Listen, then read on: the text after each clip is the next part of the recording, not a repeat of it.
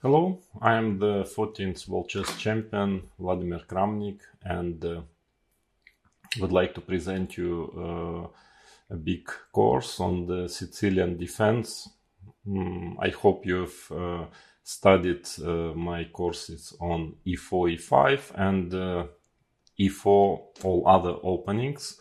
So this course about the Sicilian is going to finish the whole e4 repertoire for all of you who are playing e4 yourself, so you will have the complete knowledge of all possible opening systems against after e4. And of course, the Sicilian is a very popular opening on all levels and with all time controls. So I'm sure there are many of you who have this opening in your repertoire, playing the Sicilian. So I will try to give you a detailed overview with a certain ideas in a strategical sense of different various type of positions which can arise in this very complex opening. And also the certain concrete variations and directions which I believe are prospectorous for black and for white in all systems of the Sicilian's defense. Well, what can I say? Sicilian was always a problem when you're playing white, and I know it still is, talking to top players, that all other openings are most of the time, at least, white has a safe way to play. Against Sicilian, there is nothing really very safe. Yeah, you cannot be sure that you will keep full control on the situation if you are playing Sicilian. So I used to play myself with black Sicilian, well, half of my chess career or even more. And having good results, enjoying it a lot. Then I moved to e4, e5 with age. Of course, your calculation, maybe your optimism also gets a bit down. Then very often many players start to move to kind of classical openings after e4 with age. But in young years, I really enjoyed playing Sicilian and had, was quite successful with this opening. Well, I have to mention that some players, there is one player named Garry Kasparov. I don't know if you've heard about him, but he have played Sicilian all his life with incredible results. And so it's an opening which, of course, cannot be refuted. For sure, it's not going to be refuted. Black has a number of perfectly playable systems in the Sicilian. But, okay, it's what I can say. It's not bulletproof. Yeah, in the sense that, of course, white also always will get certain play. White always have some new ideas in various lines. So it's a game. I mean, because let's say after e4, e5, sometimes it's getting actually much more difficult for white to get a playable position. Here in the Sicilian, for sure, white will get a playable position. So both sides are happy. Yeah. So if black has already played e4, c5, then it means that he is happy with a complicated, sharp, complicated game. White is also, well, can be quite happy that he can get a game at least. Because nowadays chess, black with the help of powerful engines, it's actually becoming more and more easier and easier to equalize in classical openings. So at least here, white will have his chances also. So a very, very good, very interesting opening. Of course, has produced a lot of brilliant games. I will try to show you maybe some, during this course. Incredible opening, still many questions, still unsolved as chess in general. still play it on the highest possible level. So I will start from now on. Again, I want to tell the same thing as in my previous courses, so the structure will be the same.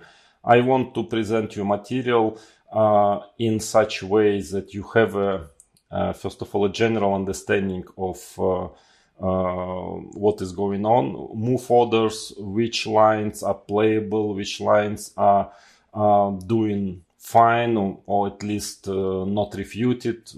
Some lines are almost refuted already, some are completely refuted, so I'll try to give you this overview, because of course the opening is very popular, and there are so many games you will find in database that it's easy to get lost, and it will cost you a lot of time to understand what is going on, what is the current state of theory. I can do it in a limited amount of time, during this course, and give you certain important directions. I believe also depending on your style, depending on the time control you are playing, because there are some systems which are maybe objectively a bit dubious for classical time control, but for rapid or even blitz are actually perfectly playable. So I will give material in this fashion, and will hopefully, whichever color you choose to play the Sicilian, or as many actually players they play it with both colors, you will get quite a good knowledge and understanding of this opening, and then you can always find a special course on a special system which, let's say with black, you decide to choose to be part of your repertoire, and there are many specialized courses which will explain you all the theoretical details, all the possible theory in that given opening system. But if I will do that, it would take me maybe at least 100 hours this course, and I doubt you will have the patience to listen to that. So the structure of the course, again, we will start with the sidelines. So first, and then slowly moving to the main lines, which are, of course, the most dangerous, the most challenging for black.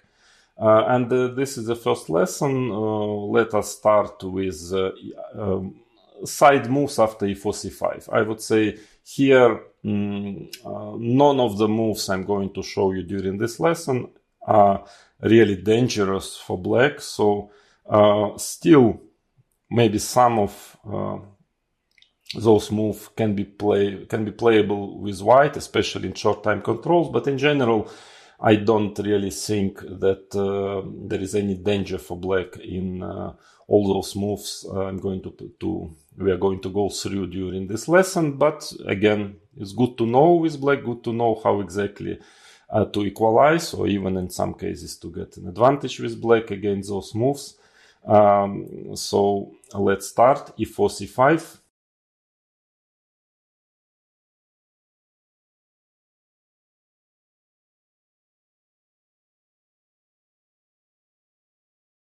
Hello, let us continue to investigate the Sicilian sidelines when white is playing without knight f3 and d4.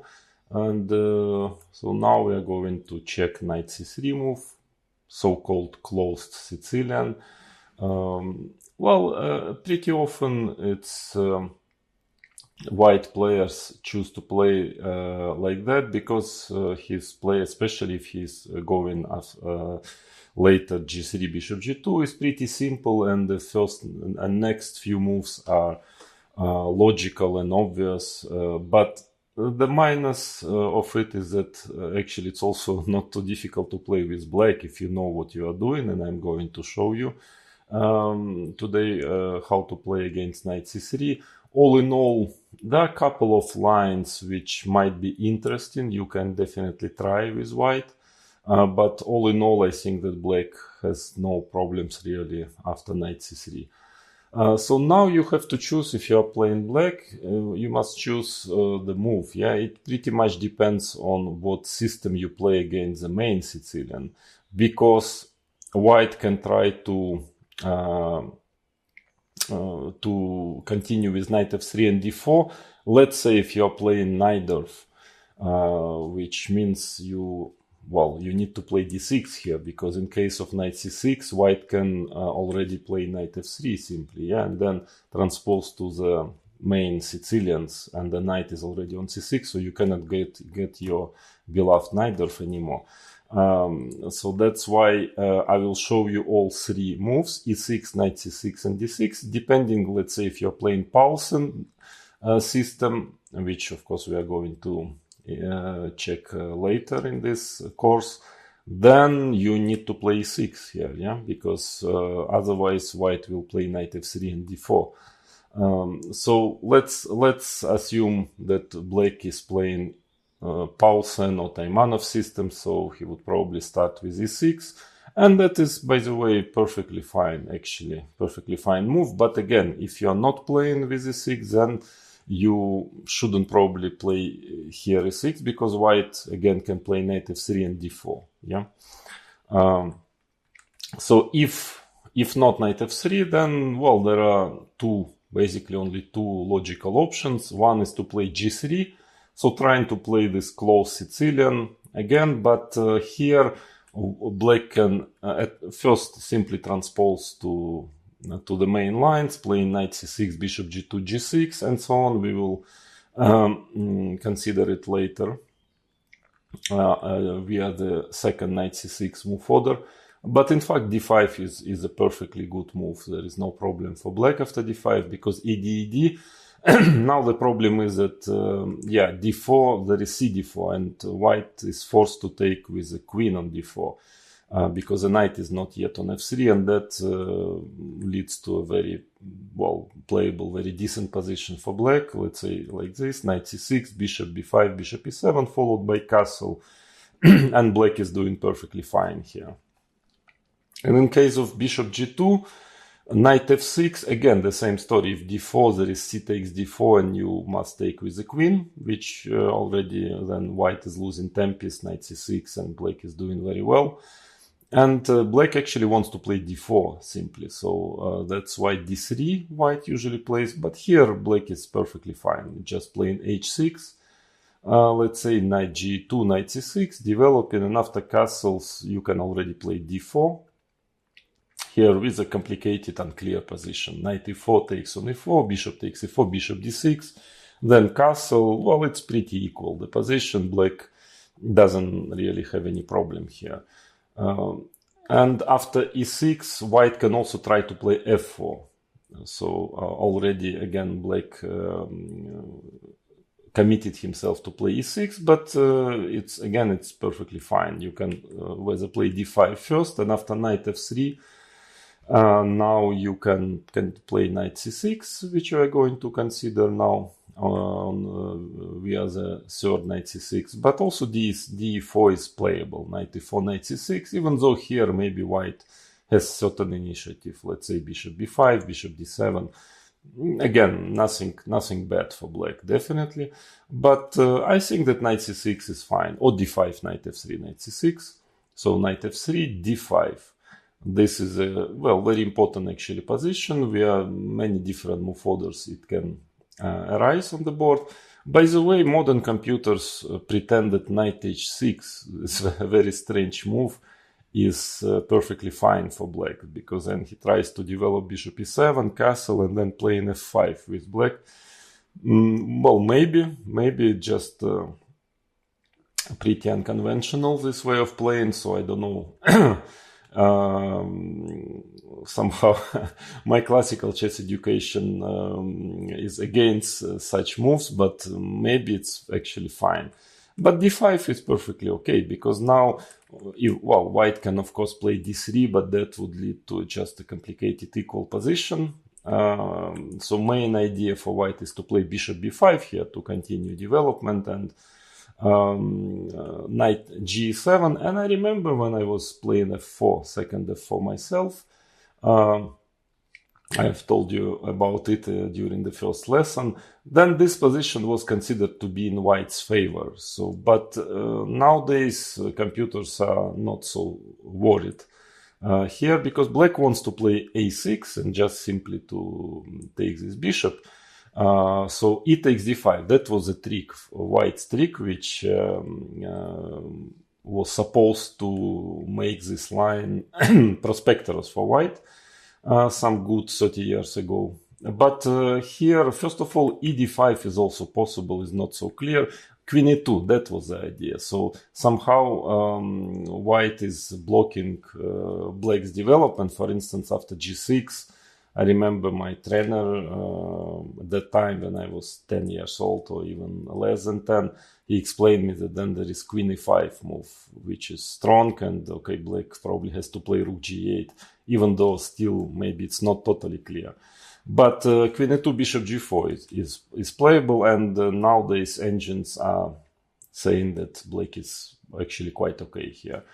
But even the simpler is knight takes d5, e d5, knight takes d5, and here it's just an equal position, because normally if white would have his pawn on f2, then he would play knight e5, for instance, like here, knight e5, bishop d7, and take everything on c6, bishop 6, bishop c6, take back on c6, and with a pawn on f2, he would castle and try to make use of black's pawn structure, which is spoiled, I mean, with double pawns on the c line. But with a pawn on f4 is really, pawn is really doing not well on f4, yeah. And now here in this position, let's say castles bishop e7, black is already perfectly fine. I think he would definitely prefer his pawn on f2 in this situation. So actually, there is absolutely no problem to play e6, and maybe again, objectively, if you are playing any of the systems with e6, then you should probably just do it here. I suppose the best for white is to play knight f3 followed by d4. I'm not sure white has anything really better than that, because those g3 and f4 lines, which I've just shown you, do not seem to be extremely dangerous for black. But not everybody playing e6, so then knight c6, let's say. Let's say you're playing maybe Sveshnikov variation or Rouser, then you start with knight c6, most probably. And here, well, now white has a choice of different options. Well, knight g2, that was what we studied in the first lesson via the second knight e2 move order. So here knight f6 is fine.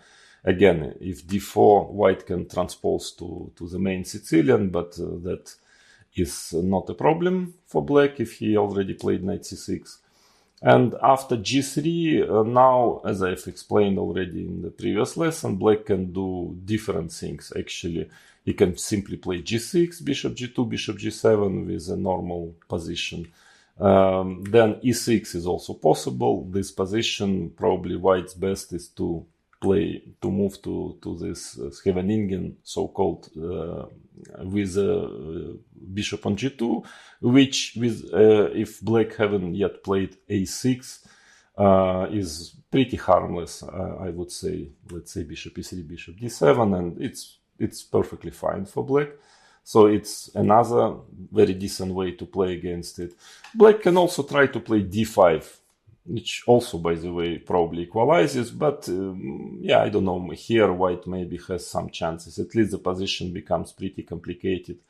Knight takes d5, for example, bishop g2, knight takes c3, bc3, g6. Again, according to engines, black equalizes like this, but yeah, I would be a little bit worried as black here, because white will have rook b1, castle, knight f4, some initiative somewhere, bishop a3 maybe.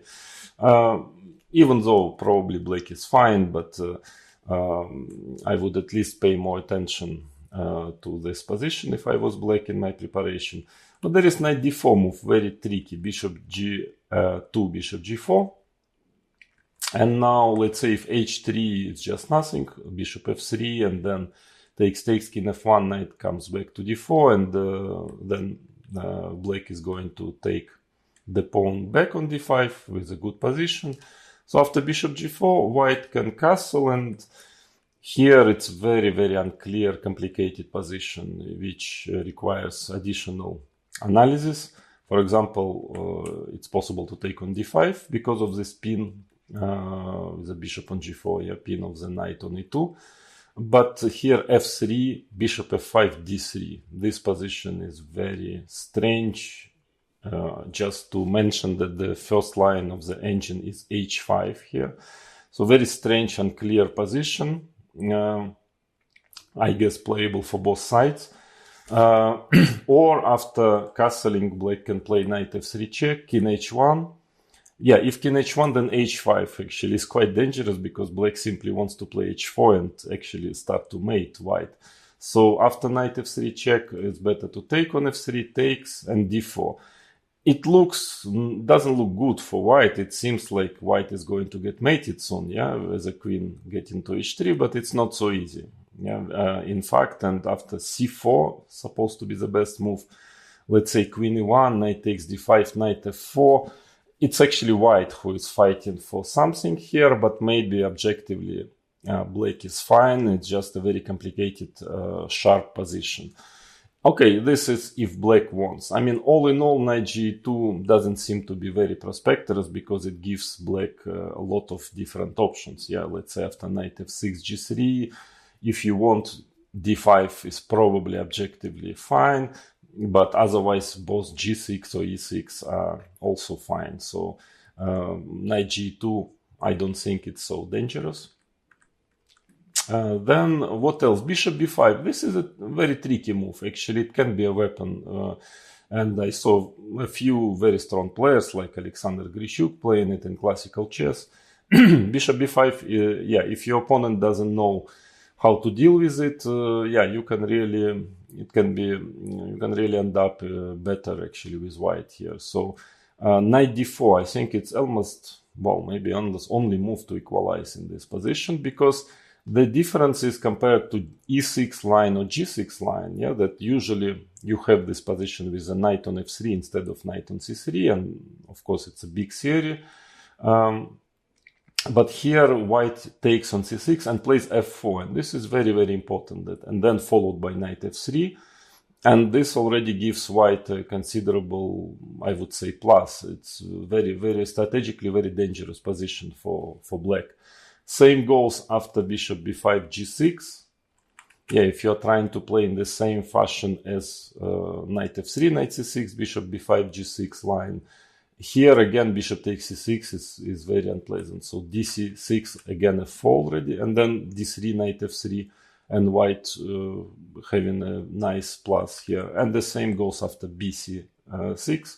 You already play d3, and very important, put the pawn on f4. And those positions are not that playable for black, but quite dangerous strategically, strangely enough, because if I remember, I won one game like this with white. I mean, let's say if black is playing in such a fashion, then white just starts his queen e1, queen h4, f5, bishop h6 attack.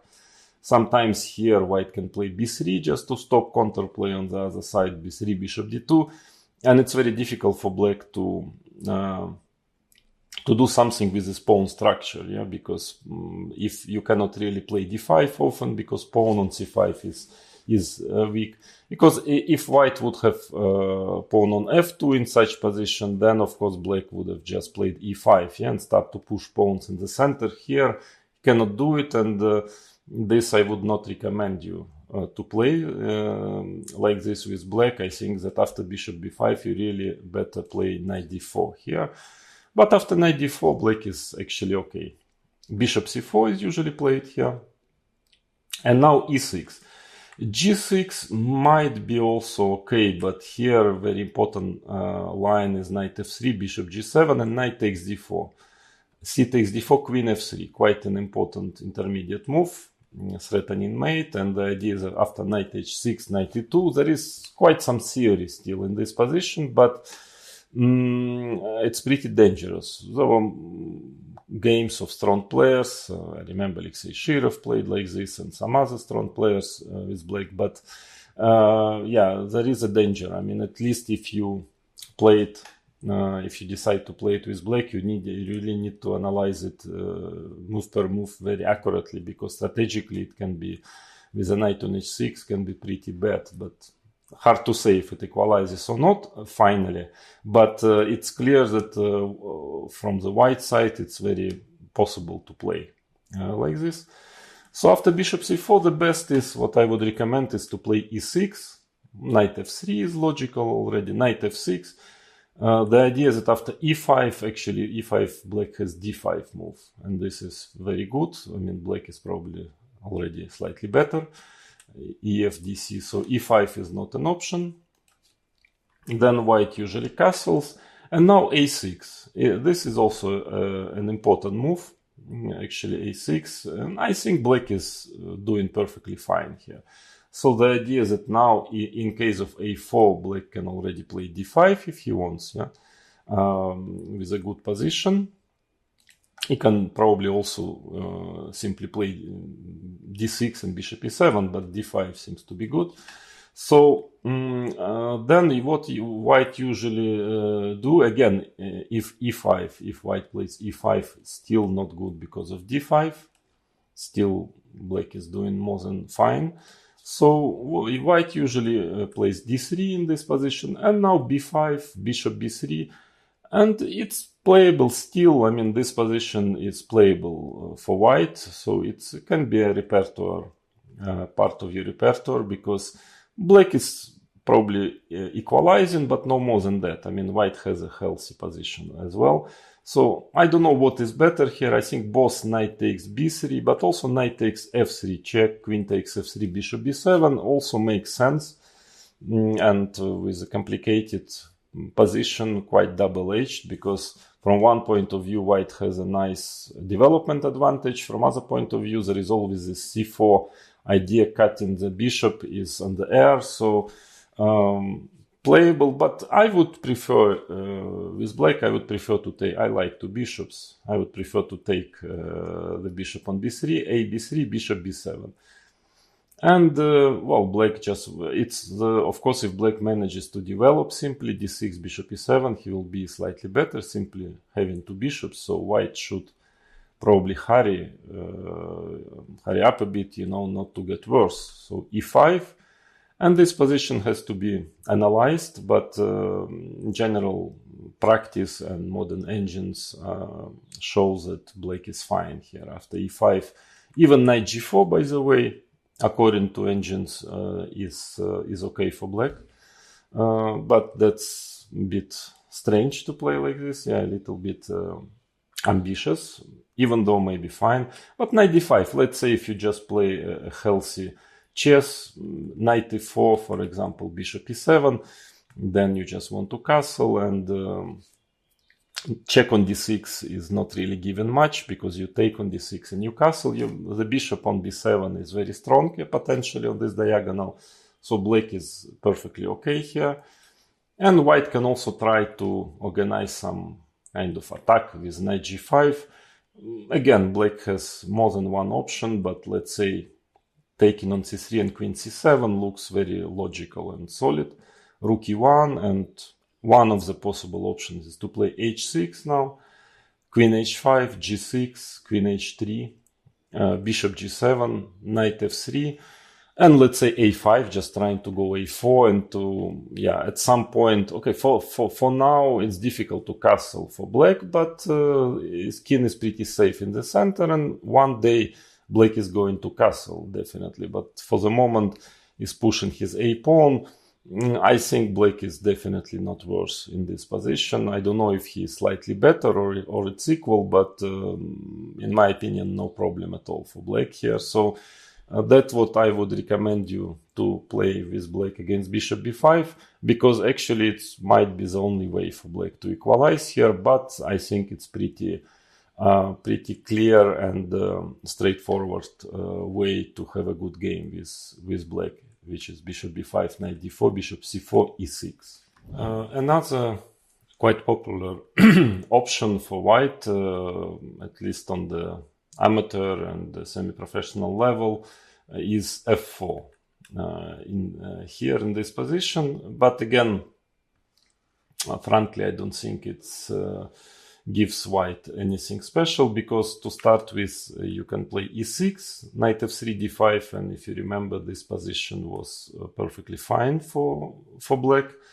But usually black is just playing g6 here, knight f3, bishop g7, and of course white's play is logical and healthy, but it doesn't seem that he has anything really prosperous here. I mean, black with rather logical, simple moves managed to get a good position in this system. Bishop b5.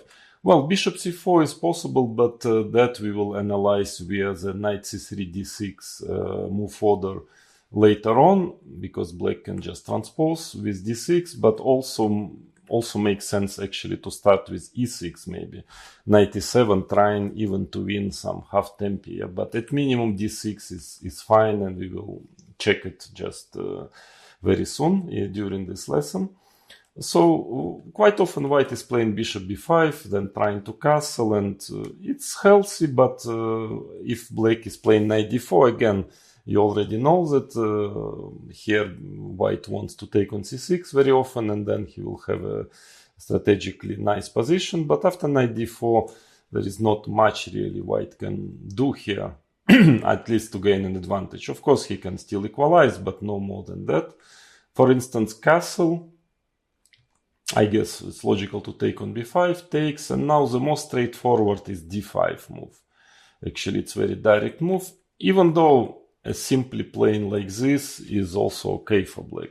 a6, b5, let's say d3, d6, queen e1. Okay, that is a usual plan for white, as you already know in this position, trying to attack on with queen h4, f5. So only thing black has to know here that probably better not to hurry with a castle, yeah, just not to get under attack. So the best way for black is to play bishop b7, let's say a3, because if queen h4, then black can even play e6, already trying to change queens, which is of course very favorable for black having two bishops. So let's say a3, queen d7, and now, for instance, bishop d2. So white is waiting for black to castle and to start the attack, but here one of the possible and actually quite nice option is to play knight h6 and then followed by f5 at some point. I mean, white has a certain development advantage in this position, but black has two bishops and in general having a good position, I believe, here. But if you want some more straightforward equality, then probably d5 is just fine. Because if e takes d5, black can play a6, knight c3, knight f6, and then next take the pawn on d5 with a good position. Maybe white should rather play something like this, e5, d4 with a complicated game. Well, probably white has to try to play c3, because if black develops, he will have two bishops in a better position, and after c3 it's a complicated, pretty equal, unclear position. So this doesn't give much castles here. And in case of bishop c4, you can just play e6 followed by knight e7. And again, black has a knight instead of c6. The knight is on d4, but maybe it's actually even better, yeah, for black to have knight on d4. So all in all, at least modern computers and modern practice shows that black is doing perfectly fine here. So this system is quite popular for white, but if black knows what he is doing, it's pretty harmless in my opinion. And then g3. Okay, this is a big theory, a big system. Well, also after second d6, g3, it can transpose to the same positions. Well, of course, it's a game. It's a complicated, playable positions, and white, you can definitely play it with white. And for example, Boris Spassky played a lot. He liked very much to play like this. And I remember Michael Adams liked to play like this for some time, somewhere in the 90s. But all in all, I tried to investigate it also to try to include it in my repertoire as white, but was not very happy with the type of positions which arise after g3, I believe that it's pretty easy to play with black, and objectively black doesn't experience any problem at all. So I think that g3 is playable, but no more than that. So again, as you already know, e6 is perfectly playable, knight f6, then if d3, d5, if knight e2. By the way, d5 here is also might also be okay, only different that now, of course, white can take on d5, play d4, and has a better version of those positions where, if you remember, he had to take with the queen on d4. But still, cd knight d4, bishop g4, actually, according to modern engines, black is okay here. Also, f3, for example, bishop d7, castles, and bishop e3, castles, and it, of course, white has certain potential because there is this weakness on d5, isolated pawn, but at least, modern engines just assess this position as completely equal. So it might also be fine, d5, but bishop e7 is another way of playing, castles, and now, again, d4, we already discussed this position, that it's okay, even though you need to study a bit the theory here, but nothing really to worry about. And just wanted to show you this typical position if white is playing d3 and then trying to push pawns on the king side. Then, for instance, rook b8. Actually, d5 is also probably okay. For example, like this, white is having a certain pressure on the center, but even after d4, well, it looks a little bit dangerous because of those knights and this d5 square, but in fact bishop f5, black is very solid, and again, according to the engines, it's just an equal position. So it's also possible to play like this, just to play d5. But I remember when I was a kid, I played the Sicilian, this kind of with e6, d6. At that time it was very popular due to Kasparov mainly. And I won quite a number of games just playing like this. Let's say rook b8, f4, d6. So I would let white push his pawns and start my counterplay on the other side of the board. And let's say h3, that's a most logical plan for white. Then, yeah, knight d7, because, of course, yeah, you remember that b5 is wrong because of e5. So knight d7, g4, and I would just remember push my pawns b5, knight g3, for instance, b4, knight e2, and now maybe not bad, by the way, move like h6, because it's not clear how white is going to attack really. Or even bishop h4 move, just stopping somehow white from advancing, and then I would remember push a5, bishop a6, c4. I think black is doing perfectly fine in this position. It is complicated, playable for white as well, I must admit, but yeah, not better for white, just unclear position. So if you like to play without g6, with e6, no problem, you can do it with black also. But usually black is playing g6, this is the usual way of playing this system, bishop g2, bishop g7, d3, d6. So this is a very important position, kind of tabia, because you can also get it via second knight c3, d6, and now g3, and it gets to the same position. White has two different plans here. So one is to play f4, knight f3 castle, well, to me looks most logical, but also another old plan, which more, I think, was liked by Spassky, is playing bishop e3, queen d2, and then knight e2, and then according to the situation. But I think in both cases, black doesn't have any problem. So let's say f4. Again, you can always, in this position, just put the knight on f6. And I believe already, if in this move for the e6 instead of knight f6 is even simpler, but that is also fine. So let's say castle, rook b8. You know this already. The idea, black is just pushing b5. g4, b4, knight e2, a5, and it's a complicated game, I would say. Let's say game can continue like this, rook b1, just to be able to protect the pawn on b2, a4, bishop e3, I don't know, bishop b7, queen d2, and now black can play e6 or c4, Well, it is equal, I would say, very complicated position with lots of different options for both sides. But yeah, objectively, Black have definitely equalized out of the opening. And yeah, if you're playing Sicilian, you are ready to play complicated, unclear positions. And that's what you get here. From other point of view, if White has a good experience and knows what he is doing in this type of positions, it's maybe, I guess there will be some people who would like it also with White. Not my cup of tea, frankly. I never liked so much those positions with White, but again, it's just a subjective feeling, taste, matter of taste.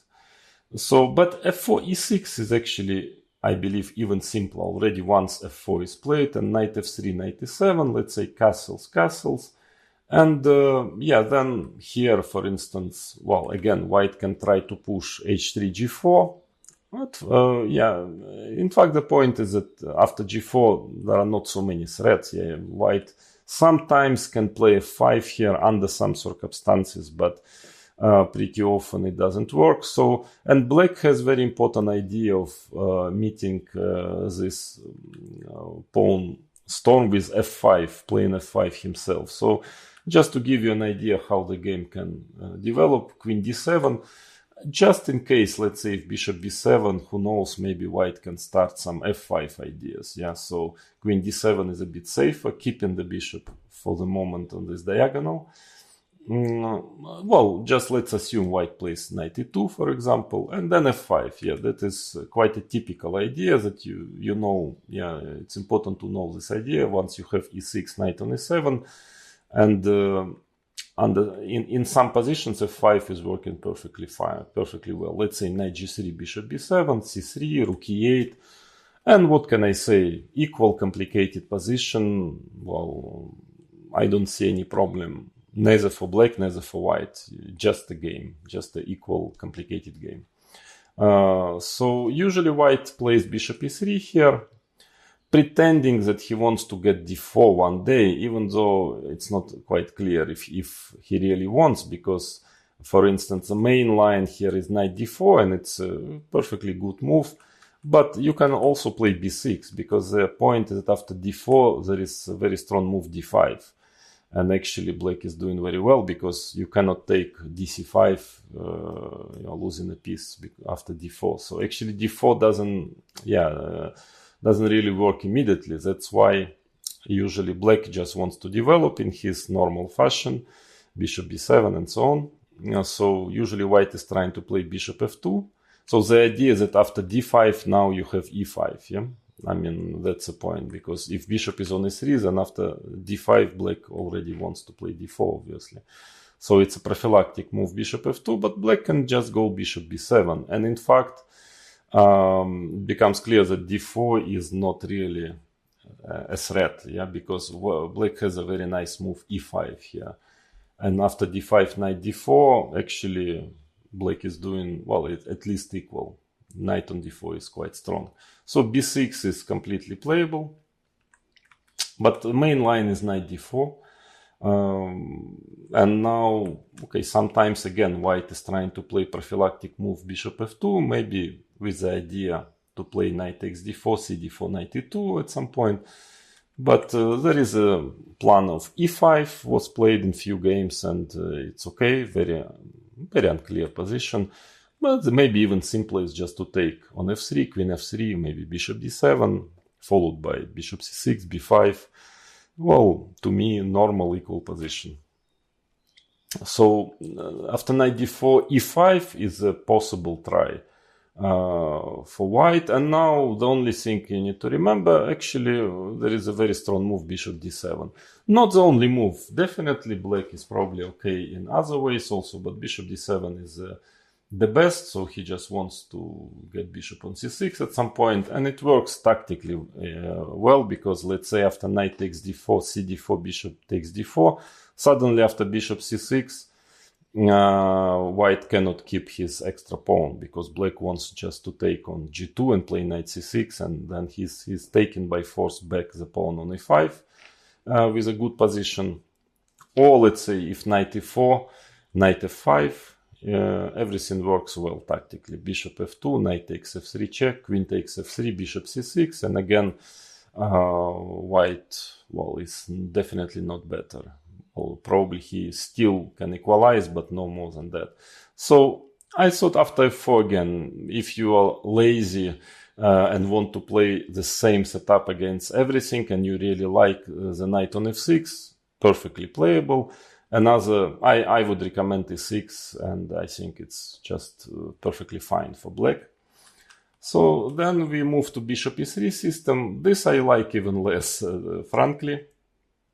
I'm sorry for people who really like this setup with white, that I am so depressing. But yeah, I really don't think it's so prosperous. Yeah, this so-called closed Sicilian with knight c3, g3. Because I think black's play is easy, and what I also don't like from the white side that you know, black has many different options, setups, and basically all of them are okay. Yeah, but again, it doesn't mean that this system is not playable for white. It only means that it's not really to my taste. So bishop e3, now again, well, maybe the only system which now is already a bit less convincing is e6, because white has queen d2 and bishop h6 after knight e7. So that is actually the idea of bishop e3, is, yes, to stop this e6 knight e7. But maybe that's the only system set up for black which can, well, cause a bit of problems. Because everything else is fine in my opinion. For instance, there is a setup just playing e5, simply e5, knight e7, very also classical, typical setup. Let's say if f4, knight e7, knight f3, knight d4, complicated position. And queen d2, knight e7, now bishop h6 already is not so dangerous. Pawn on e5 is much better than on e6. So usually black takes, plays knight d4. It's very dangerous to play long castle here because it's easy to get mated quickly after b5, b4, so probably better to come back, queen d2, and let's say h5, h4 castles, knight e2, king g7. Well, black has no problem. Completely fine for black, so e5 is a very decent choice. As usual, you can put your knight on f6 and, you know, just not even looking at what is white doing, what is his setup. You are doing the same thing against everything. So knight f6 is still fine. Usually white is trying to play h3 and queen d2, but again, rook b8, your plan is clear with black. You just push the pawn, and if f4, knight d7, you know this already, b5, b4 comes. In case of knight e2, for instance, b5, and the game can proceed in such way, for example, like this, and a5, you push pawns, yeah. Castle, let's say knight d4, maybe just, yeah, g4, a5, knight g3, a4. Sometimes in these positions, b3 is already an idea, a3 also. I think black is doing well. So again, knight f6 is not the most popular, but I don't see any problem with it. Usually black likes to play rook b8 here. So he just waits a bit with a knight on g8 just to stop bishop h6 ideas. And anyway, he's first pushing his b pawn, and it's also a good move. Queen d2, b5. So now let's say knight e2. Okay, let's say if you play a3, now a5 of course is possible, but you can also play knight f6 again, because bishop h6, castle, well, you're not really going to get mated here, because long castle, white cannot really play long castle. He will, you know, get b4 and mate, yeah, so he will have to play positionally like this, f4, and that's very typical. Once the bishops are exchanged, bishop h6, that black just goes e5 here and having a good position. Or let's say b5, knight e2, again, absolutely nothing wrong with knight f6, but knight d4 is what usually played. Castles and h5. It's by the way, very interesting way of playing. Already once white castled, you can start to, you know, keeping king on the center for the moment, start to bother white on the king side, because the tactical justification is very typical, by the way, trick. If after h3 black has bishop takes h3, yeah. something you need to remember is for this type of game in this variation, it's very typical. Yeah, so because bishop takes h3, knight f3 check, you're losing the queen, and in case of bishop takes d4, now you have cd4 and taking back the pawn and b4, and black is better probably. So after h5, it's not easy to react on h5, because if you play h4, then you practically never can play f4 anymore, because black will get his knight on g4. So, for example, black can just continue playing like this, and including h5, h4 is in black's favor. Okay, if f4, then h4, and you know, the threats on the h line one day might become very serious. So black wants, let's say, hg, hg, knight h6, knight g4, and who knows, white can even get mated. So knight d1 maybe is the best move, and then let's say you take on a2, h4, c3, b4, also knight f6 possible. I mean, actually, to my taste, it's simply slightly better for black, this position. It's very, very nice, very comfortable game, and some initiative. White has to be careful. Just to give you an example, f4, there was, I think, 1 or 2 games like this, hg, hg, knight h6, bishop f3, queen d7, trying to play queen h3, some mating ideas. I mean, one of many, many ways for black to be fine in this system. So, frankly, I would rather recommend you to play f4 than bishop e3, but still, both knight f6 and especially e6, I think black is doing fine. So this tabia is not very prosperous for white, in my opinion, and that's why it's practically not played anymore on the top level. Somehow white got disappointed with this setup, but again, on the lower levels, shorter time controls, of course it's playable. It's playable, and white is not worse, of course, objectively. But I was never afraid of the system. So well, as black, and was not really, as I mentioned already, was not a big fan of playing it with white. So knight c6 finally is well, perfectly okay also. Again, if you are playing the systems where your knight is on c6, I believe that, well, then you can easily play knight c6. If you don't put your knight on c6, you play a certain Sicilian like neither for pause and without the knight on c6, then you have to watch out for knight f3 and d4. So what usually happens actually is that knight c3 is played as an anti-Najdorf weapon. So most of the nowadays top players, they play quite often knight c3, so they have a certain idea against second d6. I will show you now what are the possible options. But against knight c6 or e6, against those two moves, white just wants to transpose to the main Sicilian, avoiding Najdorf. Yeah, so that is the concept why knight c3 is played on the top level nowadays. So now we assume that you are a Najdorf player, we assume you are Garry Kasparov, for example, and you're supposed to play d6 here, yeah, because you think that Najdorf is the only possible Sicilian, yeah. So then knight c3 d6, and here white has a certain choice, also not very big one, but there is a choice of, normally before f4 was supposed to be the main anti-Najdorf, so to say, here, but now there is a d4 move which becomes popular and a very interesting attempt to fight for advantage in this system. So let us start with f4. Just to mention that g3, knight c6, bishop g2, g6 would transpose to what we have just checked, or knight g2. Again, yeah, you can check it via the second knight e2 in the lesson 1, knight f6, g3, and both g6 or e6. It's fine here, up to you, depends on what system you like to play. So that we already know. f4, yeah, that was a very popular, actually, anti-Najdorf in the 90s.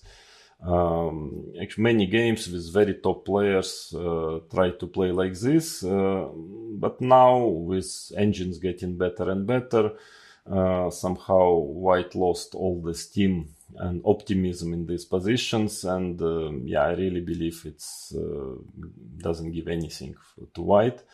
So knight c6 is normal way. Sometimes black tries to play g6, so the idea is to avoid, let's say after knight f3, bishop g7, now d4 leads to a good dragon, bishop e3, knight f6, and f4 is played too early, so this is supposed to be good for black.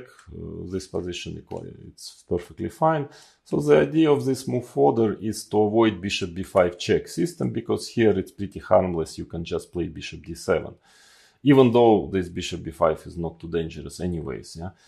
But and in case of bishop c4, probably then black already plays knight c6 and get into this theory, which we are going to go through now.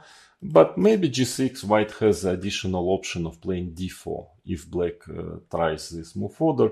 And even though this position e5 now, this position knight c6, bishop b5, knight h5, according to engine, it's okay, it's very unclear, pretty equal, but at least it requires some additional analysis.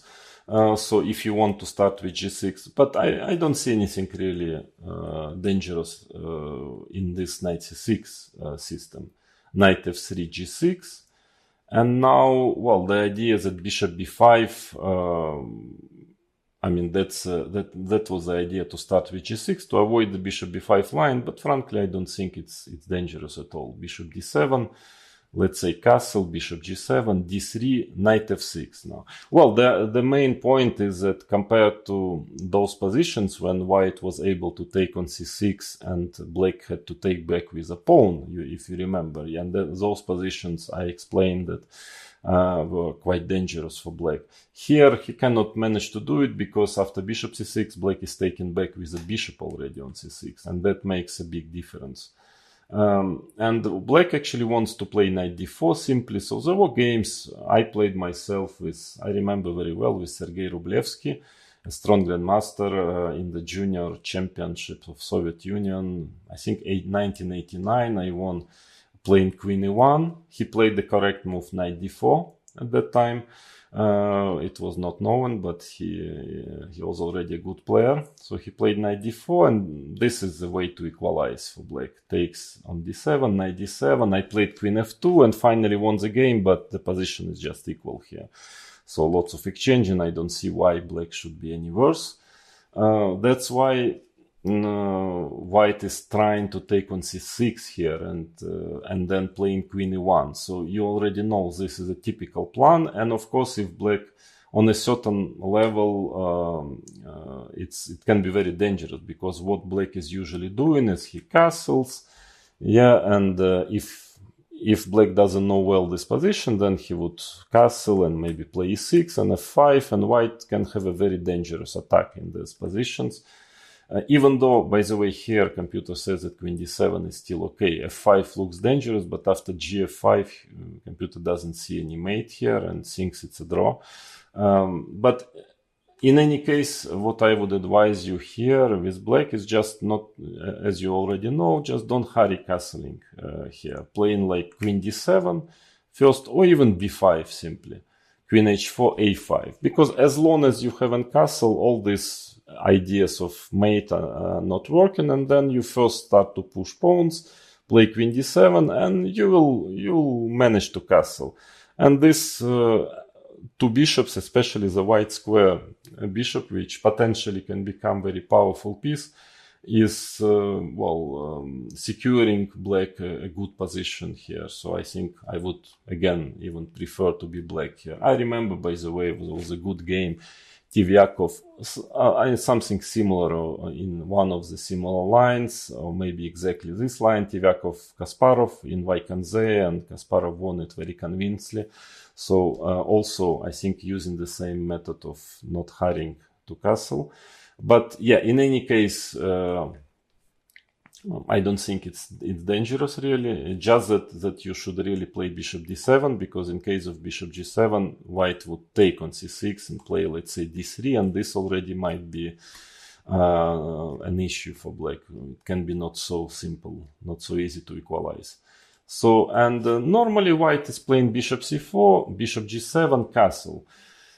e6. Yeah, here I would definitely recommend to play e6. Knight f6 looks a bit dubious, even though nowadays I see some players, like if I remember correctly, Wesley So, he was playing like this. It was supposed to be not good because of queen e1. Well, there is some idea of even playing like this, sacrificing a pawn, and actually looks quite dangerous, but according to engines, black is okay. For instance, after playing bishop e6, there is no mate.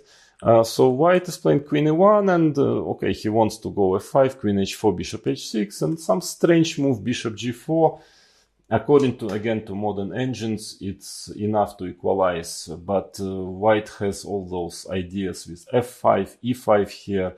I don't see any necessity to play like this for black, even if it may be objectively given enough counterplay. Because e6, in my opinion, this is by far the main line, is perfectly fine. Okay, the latest development here is actually d4, the invention of Alexander Grishuk, but it's, to me, looks like more out of desperation than really an attempt to be better here, because there is, white can even play f5 just to sacrifice a pawn. It's a purely positional sacrifice. Knight e7, queen e1, h6, bishop d2, and white king h1 just slowly pretends that he has enough compensation for the pawn. The idea, if black castles too early, then sometimes he can get under very powerful attack with queen h4. But yeah, at least according to engines, black is slightly better here, and I frankly also don't believe it can be enough for white, you know, to claim any really chances to fight for advantage. Yeah? But that kind of play might be very tricky for certain, up to a certain level, especially in blitz. You know, it can easily get mated. Your opponent, for instance, just as an example, I don't know, to play like this, your opponent plays g5, you take on g5, and you mate him very quickly. Something like that. But for classical time control and for well, a different level of play, that yeah, I doubt you will mate your opponent so easily in this position. So usually white is playing d3, knight g7, and queen e1 now.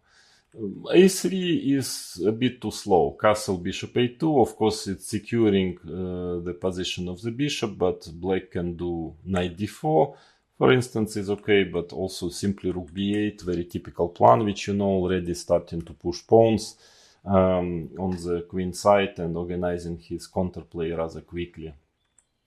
Yeah, so white normally goes queen e1, castles.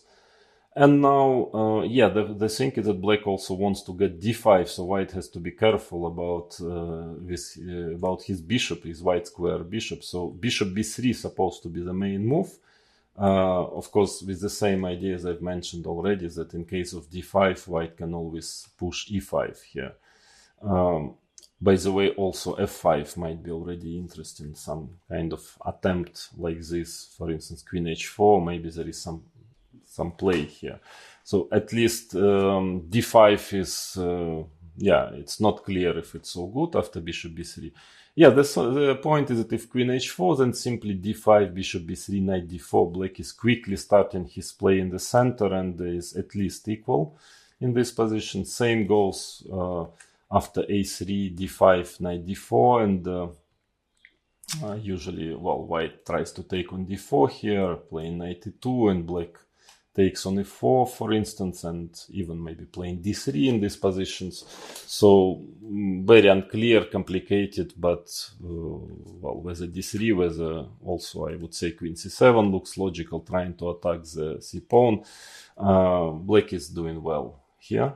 Therefore, after bishop b3, yeah, I don't know about d5, but black can simply play e6. Actually, it's quite difficult to prove an attack for white. Yeah, it looks little bit dangerous, I would say. That's why in pre-computer era this line was quite popular because black was getting scared of this attack and becoming a bit panicking a bit. But nowadays engines even just play like this b5, simply ignoring. And after f5, for instance, gf, bishop h6, well, there is no mate whatsoever. f6, and white has certain play here. Okay, certain initiative, but black is pawn up and objectively probably having a better position. So this system, it's interesting, it's definitely playable. It's a serious anti-Najdorf system, but also very dangerous for white. I mean, it's so easy to get worse here because black will just push a6, b5, d5, c4. Your bishop, white square bishop can be as depending on the circumstances, can be very powerful after f5 at some point if you manage it under good circumstances, and it can be taking part in the attack. It can also be totally out of play if black manages his plan. Yeah, so very double-edged system. Objectively, I'm sure black is fine here, but since, well, very, very strong players like Nigel Short, Michael Adams, Vishwanath Anand, in the 90s, they all played this system. It probably means that it's pretty interesting. Yeah, it's not that bad. But yeah, and just to mention the latest trend, which is here d4.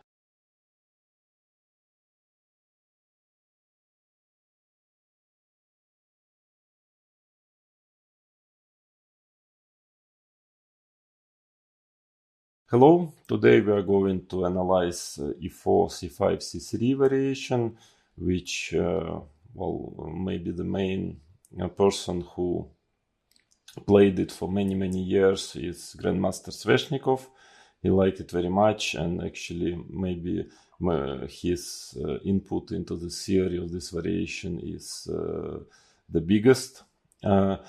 Well, at that time there were no computers, and of course things were not so easy for black. Nowadays it's becoming more and more difficult for white to get an advantage, but in any case this is a very serious anti-Sicilian line for white, and it can be part of your repertoire definitely as a white player. And of course playing black here, you cannot anymore, as we saw in the first two lessons, just play out of general grounds, develop pieces like knight c6, g6, and get a normal game here.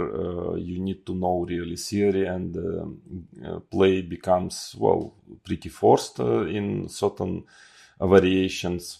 Even though, of course, black has a choice of decent options, but things are not so easy after c3.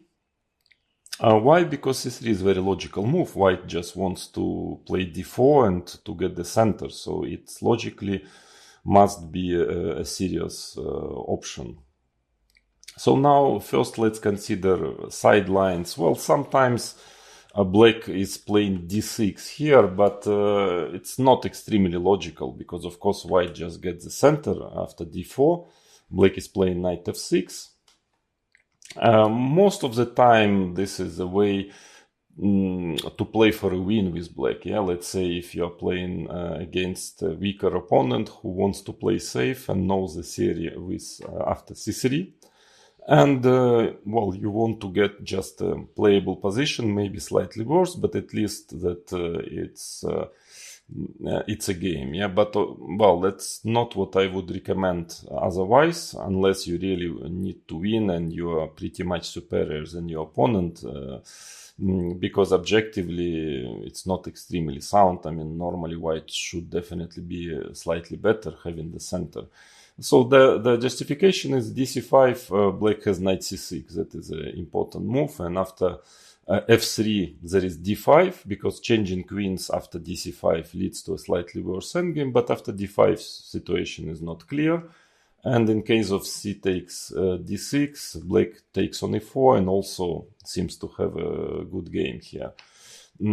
But white first of all has a very decent move f3 with quite some theory, but actually the main problem is simply bishop d3, and I suppose black has nothing better than playing g6 here. better probably immediately g6, because here knight even can get to c3. So g6, again, if dc5, there is d5, might be okay for black. But white can just develop h3 to stop bishop g4, knight f3, castles, and okay, with the center, white definitely must be slightly better here. So let's say queen c7, sometimes black is playing rook e1, and okay, it's a game. Of course, black hadn't equalized fully, that is clear, but also, again, yeah, black can play this position and can try to play for a win. But, well, it's not something I would recommend you to play d6, because it simply doesn't equalize. Then knight c6 is not working so well. Actually, doesn't make much sense to play knight c6 here, because after d4 there is nothing better for black than to play d5. And here, well, if dc5, maybe this endgame might be okay for black. Maybe, it's hard to say, but the main point that white can simply take on d5, and after queen takes d5, we get to a theoretical position from c3 d5 variation. Then I don't see why to start with knight c6, especially since it's not considered to be the best option for black to put the knight on c6 so early, so doesn't make sense. Then you already better play second d5. Another e6 is a very decent move. The main problem of this move is that you need to know, well, French defense, yeah, and that somehow doesn't go together with a first c5, a move which you play, and then in case of c3, all of a sudden black is transposing to French. So that is why this move is not very not played too often, because after d5 now, well, first of all, e takes d5 now, again, e d5, knight f3 is some kind of French defense, so you need to know this type of positions. It's very solid for black, by the way, and quite difficult for white to get anything in particular, but that's already a different opening. After queen take d5, again, then it's not clear why we have played e6 and not second d5, because we could have get this position via d5 immediately. But on top of this, white can play e5 and move to this French, which, by the way, I covered in my first part of this e4 opening series. So again, doesn't make much sense. It's not that it's bad, but yeah, you were supposed to play Sicilian, as I understand, if you play d4 c5. So that's why those moves are not very popular, but so the main two moves are d5 and knight f6. So let's start with d5. Well, the main point is that black is making use of the fact that white's pawn is on c3. So normally, as for instance, you remember from Scandinavian defense, e4, d5, white would gain quite some tempis and have a certain development advantage, because he would go knight c3 with a tempi, the queen starts to run. Here, with c3, c5 included, the queen is pretty safe on d5, so there is no knight c3, and black is fighting for the center with this move. So it's a very solid move. Maybe knight f6 instead of d5. Second knight f6 is even more straightforward and actually poses white quite serious problems in the sense of fighting for opening advantage. But here also d5 might be good enough to equalize if black knows well what he is doing. So now, let's say knight f3 or d4, it leads to the same position normally. After d4, knight f6, there is nothing better than playing knight f3. So let's say we can start with knight f3. And so usually most of the players are playing knight f6 here. Knight c6 is a little bit dubious, unless you try to transpose after d4, which seems to be logical. Now black can transpose playing knight f6, and this line maybe is more interesting than theory shows, the modern theory, because it's not very popular, but in fact it might be actually even good enough to equalize. But anyway, with this we will consider we are the force knight f6 move order. Otherwise, after knight c6, d4, there is a direct line. Black sometimes plays cd4, cd4, e5. It's pretty dubious. Frankly, I mean, of course, it's very straightforward. Black just wants to develop and make a draw somehow, but it's not so easy. First of all, there is some strange move bishop e2 here, with the idea after ed4 to play castles, because because of this pin on the d line, of course, your white is not losing the knight, and then it still seems to have certain initiative, but also the old main line, so to say. I remember I won once a game against Jeroen Piquet in rapid chess. This position is pretty forced. e4, knight e5, let's say black takes, playing knight e7. Well, maybe black has chances to equalize, but still it's not completely clear if he manages. Why? Because white has two bishops. So somehow this line is very passive for black, actually, and black is just fighting for a draw, but without a clear guarantee that he will manage to achieve it. So probably not fully equalizing. That's why the cd5 is almost forgotten line. Another option is to play bishop g4. This is also very rarely played. I mean, much more with a knight on f6 instead of knight on c6. But yeah, it's maybe not so bad. The only question is maybe d takes c5. This move, queen takes d1 check, king takes d1. This position actually is always not so easy for black, strangely enough, because it looks like there is a lot of play, but okay, at least computers are not so sure if black has enough to equalize here, so it has to be checked. But in case of bishop e2, black can try to take on d4 and play e6. It's also, yeah, it's quite risky actually, this variation, knight c3, queen a5, castles, knight f6, because of course black have developed his bishop, yeah, because normally black can get this type of position, as we will see later with a bishop on c8, but of course bishop on g4 is much more active, so if he manages to finish his development, black should be perfectly fine. But of course for now, for the moment, there's quite a serious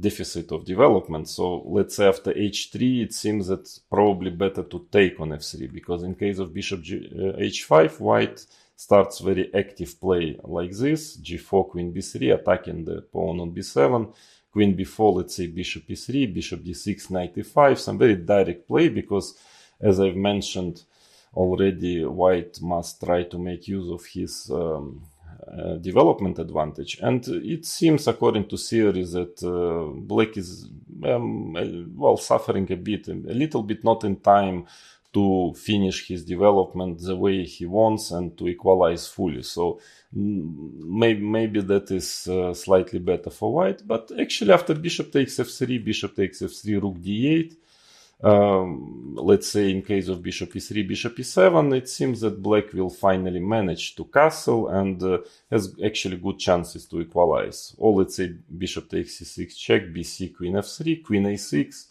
and all what black needs is just to to finish his development, then he will be fine, and it seems that he's perfectly in time for that. But of course, instead of h3, there are different moves here. So all in all, this is a very rare line. You can try to make it work for black, but first I think the dc5 should be analyzed, this position, because here black seems to be forced to sacrifice the pawn, and who knows if it's enough or not.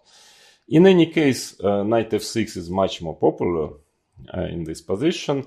Well, white is playing d4. There is sometimes white can start with knight a3, but there is not much sense, because you cannot manage really without d4 with white, and it's not clear yet if the knight on a3 is going to be placed. Yeah, sometimes it goes to other squares, so I don't see much sense of playing first knight a3. That's why most of players are going d4 here, and here black has a choice of different systems. The most solid and probably the most popular nowadays is e6. Very, very solid play. No risk of getting much worse here for black, but at least white has some tries also here. So it's not completely clear if black fully equalizes after e6, but other moves are not so easy. So of course the simplest is just to take on d4, because if you take here, you force white to take back with a pawn. So you're creating an isolated pawn, but as we see now already, white can win some tempi attacking the queen with knight c3, and usually the game develops like this. Black is playing queen d6, and we get to a typical position with isolated pawn, but well, the difference with some other lines which we will consider later, that white's bishop can develop much more actively to d3 or even c4, also interesting, but normally white is playing bishop d3, knight c6, castles, bishop e7, and now, for instance, a3 castles, bishop e3 is one of the way to proceed. I think I won once also rapid chess, I believe, against Judith Polgar sometime in the 90s, this position. But another way is to play is knight b5, queen d8, and bishop f4. Knight d5, bishop g3, so just the idea to activate the bishop to get him to this diagonal. Castles, let's say rook c1, a6, knight c3. Well, a typical position with isolated pawn, but quite a good version for white. So in any case, it's very solid for black, and if you like this type of game, playing against the isolated pawn, it is perfectly playable, this variation, but I doubt it fully equalizes. So that's why also it's not very fashionable, because it seems that white can get, first of all, a game, and maybe even objectively be slightly better. So that's why black usually tries not to hurry taking on d4, not to allow knight c3 very quickly. Then what else? Bishop g4 is a serious system, and it used to be very popular. Even I remember I played a bit of e4, c5, c3 in the 90s, and I played few games against Garry Kasparov in rapid chess, blitz, I don't think in classical chess. And at that time, bishop g4 Garry was actually playing like this, and it was considered to be quite good. But nowadays theory, well, poses some questions, so it's maybe not so easy to equalize with black after bishop g4. Because, okay, of course, if white is playing bishop e2, that was the main theory. e6, h3, bishop h5. Now there is some strange way of playing for white. It's very sharp like this, seems to be very unclear, very strange position, needs to be analyzed. But normally white castles, knight c6, bishop e3, cd4. I think one of my games against Garry Kasparov went exactly like this. And now, of course, knight d4 is quite harmless. Black is in time to finish his development and he's equalizing. But after cd4, black has to be very accurate, because again, the same idea, white wants to play queen b3 and quickly g4, knight e5, get his initiative going. But queen d6, queen b3 castles, it seems to me that black is in time to equalize here. Rook fd1, rook fd8, rook ac1, now very important move, queen b4, and according to theory and to engines, black is just in time to equalize in this position. So maybe this bishop e2 line is not so dangerous. But there are two moves which are actually quite dangerous. First of all, again, d takes c5. Because the problem is that after queen c5, here, let's say h3, knight a3, white wins lots of tempis attacking this queen, and bishop e3, then sometimes knight b5 comes. So this doesn't seem to be enough to equalize for black. So black probably has to take and play knight c6. And now there is a move b4. Of course, this position is very double-edged and needs to be analyzed. Actually, visually it looks pretty fine for black, but modern engines are not so sure. They still give a certain plus for white. They believe after bishop e3, for instance, knight d5, bishop c4, one of the possible variations. Long castle, king c1, g6, knight d2.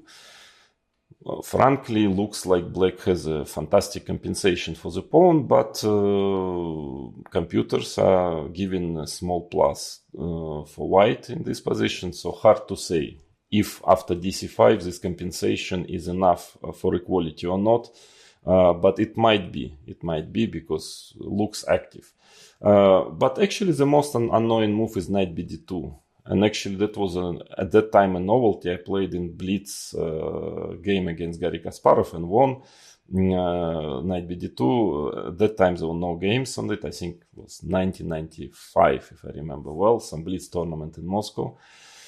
So knight d2, and this seems to pose serious problems for black. There is no way, at least shown so far, how black can equalize after knight bd2, because for instance if knight c6, then we already know dc5. This idea, at least black cannot change queens anymore, and let's say after e5, bishop c4, queen c5, queen e2, even if the position looks very healthy for black, but still engines believe white has a plus in this position. Again, because the queen is a bit exposed and can get under some attack at some point, knight b3, knight e4, b4, so queen on c5 is not very well placed. Probably the main move is e6. And now, okay, queen a4 check, this looks dangerous, but seems that black is in time to finish development at least. But quite annoying move is queen b3. And it seems that black is... nothing really special for white, but I don't see any clear way how to equalize here. Maybe a6 with the idea bishop c4, queen c6 looks quite dubious, frankly, but at least computers are more or less, holding it. Maybe because cd4, I think it's a move which was played a few times, but here it seems to me that this endgame knight takes d4 is again maybe not much, but quite pleasant for white. So I'm not sure if we can say that black is fully equalized in this position. So bishop g4 is at the moment experiencing some troubles. It's not so easy to equalize. Once the players understood that bishop e2, which was almost automatic, in the 80s, and then some ideas like knight d2 and dc5 started to be explored, and because here probably black is in time, but after knight d2 and dc, situation is not so clear. So that's why there is a move knight c6. Actually, again, it is quite a rare move for some reason. I don't know why, because it's very principled, and I believe it can be checked very seriously. It might actually be enough to equalize for black. But because white doesn't have such a big choice here, in case of bishop e2, now the difference is that black already can take on d4, and after cd4 play e6, and you see this position, bishop is on e2. Of course, it's much less active. Actually, black is practically tempi up compared to this fifth cd4, this line which I have shown you, because white will probably at some point move his bishop anyway to d3 or c4. So here black already with a tempi up should be okay, even though still it's a game. Of course, it's playable for white. But, and so otherwise, maybe it's actually tricky move order to start with bishop e3 here, and in case of bishop g4, already to play d takes c5, forcing black to play bishop g4. That is interesting. But otherwise, d takes c5 is supposed to be main move. Again, queen c5, knight a3 doesn't look good for black, because knight b5 is very unpleasant threat, and bishop e3 as well. So queen takes d1, king takes d1, and now maybe bishop f5, because bishop g4, bishop e3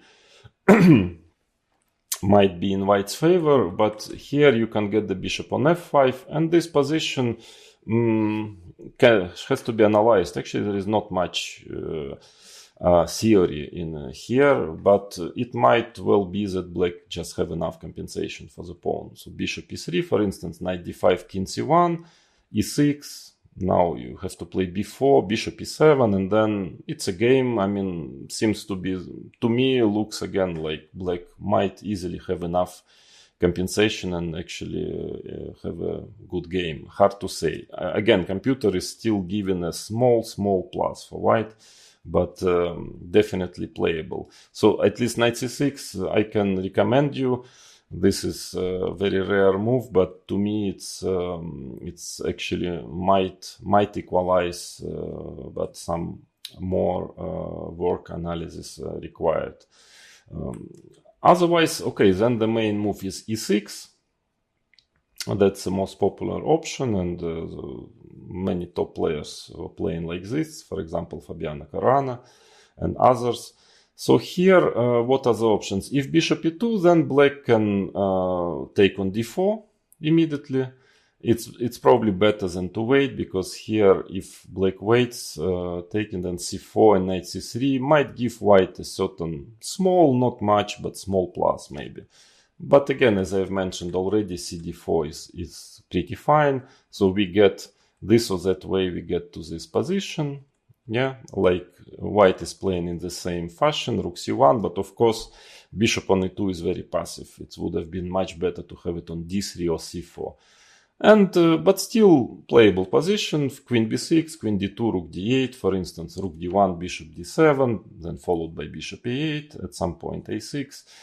Computer says that it's more or less equal, gives it assessment equal. It's a playable position, so you know those typical positions with isolated pawn are pretty much a matter of taste. Yeah, so you like it from the white side or from the black side, but it's definitely playable for both sides. But it's not a really big test for black setup, bishop e2. Yeah, of course, it would be much nicer to develop the bishop to more active square. But after bishop d3, now already, of course, black doesn't take on d4. So he's playing like this. c4, if bishop e3, rook d8. So c4, now black has queen h5. That is an important resource. And as kind of a little dubious as it looks, because queen on h5 might potentially get into trouble, yeah, and being maybe even trapped one day. But it seems that it's not getting trapped. After knight c6, everything works, and according to theory, black is doing well here. So let's say white can repeat moves, knight e5, queen h4, knight f3, black has to repeat queen h5, but there is no way that white can trap the queen. So that's why bishop d3 is considered to be pretty harmless. And then the main move is knight a3. So the idea is that after cd4, now white wants to play knight b5 and then take with a piece on d4. So cd4 is not a good move after knight a3. Probably a6 is the best move, just to stop once and for all knight b5 idea. What else? Queen d8 is possible, but then bishop f4 seems to be quite dangerous. And after a6, dc5.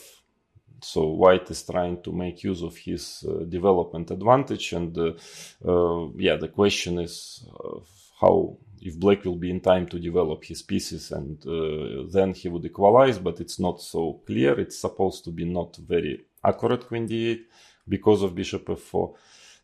Another move is knight c6. This is one of two serious theoretical moves, knight c6 and a6. So knight c6, knight b5 is a very serious option, queen d8. Now the thing is that in case of bishop f4, black can play knight d5, so it doesn't work, and followed by a6. Therefore, dc5 is white's idea. Bishop takes c5, queen d8, king d8. And there is some theory here. Okay, in general, this endgame is fine for black. If he just manages to develop a6, king a7, bishop d7, there wouldn't be any problem. But white can try to play bishop f4, etc. But again, it seems that black is always in time to get a good game here. So this is supposed to be fine for black. But maybe bishop e3 is a challenging move. So now white is threatening dc5, and it will be difficult to take back this pawn. Therefore cd, knight b5 here, queen d7. For some reason, don't ask me why, but it's supposed to be a bit more accurate than queen d8. And knight bd4. And this position, it might not be so easy for black to equalize here, because usually black plays knight d5, and here white can play bishop d2 and then just trying to develop and try to get a bit of a kind of more pleasant game. Even bishop d3 is actually interesting. Knight e3, f3. Then, of course, well, white is trying to play for initiative, probably followed by queen c2, long castle. A complicated game, but it's not so clear if black fully equalized here. That's why a6 again is the most solid and maybe the best move. Knight c4 is the main theoretical move, and knight bd7. Now a4, because black would like to play b5, bishop b7. A4 of course is logical, but seems that black is in time to equalize just by tempest after cd4. Let's say queen takes d4, bishop c5. And in case of queen takes d5, ed5. Knight e3, let's say bishop a7, then castle, castle. Black gets his knight to c5, and because of this position of the knight on e3, of course, if white manages to exchange his black square bishops in this position, then he would have a considerable pressure, but actually it's very difficult to manage, and otherwise black has enough piece activity to compensate this weakness of his isolated pawn, and so that is very close to equality, or maybe just equal this position. Therefore, the main move here is bishop e2 and b5, probably the best. cd4 is not good because now already knight takes d4 actually is very strong, and white is threatening bishop. I mean, wants just to castle at some point. Knight e3, bishop f3. So if not queen takes g2, then white would simply be better. But here, well, take queen e2. Black's position is pretty critical because he cannot really develop. White has a incredible, very powerful initiative. So this is absolutely not playable for black. C takes d4, knight d4, queen g2 is bishop f3 is just better for white. But after b5, it's very narrow. It's very, very risky. Again, play for black. Well, if you haven't studied this position with a computer, but seems that according to the theory, black just in time manages to equalize here, playing knight e3, let's say queen c6. There is, if I remember correctly, there is another move, knight a5 here, but also seems to be, black seems to be in time to equalize. And otherwise, after knight e3, queen c6, if knight e5, queen c7, followed by bishop b7, and a4, well, if castles, black just wants to develop bishop b7, then bishop e7, castle. Again, in this variation with d5, the only black's problem is his lack of development. So once he finishes development, he doesn't have a problem usually. So that's why white has to be quite playing aggressively against this line, trying to create some problems at the very beginning, because then it will be much more difficult to create any problem for black. So here a4, bishop b7, a rook a8, bishop a8, and this position, as dangerous as it looks, because now the b5 pawn is becoming a bit weak, but engines manage somehow just by tempi with very accurate play. You can check it yourself. You know, everybody nowadays have engines. That it seems that black is finally equalizing here. But all in all, after d5, of course, it's very solid and perfectly playable system for black, but white still can try. It's not totally sterilized, I would say. The c3, d5. That's why nowadays the most popular move is knight f6. It's a more straightforward, and according to the theory, it looks like white is having quite some troubles nowadays to find any advantage after knight f6. So again, there is nothing wrong with d5, but I would recommend you, if you are playing black, to analyze knight f6 and to see, because I think the amount of lines where white can still search for something is very limited already after knight f6. almost everything was tried in all of those lines. If you know well with black, you already know how to equalize, but maybe in the main line of knight f6, the main line which I'm going to show you now, white can still try to search for some ideas. So after knight f6, white's definitely only chance to fight for advantage is to play e5, knight d5. So a pretty much improved Alapin defense because the knight on d5 is not getting attacked so easily, and the black's idea is that he starts to counterattack the e5 pawn after knight f6, knight c6, d6. And now, of course, well, white can start with knight f3. Usually, again, if black wants to play systems with e6, he can play e6 here, but there is additional option for black to play d6, ed6, e6, and then to try to take the bishop with the bishop on d6, which is of course solid, but maybe not fully equalizing. But in any case, after knight c6, white doesn't have anything else than playing with the d4, with the bishop c4, which will transpose to the variations we are going to look at now.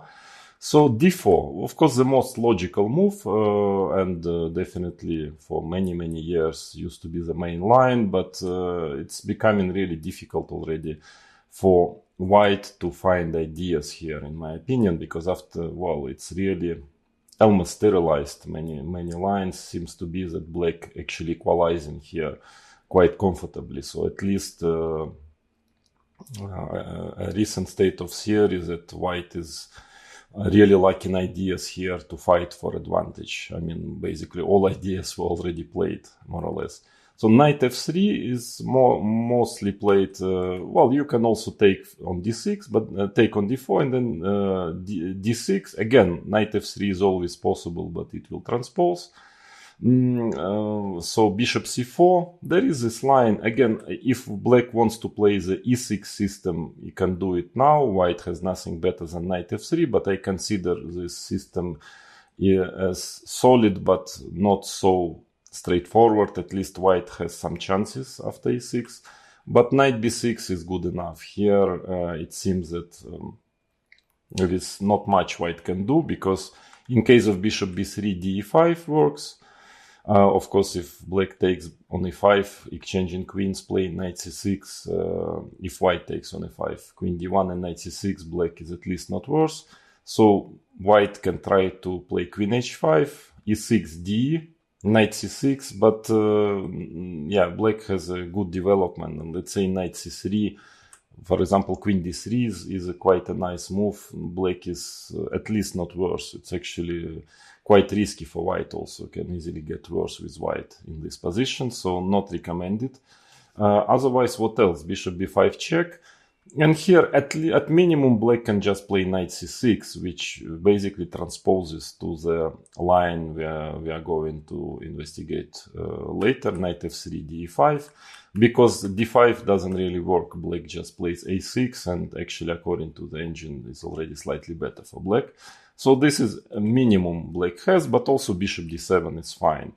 Well, white has this idea to play e6 here, and this is not a blunder, but still not sure it's so good, because, well, the idea is that bishop b5, there is queen h5, attacking, well, threatening mate on f7 and attacking the bishop on b5.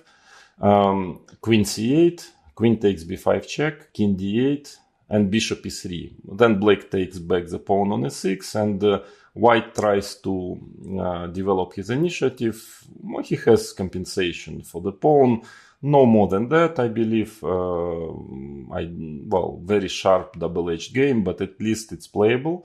But probably f6 actually is good, because white is trying to play for attack here, bishop d3, while threatening queen h5, g6, h4.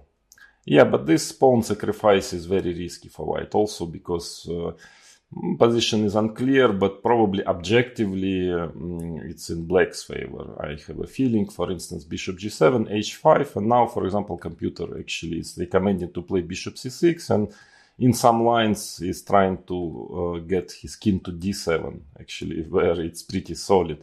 Let's say queen g4, knight a6, and at least modern engines are showing some, well, slight advantage for black in this position, and it's perfectly understandable, yeah, because black has development and, well, very, very risky play for white. So after CD, D6, probably the best is to play knight F3 and to transpose. That's why white can, well, usually play knight F3 first here. Now, yes, the idea is that, of course, black can play, I mean, the main move is knight c6, and actually, again, I don't see any problem for black after knight c6. That's why it's easier, I mean, simpler for black, I would recommend it, but e6 is also very playable system, and sometimes it can occur with a move order e4, c5, knight f3, e6, c3. Black sometimes plays knight f6, e5, knight d5, d4, and then we get this position, c takes d4. So it's playable, but here white can try. White has some chances to get a certain opening advantage. There are two systems. One is b6, quite dangerous system, quite a little bit dubious, but let's say knight c3, not the only move, by the way, according to theory, but so the game develops like this. Black is trying to take, and then queen c7, playing d6, castle, knight d7, putting pressure on the center, rook e1, but of course it's, well, black has certain development issues, yeah, and white is, yeah, white is playing very healthy way. I think according to theory, black is managing to equalize here with very, very accurate moves, but it's not easy, yeah, it's not so easy. And another solid line is d6. Okay, this you can get anyhow with black, this line. But again, after bishop c4, bishop e7, let's say castle, castle, white is playing queen e2. And now black has a plan of playing bishop d7 followed by bishop c6 is one plan. Another plan is knight c6, white plays rook d1. And there is a big theory here, a lot of games. It seems that black has good chances to equalize, but frankly, if I was white, I wouldn't mind to play this position, because black still has to prove that he's fine, because white has a certain space advantage and certain potential attack on the black's king in some line. So this line is playable for black, but again, also shouldn't be a problem if you're playing white, this c3 variation. That I cannot say about knight c6, very direct move. And here again, the choice is not too big for white, whether bishop c4, whether cd4. Let's say bishop c4, knight b6, bishop b3. Well, now taking the pawn on c3 is very dangerous. I mean, it's really too much. White has a very powerful initiative here, so not recommended. Usually black just plays d5. Yeah, d5, even you can also play d6, but d5 is more straightforward because it practically forces white to take ed6, because after cd, bishop g4 followed by e6, black has a fantastic version of Caro-Kann French type of positions, and he is at least equal. Therefore, e takes d6 is practically forced, queen takes d6, and this position is played, I don't know how many thousand games were played on this position, and it seems that white is really lacking ideas here how to fight for advantage. The main move is castle. If cd, bishop e6, very important move. Yeah, that's the point, that black first wants to exchange these bishops and then continue developing e6, and he's always in time to finish his development, and then with those white color bishops exchanged, of course, black will not have the slightest problem. So cd is harmless. For some time, white tried to play knight a3, but yeah, it's too risky. I believe it's not. Yeah, I wouldn't recommend it, because at least black can play a6, castles e6, cd4, bishop e7, and with quite a normal position, because again, white knight is on a3. Of course, it should have been on c3 normally, and probably it's perfectly playable for black, but there is nothing wrong with dc3. I think that is the most principle, and it's almost a refutation, in my opinion, of knight a3, because okay, after queen d6, ed6, knight b5, rook b8, there is probably just enough compensation for white to make a draw, but even though not clear, knight g5, black can defend the pawn, protect by knight e5. So this doesn't really work, and there was some romantic players who like to play queen e2 here. It was quite a popular line in the beginning of 90s when there were no computers, because white seems to have quite a certain initiative, compensation, but nowadays merciless engines are saying that black is just better, giving like 1.5 for black, simply taking this pawn, even though bishop f5 probably it's a good move as well. But after cb, bishop b2, queen b4 check, king f1, and this position was supposed to be well, not so clear, yeah, because white wants to play knight b5 and has some initiative, but nowadays engines are laughing at us players of the 90s who used to analyze this position, because it just says that bishop g4, rook d1, rook d8, and basically practically lost for white. So it's probably not playable. Therefore, what else is left is to castle and bishop e6. This is a very important move. Well, dc3, yeah, because here if black just wants to take the pawn, that is very, very dangerous. And you can even see it visually that white has a very powerful initiative and big development advantage. And let's say like this, knight b5 and knight takes a7 is a threat. So white will definitely take the pawn back sooner and later and be better. So dc3 is not recommended. But bishop e6, yeah, that is a key move. That is why the whole variation is working for black. And after bishop e6, there is not, I mean, again, there were so many games here. White tried, but there is no chance for white to get anything. Takes on e6, queen e6, knight takes d4, takes, rook d8, and this position is just equal. Queen h4, let's say if queen b4, for instance, queen c6, and black just develops quietly and equalizes. So the main move is queen h4, but here black is fine in various ways. h5 is not a bad move, trying to play queen g4, but the best, according to engines and theory, even old theory, is queen e2. So why black wants to play e6, bishop e7 to develop, and also blocking a bit white's development. So this line seems to be empty simply, and no way was found for white to even to try to get a game or get some chances for advantage. So that's why yes, c takes d4 finally. White also can play, but d6 again, here the situation is quite similar, very difficult for white to find any idea. The game becomes pretty direct here.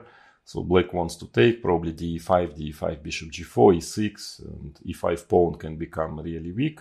So ed6 is not an option, because black again takes queen d6 and develops the bishop on g4, and again, if he is now in time to develop, he will even be slightly better. So this is not playable for white. I mean, no chance for anything. So knight c3 is played sometimes, but not very serious. I mean, let's say one of the ways is d, knight c3, taking on d8, bc, and now, for example, bishop d7. This endgame is not better for white. Probably white is not worse if he plays correctly, but with this weak pawn on c3, I don't see any realistic chance for white to be better. Therefore, what else? Bishop c4 is the main move. Knight b6.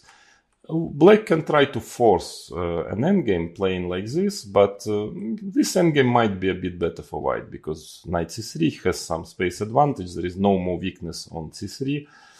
So this is not so clear, even though black is probably very close to equalize, but still not so easy.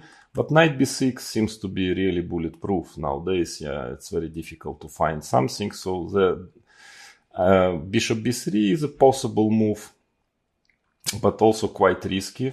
d5, d5, that is the idea, because again, if black takes back on e5, exchanging queens, that is already nothing for white. So d5, knight a5, and knight c3.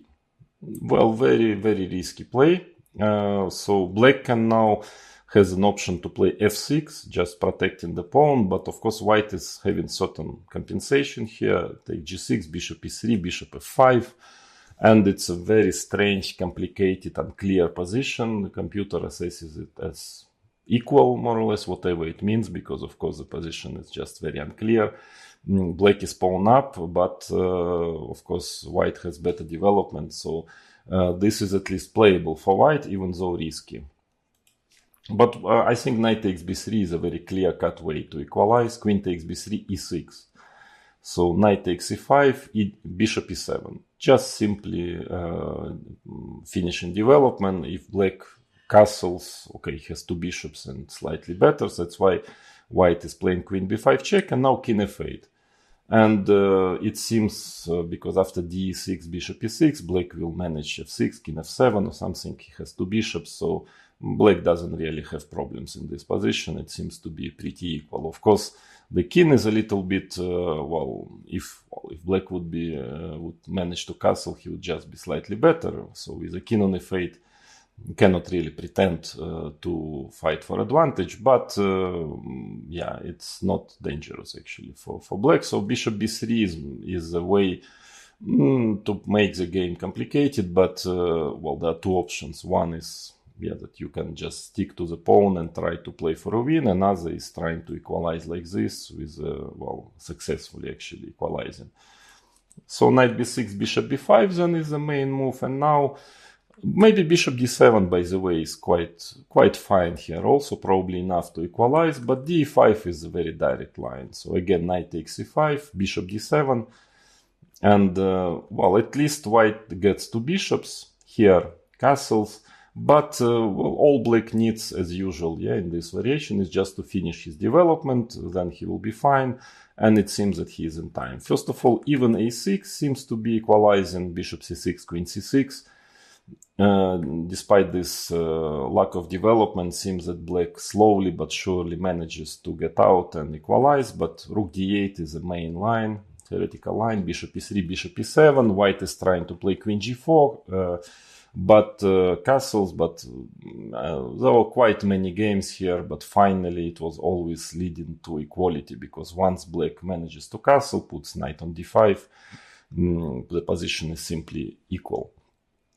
So that is the state of theory after d4, and it seems to be very difficult for white to find some ideas here, some fresh ideas. That's why when this line is played on the grandmaster level, most of the time nowadays white is trying to play bishop c4, trying to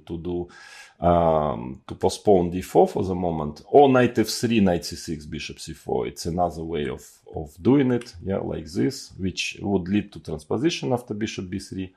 So bishop c4, again, if e6, then white just transposes to those lines, which are definitely playable. Knight b6 and bishop b3. Well, the main idea of this move order is trying to postpone d4 is that if black plays in the same manner, knight c6, knight f3, of course d4 leads to transposition, cd, d6,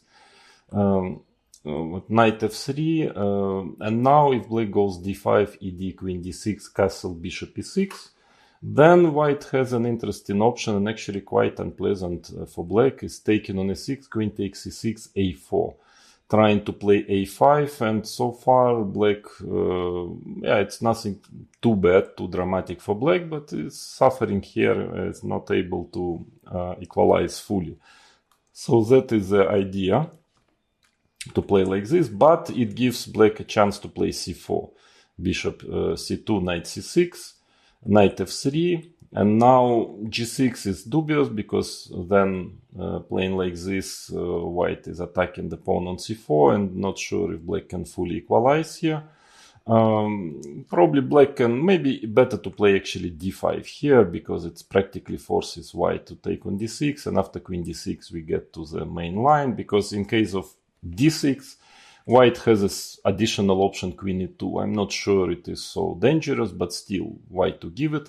So, but in any case, this or that way, it gets to this position, ed, queen d6. Because e5 looks very logical, castles, bishop d6, but after d3, There were quite many games, and it doesn't seem that black can equalize. Actually, white has a very nice plus in this position. Therefore, queen takes d6 castles, and this is a tabia, I would say, of this variation.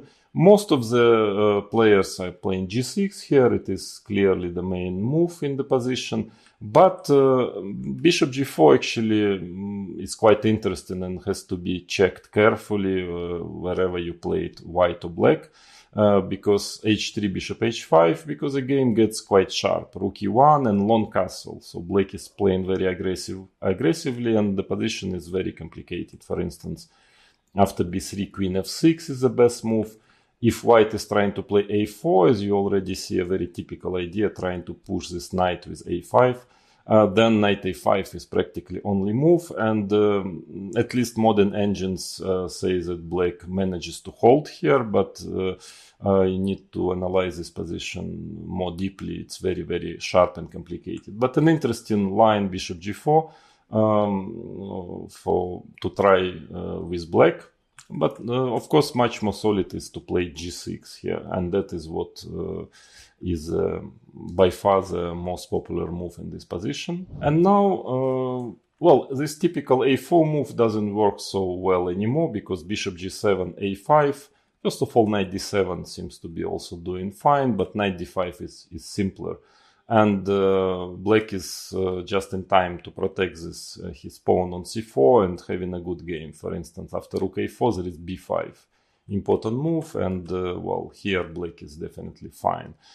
That's why knight a3. So, of course, white can always play d4, cd3, queen d3, but it, of course, gives completely nothing for white, just an equal position. So if white wants to fight for advantage, he's trying to attack the pawn on c4 by playing knight a3.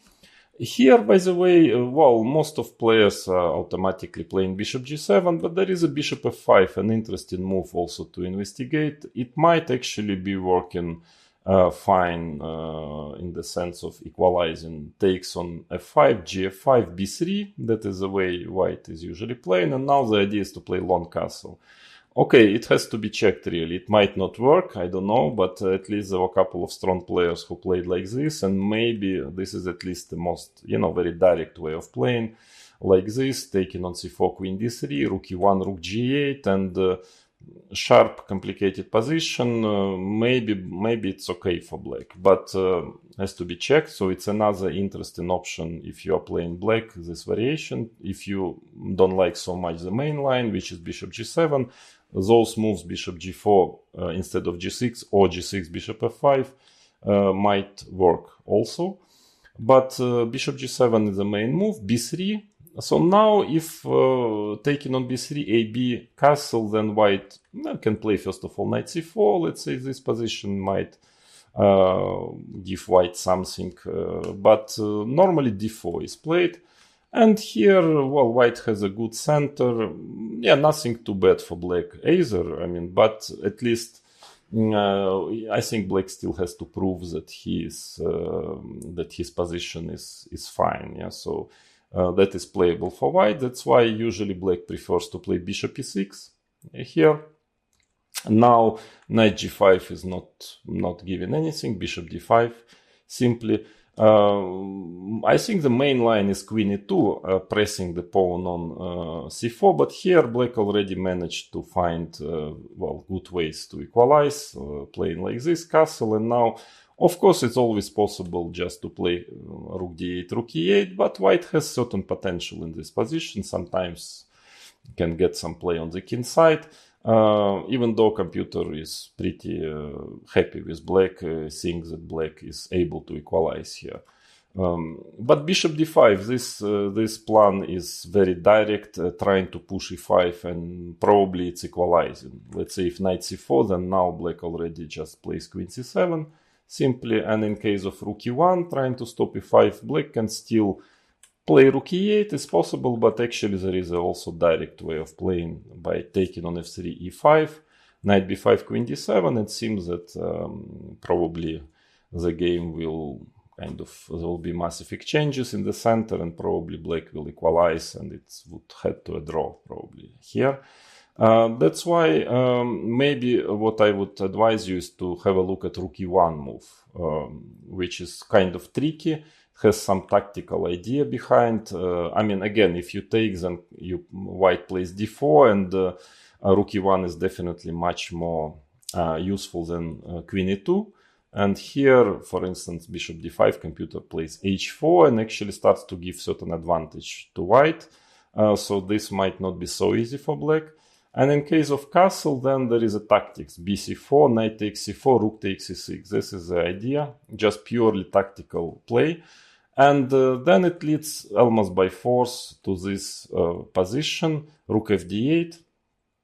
And now I will give you just a couple of computer lines. Finally, at the end of the day, computer thinks that it's equal, but white, has more prospects, I believe, in a practical sense. For example, this line, pretty direct. Take on c3, bishop h6, takes, queen f6, queen e1. Now very important to play a5, trying to organize play to kick this bishop from the b3 square. Otherwise, white should be better. And here, for example, rook d6, computer says that black is just in time to equalize. Still, in a practical sense, of course, it's easier to play with white, has initiative, some potential attack against the king. So even if it's equal objectively, it's still triable with white. Or another move is queen c2, and now there is another strange position arises like this, bishop e1. Again, computer says that it's equal, but it's very unbalanced, and you can definitely outplay your opponent here with white, also with black if you play better and if you analyze this position. Still, it's kind of equal, but not totally equal. In a practical sense, I believe maybe it's a bit easier to play with white. So that is the state of affair in this e4, c5, c3 variation. You can definitely have it as a weapon with white. It's perfectly playable. Black has really to know exactly what he is doing to equalize. Of course, d5 is a very solid move, but it's not empty completely. White can try after d5. Knight f6 is a problem. Yeah, this variation is very deeply analyzed for years and with engines. Probably it objectively equalizes, and that would be my suggestion, to play like this, as most of top players are now playing against c3. But still, maybe you will manage to find some idea in d4, cd4. I couldn't manage, but who knows? There is probably something that you can play at least. And bishop c4, yes, this line is still not totally sterilized, and black has to be careful here. So it's not so trivial to equalize with black here. So that is, so with black, I would probably advise you to play knight f6. If you want just to equalize against c3, or d5 is also probably fine. But knight f6 is the most direct and straightforward. And with white, probably in case of knight f6, all other lines are pretty playable, and there is a chance to be slightly better. Against knight f6, maybe to try to dig in this direction, and at least, of course, black will probably at the end of the day manage to equalize in this line as well, but it's not shown exactly how, and there is still a game here. So now we are going to move from the next lesson to e4, c5, knight f3, and slowly but surely getting into the main Sicilians.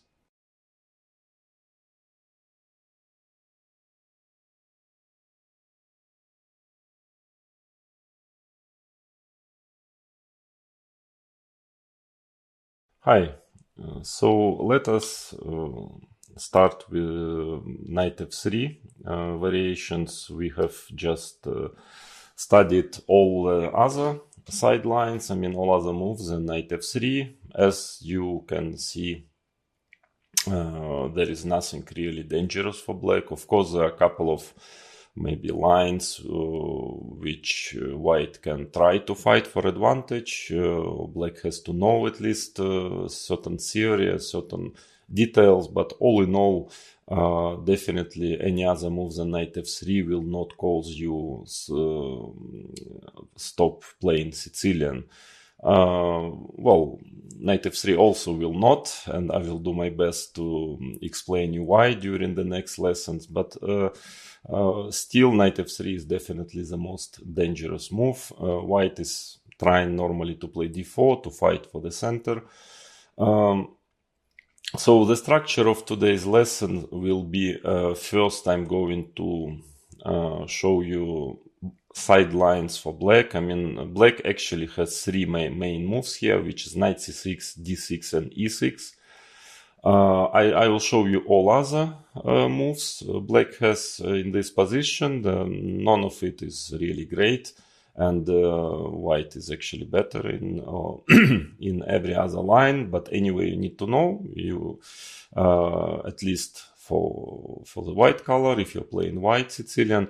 And then in the second half of this lesson, I will, before going into details of each of those three major moves, I'm going to explain you the whole structure of the Sicilian. So what kind of systems black has, and what kind of sidelines white has in return, and then you can have a general structure. And because there are quite many tricky move orders or possible transpositions from one line to another, and I think it's very important that before we start checking main lines, that you have a very good general understanding of who is aiming for what. Yeah, so let's say if black plays knight c6, then he cannot anymore play neither, for instance, etc., etc. Yeah, so it's important. Then we start slowly, one by one, investigating each of those systems. It will take time, but we are not in a hurry. The Sicilian is a very complex and complicated opening, so we will do it slowly but surely. But for now, let's check what are the other options for black after knight f3. Well, let's start with really bad moves. I mean, d5 is simply not working here. E takes d5, queen takes d5, knight c3, and queen goes back, d4, and actually it's much worse than Scandinavian. White is simply much better here. So this is out of question, not recommended even in 1 minute bullet game. Then another, well, very dubious move, to put it mildly, is b6. Because white can simply play d4 among other moves, of course. And then here it just finally gets to a pretty bad version of Sicilian, because in any case in Sicilian, black should normally sooner or later try to play a6, b5. And then playing b6, black just lost a tempi. Yeah? So let's say a6. Now practically any system gives white an advantage, but the most, I would say, the most principle is to play bishop e3, f3, queen d2, and black will sooner or later play b5 and just be tempi down in a system which is pretty dangerous anyway. Yeah, so b6 is also not a good move, definitely. Then a6, a6 is not that bad. Actually, it's not that bad. Even though, of course, gives white a nice choice of possible options. Here, for instance, c4 is always playable. I mean, e6, knight c3, because black cannot stop white from playing d4, and white will get some kind of positions which are similar to Paulsen system. I will show it later to you. So then it's not, by the way, quite clear why to start with a6. But actually, if this is not the only problem after a6, the main point of a6 is that after d4, black wants to take on d4, play knight f6, and in case of knight c3, he has e5. That is the idea why a6 is played on move 2, that white usually respond with knight b5 after e5. Here this square is protected. But actually even this, which was supposed to be a wrong way for white to play, that after e6 you just shouldn't play d4. Yeah, that was what I was taught in the childhood. But in fact maybe white is still a bit better. So he can play knight e2. Black probably should play bishop c5 to activate his bishop. But this also, by the way, not clear if it's enough for equality, because knight g3 and after d6 white is in time very important to maneuver his bishop to b3. And even though the knight position of the knight on g3 is a bit strange, but still black has to prove that he had equalized. And actually there is another option for white to play bishop d3 here already, and after e5, let's say knight b3, white also wants probably to put pawn on c4 at some point. So d5, e d5, and maybe it's still not totally equal for black. So actually third d4 is not a mistake, it's a perfectly playable move. But the main problem in my opinion is second c3. Because here, of course, after knight f6, e5, knight d5, let's say, okay, it's practically a tempi up already for white. Yeah, the c3 line, and I suppose white should just be better here after d4, bishop c4. So that is not good anymore. e6 is also at least dubious, because after d4, d5, white simply plays e5 and having a very good version of the French defense with third e5, because knight f3 is a useful move, is anyway always played. But a6 is almost loss of tempi, so black is not in time here to organize his quick counterattack on the pawn on d4, and white is simply better here. So probably the only reasonable way of playing for black here is d5. Well, of course, the idea is that after e5, black will play, let's say, knight c6, d4, and as usual get his bishop to g4, and that is fine for black. But the problem is e d5. Yeah, e d5, queen takes d5, d4, and we are getting to the previous lessons. e4, c5, c3, d5 system. The only difference is that black played a unnecessary move a6, or it is a useful move, but it's clear that it's played a bit too early, so white is having a very nice plus in this position. So to me, c3 is the most unpleasant move after e6. So all in all, e6, well, can be played. It's not dramatically bad, but of course it doesn't fully equalize. And then another sideline, I would say, is knight f6. Frankly, doesn't make much sense to me. Why? Because to start with, e5 is a pretty dangerous system here, and probably leading to an advantage for white. Knight d5, knight c3. And now, well, taking on c3, let's say knight e6, bishop f4, it's pretty clear that white has a, well, very nice position and certain advantage in development, and simply not clear why black lost all those tempis. Finally maneuvering the knight from g8 to exchange it to c3, white is better here. That's why e6 is the main line supposed to be. And now white, by the way, has other options than knight takes d5, but that is good enough. Takes on d5 and d4. In case of d6, white should be at least slightly better, just playing healthy chess, check on b5 castles, and let's say in case of bishop e7, computer likes c4 very much, even though other moves would also leave white with a certain plus, but c4 is very unpleasant. Therefore, maybe black should go for this old force line, knight c6. Again, force if white wants. If not, white can do other things in this position, like playing c3, for example. But of course, very principle is taking this pawn, and now there is this variation which has to be investigated, has to be checked further with modern engines. It's very dangerous for black, but maybe black can hold. I'm not totally sure.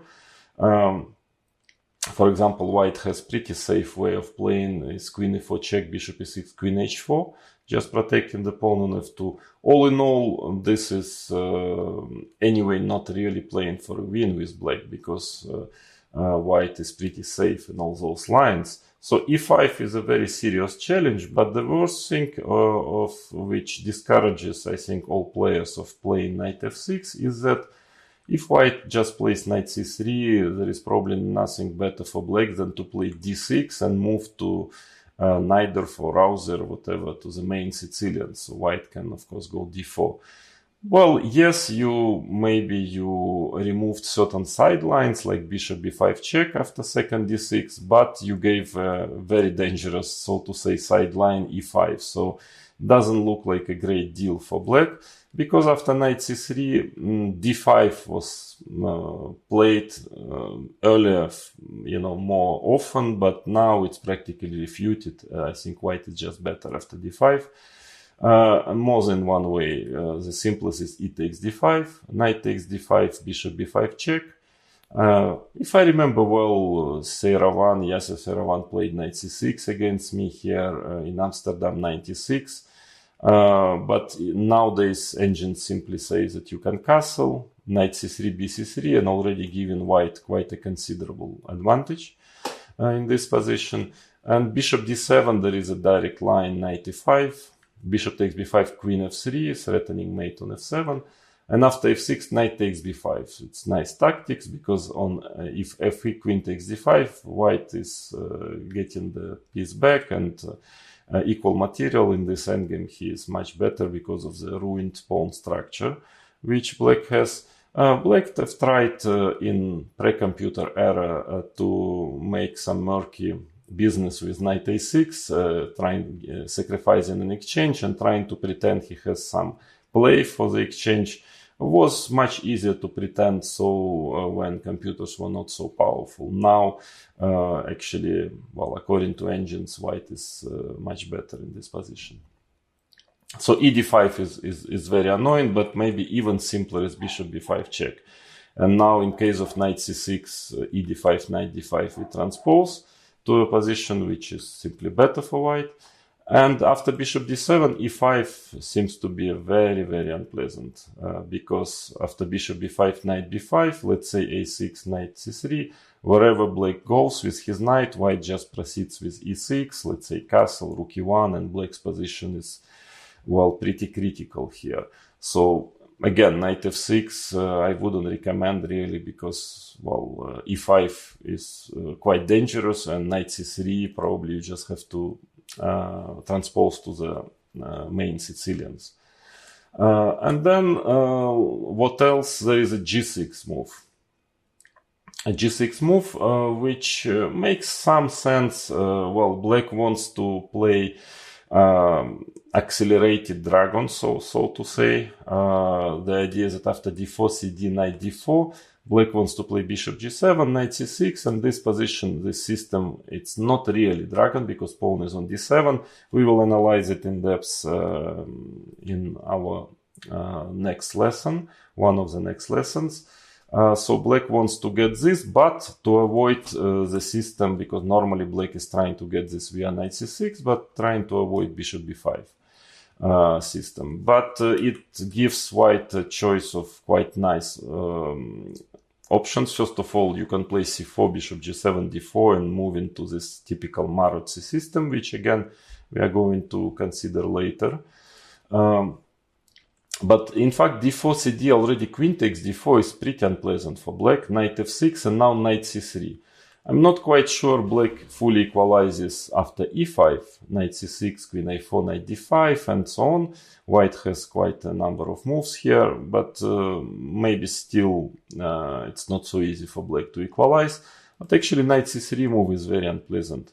White simply wants to play e5, after knight c6, queen a4, and it seems to me that e5 is a very big threat. So, for instance, you cannot really continue development playing bishop g7 because e5, and you have to go to g8, and white is just better. That's why d6 seems to be the only reasonable move, and now white just goes e5, and let's say probably black has to play like this, and then white has two bishops, let's say knight takes d7, bishop b5, or queen takes d7, bishop e3, followed by rook d1. White is simply slightly better with no risk, very comfortable plus. So this d4 is big enough reason, I think, for black to think twice should he play g6 on move 2. But also c3 probably gives white a very pleasant plus. That's how I played, by the way, once in rapid chess in Baku against an Azerbaijani grandmaster. I won quite easily the game because, okay, what to do now? If knight f6, obviously e5, d4, this is already a big difference compared to the e4, c5, c3 system, because g6 is not a good move here. And after cd, white is better whether he plays like this, or maybe even stronger is queen takes d4, and now queen h4, bishop c4, and computer already gives a considerable advantage to white in this position. Then what else after c3? White just wants to get the center. So if bishop g7, d4 takes, d5, e5, white is better. Or let's say d5 immediately, it leads to the same. At least maybe you don't immediately put the bishop on g7, but here actually both e5 is a very safe way to play, queen d5, d4, and let's say bishop g7, knight bd2, for example, and this position computer claims a nice comfortable plus for white, which is logical because black lost time with the tempest with his queen. But more principle maybe is to play e5 and then bishop g4, d4, let's say knight c6, bishop b5. I think that was the position, if I remember correctly, of my game, and I won it quite convincingly. I think white is better here because, of course, if pawn would be on e6 instead of, and black's pawn on g7, so if e6 instead of g6 would be played, it would be fine for black most of the time. But here the problem is that bishop cannot retreat anymore. So whenever white would play h3, black will have to give up this bishop taking on f3, and that usually leads with a space advantage to a very comfortable game for white. So g6 is also not, I wouldn't really recommend. Therefore, there are only 3 major moves left: knight c6, d6, e6. All other moves are at best playable, but definitely white has a plus there. There is no doubt about it. So if you are studying Sicilian for the white color, well, that's already enough knowledge for you to play. All those sidelines, it's clear that white has a comfortable game. If you are studying with black, maybe you can pick up one of those moves for a blitz game. But all in all, I would advise you to stick to the major lines, so now I'm going to explain you the structure, more or less, what are the possible systems black has in the Sicilian, and what are the transpositions, move orders, and then from the next lesson we will proceed with the theoretical knowledge of those lines step by step. So let us start with knight f3, e6, d4. Well, white has some sidelines such as g3. I'm going to show you, of course, all of those. b3. Maybe the most serious sideline is playing c3 here, which reminds the e4, c5, c3 system, but black has a more limited choice here than in that system. So those are the sidelines, but let's say if white is playing the main line, d4, cd4, knight d4, then now black has quite a big choice of moves. Let's say a6. Yeah, let's start with a6. This is so-called Paulsen system. So the idea is, in case of knight c3, black is playing with a b5 immediately, trying to play bishop b7, and only then, already having the pawn on b5, trying to develop his king side, or queen c7, a very flexible move. So quite often it's very flexible setup, sometimes getting to Scheveningen, to Sicilians, Scheveningen, this pawn structure when black goes knight f6 and d6. Well, I will tell you details about it later, but that is the idea. For black, playing a6 or knight c3, of course, if black can play knight c6, but this we will consider via the knight c6 move order.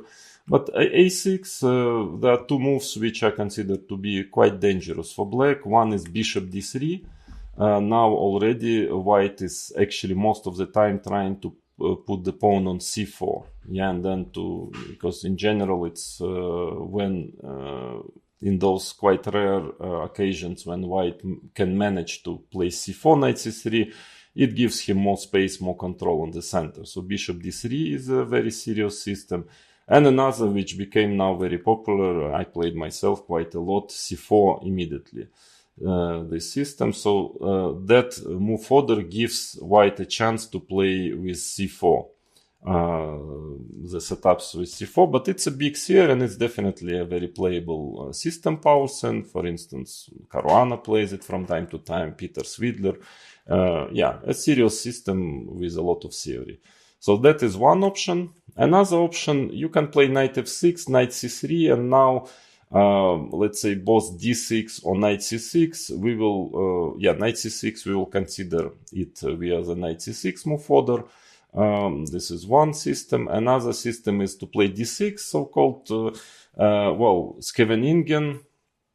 Why Scheveningen? Because it's a place somewhere in Europe where for the first time somebody played this kind of setup in Sicilian, just with pawns on d6 and e6, and it started to become popular, and it's still popular. I mean, it became clear that this seemingly, unambitious and defensive setup, in fact, has a lot of venom, and it's very difficult not to crack when black is playing Sicilian like this.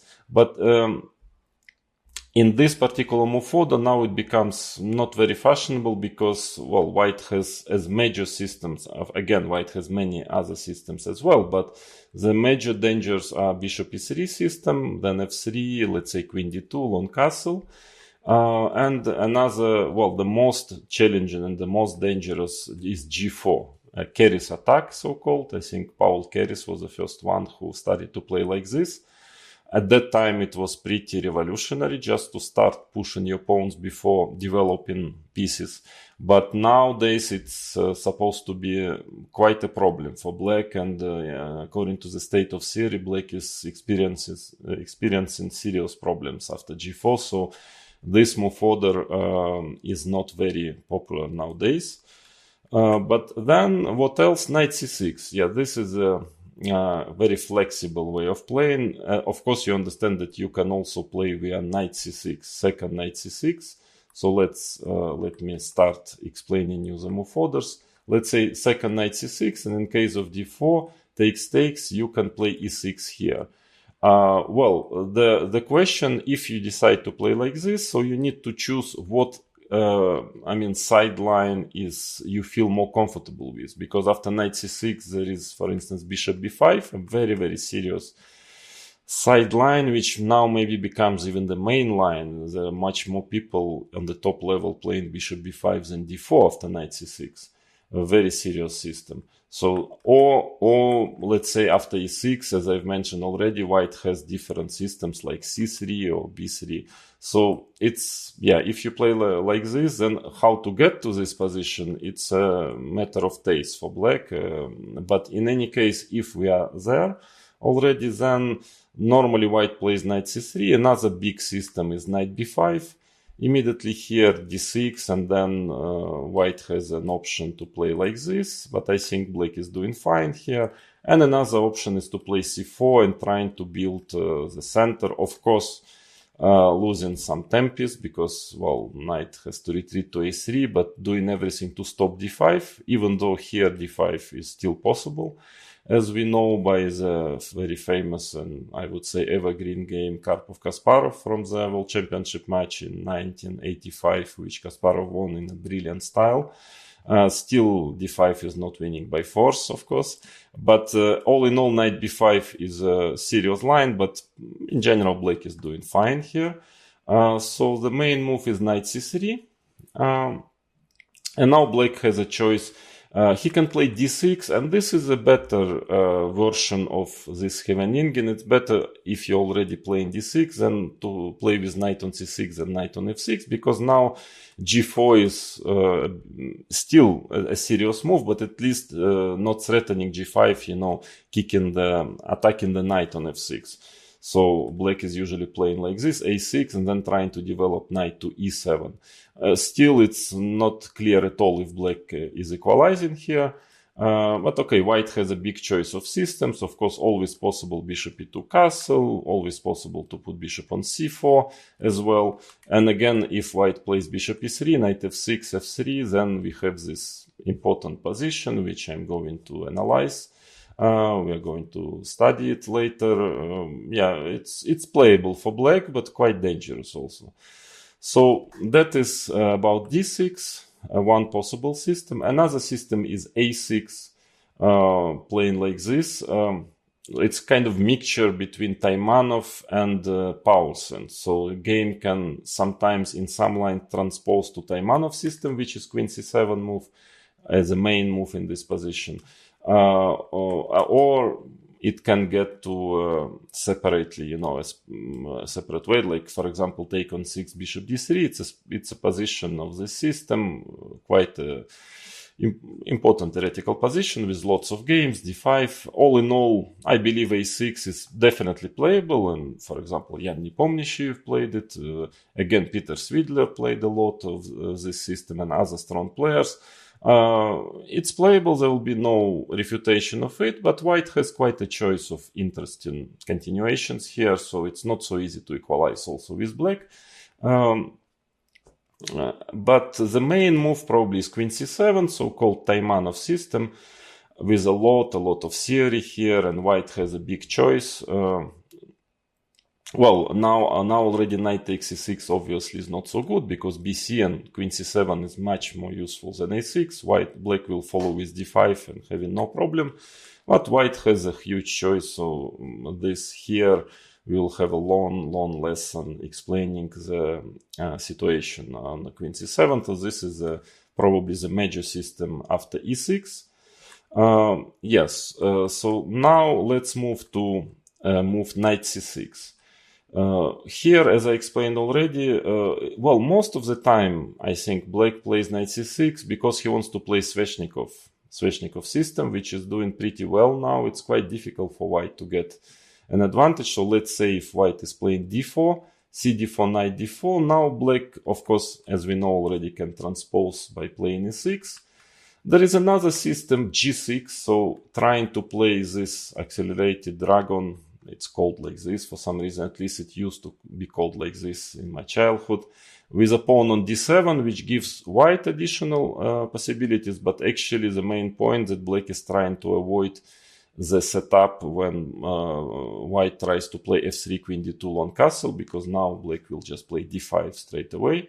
But g6, most of the time white is playing c4, this so-called Maratsi system, so trying to get control, because black haven't played knight c6, knight f6, so knight c3 is not played yet, so white is using this moment to play c4, followed by knight c3, and again it's a big system, quite solid for black, but a bit passive. So all in all, I believe that white keeps a certain quite nice positional advantage. The game is usually slow, positional, again, yeah, playable for black, but little passive. On the top level, not very popular, because still probably doesn't fully equalize, but on a certain level it can be a good weapon, because again, black is having no weaknesses, and so you need to master the position very well with white in order to get something in this system. So it's a possible option for black if he plays knight c6. Then another line is to play e5. Knight b5, d6, so we can call it accelerated Sveshnikov. So black is trying to play without knight on f6. Actually, why it gives white an option to play c4, and then black usually plays bishop e7. There is a big theory. Again, it's pretty solid for black. It doesn't look so good because of d5 square, but strangely enough, is not that bad, and because frankly it looks this position like white should be better. Maybe he is slightly better, but no more than that. I mean, it is playable for black, even though not to my taste, a bit passive.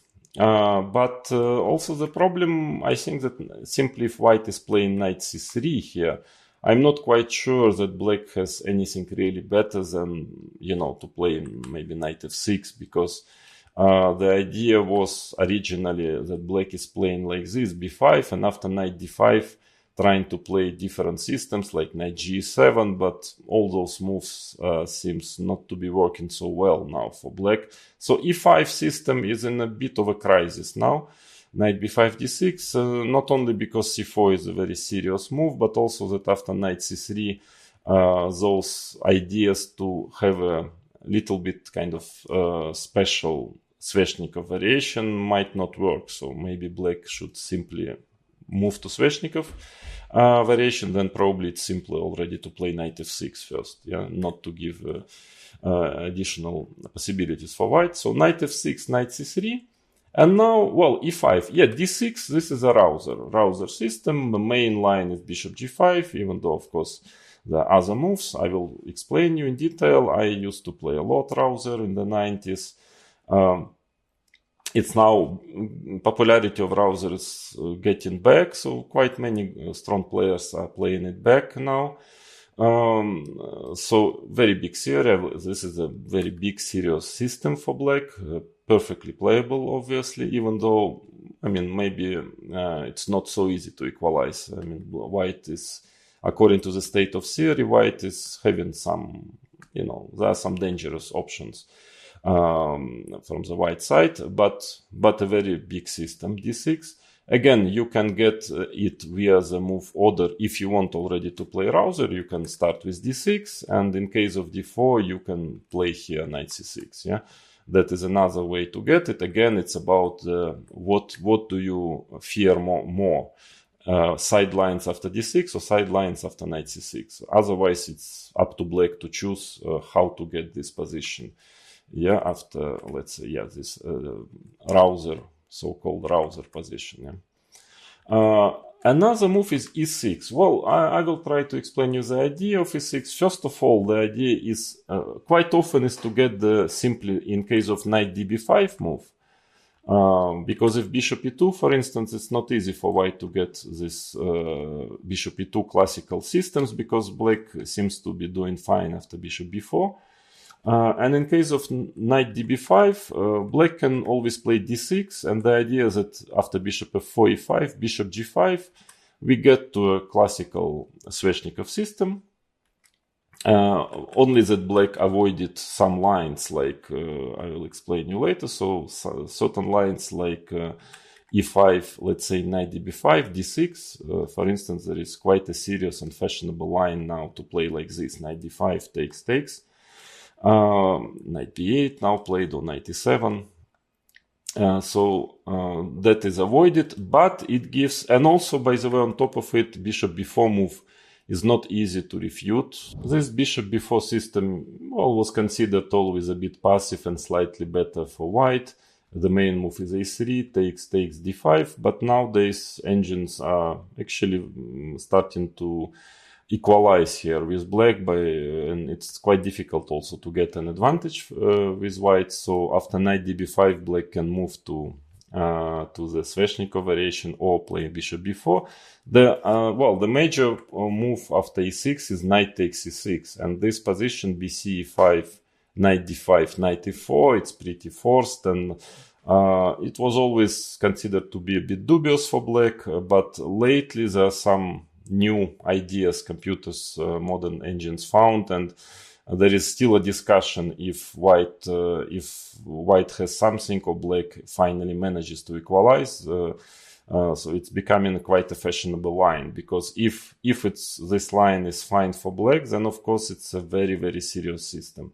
But most of the time, black would play e5 here. That is the main system. Sveshnikov who played it all his life and actually developed the whole theory, in this pre-computer era. He was maybe the only one who understood back in the 60s or 70s that actually weakening d5 square is not so dramatic in this position in Sicilians.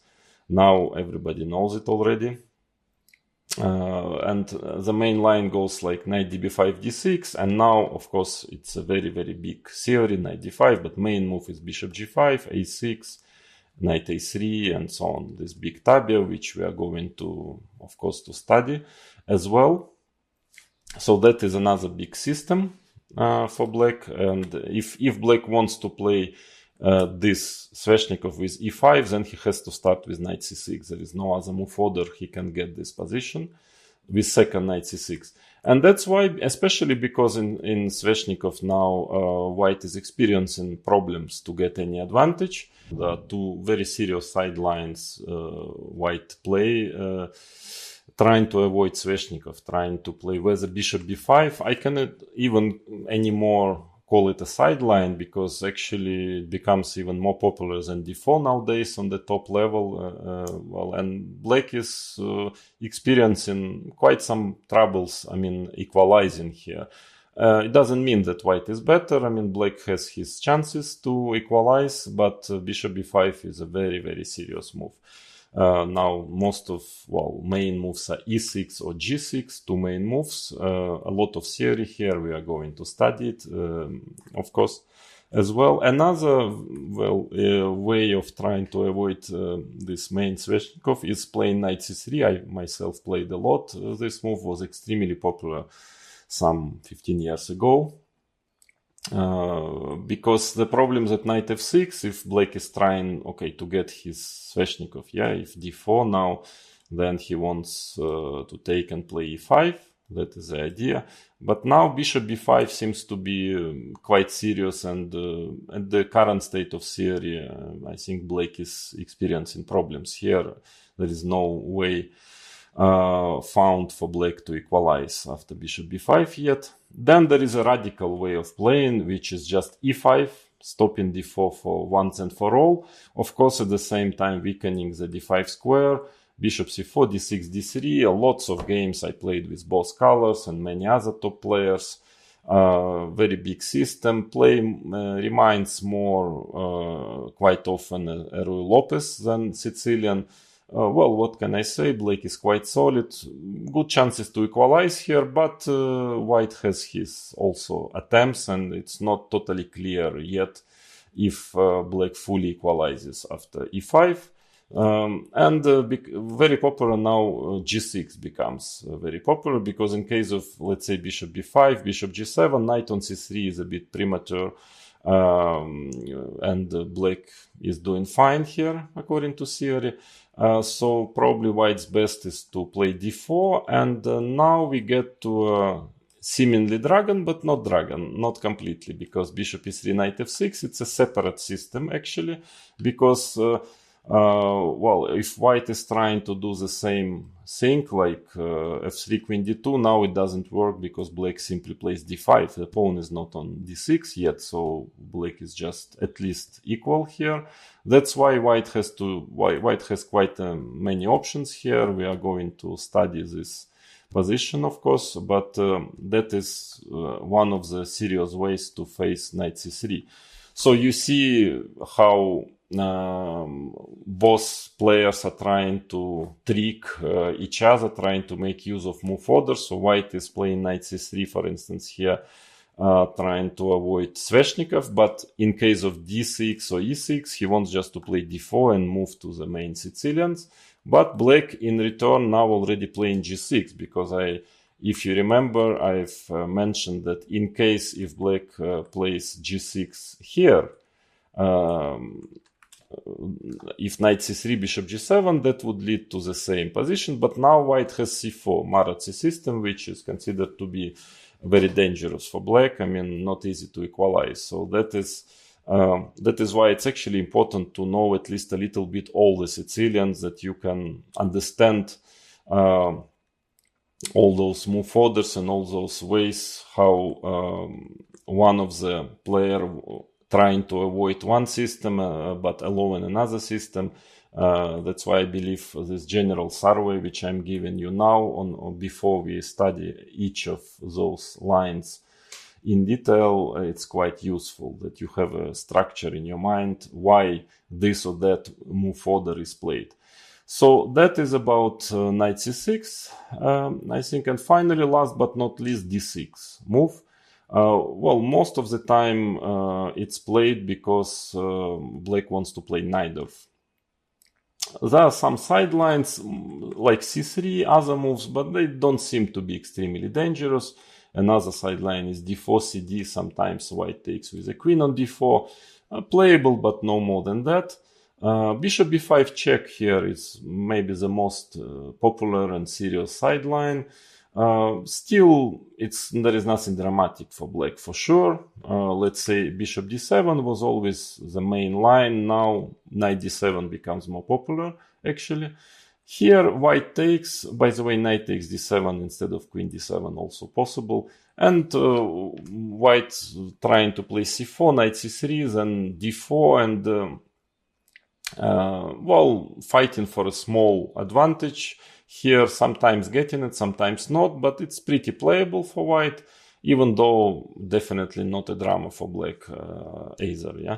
But now knight d7 becomes more and more popular because it leads to a more complicated game, and that is usually the case if you are playing Najdorf or Rauser. You want a double H complicated game, and knight d7 is maybe a little bit less, so to say, bulletproof, but it gives black more chances to fight for a win, and in general, according to modern state of theory, black is doing pretty fine after knight d7.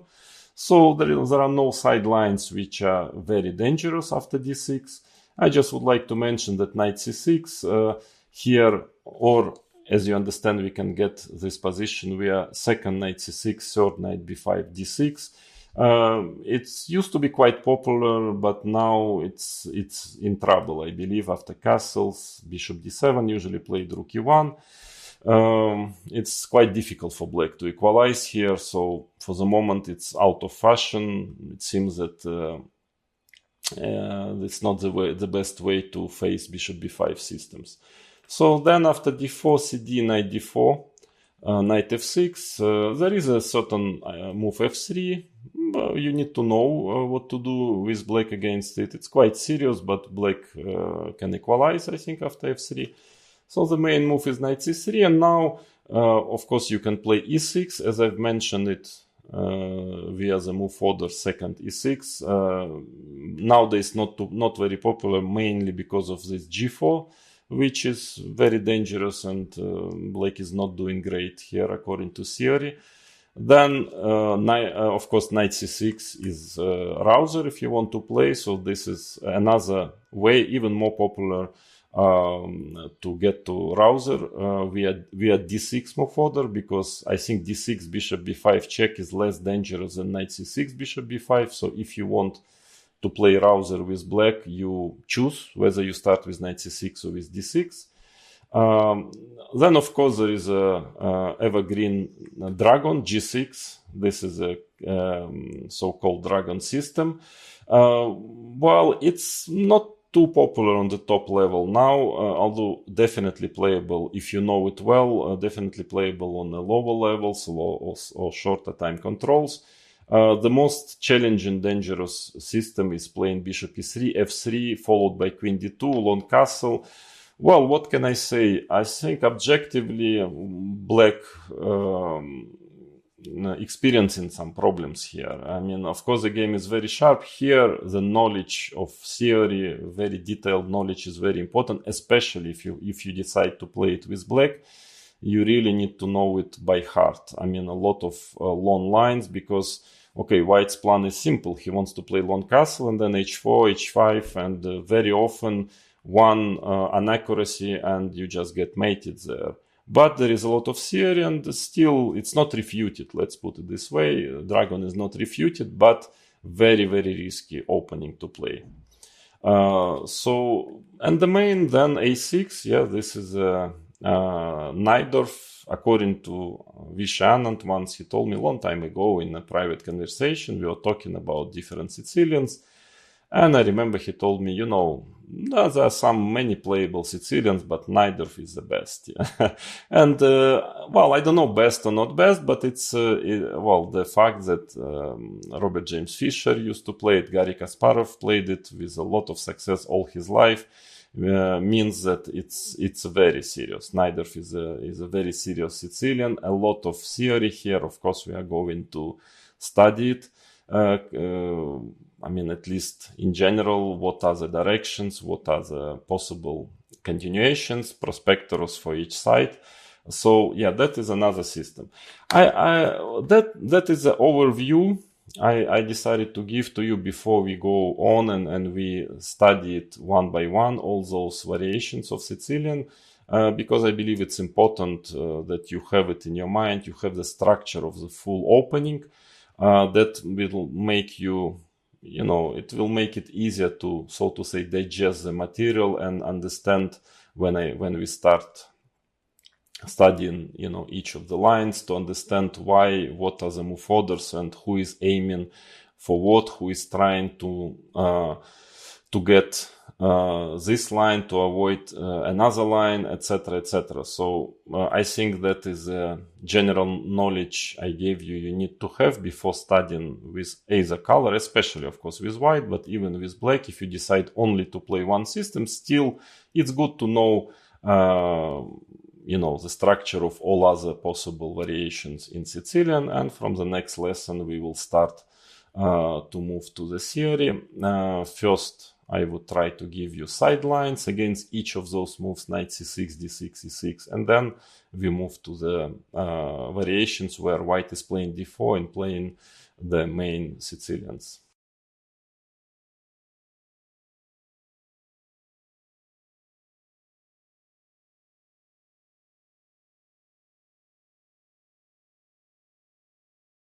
Hello.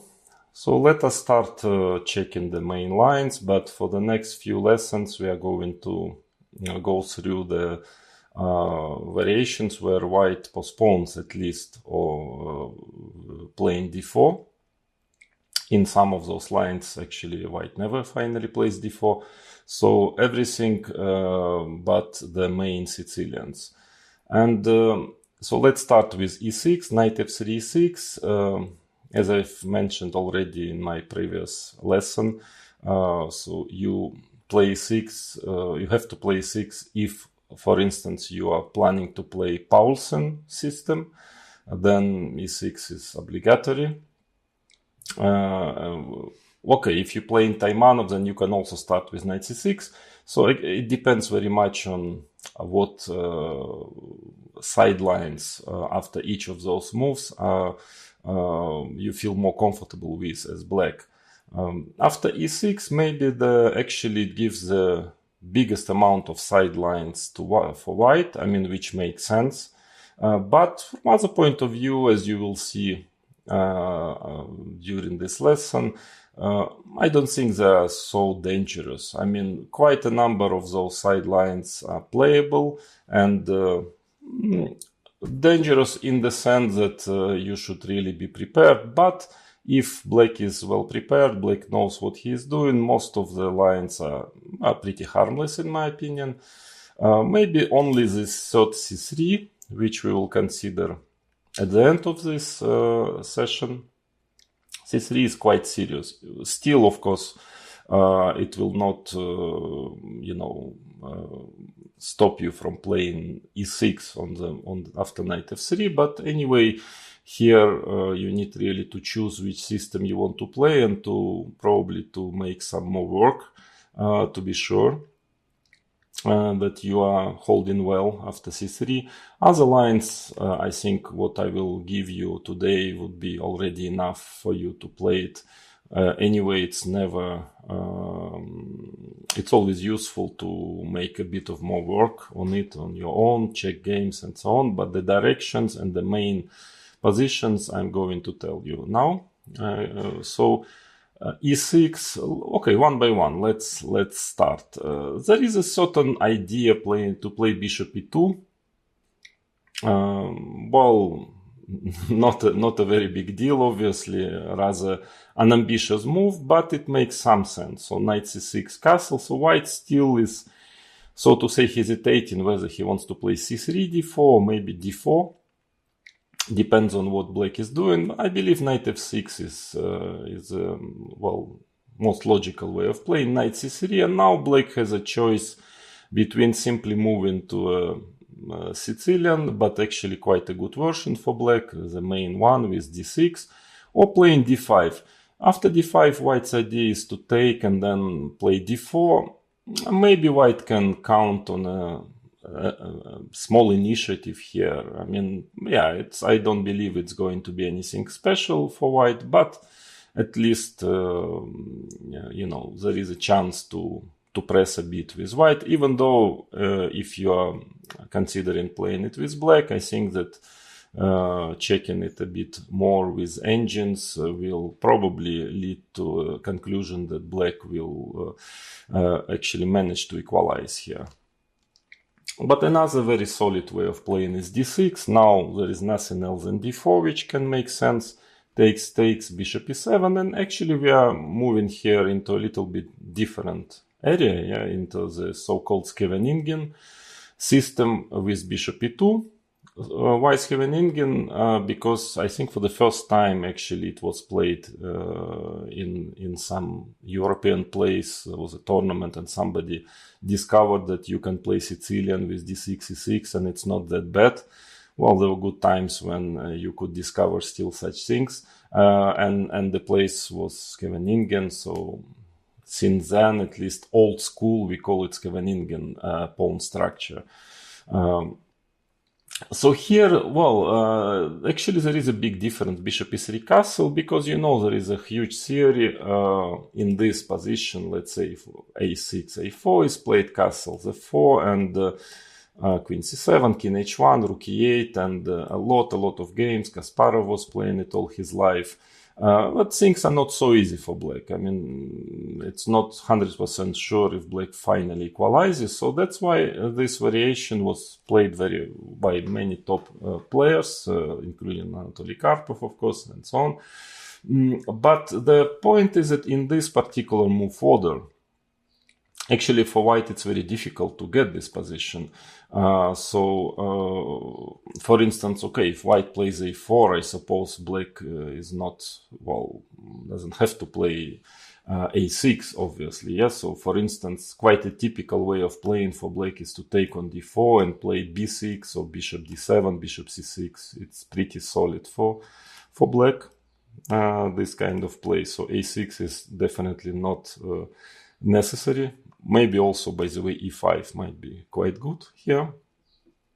And in case of knight b3, for instance, I guess bishop e6 should be also probably okay. So then white, in order to get this position, he's playing f4. And now it is anyway important. Of course, it's a little bit a different system. But, well, to have a general knowledge it's anyway useful for both colors. And here the important point is that e5 actually is very solid and very good move which equalizes, and that is already, you know, proven for many years that white is really suffering here, trying to find any idea how to play for advantage, because of course knight f5 here is not good because you just take and d5, and it's only black who can be better. Also pretty harmless is taking on c6. Here knight c6, bc6, which leads to an equal position simply. Another attempt is knight b3, fe5 and knight b3. Knight b3 is, well, supposed to be main line, but also there were a lot of games of strong players in this position, and it's kind of sterilized. It's just nothing for white, because black is preparing d5, and even if not d5, still it's not clear if white has anything in this position, but actually d5 next equalizes for black. And then, so what is left is fe5, knight f5. So white is taking the bishop, and of course, if he manages, for instance, to play bishop c4, he can be better, but he's not in time. The simplest is g6, taken on d1, and knight d4. So forcing practically white to play bishop d3, and now different moves, king g7 or rook c8. I guess king g7 is also fine. This endgame is more or less equal and actually rather drawish, in fact. So that is why on bishop e2, yeah, I can advise you to play this d6 or d5, or analyze a bit d5 and trying to find a very clear way to equalize here, which is also pretty realistic, I would say. So all in all, bishop e2 is not a great weapon, but you know, also as white, you can try, especially against players who are playing only Paulsen, for instance, a6 system. Maybe they can start to drift a bit in this other theoretical position of the Scheveningen system.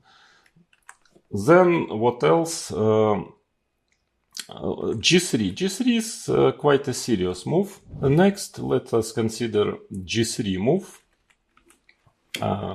It's quite serious. It was even played by Magnus Carlsen in his World Championship match against Vishwanathan Anand in Sochi.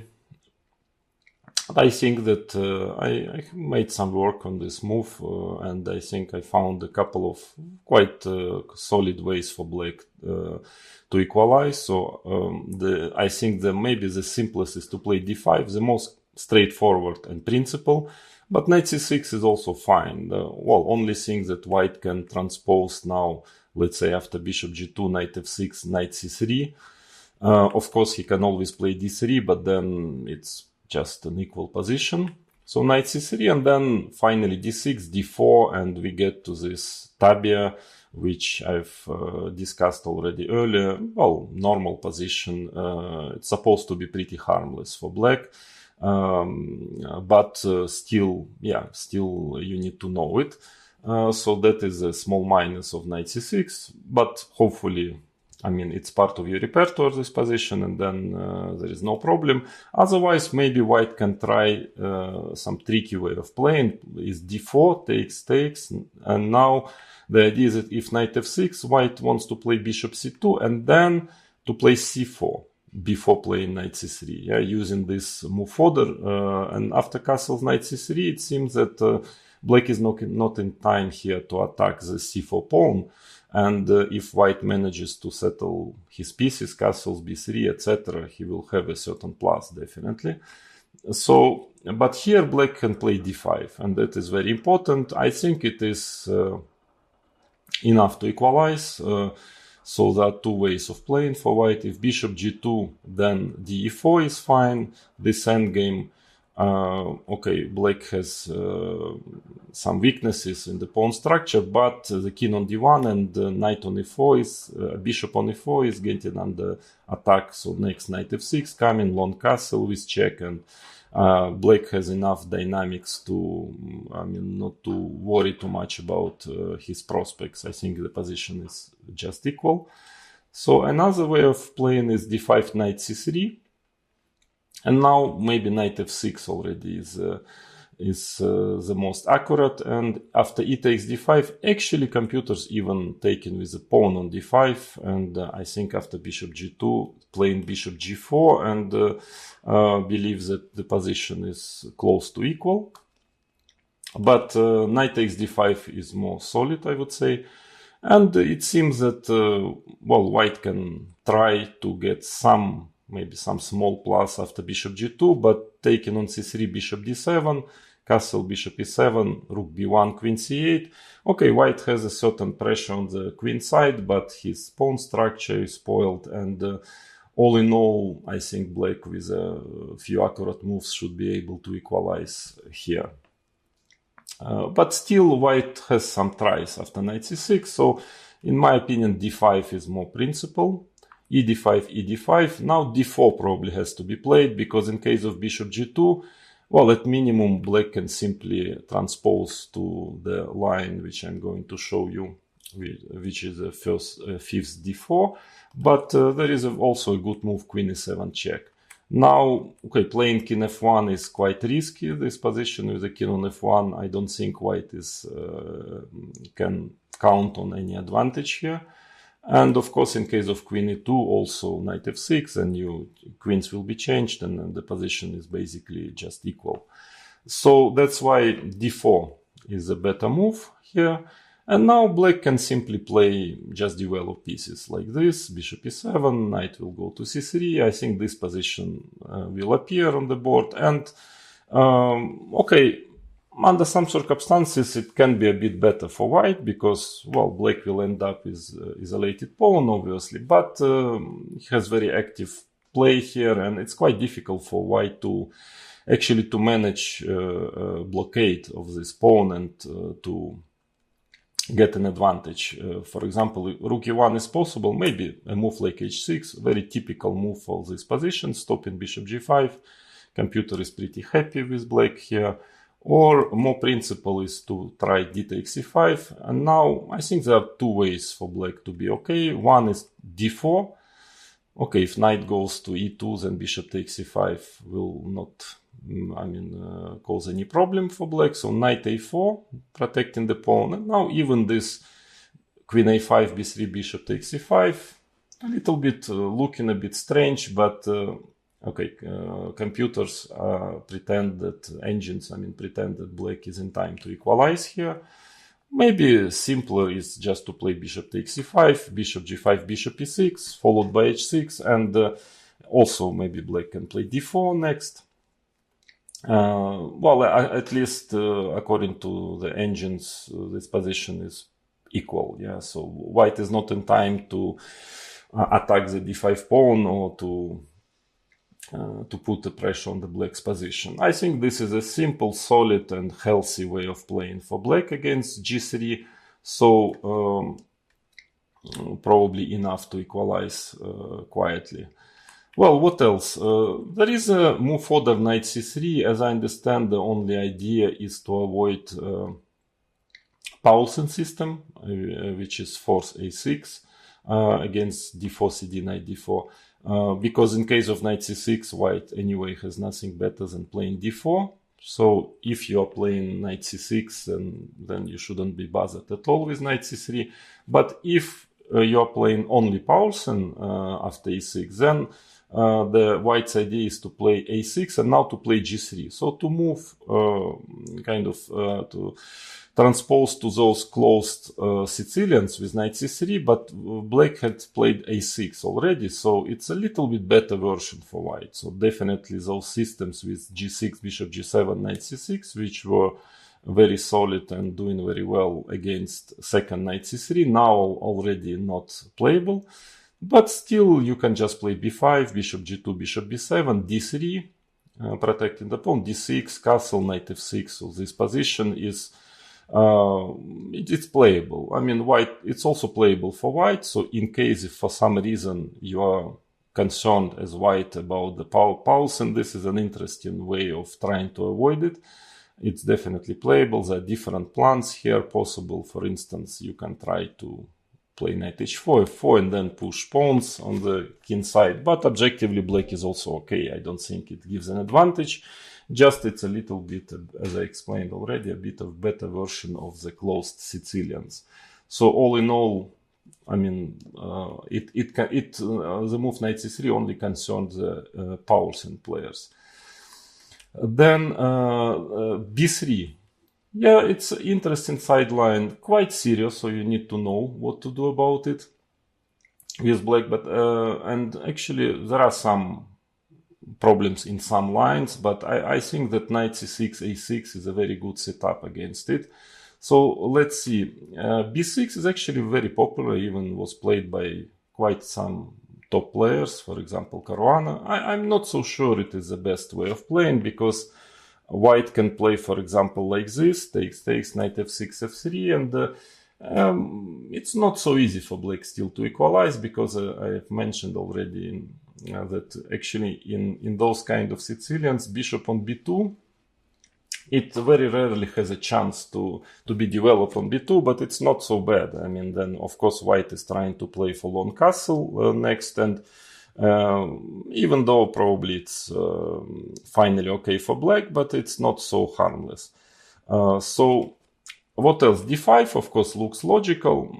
Maybe it equalizes, but not so many people they want to play like this, because you can take bishop b5 check. So now this system is, I think this position should be a little better for white, again because bishop on b2 is quite good, and it will end up in positions with isolated pawn, and probably certain plus for white. But maybe knight c6 is actually okay. Castle, bishop d6, it's a bit risky. Bishop b2, knight f6, and if, let's say, white checks with a queen on e2 or rook on e1, then bishop e6. Okay, you have to consider all those ideas with knight g5. It's a bit, yeah, there is some risk, but if, of course, black will manage to finish his development, he will be fine. But there is not so much theory. I mean, not so many games played like this, but can be checked. It might equalize also. But my advice would be to play whether a6 first and knight c6, or knight c6, bishop b2, a6. There is a big theory, knight f6, e5, knight d5, which, by the way, maybe is also okay, but yeah, it's a little bit strange positions, and you need to analyze it quite seriously. I mean, it's not so easy for black. Then if black is playing d5 here, then bishop b5. This is quite an important move without taking on d5. For some reason, it's more precise. And here, yeah, I think black is experiencing some problems. But I think a6 is good. A6 there were some recent games. For example, I remember a rapid game. Magnus Carlsen played it with white against Fedoseev, and actually Fedoseev got even better out of the opening. I think it's, in my opinion, it's probably the best setup for black, because now what black simply wants to play d5. So if d4, yeah, that is very important. ZD knight d4, and now queen f6. That is a very, very important move. Otherwise, white would probably have a certain plus. But after queen f6, a bit strange, of course, way of playing. But this pin is quite annoying for white. So, for example, bishop e2, bishop c5, c3, knight e7, and actually, as surprising as it sounds, but computers already given a small plus for black in this position. So d4 probably is not a good move, and then in order to stop d5, white is playing c4 quite often, then queen c7, and yeah, actually white is not really in time to get d4 in this position. For example, well, immediately d4 might lose material because the e4 pawn will be weak, so black develops very quickly. In case of g3, there is knight f6, and again, e5 is possible to sacrifice a pawn and to play for compensation, but I don't believe it will be really an advantage, just a compensation at best. So usually white is playing knight c3 here, knight f6, and g3. Yeah, because d4 takes bishop c5. Actually here black has a very nice development, and after knight c6, which is the best move according to the engines, dc6, now black's next move will be e5, and of course he will have no problem at all. So white usually plays g3 here, and now it's important knight d4. So finally black stops white from managing d4, and this type of position finally arises. Castle d6, d3, castle. I think it's just complicated equal position. For instance, one of the possible plan for white is, I don't think it's such a great idea probably to take on d4 and play knight e2, because black is playing e5 and the bishop on b2 is not a great piece. So black just wants to develop, to push b5 at some point. So for example, white can try to play knight e1, bishop d7, f4, b5. Complicated game. I don't think black has any problem here. So in my opinion, this is a very solid way for black to play against the b3 system, but actually b3 is quite a serious move. I remember I was also preparing myself to, just to have it as a weapon, maybe in rapid chess. So pay attention. For white players, you can definitely, b3 is definitely playable. And for people who are listening to this course and want to play it with blacks, my recommendation, at least, even though there are other ways, as I've explained it already, but I think this system is doing pretty well for black. So that is all about b3, and let's move to this c4. Actually, it was always considered to be completely harmless, but nowadays, and it's probably still, I would say, harmless, but it's a bit more complicated than was considered earlier, because after knight c6, okay, there is one system is to play knight c3, knight f6, bishop e2. So white is, I mean, d4 will lead to a transposition and to the position we are going to consider just after. Bishop e2, now white wants to play d4 and castle. So black's best move, not the only move, but the best move is d5. And here there were lots of games, a big theory actually here, but not too dangerous. In case of cd, d5, knight d7, actually it leads just to equal position, pretty drawish position. After knight takes d5, for example, knight d5, and it ends in a kind of empty position, which would probably be a draw at the end. Main line is ed, d4, and here black has a couple of ways to equalize. One is bishop e6, and now the main line goes like this: castle, dc, bishop e3. So white is trying c takes d4, knight takes d4. White is trying to, well, to use his development advantage to get something out of the opening, but probably one of the quite good ways here is takes queen a5. This is what, by the way, Alexander Grishuk played against me in classical chess in Kazan 2011 candidate matches, and even though finally I was better, but I think out of the opening he managed to equalize. So, but to me, I mean, just to make it simple, I think also c takes d4 is good enough. Knight takes d4, d takes c4, the most straightforward way of playing. Knight takes c6 and exchanging the queens, bc, bishop takes c4, and okay, there were quite many games in this position. Well, because of course, pawn structure, white keeps some, well, very minor, minimal advantage, but, well, it's not really serious. So black can play bishop b4 check, for example, bishop d2, and exchanging bishops, and there were quite some games, okay, mostly ending in a draw. Also, another quite a good move is, in my opinion, bishop c5, with the idea, in case of bishop e3, to play bishop b6, just to keep...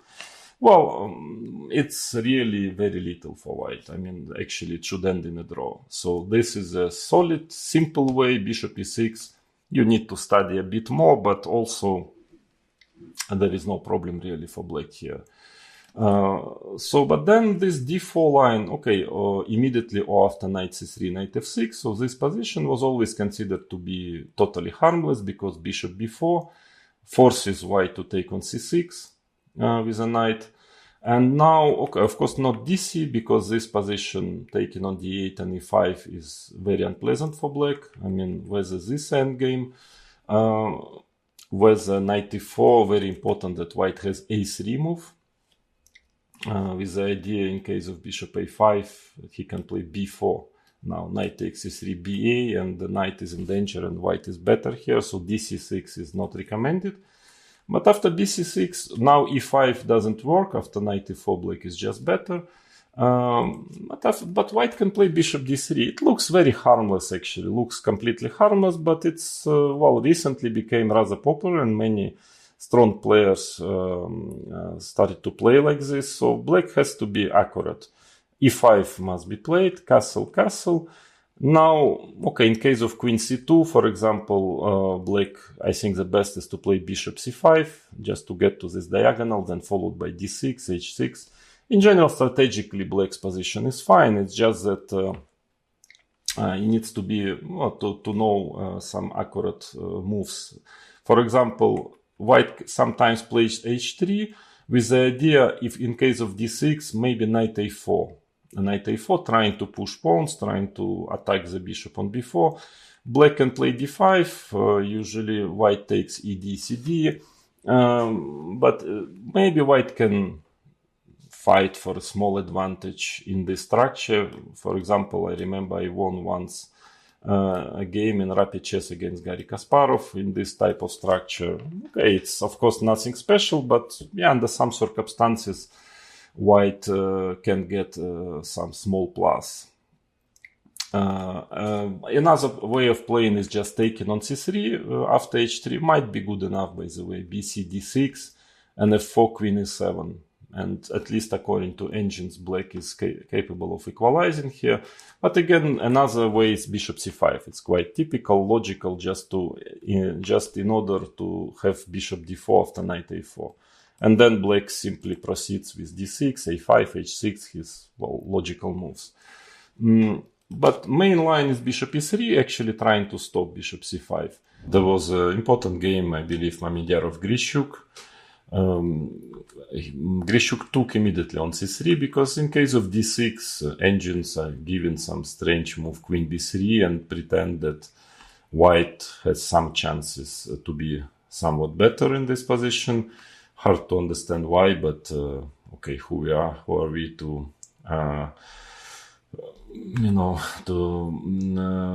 have our own human opinion.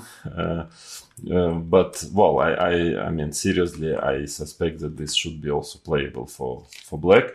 But maybe bishop takes c3 is more clear-cut way to equalize. B takes c3, d6, and now Mamedov played c5. After d5, e d5, knight takes d5. All this is the first line of computers, so probably both players, I'm pretty sure, they were still in the home preparation, and white had a bit of pressure, very little during, in this game, but finally black, I cannot say that black had any serious problems to equalize and to make a draw here. So this position, all in all, is is not that harmless as it was considered some years ago. So the engines, they brought a new life into this position. So it's black has to be careful, has to know what he is doing. So you can actually definitely have it as a reserve, maybe variation, part of your white's repertoire. But again, as you see that, it shouldn't represent any danger really for black player. And if you know that you have to play e5 here, and some small nuances like, the bishop c5 is one of the ideas here. In case of bishop e3, maybe you better take first on c3 and play d6. So I'm sure that black is capable of equalizing here as well. And finally, let's check c3. As I've mentioned already, it is the most serious sideline against e6. Definitely can be a part of your repertoire with white.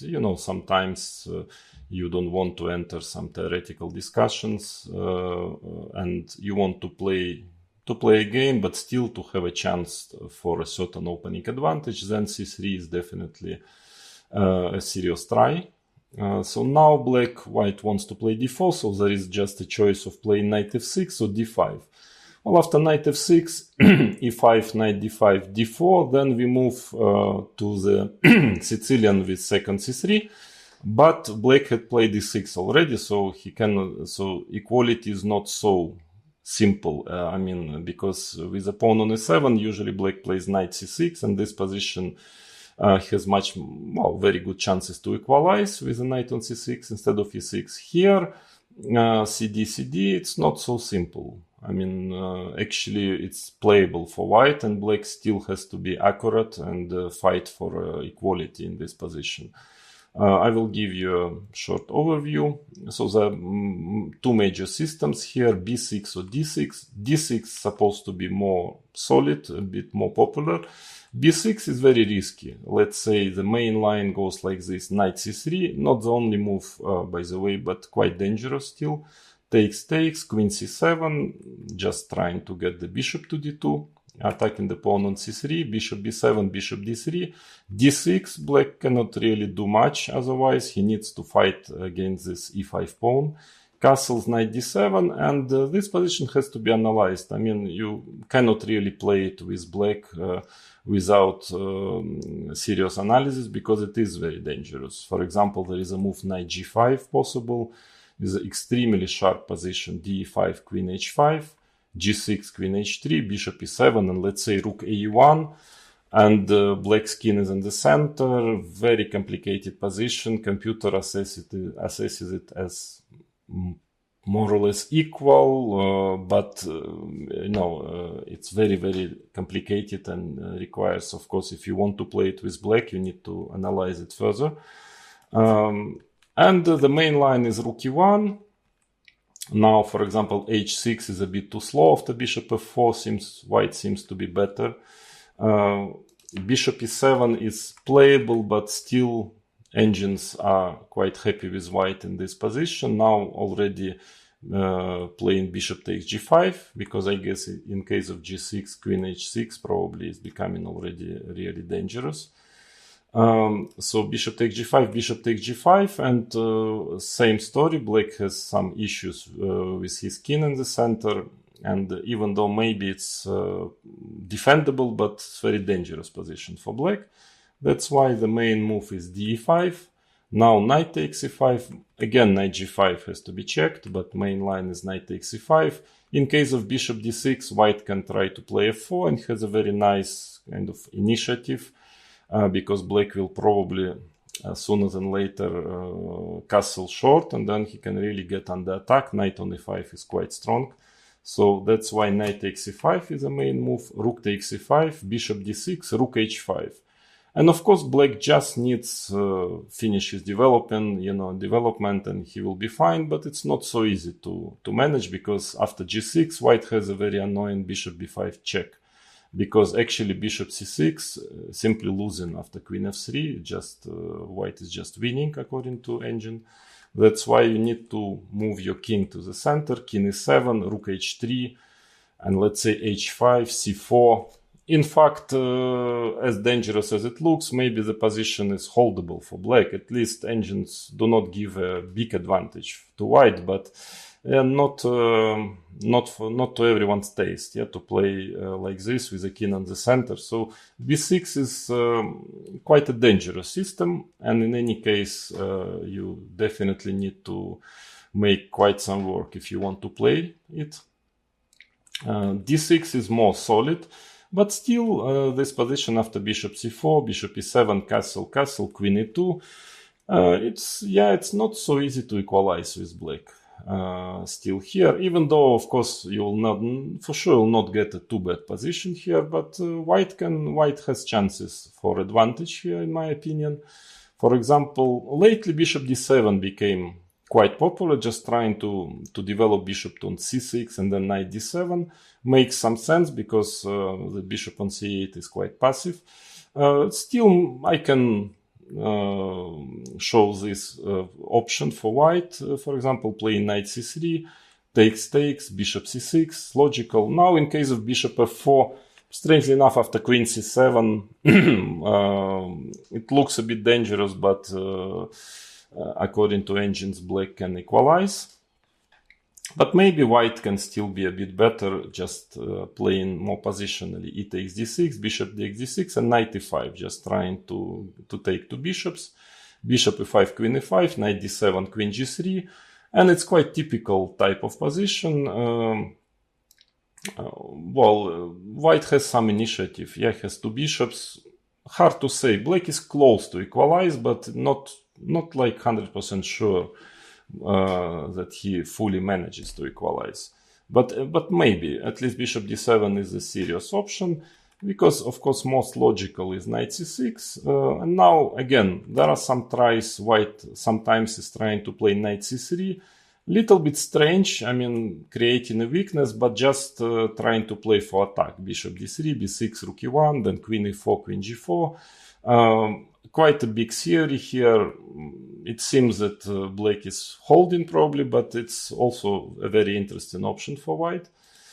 I think the main move is rook d1, and now actually black can simply try to take the bishop, to exchange it for the knight by playing knight a5, but I'm not sure it's so easy to equalize. First of all, even this type of position, taking on d5, bishop f4, then exchanging on d6, and the white square bishop on e6 is a bit limited, so I believe even if computer says it's just equal, still it's a bit more comfortable to play with white, but not much. But actually simply giving up this bishop for the knight, playing bishop d3, knight b4, that is the idea. And knight c3, it's also not so easy. Knight takes d3, rook takes d3, not easy to equalize, because white has a quite dangerous, serious prospects on the king side. For example, if b6, threatening bishop a6, white can play b4, knight c6, a3, and then bishop f4, let's say d5, because sometimes white can also get d5, bishop f4, and yeah, I don't like this position for black. Very, very dangerous in my opinion. Some attack might start soon. So knight a5 I wouldn't recommend. Main move is queen c7 in this position, and let's say white plays bishop d2, sometimes trying to go knight c3, rook d8, and there are different moves in this position. All in all, black is very close to equalize, I must admit, but no guarantee. I mean, it's definitely playable for white, and life is not so easy for black here. So actually, after already c3, e6, c3, knight f6 is not as good, you know, as second c3, knight f6. Therefore, after c3, quite many players are playing d5 here. Now, the point is that white cannot really manage to get to this French defense if he is playing it French with 35, because after e5, I mean, knight c6, d4 would just transpose to French, but black has d4. It's very, very important resource that after d4, black is doing perfectly fine. Therefore, white should probably take on d5. And now, well, black can transpose to this system, which we considered in detail in the lessons, in the lesson about second c3. So the move order was like this. Yeah, I just remind you. You can check it in one of the lessons of this course. So c3, d5, e d5, queen d5. Let's say knight f3, knight f6, d4, e6. Yeah, so we considered this variation. It was, well, not so harmless also for black, not so easy to equalize. So this black can have, of course, after d5, ed, queen takes d5, but again, white still has chances for some advantage. But e takes d5, it's d4, it's probably okay. I will give you a certain summary on this position. But again, well, white keeps maybe a very, very minimal, but still a certain small plus white keeps in this position. There are two ways of playing. White is one is knight f6, trying after bishop b5 check to play bishop d7 to change the bishop.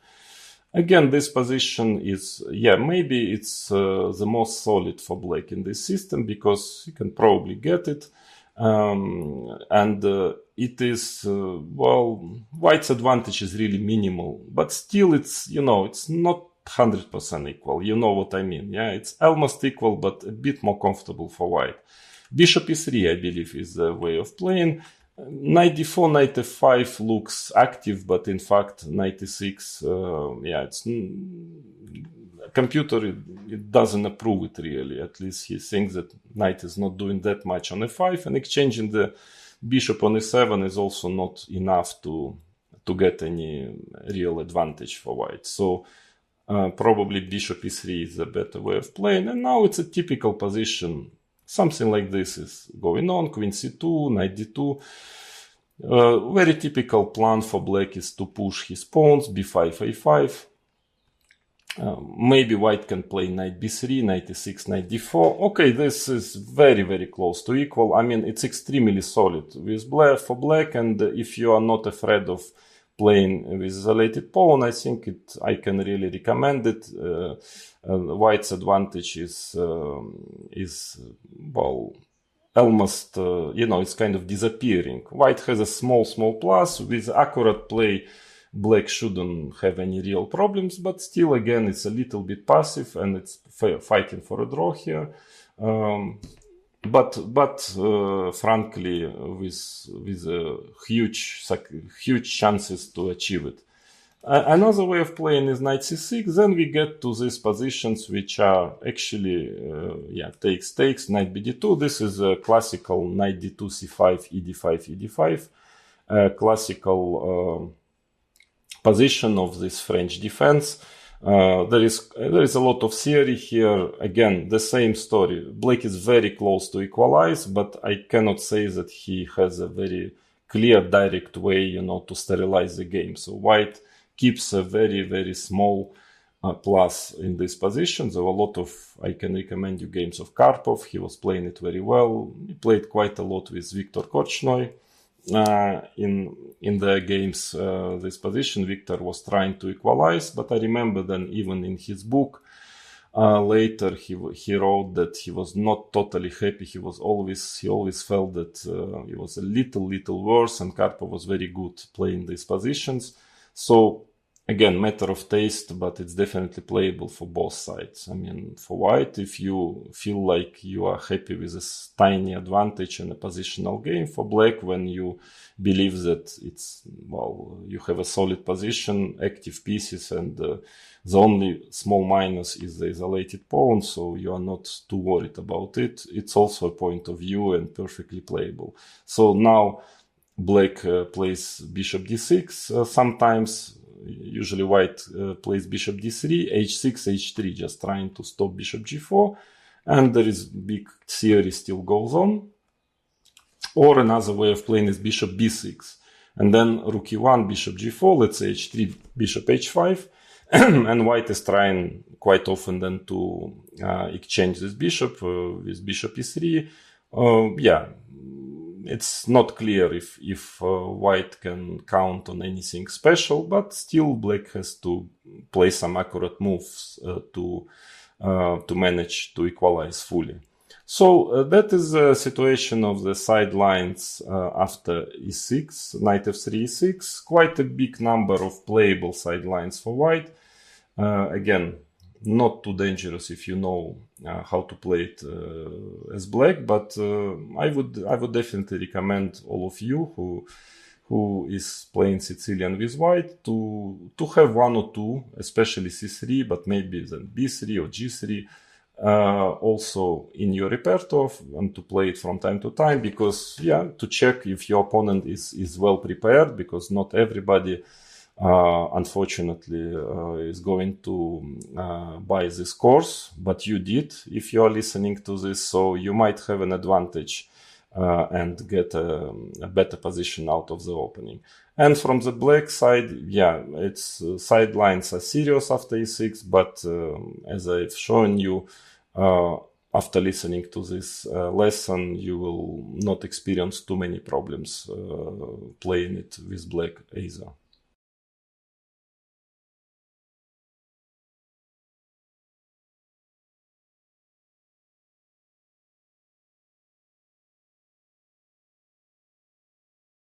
Hello, now we continue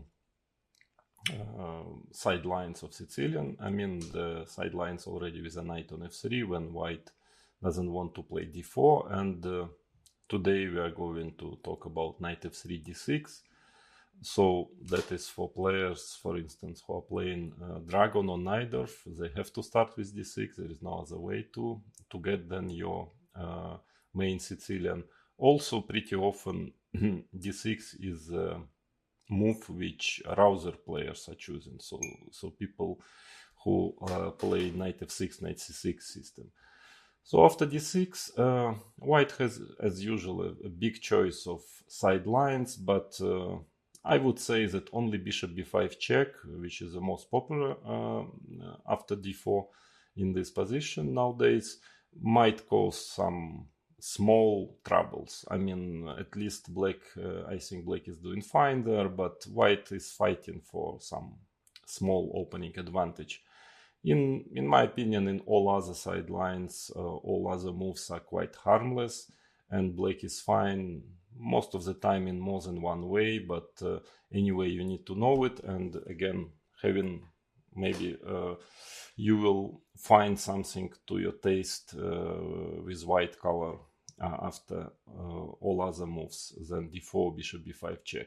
So let's start with the craziest one, which is b4. Well, it is definitely better than the second b4, that is for sure, but still not good enough to get an advantage. Not 100% sure enough to equalize even, but okay, at least it's romantic. So d4, knight f6, bishop d3, and of course black can just play g6, and white usually castles, at some point plays a3 and trying to get some compensation for the pawn because of the center. Well, definitely it's not really compensation more than for equality, but still there is some play.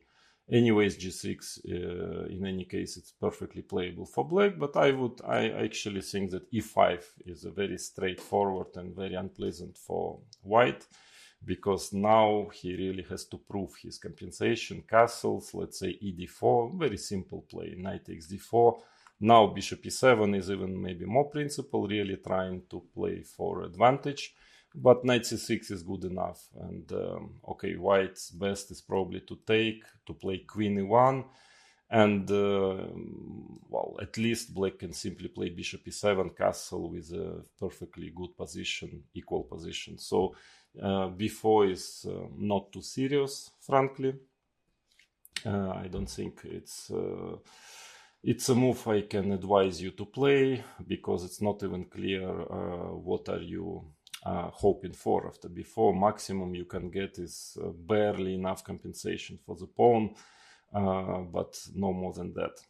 So then b3, as I mentioned already, then it's better to play second b3 already, because here simply knight is already on f3, and you cannot get f4. So let's say black is playing like this, and after bishop b2 he can always play e5, just blocking this bishop. And since, if you remember, with a knight on g1, white had a plan playing bishop c4, knight g2 and f4 to activate this bishop. Now he doesn't have this option, and he's not really fighting for advantage. So b3 here is also not recommendable.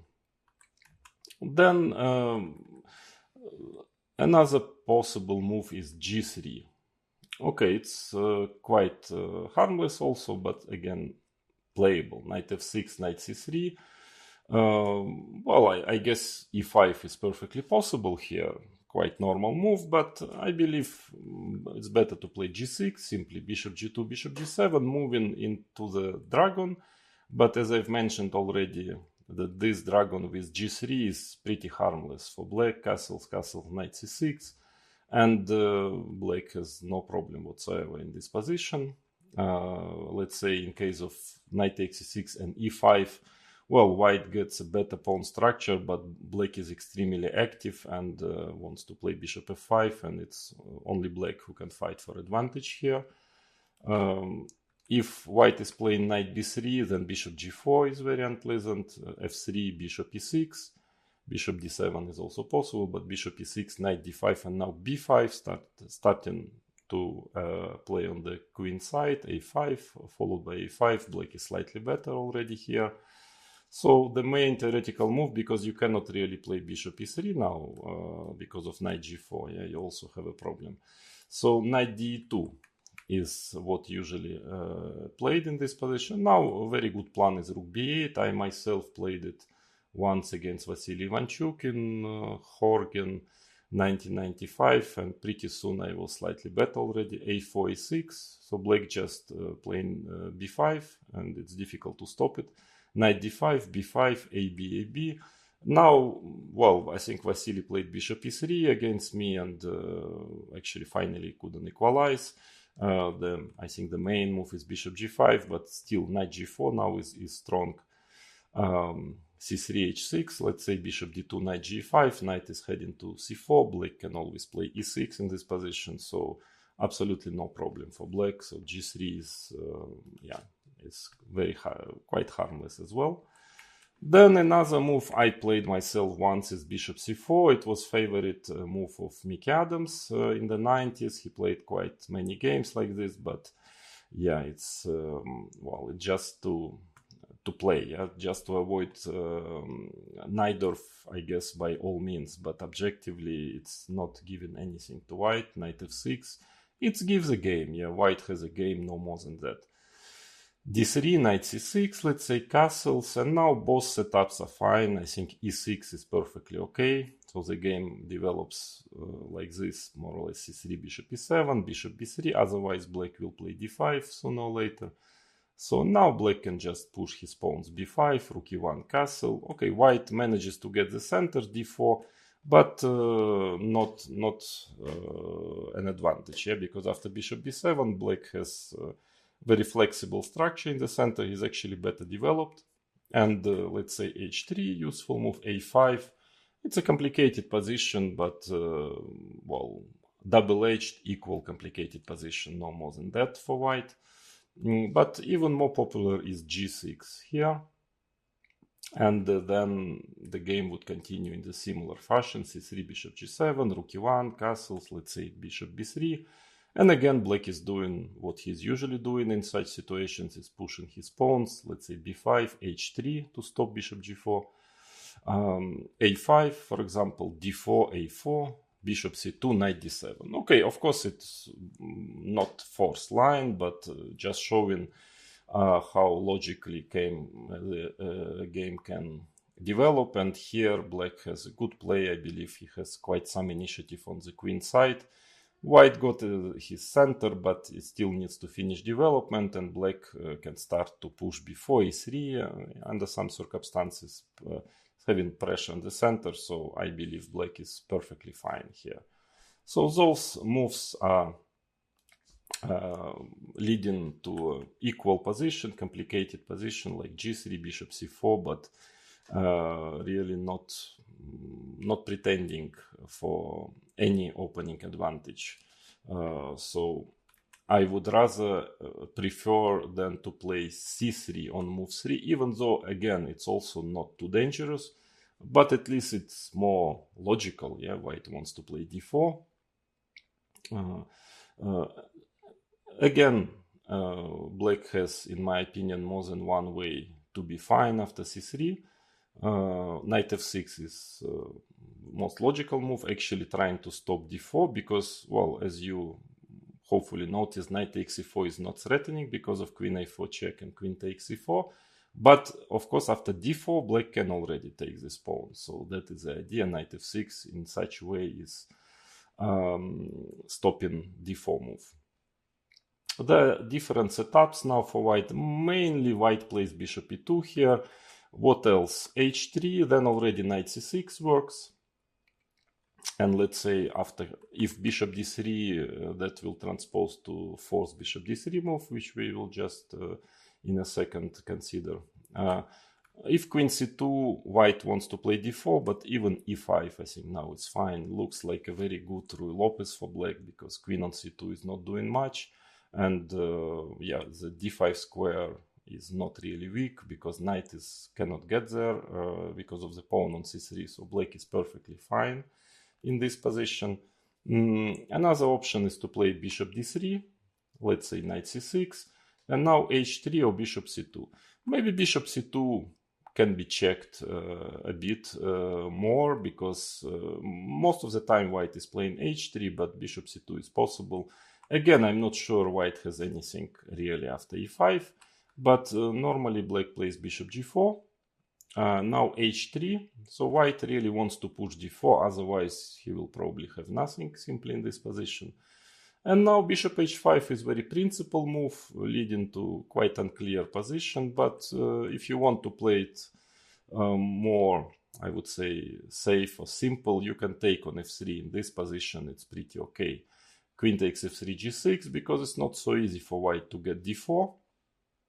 Because, for instance, after queen d1, black has this interesting maneuver, bishop h6, actually stopping d4, because then you can take on c1 and take on d4. And according to engines, again, black is doing perfectly fine. But bishop h5 is more principal than d4 is the idea.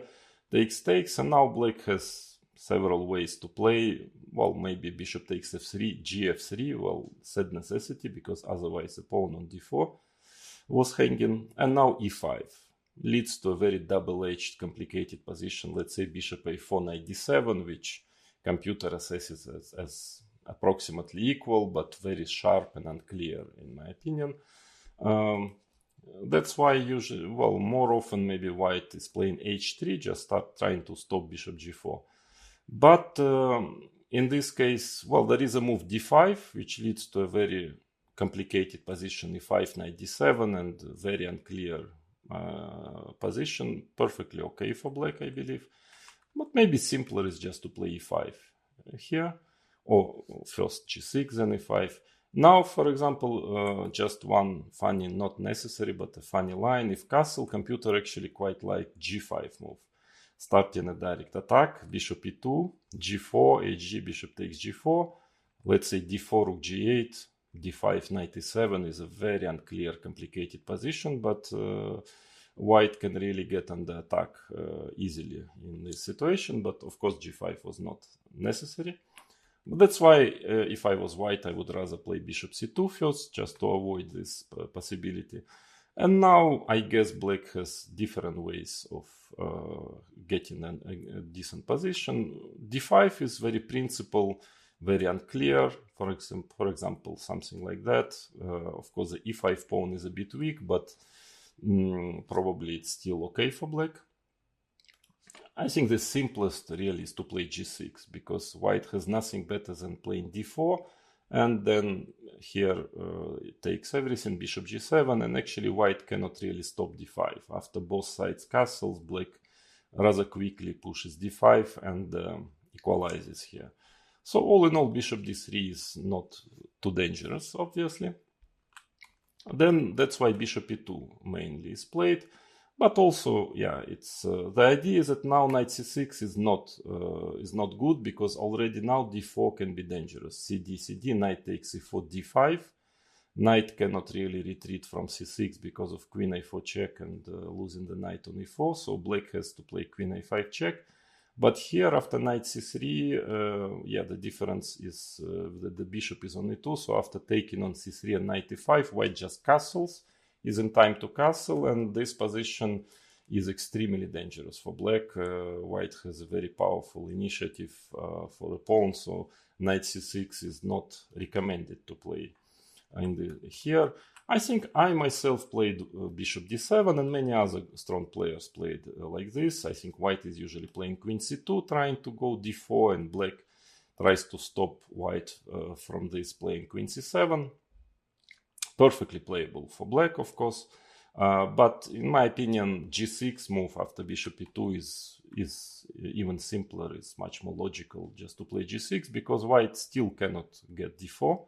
So he castles, bishop g7, and now maybe the only chance for white is a very strange move, bishop b5 check, losing a tempi, but at least like this, he is managing d4, because after, if he plays rook e1, castles, bishop f1, then whether you can even play e5 straight away, but also knight c6 with the idea h3, e5, and it's, yeah, I mean, you have no problem at all. And in case of d4, black is also doing very well, attacking the center very quickly by playing bishop g4, and let's say d5, knight e5. Knight bd2, now many good moves, queen a5 to me looks most logical, and why black is at least equal here. So this is really harmless. That's why bishop b5 is a kind of try. Was quite popular at some point at the end of 90s, was played by Adams, Anand, but frankly not too dangerous also. So now I can offer you two different options. One is more, I would say, complicated, maybe trying to play for a win. Another is solid and rather safe. Maybe knight bd7 is not the best move here, because after rook e1, a6, bishop f1, white manages d4, and even if it's, of course, still perfectly playable for black, but maybe there is a chance for white to get some small advantage. But if you want to play sharp, then knight c6 is a move. Was played in the game, if I remember correctly, Anand Gelfand from Groningen World Championship FIDE tournament, 1998, I think, or 9, don't remember already. But Anand won the game, but the position is very unclear. d4 castles, d5, Now, well, you can play knight a5 first, rook e1, e6, let's say bishop f1, rook e8. Very strange position with this knight. Of course, knight on a5 is out of play, but you cannot really take this knight yet. But black has, well, some advantage in development, and in general, I think is doing quite fine, even though the position is pretty complicated. Computers nowadays actually recommend playing a6 first, bishop d3, knight a5. And again, in case of a4, there is e6. So black, of course, has to hurry. I mean, with this knight on a5, has to try to break through in the center. But yeah, it seems that he is in time. For example, bishop g5, h6, bishop h4, one of the possible options, b5, knight bd2, e6. Well, very complicated position, quite unclear, according to computer, pretty equal and unclear. So knight c6 is, to me, is perfectly playable if you want a sharper game, but if you want a solid position, then bishop d7 is, I can recommend also. Bishop takes d7, knight takes d7, rook e1 or queen e2, I think you would probably do the same, knight e5, or rook e1, and now probably knight e5 is simplest, because I guess taking on e5, d5 shouldn't really give white anything. So knight e5, finally white at least manages to get d4 in this position. But you take on f3, play knight d7, rook d1, I guess black castles. Well, white has a center, but already lots of pieces exchanged, and even if he has some plus, it's really nominal. I think black is very close to completely equalize, or maybe actually already completely equalized. So those were the moves when white is not trying to play d4. Couple of other sidelines with d4 before we move to bishop b5 check. So let's say knight c3. I played once like this against Nakamura, I think in Stavanger 2017 maybe. The idea was after knight f6, well, first of all, there is a move e5, but really harmless. Yeah, nobody plays it like this anymore because takes, and now a6. This move is the most precise, just to avoid all kind of checks on b5, and then, well, white really gets completely nothing in this position. Only thing you have to watch out after bishop c4 not to get mated in one. But after a precise reaction e6, it's only black who can try to get some maybe small plus. He wants to play b5, and after a4, for instance, queen c7, kicking this knight, and let's say here, for example, black is already slightly better. So usually white is playing bishop e2, but because white cannot really get d4, so it's pretty harmless. Yeah, knight on e5 is active, but it's basically the only active piece in white's position. So black is perfectly okay after e6, but queen c7 maybe is even more precise, because now let's say d4, e6, bishop f4, bishop d6, bishop g3, knight bd7. I saw recently a game like this. Somebody played it with white, some strong grandmaster. Now knight g4. This is all the first line of engine. And well, finally we can conclude that white managed to equalize probably in this position, but he has no shade of advantage. So this e5 is really harmless. But d4, cd, queen d4 makes some sense. So now knight c6 is main move. I think Hikaru played a6 against me, but that is not so accurate, because white has e5, knight c6, queen a4, and black is practically forced to go into this position, taking on e5, playing bishop d7, knight d7, queen d7. I played bishop d2 here, trying to make long castle, and I was pressing the whole game. Nakamura managed finally to make a draw, but it's not completely equal. White is a little better here, so I would definitely recommend you to play knight c6. Here, bishop b5, bishop d7. And, okay, now with queen d3, for instance, black just plays g6, bishop g7, having a fantastic dragon, and no problem.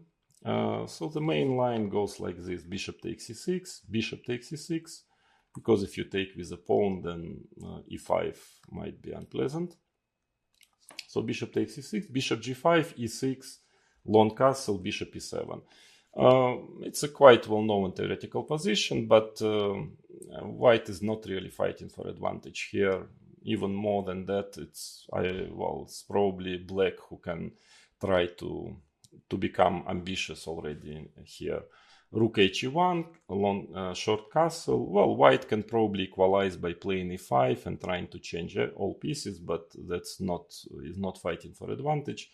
Normally, white would play king b1 and then try to get the setup like queen d2, knight d4. For example, if black plays quite reasonable move queen c7, then white would do queen d2 and knight d4, rook b8, f3, g4, starting some attack there. Black is starting his counterplay, so it would lead to this position. For example, very complicated and clear position when both sides has their trumps, objectively probably pretty equal, but of course very complex position. But in fact, then Garry Kasparov, he kind of buried this line, I believe, playing against Peter Svidler in Linares 99, I think. He played h6, and this is very strong because white cannot anymore even get this setup. The problem for white is that if he takes a pawn, that by force black is actually getting a better endgame, queen b6, and computer pretends that it's pretty forced now. They play queen d2, rook d8, queen e3, taking on c3, and after all exchanges, black takes the pawn on e4 back with a better endgame. So then Peter Svidler played bishop h4, and now not the only move by far, but Garry played rook e8, showing another piece of his excellent preparation. And actually, it's not clear what to do next with white, because he cannot really play queen d2. I mean, he can, but black has, first of all, rook c8 is possible, but actually knight takes e4 simply works. Knight takes e4, and now, okay, in this position, it's only black who can fight for something. Therefore, Peter played bishop g3, and after d5, black, with the idea e5, knight e4, black equalized, at least equalized, and Garry won the game in a great style, as usual. So I don't think this line is very prosperous also for white. I mean, it's complicated and playable. Again, depends on the level and time control, but in general, definitely it shouldn't worry you if you are playing d6 with black. So another couple of side lines. First is d4, c takes d4, queen takes d4. Also quite popular. I mean, one of the ways to avoid playing, learning a lot of theory and just to play a game. But again, do not cause black too many problems. Knight c6. Now bishop b5. Well, black, sometimes white just plays queen e3, g6, bishop e2, and playing this kind of position. h3 castles, rook d1, let's say bishop e6. Well, in Dragon, in general, if white is not playing for long castle and for mate, most of the time black has a perfectly fine position. And here white lost quite some tempis with a queen. Well, it's an equal playable position, no more than that. So the main move is bishop b5. And now recently in the candidates in Madrid, there was a game, I think that Firuza, he equalized with black against Rapport. He just played a6. Main line is bishop d7, but a6 is also very principal move and might as well be good enough. Take on c6, bc6, c4, and now e5, queen d3, knight e7. Very straightforward way of playing. Black wants to play maybe even f5, or at least knight g6, bishop e7, castle f5 to have a very active play. So Rapport played c5, and then black went knight g6, cd, queen takes d6, and this endgame is, fairly equal. White has a nominal plus. Well, he almost managed to win the game, but objectively it's pretty equal position. So one of the few possible ways for black to equalize in this line, probably.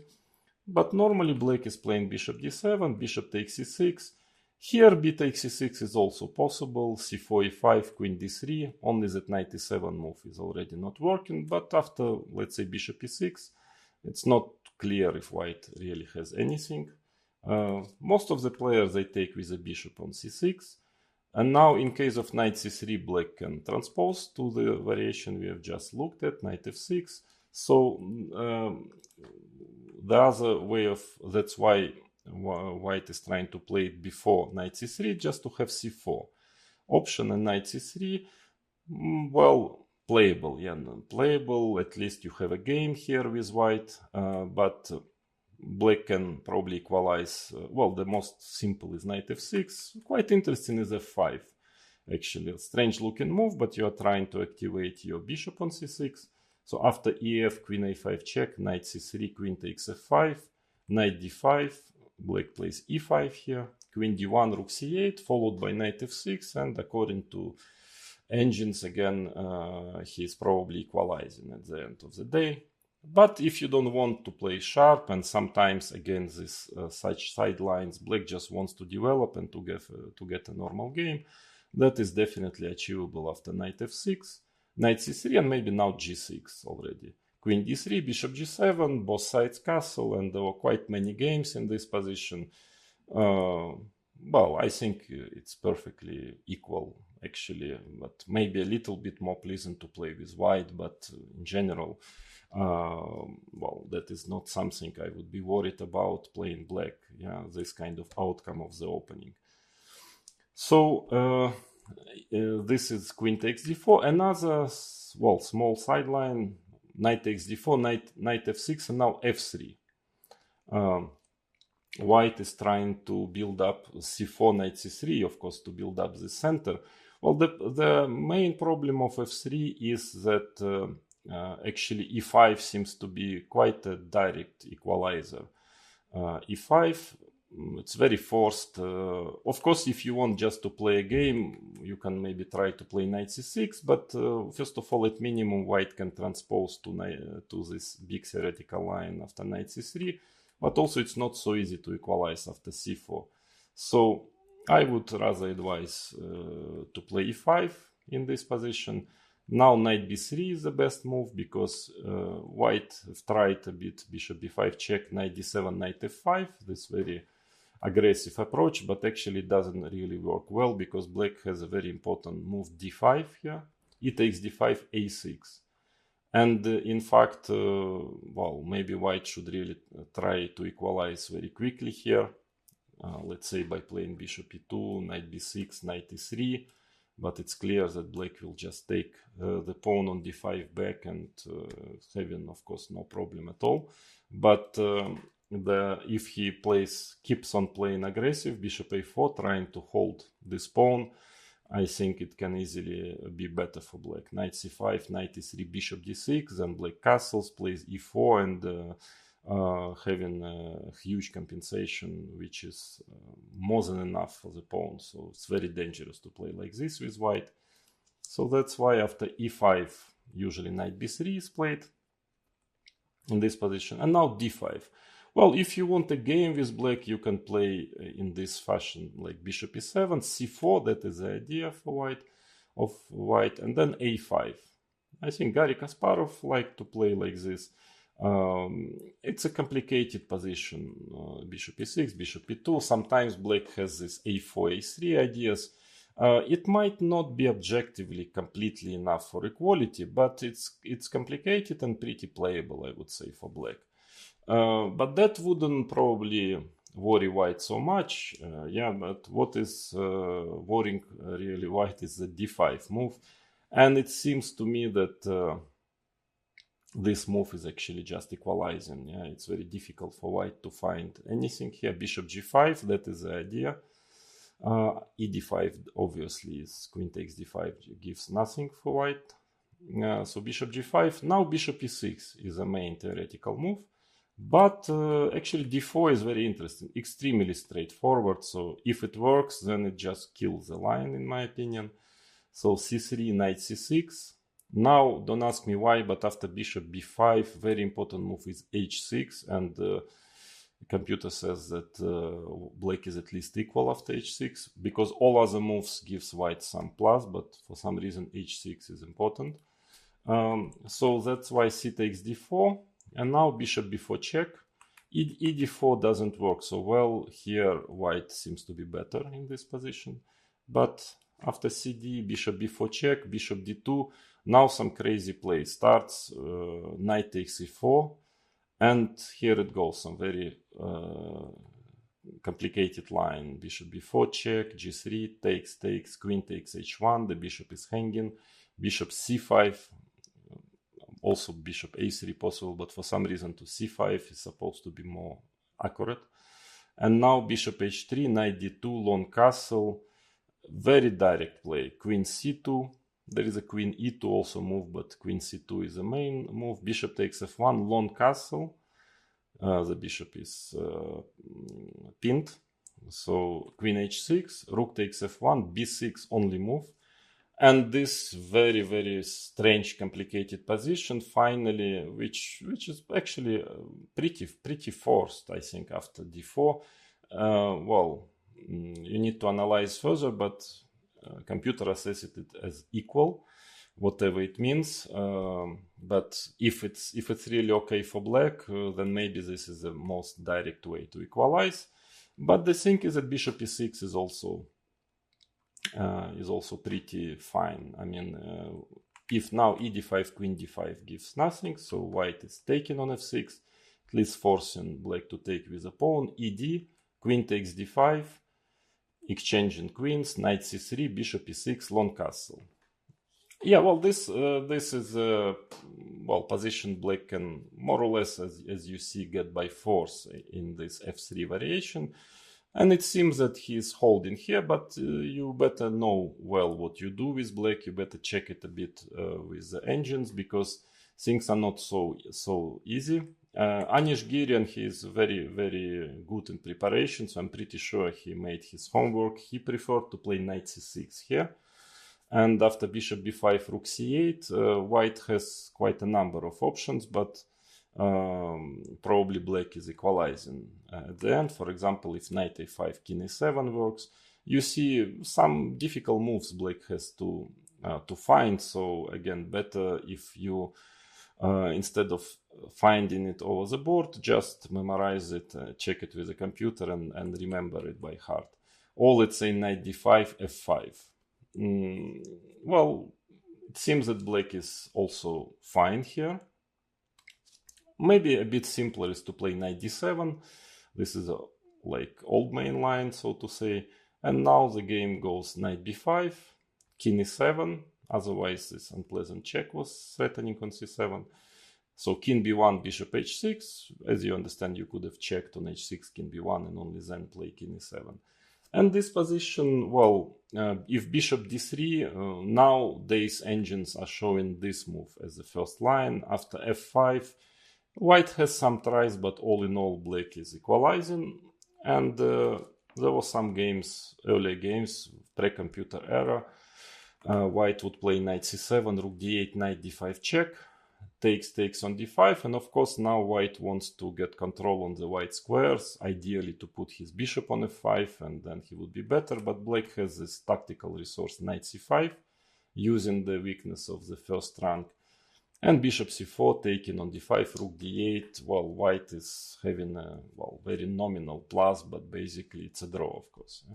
So this line is quite serious. I mean, you need to know with black what you do, and you can probably try it with white also. But frankly, if you analyze it well, I have a feeling that both d4 here and this endgame after bishop e6 will be sterilized, sort of, and it will lead to a draw, basically, most likely.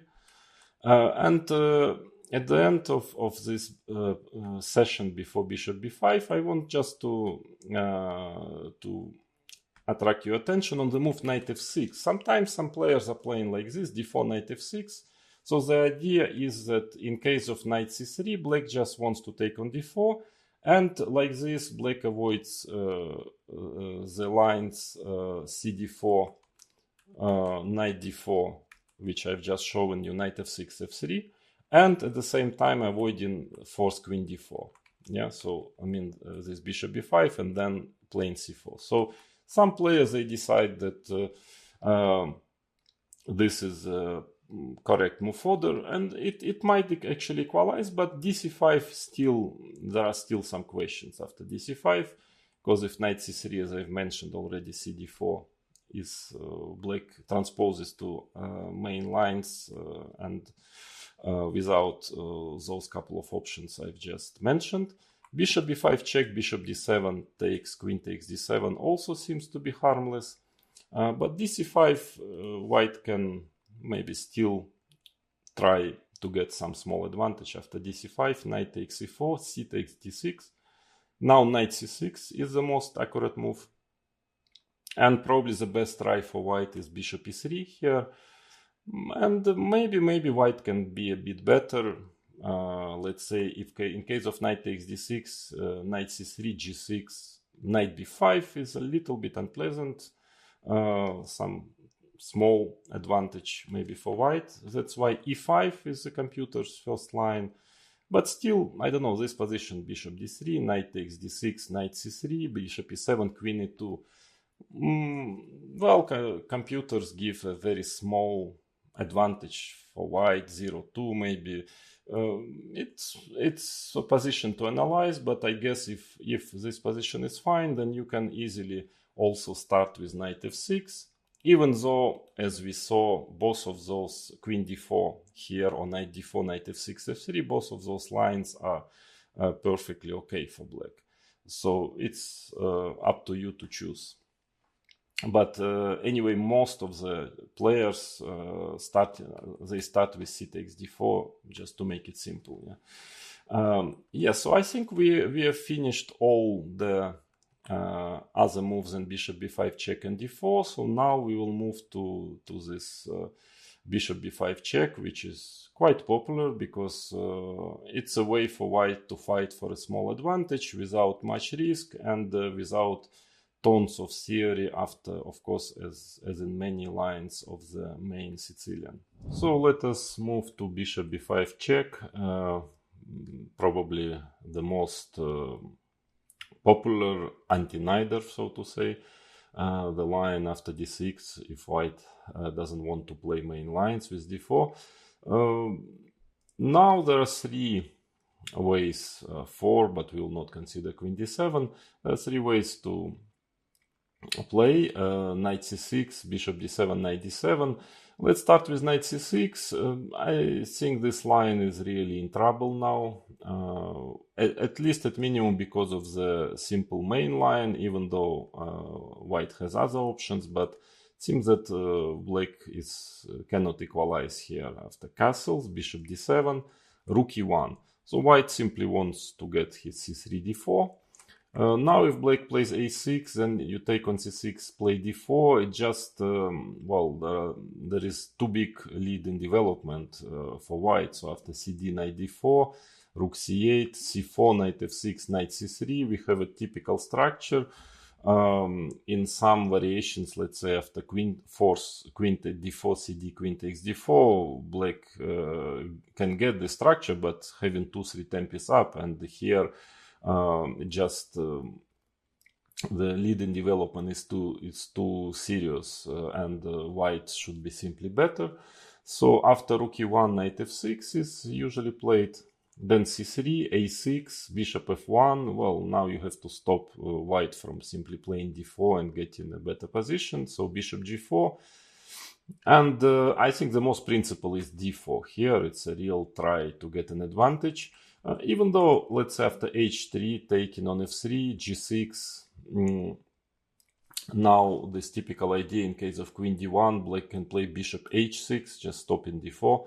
That should be more or less okay, but simply d3, bishop g7, let's say bishop e3, castle, knight d2, white is ready to play d4, black trying to play knight d7, then b5, but still white has two bishop. It might still be a bit better for white, even though of course not too much, but the d4 is really causing a lot of problems. cd4, cd4, Now d5 or e5. Well, I think e5 is lesser evil, because after d5, e5, it really gets extremely dangerous. For black, knight g8, of course, yes, black wants to get e6, then knight e7, attacking the pawn on d4, but just losing too many tempes to that it works. You know, it shouldn't really work. You can see how big is white's lead in development. So here, first of all, I'm not quite sure that just playing like this, that black can fully equalize, but there is also very, very dangerous move e6. Bishop takes e6, rook takes e6, simply an exchange sacrifice, fe, queen b3, and okay, black needs a lot of time to develop still, and white has a very powerful initiative. Okay, it's exchange down, no really big threats. I mean, not that white is just winning material soon, and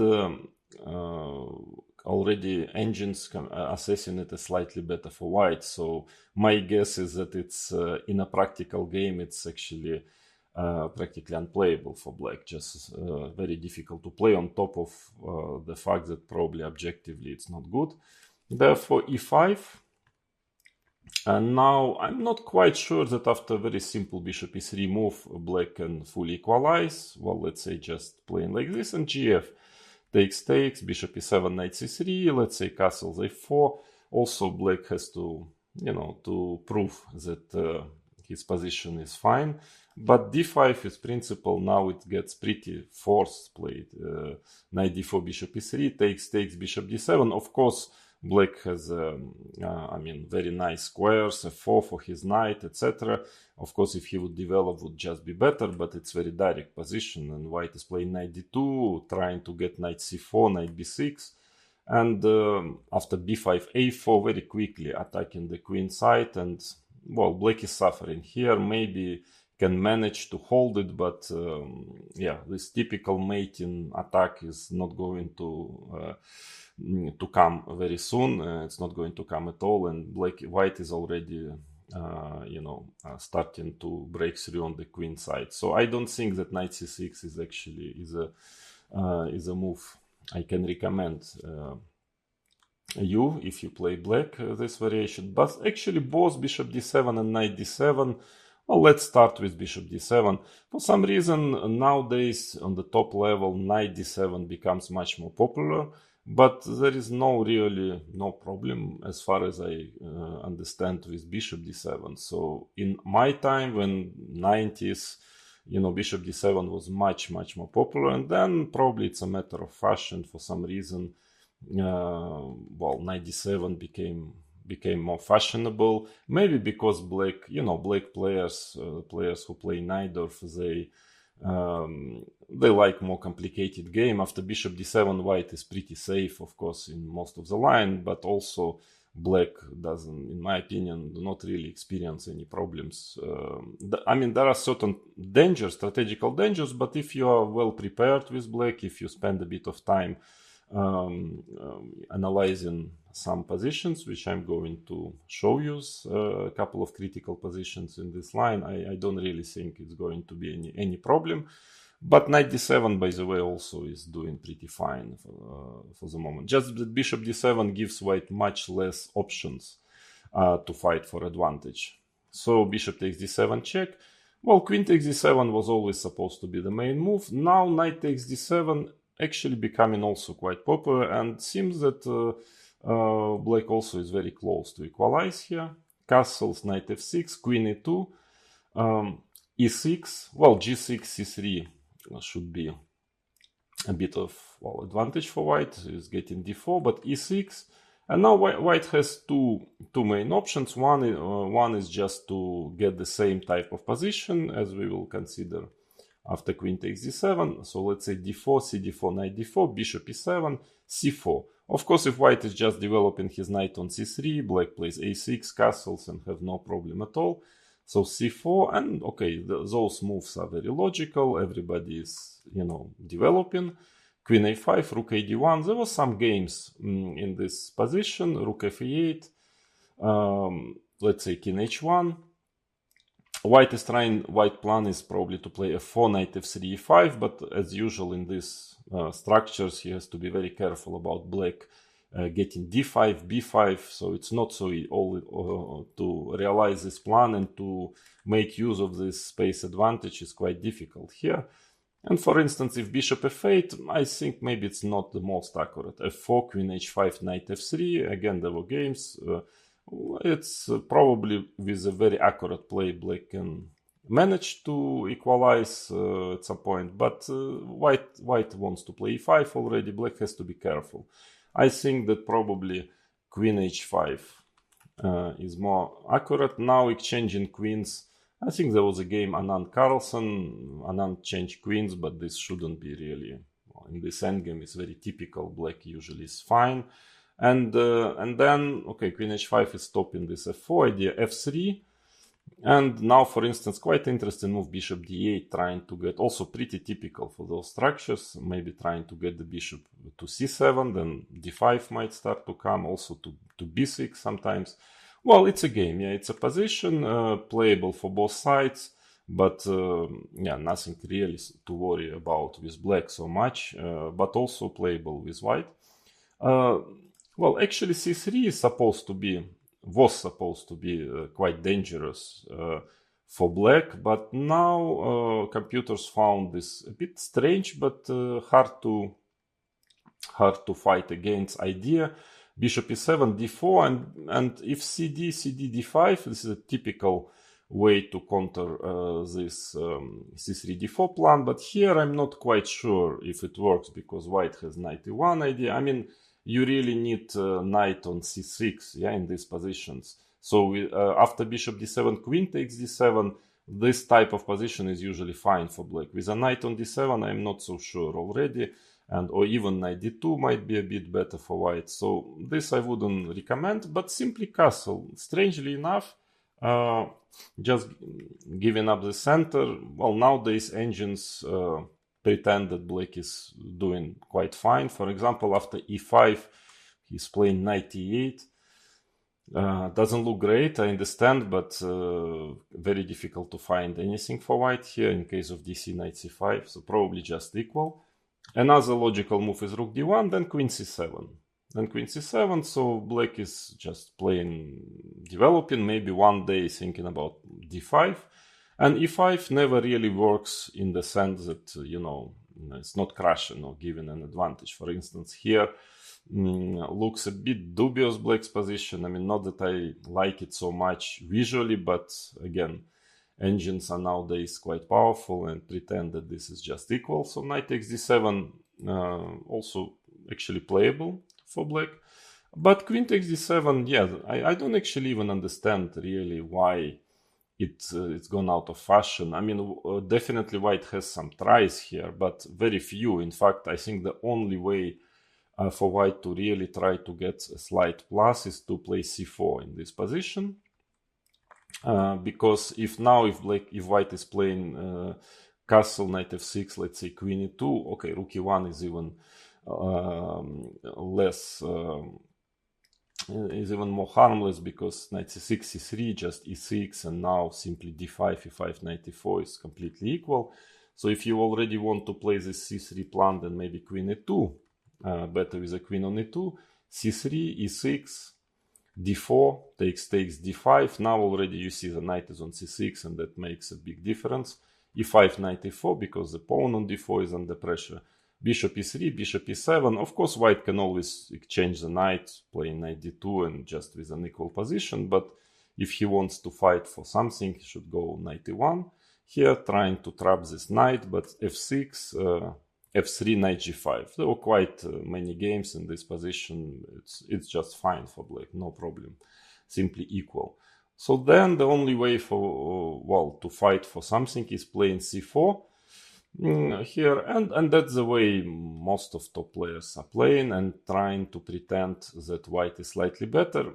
Again, yeah, it's true that if white managed to settle all this so-called Marazzi structure, trying to play d4, takes, knight to c3, b3, f3, he can be slightly better, even though not so much, I mean, black's position is very solid.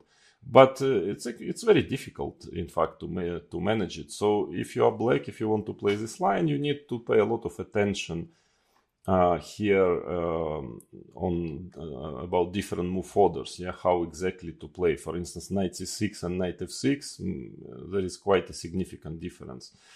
Another story is that there is a strange move e5, a little bit strange because, well, limiting your bishop, but it seems like d5 square is weakened, but then at least like this black can stop white from playing d4, and quite strong players were playing it. I mean, also very strong, even Magnus Carlsen have played it once. d3, and then the black's plan is to play bishop e7, bishop d8, knight g7, sometimes trying to get f5. It might be perfectly playable. In fact, probably white's only chance to get something is to try quickly to play b4. So a3, bishop d8, castle, knight e7, b4.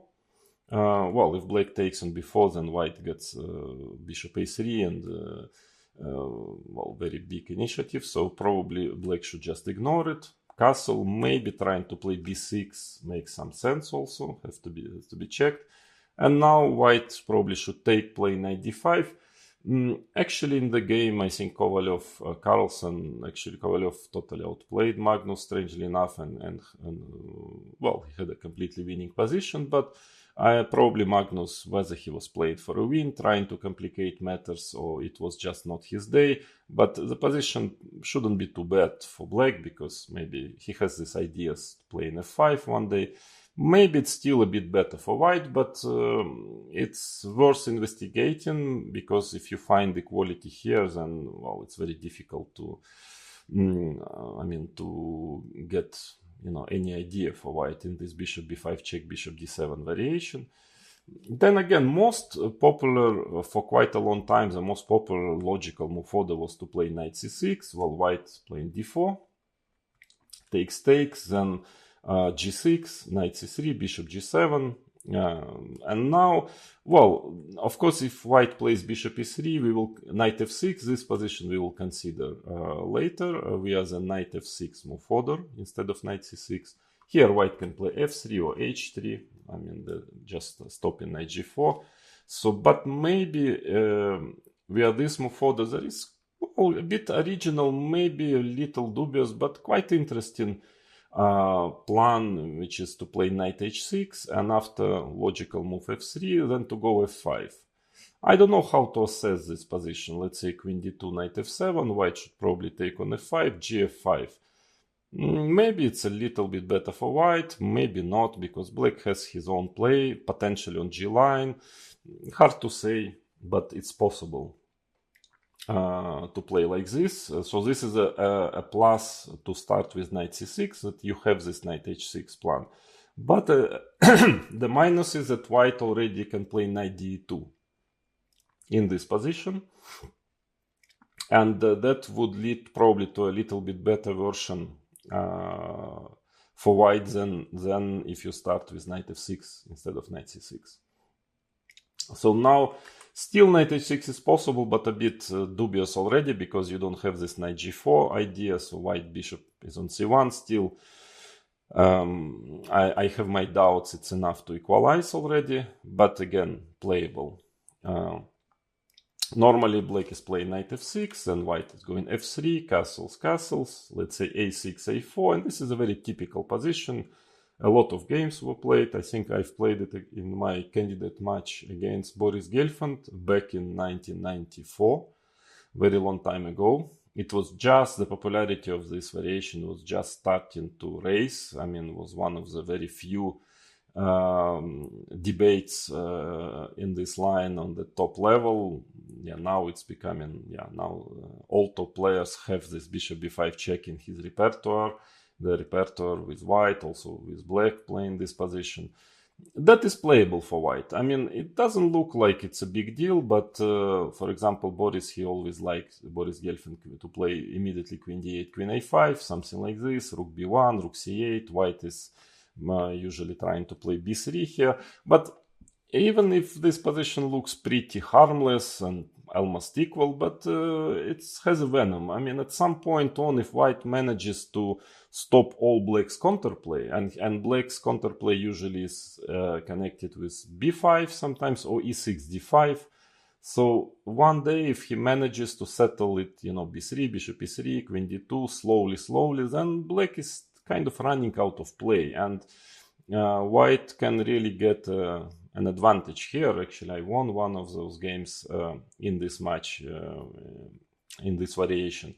So that is playable for white. I mean, not so easy to equalize fully with black. Again, I mean, it's extremely solid for black, so there will be no big problem for sure. But still, playing black, you probably want to equalize fully. Yeah? So I would advise you to try knight f6 variation maybe, because now there is a major difference. Knight c3, g6, so white has to play d4, takes, bishop g7. Well, the main point is that now white is just not in time, and it was, discovered, I mean, already many years ago, but still after quite a long time, that starting with knight f6, when black is playing with this move order, that white cannot anymore get his knight to e2, just tactically, because after castles, now, f3, that's the way people played, and it was considered like knight c6 anyway has to be played here, because there is a move order b3, knight c6, bishop b2, but then it's very difficult to stop d5. Yeah, bishop on b2 in this position is not so good, and after e6, let's say rook c1, rook d8, black simply manages d5, and if he manages it under favorable circumstances, it's just equalizing. Yeah, I mean, in case of e5, as I understand, black can play d takes e4. So queen d7, knight d7. So that's why f3, and now black has a very, very nice tactics, which is important to know if you're playing this variation. Rook c8, b3, and d5. Really, amazing tactical resource. And it seems to work, as strange as it looks, but seems to work, and actually it probably just leads to a draw, actually, because if knight takes d5, e6, this is not good, black is even better here. So then e5 is quite harmless also, just knight e8, and okay, everything works tactically. Knight takes d5, e6, knight retreats, bishop takes e5, okay, knight d2, maybe white is already trying to equalize. Well, basically it's equal position. And after e takes d5, this is of course very logical. Knight takes d5, amazing tactics. Of course, only computers probably could find it. I don't think any human would have found these tactics. Knight takes d5, e6. Okay, it looks crazy, just giving up a knight, and it seems like white should have some way to get an advantage, but actually not. There are many games, and it's a forced draw. Let's say this variation, it's practically forced, knight b5, and there are many games, knight b7, take, knight c6, and draw. So yeah, that's a very important. That's why now most of players, they like to start with knight f6, so white just cannot manage to settle his pieces in the most favorable way, so he has to try some other setups somehow. Sometimes what now becomes again fashionable, a move h3, just trying to put h3 and bishop e3. Actually, the whole point of this position is that, okay, if white manages to settle bishop e3, b3, rook c1, at least, yeah, he can at least play this position. The question is, does he really manage? I mean, it's very difficult to find a move order for white that black doesn't break through immediately with e6 d5 or e6 b5. So h3 is a new fashionable move order, not really because I think because white players, they like it, just because they cannot find a way how to get a game. So h3 bishop e3 is quite strange, because normally, well, it's logical, and it was supposed to be the only setup is, instead of h3, to play f3 in this position and bishop e3. But as we saw, it also has some tactical, concrete problems. So h3, I find it hard to believe that it's going to be very dangerous, frankly, but I saw very strong players, including Magnus Carlsen, playing like this. What I can recommend, there is first of all very interesting move, Queen c7, very rare move, but again, just trying to solve all the problems, if there are any problems, to solve them tactically. So Queen c7 is a serious move, because after b3, it gets very direct. Queen a5, bishop d2, knight takes e4, tactics, knight e4, queen e5, and let's say queen b1, f5 seems to be, kind of draw here, just very drawish. So white is sometimes playing queen e2 here at least, otherwise the pawn is hanging. And after knight c6, again, there is a lot of tactics, so he seems to be forced kind of to play knight c2. And again, there is still a question if white will manage to develop without black breaking through with b5 or d5. It's still a question. Let's say a6 and castles e6, and it's not so comfortable for white. If he is in time, bishop d2, rook c1, rook d1, b3, maybe he can be a bit better, but it's not even clear if he manages. So it's queen c7 is an interesting move against this move order. But actually, I think also there is no problem. There are many games, castle, bishop e3, knight c6, this typical position, castles a6.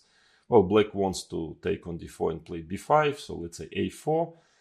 And now again, you can of course always play in this kind of Gelfand style, something like this, rook b1.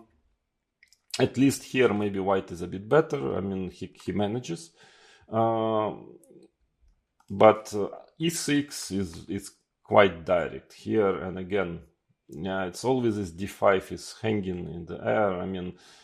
Very little for white, if anything. For instance, this looks logical, not so easy for white has to be extremely careful not to allow d5 with a total liquidation. So queen f3, strange move, maybe the way, but still after queen e7, let's say rook d1, knight d7, I'm not actually sure white can, manage to stabilize his position and to start slowly pressing. So I don't think it represents any real problem, h3 move.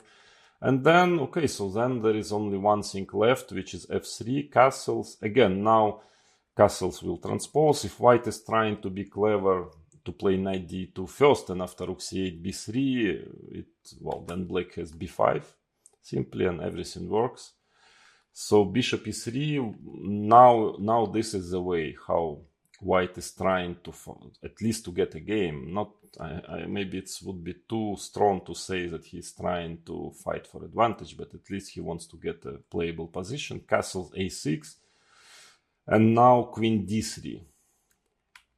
Because again, if a4, e6 is becoming extremely difficult to stop d5. For example, rook c1, black can play a useful move here, of course, but actually he is already in time playing knight e5, b3, d5, just equalizes. This is, by the way, one of the games of Garry Kasparov was like this. So that's why now the main line is a very strange looking move, queen d3, but it's probably like almost the only move somehow to stop black from, getting his very quick equality. For example, if rook c1, then black can just take and already push b5. If a4, as we saw, then d5 is hard to stop. So queen d3 is a sad necessity for white just to keep on game going somehow. And here, of course, black can, as always, play e6 and, this typical move. So rook c8, queen d8, of course, if he wants. But again, there is a very direct also way of playing, which seems to be, probably enough to equalize. Knight e5, queen e2, rook c8, b3, b5, very direct. Knight d5, otherwise, black can just be better. So knight d5, takes, e6 now, very concrete line, important line. Of course, white can try to, to press a bit, taking on e6, d6, but it's really very little.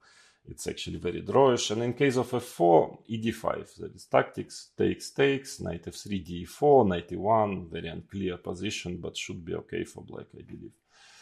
So, frankly, I don't see why people stop playing bishop d7. Maybe just that no, they don't want to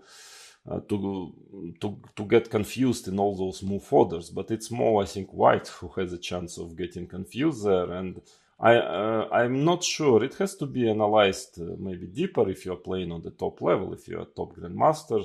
Otherwise, I think it's perfectly enough for you to play this knowledge I gave you now on bishop d7 is already enough.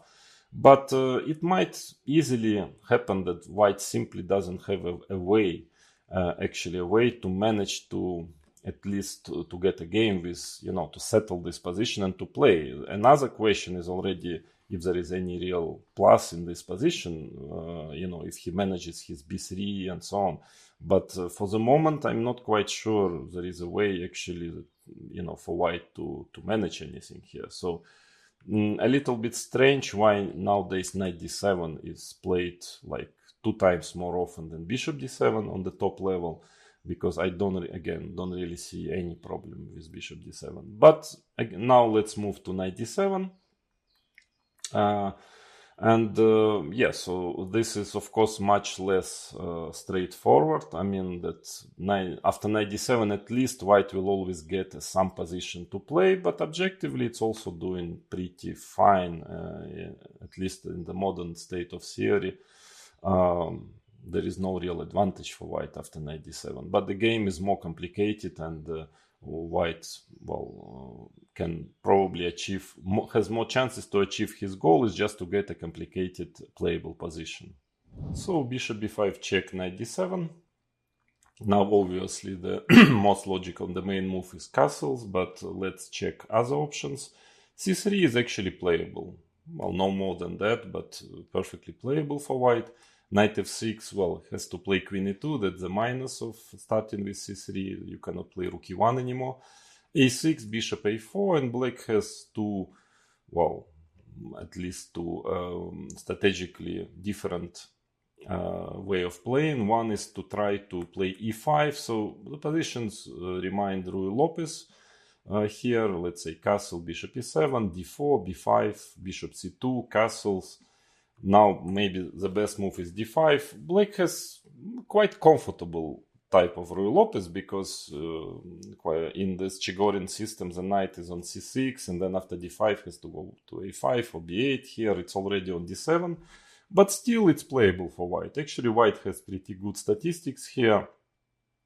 I would say that black should be able probably to get a decent game, but still playable. More popular is playing just to play b5, bishop c2, and now bishop d7. Let's say d4, e6. This setup, castles, bishop e7. Actually, it looks like white has some chances to be a bit better, because he got his center, and looks like it shouldn't be so easy for black. But strangely enough, computers are extremely happy with black here, saying that it's equal or even sometimes slightly better. I don't know, logically I cannot explain why, but also practice proved that it's just a complicated equal position. So let's say rook e1, castles, knight d2, queen c7. That's a normal way the game can develop. Knight f1. Now there is a cd e5, this type of play, which computer also considers as more or less equal, this position. Or rook fc8, bishop d3, because black wants to take on d4, and simply b4, let's say knight g3, a5. Again, humanly looks like it can be dangerous, because white has some potential attack on the king side, but computers are laughing at this attack. Bishop f4, bishop f8, rook a d1 is playing even rook a b8, a strange move, and giving or h6 and saying that black is at least equal. Well, maybe who am I to argue, but it looks like there must be a way for white to play at least this position, even though, I would agree that black is doing fine. So that is about c3 move. Then what else? c4. Also perfectly playable move. Knight f6, knight c3. I think now you need to play g6. It's better to play g6. Of course, there is always an option to play e5 here, and this bishop on b5 is a bit strange, but Again, always e5, especially with a knight on d7, so the knight is not getting to d4. It's not really my cup of tea. e6, in fact, here white might get slightly better, because castle, bishop e7, d4, takes, and now castle. Now we actually will consider this approximately this position with white having his rook on e1. So played rook e1, then black is just in time to be to equalize. Here white has bishop a4 move and is in time to settle finally this structure. Yeah, black cannot really manage to stop white from, you know, developing and keeping this structure with e4 pawns, because in many lines black is just by force attacking this c4 pawn. Here he's not in time, and it seems that white has some plus here. For instance, if a6, king h1. In case of knight e5, bishop b3, a6, king h1, next f4, and probably black haven't equalized fully. So after knight c3, I would probably advise you to play g6 here with black. Castles, bishop g7, d4, takes, castle. So white's problem is that, again, of course, if his bishop would be on e2, he would have a very nice, comfortable plus, but it's very difficult to manage to keep this bishop. In fact, now probably the best move is bishop takes d7. It's a bit sad to give up the bishop for this knight, but otherwise he simply cannot manage to settle this position, because, for instance, if now bishop a4, queen b6 seems to be very annoying tactically. Again, if bishop e3, then b2 pawn is hanging. By the way, after bishop a4, also knight b6 is possible, because you have to put the bishop on b3 and knight d7. Again, knight c5, knight e5, especially knight e5 is coming. It's not easy to manage to protect this pawn on c4, but queen b6 is even stronger. Actually, computer barely manages to equalize here with white, because let's say knight e2, because the knight takes e4 was threatening. And now queen c7 is fine, bishop b3, knight b6, attacking this pawn on c4. But the best is just knight c5, bishop c2, and now both queen a6 is good. Also bishop e6 is fine, attacking the pawn. Again, you cannot play b3 because of knight takes e4. So just by tempest, white cannot manage to get his structure, yeah, to stabilize the position and develop normally.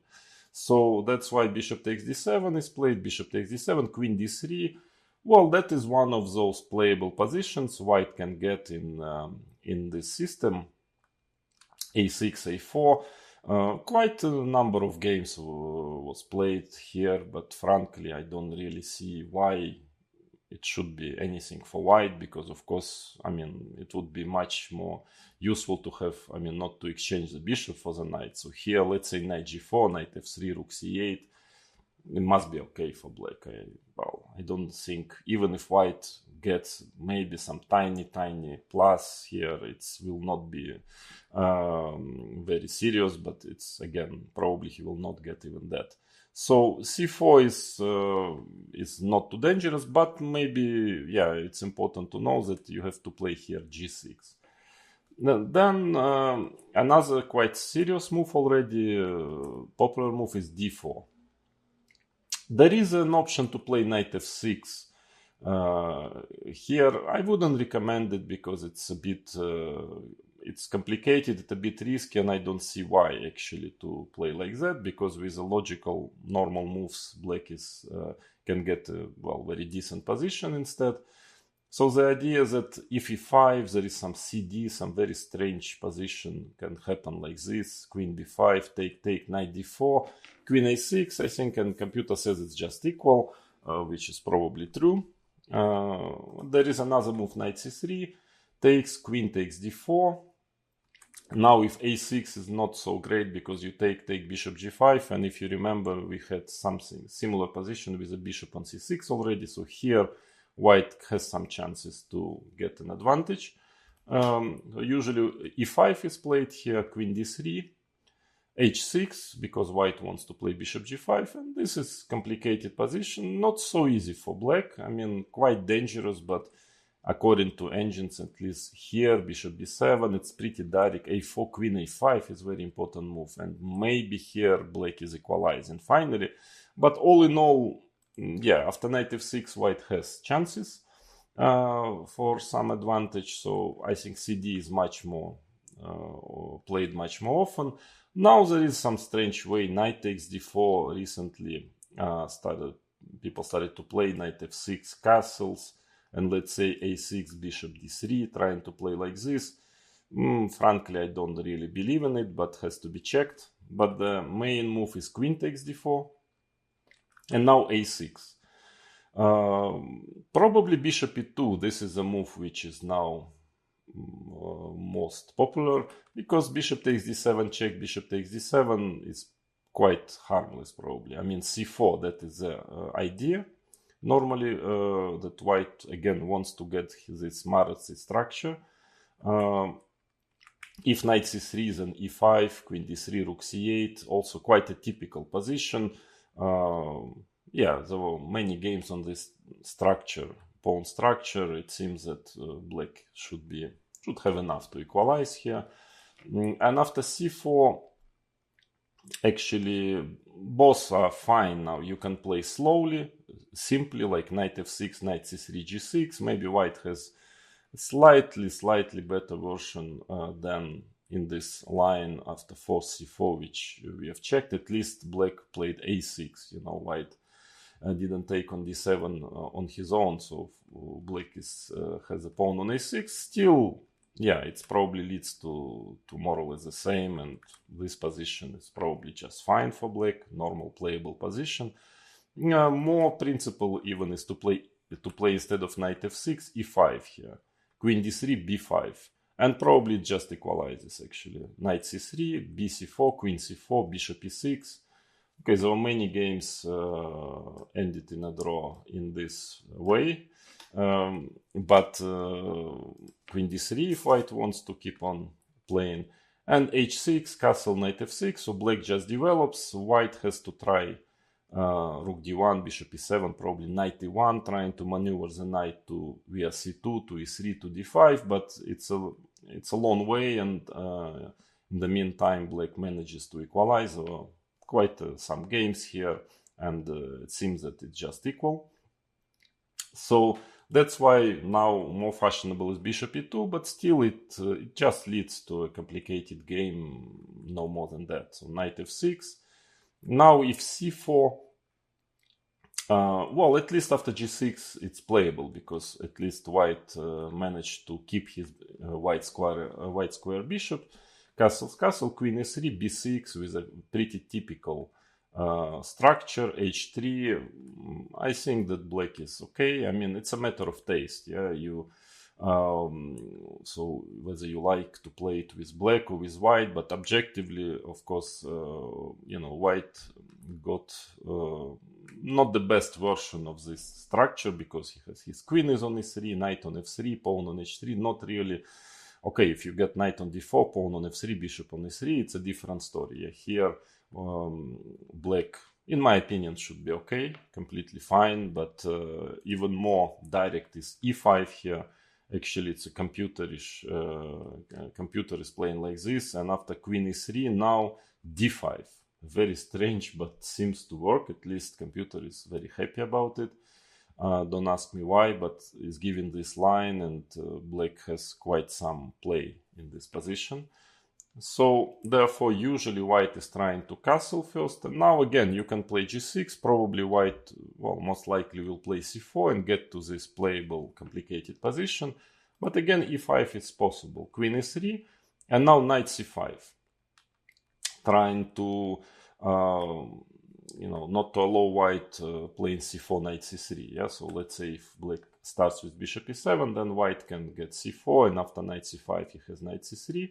That's why knight c5 here, and a complicated, again, unclear position. Let's say if knight c3, then already it's quite important that white's pawn is on c2, so black just continues developing, bishop e7, bishop d7. It's a very typical, this neither type of position.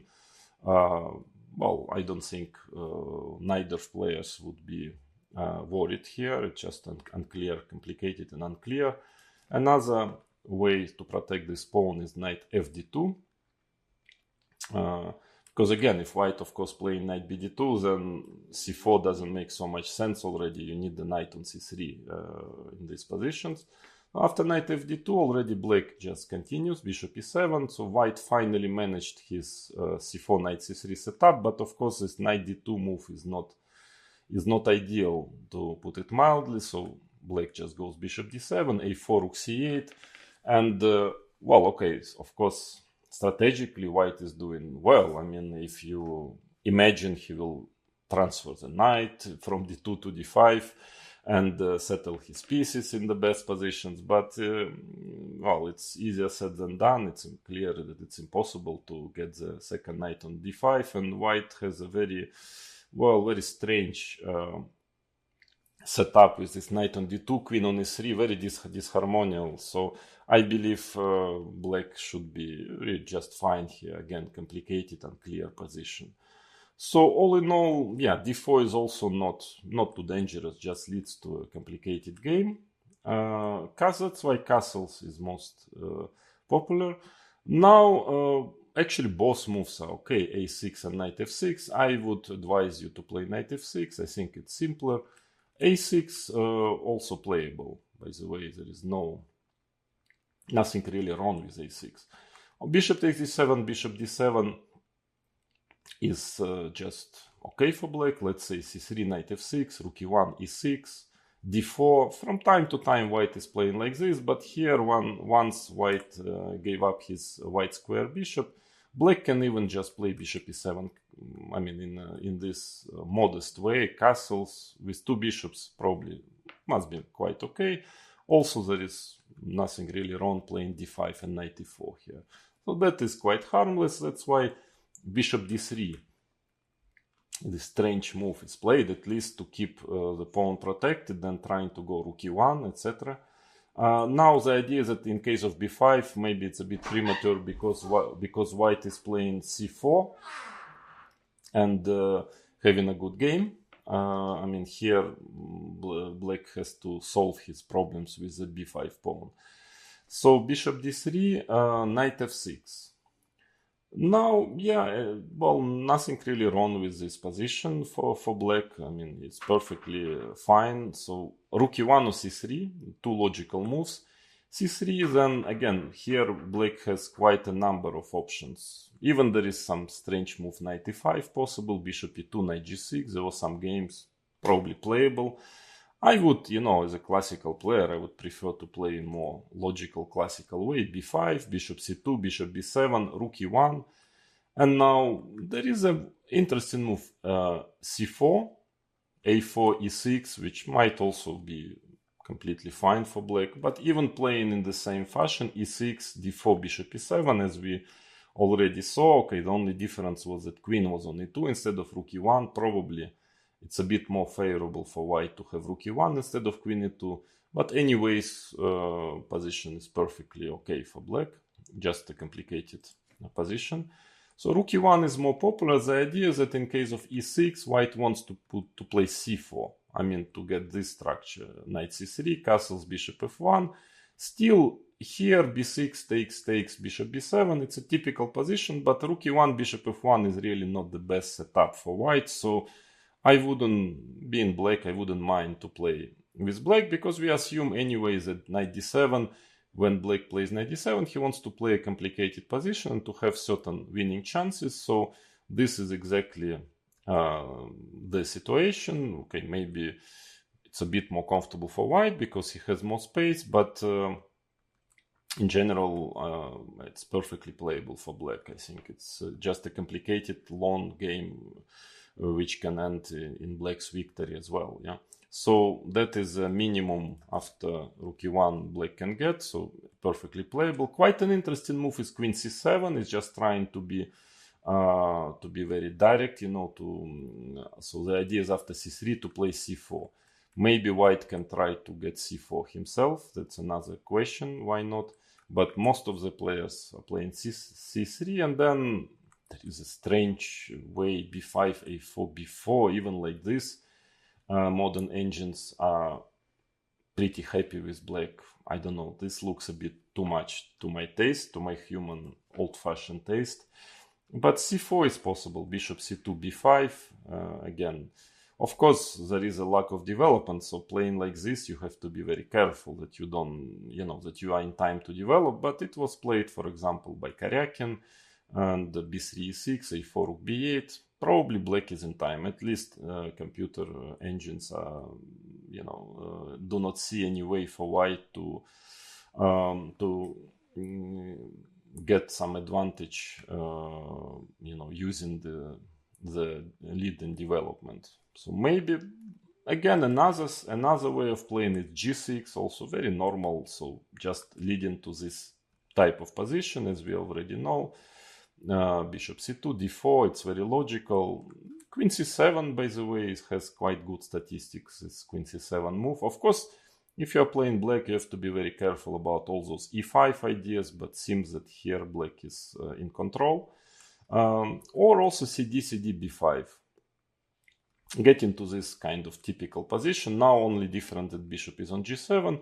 Still, it's just playable for both sides. Yeah, I mean, I wouldn't be too unhappy with white here in this position, but also if I already go, playing knight d7 and playing this line with black, I mean, also it means that I'm pretty fine with this type of position. So again, a6, absolutely playable move, nothing wrong with it, but main line is knight f6 here. Of course, rook e1 is kind of automatic move, but lately white found some bishop a4 move. This is really a strange move. The idea is that, okay, if knight e4, rook e1, knight f6, d4, that it seems that white has a very powerful initiative for the pawn. So the idea is, in case of a6, white wants to play c4 and then get to this knight c3, d4 line. It's a little strange, this whole concept, but I think that here black has a very simple way of getting a good position. I mean, just equalizing, playing e6. After rook e1, bishop e7. And now, the point is that in case of c4, castles, if you remember this position when white was playing force c4, then he was in time to play knight c3, so to avoid rook e1. So here white is like, tempi down. Not really tempi, but he's not really in time anymore to settle his pieces, as I mentioned already, to develop somehow and to get this Maratsi structure. Actually, it's pretty important line here, because otherwise white has some chances to be slightly better after d4. But it's pretty direct line. In fact, if black wants to equalize, by tempi, he is just in time to do it. If knight c3, then black simply has knight e5, and let's say this is just nothing for white. So d4 has to be played. Takes, and again, white wants to play knight c3, bishop c2, b3, and even though, as I've mentioned already, black can definitely play this type of position, but queen c7 is quite a problem for white, because now again you have to solve this issue with the pawn on c4. Bishop b3, a bit sad to put bishop on b3, but what to do? a6, knight c3. Again, I can just mention that you can always play b6 and just get this position. Absolutely playable, of course, but knight e5 is very direct. It's almost basically a forced draw here. Queen e2, pawn was hanging, bishop d7, trying to attack the pawn, next rook c8, so f4, somehow what else, just otherwise you can lose the pawn on c4, knight, and now queen b6, this is very important move, and after queen b6 it just gets very direct, bishop e3, knight g4, knight f5, okay, very forced line, bishop d8, very nice move, difficult to see it in advance, but if you know it, and I can assure you top players, they know already this move, this leads to basically a forced draw. Knight e7 check, very nice variation, king h8, and now takes, king h1, knight f2 check, and it's just a perpetual here. So c4 is already was quite popular for a while, but now it seems like it's very forced, this line, and seems like a draw. And otherwise c3, and we get to this position which we already know. Yeah, the same type of position I've already shown you. Knight g3, rook e8. Yeah, so something like that, and it's again considered to be quite equal. So black is quite fine. I would be happy with black with this outcome of the opening, because if I want to equalize and to play for equality and maybe to make a draw, I would play bishop b5 check, bishop d7. But if I already want a game, I play knight d7 and I get my game. Yes, here of course position is very complicated. So then rook e1 is a main move. a6. Well, there is some strange way of playing. Again, I'm showing it you maybe more for the black color. If you just want to get a game, this is very strange. e5 knight e8, but seems to be playable also. Anyway, a6 would be my choice, definitely. Bishop f1. So that was the idea. So now white wants to build up his center. For example, e6, c3. Again, now it's a bit more difficult to get these b5 ideas. I think bishop on f1 is maybe a bit better than on c2, because you can start bothering black on the queen side. So normally black can play a6, bishop f1, and probably b6 is quite fine, because now c3 you are not in time to get your d4. c3, bishop b7. Well, the problem is, of course, if you play b5, then a4 becomes a problem. Yes, so b6, c4. Yeah, again, if white is just playing with a knight on c3, then it's not quite clear why he lost all those tempes playing bishop b5 check, bishop f1. So let's say d4 takes, e6. It's fantastic Sicilian for black, so it just doesn't make sense for white. So the whole idea is to get the structure, to get the pawn on c4, bishop b7, knight c3, and now again it's a position, as I've mentioned already, perfectly playable for both colors. Black can choose whether to play it with the g6, bishop g7.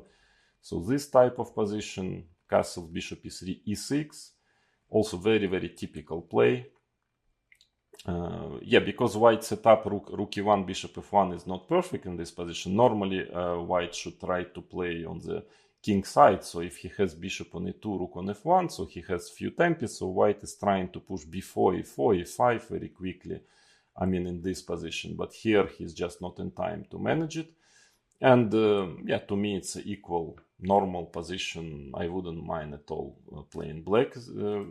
Another way of playing is to put bishop on e7, also playable, again, because white lost some tempes with rook e1, bishop f1. Also, don't forget about bishop b5 check.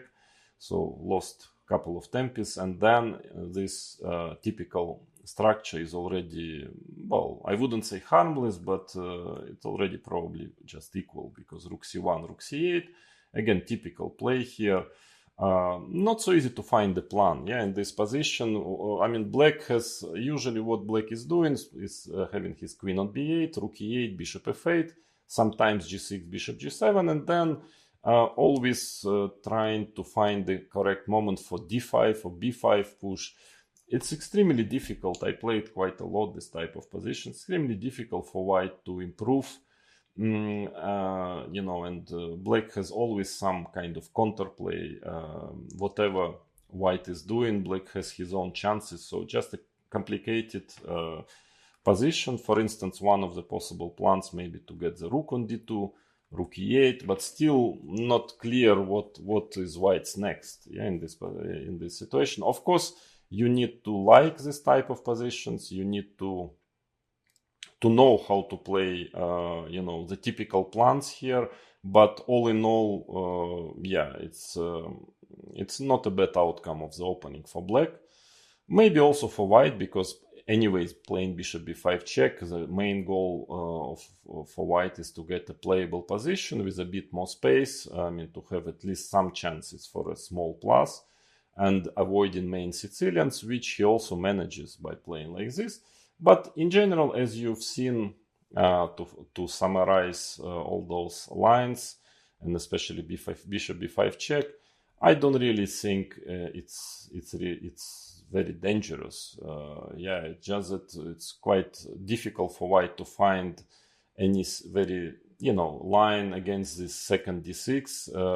If he doesn't want to play main Sicilian, so find a line where he can really seriously fight for an advantage.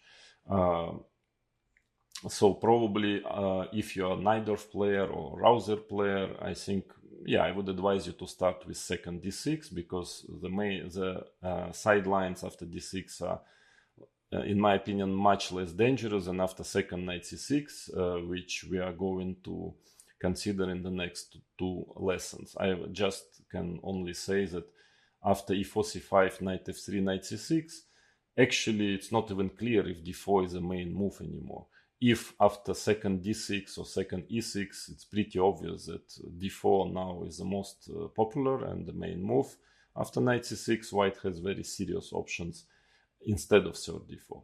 So let's move to e4 c5, knight f3, knight c6, and I will try to show you how to play it with white, and maybe some lines that you can try with black. But definitely, to summarize, knight f3 d6 again, I don't see any problem. You have to be prepared.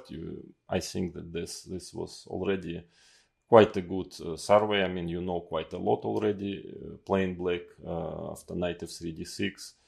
I think, well, hopefully you are ready to play it, and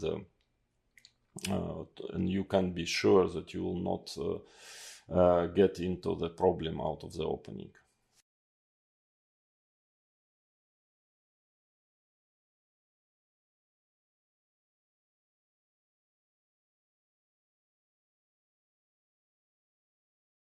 Hello.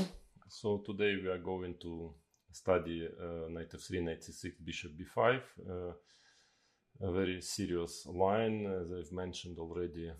It is, well, almost becoming the main line now. I mean, most of top players, they play it frequently, bishop b5 moves. They want to avoid Sveshnikov, which is doing pretty well at this moment of time. I mean, white is struggling to find any advantage really there, but that's another story that we will cover later. But knight c6, bishop b5 is a very good try to get a game, because in any case the variations in Sveshnikovs are pretty forced and a lot of long forced lines. Here after bishop b5, white is well, just still fighting for opening advantage, definitely, and at the same time the game is not so forcing, so there are lots of options for both sides. So that is probably the reason why bishop b5 becomes really very popular. And on top of it, as I mentioned already, it's very difficult for black to equalize fully after bishop b5.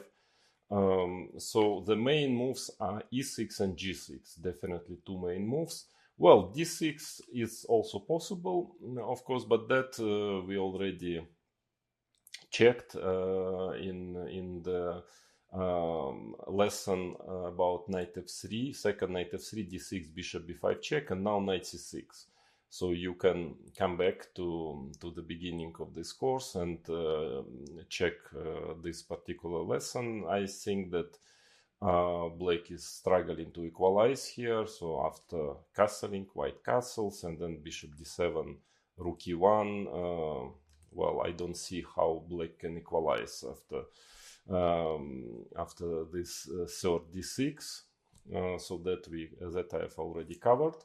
Then what else? Not so many logical moves here. Yeah, I mean, knight f6 definitely is an option, but here at minimum white can play knight c3 here, and that would lead again to the previous lesson, which was about the third knight c3, and one of the options was to play knight f6. Then white's best is bishop b5, so this position was also already covered, and it's quite difficult for black to equalize fully here. But also a simple bishop takes c6 is also quite not easy for black, yeah, because in case of d takes c6, d3, Now, of course, if black would manage to get e5 and bishop d6, let's say, he would probably have a good game, but he cannot really manage it so easily. And let's say after knight d7, trying to get e5, for example, white can try to play bishop f4, just stop in e5, and it's not so easy for black to equalize here. And another option is b takes c6, and after e5, knight d5 castles. It seems that black has nothing really better than playing g6, which would lead to a transposition of the variation third bishop b5 g6, bishop takes e6, and so on. So we will check it later in this lesson when I will move to the third bishop b5 g6 variation. Here I think white is usually playing like this, c4 d4, and then the theory goes on. Black is experiencing also problems here to equalize. So knight f6 is pretty dubious in my opinion. And then, okay, of course there are moves like queen c7, but doesn't really make much sense. I guess white can just castle, and then he's building his center logically with rook e1, c3, d4. So I doubt black can really fight for equality after moves like queen c7. So then e6 and g6. It is maybe g6 is a little bit more popular. I mean, there are more games on the top level on g6, but basically situation in both variations is the same, it's quite similar. So black has chances to equalize after both e6 and g6, but it's by no means easy, and white also has quite a number of interesting options to fight for a certain opening advantage. So it's hard to say. Again, the positions are after both e6 and g6 are quite complicated, and lots of options for both sides. So very rich positions. You can play it with both colors definitely, but I wouldn't say that maybe this is the only actually anti-Sicilian, so to say. So the Sicilian when white is not playing d4, where white really has, well, very considerable serious chances to get a certain plus out of the opening. So bishop b5 is a very, very serious line. So I can really recommend it for white. Of course, if you want to play Sveshnikov, it's not a drama. You will find something with black as well. How to play, and of course you will get a decent playable position, but with white it's a very, very serious weapon, and if you don't want to play Sveshnikov, definitely knight c3, as I've mentioned already, as I've shown in the previous lesson, also it's quite serious, but bishop b5 is probably the best and the most dangerous sideline against knight c6. Hello, so today we are going to study knight f3, knight c6, bishop b5, a very serious line. As I've mentioned already, it is, well, almost becoming the main line now. I mean, most of top players, they play it frequently, bishop b5 move. They want to avoid Sveshnikov, which is doing pretty well at this moment of time. I mean, white is struggling to find any advantage really there. But that's another story that we will cover later. But knight c6, bishop b5 is a very good try to get a game, because in any case the variations in Sveshnikovs are pretty forced and a lot of long forced lines. Here after bishop b5, white is well, just still fighting for opening advantage definitely. And at the same time, the game is not so forcing. So there are lots of options for both sides. So that is probably the reason why bishop b5 becomes really very popular. And on top of it, as I mentioned already, it's very difficult for black to equalize fully after bishop b5. So the main moves are e6 and g6, definitely two main moves. Well, d6 is also possible, of course, but that we already checked in the lesson about knight f3, second knight f3, d6, bishop b5 check, and now knight c6. So you can come back to the beginning of this course and check this particular lesson. I think that black is struggling to equalize here. So after castling, white castles, and then bishop d7, rook e1. Well, I don't see how black can equalize after this third d6. So that I have already covered.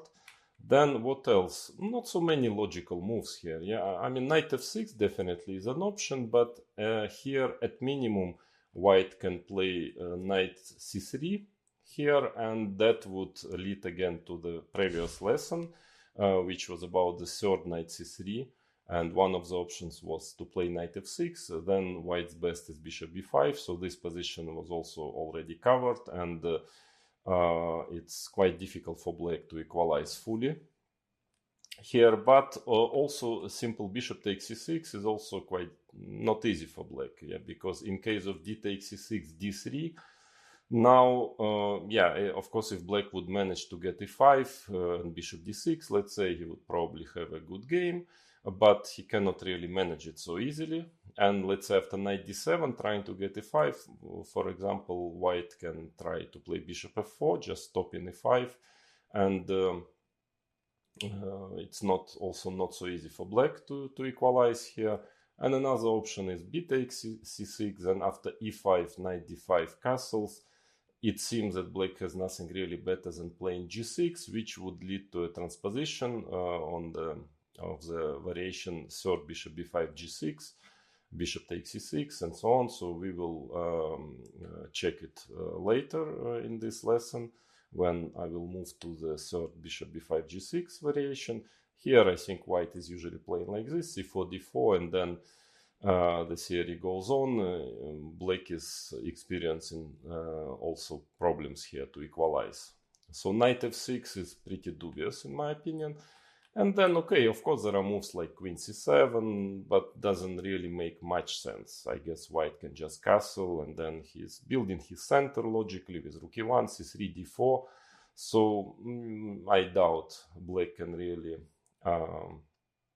fight for equality after moves like queen c7.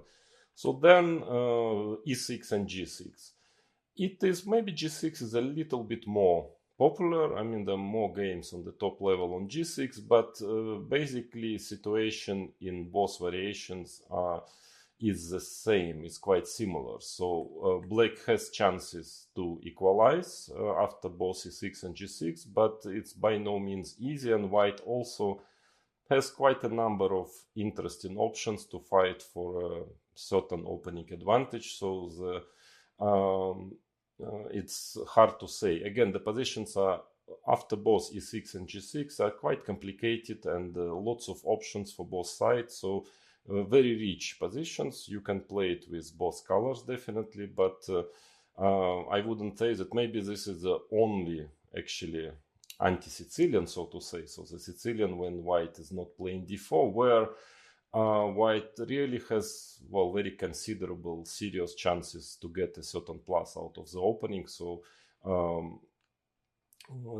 bishop b5 is a very, very serious line. So I can really recommend it for white. Of course, if you want to play Sveshnikov, it's not a drama. You will find something with black as well. How to play, and of course you will get a decent playable position, but with white it's a very, very serious weapon, and if you don't want to play Sveshnikov, definitely knight c3, as I've mentioned already, as I've shown in the previous lesson, also it's quite serious, but bishop b5 is probably the best and the most dangerous sideline against knight c6. So bishop b5 e6. Now, well, the most logical and the main move in the position is castles, but quite an interesting option is to play bishop takes c6. It looks quite strange in general, but you will see also after the third g6, bishop takes c6 is a very serious option as well. The point is that after b takes c6, well, black has some issues with his development. I mean, he needs quite some time to manage to develop his pieces, and this bishop on c8 is potentially pretty bad. It can really become bad. So it's strategically a very complicated position. There is no, I would say, there is no clear theory here, because it's more important to understand this position than to know some concrete lines. I will try to give you, in general, my understanding of this variation. But again, it's very complex, strategically complex. White usually is playing d3 here, so he is not in hurry to castle, because you will see later that very often is pushing his h pawn, strangely enough, here. Well, the idea is that, again, it's quite difficult to develop pieces for black, yeah? Because d5 usually, as I understand, is not a good move, because in this structure the c5 pawn can become weak. So in the long run, queen e2, then white can already castle, play b3, bishop a3 in this Nc3 style, and the pawn on c5 is can become very vulnerable. Very often white also can play c2, c4. Also, the bishop on c8 is blocked, yeah, and white will not let black, of course, build up his center with f6, e5, because he can always play e5 himself. So d5 is strategically a very dubious move. Then, if black is trying to develop in a normal way, like knight f6, then of course white would play e5 sooner than later, and again, black has some issues with his pawn structure, so that's also not recommended. Same goes after d6. Probably white can even immediately play e5 here, and again, black has some problem what to do with his structure, because d5, as I've mentioned already, has its own drawbacks, and otherwise you will have to play with these double c pawns, which are weak, and the square on c4 is very nice for white's knight. So then it's what is usually black trying to do is to develop the knight to g6, then probably playing f6, bishop e7, castles in this fashion. But that is the point. That is why white played fifth d3 instead of castle, because the idea is that after knight e7, he has very often idea of playing h4. Actually, even here, immediately h4 is a very interesting move, because, well, just stopping knight g6 because of h5. Of course, also h5 leads to weakening of the g5 square, so white can play e5, and then black has serious issues with the g5 square. So not so easy to develop harmoniously with black, and maybe it's possible to play d6 here, because already e5 is not so clear. Let's say knight f5, and then of course here it would have been better for white to have castle instead of h4, but had to play h4 to stop knight g6. So d6, but even here, for instance, it's possible to play h5. Black is playing e5. That is definitely his plan. And now white can try to play c3. That is also very typical idea. Once black manages, if he manages to get d6, e5, then white often tries very quickly to break in the center with c3, d4. Hard to say, yeah, very complicated position. I don't know if black equalizes here, or maybe white can still keep pressure, but in any case, h4 is very interesting here. But I think more common is to play queen e2, actually waiting for the knight to get to g6. Again, d5 is quite dubious. White is usually playing b3, for instance. Again, if knight g6, h4 is always unpleasant. And in general, I am quite skeptical about this structure when black is playing d5 in this variation. It's better to avoid it. So if knight g6, then we already know h4 is coming, h5, and e5. The same idea, because now the g5 square can become weak. So after queen e2, maybe black's best is finally to play d6 anyway, trying to get e5. And in case of e5, maybe knight f5, and there is a certain chance that with black's 2 bishops and activity, maybe it will compensate the weakness of this double c pawns. So knight e7 is a possible option. I think the most popular move now is queen c7. So black is trying to get his e5 at some point. Also, it's like a semi-waiting move. For instance, if queen e2, then already e5 seems to be okay for black. He is in time to, then he will probably develop just playing knight f6, bishop e7. And after queen c7, if white castles, then black is trying to play knight e7. So now he's trying to, queen c7 is anyway a useful move. And black is trying to make use of the fact that white have castled already. And then this h4 is not so dangerous anymore. But nevertheless, h4 actually is a very serious move. And it was played by Caruana, for instance, against Magnus Carlsen in rapid chess and other strong players. It still represents quite a serious danger. Another option is to play rook e1 and trying to play in the center. Let's say e5, or probably it's logical, c3, d6, d4. But maybe here after knight g6, black is quite okay. I think that shouldn't be anything really special for white in this position. So that's why h4 is supposed to be. Of course, again, there are many possible moves like b3, knight bd2 here. I mean, the position is it's very complicated with a lot of ideas for both sides. So that's why I'm just telling you the most logical moves. I would say, in my opinion, the most logical way of playing for both sides. But it's a very rich position again, and you can play it in many different ways. So h4, again, the same ideas, trying to stop black from developing. Now, as we know already, e5. So that is a logical way for black to develop, then followed by d6, and then maybe even f5. And now h5. That is the latest trend, is to play like this, d6. I think even a move knight g8 was played once here, with the idea finally to get the knight to f6, also in the meantime attacking the pawn on h5.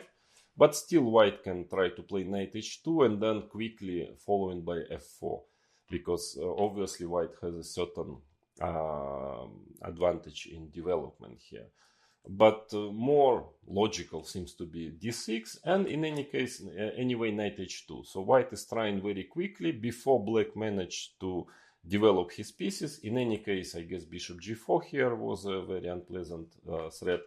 So knight h2, and white is trying to push f4 quickly, and again, because the knight on e7 is still struggling to find a good square.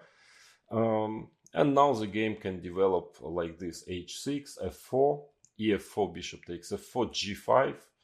You see a very strange way of playing, but again, black really has an issue developing, with the development. And let's say bishop d2, bishop g7, bishop c3. And there were some games of strong players in this position. Hard to say if white keeps an advantage, or maybe black is equalizing here. But all in all, I would say that bishop takes c6, bc6, d3 is definitely playable for white. I believe that black is also okay in general. It shouldn't be dramatic for black, because it doesn't make sense that if bishop takes c6, bc6, d3 would really give white an advantage. But in any case, actually for both colors, whatever color you would choose to play this variation, you really need to go deeply into it, to look at games and to try to understand the position, because it's very complex, as I've mentioned already, and understanding this position is much more important than knowing some concrete moves. But very interesting variation. So definitely playable with white, but actually force castle, the most logical move, is also pretty dangerous. It's of course represents much more straightforward way of playing. Of course, white just wants to play rook e1, c3, d4, and black is still haven't found yet a very clear way how to equalize here. So white has different options, and again, the situation is here is that black is very close to equalize. I mean, there is nothing dramatic for black, but white always poses some small problems here and there for black in this line, and so life is not so easy for black in general here. So castles, knight g7, that is of course the most logical way of playing. So black just wants to play a6. And now there are different ways of playing. Of course, c3 is an old-fashioned, so to say, way of trying to fight for advantage with white here. But it seems that black is doing fine here. After a6, bishop a4, b5, bishop c2, bishop b7. That was the main position, well, some 30 years ago, in this bishop b5 e6 variation, and the point is that it's not easy to manage d4 for white. I mean, to manage to build the center, because black has this idea of taking and playing knight b4 and then picking up a very important bishop, and then black develops like knight g6, bishop e7, and he has no problem here. So that's why white can try to play queen e2, for example, first, trying to preparing d4, but now very complicated position arises after d5, e5, d4, bishop e4, knight d5. Very unclear, I would say, but probably black in general is okay here, I believe. So that's why another way of playing is rook e1. Now d5 is already not that dangerous. Rook e1 is much better than queen e2 in this position. But black's probably best move is rook c8. So again, the idea is to try to stop d4, because after d4, black again takes, plays knight b4, and after bishop b3, there is this tactics: rook takes e1, knight d3, taking on e1, and again, black managed to get two bishops, and soon he's going to finish his development, and black is fine here. That's why, and black's idea is, well, sometimes to play d5, also just to develop with knight g6, bishop e7. So white quite often is playing a4 here, and black can play b4 is one option. Another option is actually also playing knight g6. It seems that according to theory, and there were many games of good players, it seems to me that black is doing fine here in general in this variation. So c3 is not the most challenging move, but rook e1 is, I would say, the main line, and was always supposed to be the most logical and kind of automatic move, if not c3 already. But now lately, white is actually trying to get something after d4, and in fact, it's not so easy again to equalize fully with black after d4. Let's say c takes d4, knight takes d4. And strangely enough, let's say this position, if queen b6, for instance, white can just take on c6 and play bishop d3. There is some point in playing bishop e2. It looks strange, but it has also some plus compared to bishop d3. But I would say bishop d3 is the most logical. And knight g6, c4, bishop e7, then white is developing, knight c3. And actually this position, it looks okay for black, but it's not so easy. It's not so easy because white has one plan is to play rook b1 followed by bishop e3, b4 playing on the queen side. Another plan potentially is to play bishop e3, let's say if black castles, and trying to go queen h5, f4, rook f3, and also there can be quite a dangerous attack. So maybe queen b6 is not enough to equalize here. That's why more usually black is playing knight g6.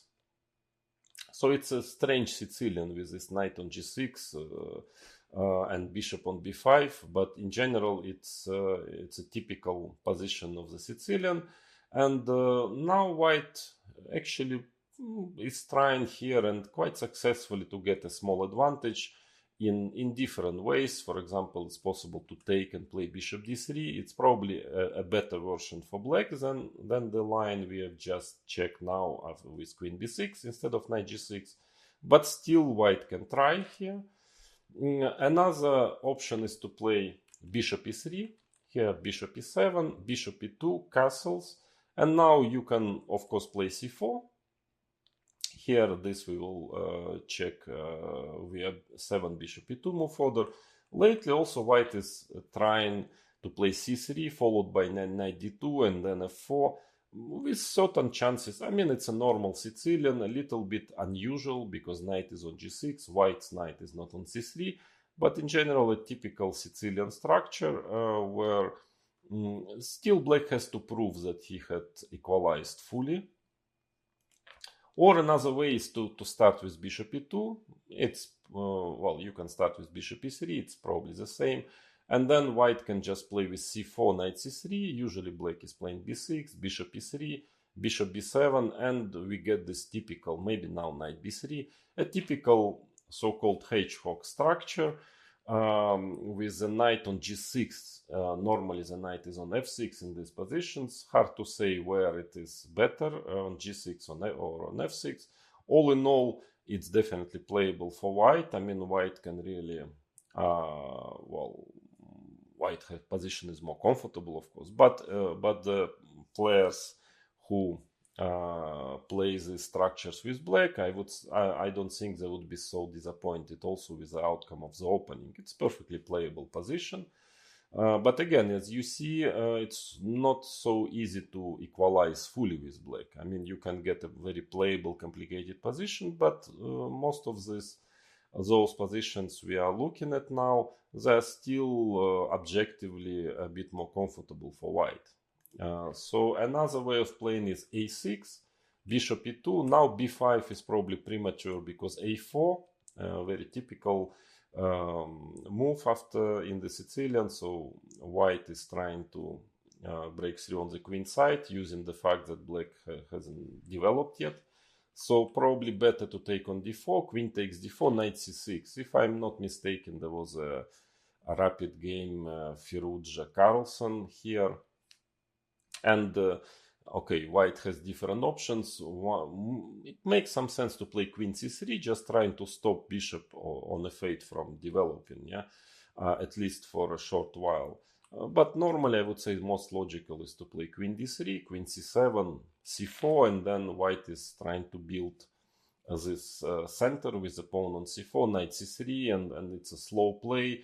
Again, the same story, so nothing dramatic for black, but it's not totally clear if black had fully equalized, yeah, because white has a bit of space, more space. So this 5d4 is a very serious attempt also to fight for a small advantage. But also rook e1, after rook e1, black's life is not so easy, according to the modern state of theory. So the most logical, of course, is to play a6. What are the other moves? Knight d4 is actually might be playable. It's a little bit passive because in the main line, black is really actually just fighting for a draw, but there is a fair chance to achieve it. I don't know about bishop a4 move. It's not very common, but it's possible. But of course, the most direct is taking on d4 and c3, the most logical way of playing. Now, knight c6, d3, bishop c5, knight d2, and white wants to play knight b3 or knight f3. That is probably not enough for black. You know, black is not in time to equalize fully here. So that's why there was again a rapid game, Vashila Graf against Magnus Carlsen on a6. Magnus have played bishop f1, knight c6, and actually black is very close to develop, and bishop c5, castle d5, he will be perfectly fine. So the best way for white is to start pushing here with b4, bishop e7, a4, castles, knight a3. So white is trying to develop his initiative in this way, trying to play b5 next. And now d5, this position is actually quite close to equality, but it's very direct. It's very direct. You need to study it. I mean, it's clear that black is just fighting for a draw here. White has, of course, ideas to play b5 here and so on. So it's not bulletproof, but maybe it can work. It can work, and black finally manages to make a draw here. But if not, I mean, then it's probably not a good idea to play knight d4, because I think black's play after c3 was almost forced, there, and this position is quite dangerous for black, so you shouldn't really probably go for it if you haven't studied it additionally with a powerful engine. Another way of playing is knight g6. But now, also again, it was played by Magnus Carlsen against Firouzja already in classical chess in Stavanger this year. Now, actually, c3 is the main move, of course, trying to play d4, d5. And after e d5, actually, maybe black is more or less okay here. Queen d5, d4, c takes d4, and knight takes d4, bishop d7 is probably close to equal. Maybe still a bit more comfortable for white, I would say, but nothing too bad. Or white also has an idea to play bishop f1 because bishop was hanging. So white probably wants to take with a pawn on d4 and then followed by knight c3 and d5. And maybe black's best is d3, bishop takes d3. And again, white maybe has chances to get a small plus here. It's a bit more comfortable, but no more than that. But it seems that I think Firouzja played h4 in this position instead of e d5, a very strange move, of course, but it's not too difficult to guess that this is the first line of the computer. And even though actually Magnus got a good position out of the opening because of some mistake of Alireza Firouzja, but it seems that this h4, at least according to the modern engines, it's posing some problems for black, so it's not so easy for black to equalize. Again, as you see, the same problem as most of the time in this variation. So black is it's not so easy to develop for black, to develop in a comfortable way. So knight g6 is also not so rosy, I mean, not so easy to equalize. That's why a6 is the old main line, and maybe still I can call it a main line. Bishop f1, now d5, well, because white just wants to play c3, d4. E d5, well, queen takes d5 is dubious. There is knight a3, for example, move, which is looking quite unpleasant. So, of course, knight takes d5 is most logical, d4. And this position, knight f6, usually played bishop e3. It seems to be quite little for white, but black it's still not so easy for black to equalize. It was a very good game. Magnus Carlsen, he beat Boris Gelfand in London Candidates 2013 in this variation, and since then 10 years already passed, but still black is struggling to equalize fully in this position. For example, if knight d5 then bishop g5, f6 is a quite sad necessity to play f6, because now bishop c1, and of course with this weak pawn on e6, it seems that white has quite a nice initiative. So usually bishop e7 is played now. Well, dc5 is nothing, of course. You can just take knight g4 and then you are taking the pawn back. So white just develops trying to get a comfortable plus in this position. Castles knight c3, and it's true that not so easy to equalize fully here. cd4 is the most logical move.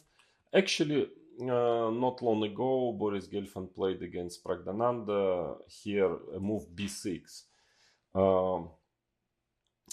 This deserves attention because, well, even if simply because of the fact that it was played by Boris Gelfand, and he is a very big specialist of this variation.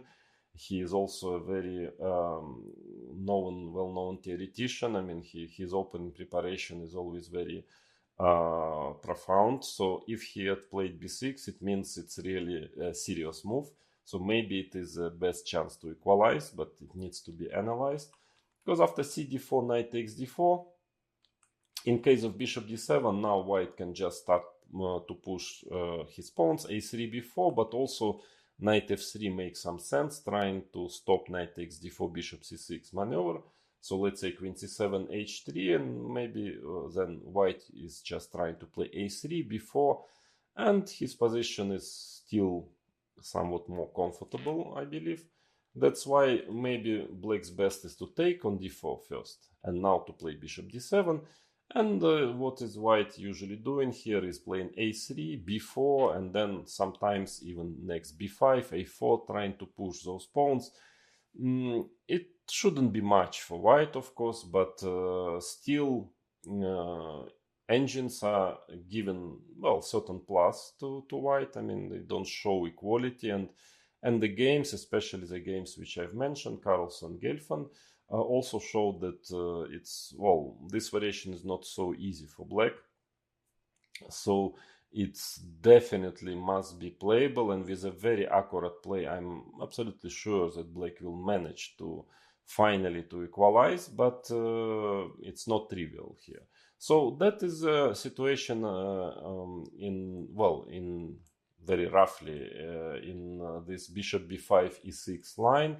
So as you can see, nothing too dramatic for black, but some small problems here and there. I mean, it's not at the current state of affairs, black is struggling to equalize fully, let's put it this way, after e6, but actually the same goes after bishop b5 g6. Can be considered probably as a main line after bishop b5, the most popular move, but still also there are some here and there, some variations where black has to prove the equality still, and is sometimes equalizing, managing to get a good position, then next day he's getting worse. For example, Magnus Carlsen, who played also g6 a lot, and okay, he equalizes most of the time, but not always. Sometimes he is getting worse here also. So now let's move to this bishop b5 g6 line. So bishop b5 e6. Now, the most logical and the main move in the position is castles, but quite an interesting option is to play bishop takes e6. It looks quite strange in general, but you will see also after the third g6, bishop takes e6 is a very serious option as well. The point is that after b takes e6, black has some issues with his development. I mean, he needs quite some time to manage to develop his pieces, and the bishop on c8 is potentially pretty bad. It can really become bad. So it's strategically a very complicated position. I would say there is no clear theory here, because it's more important to understand this position than to know some concrete lines. I will try to give you, in general, my understanding of this variation. But again, it's very complex, strategically complex. White usually is playing d3 here, so he is not in hurry to castle, because you will see later that very often is pushing his h pawn, strangely enough, here. Well, the idea is that, again, it's quite difficult to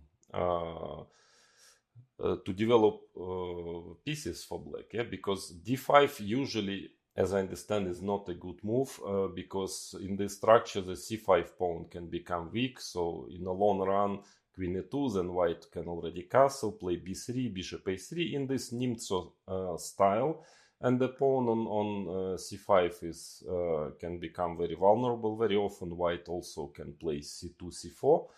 Also, the bishop on c8 is blocked, and white will not let black, of course, build up his center with f6, e5, because he can always play e5 himself. So d5 is strategically a very dubious move. Then, if black is trying to develop in a normal way, like knight f6, then of course white would play e5 sooner than later, and again, black has some issues with his pawn structure, so that's also not recommended.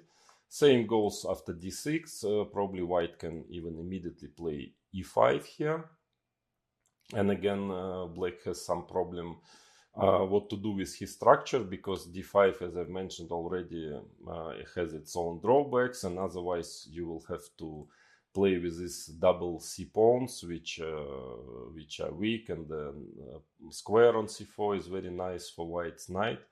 So then it's what is usually black trying to do is to develop the knight to g6, then probably playing f6, bishop e7, castles in this fashion. But that is the point. That is why white played fifth d3 instead of castle, because the idea is that after knight e7, he has very often idea of playing h4. Actually, even here, immediately h4 is a very interesting move, because, well, just stopping knight g6 because of h5. Of course, also h5 leads to weakening of the g5 square, so white can play e5, and then black has serious issues with the g5 square. So not so easy to develop harmoniously with black, and maybe it's possible to play d6 here, because already e5 is not so clear. Let's say knight f5, and then of course here it would have been better for white to have castle instead of h4, but had to play h4 to stop knight g6. So d6, but even here, for instance, it's possible to play h5. Black is playing e5. That is definitely his plan.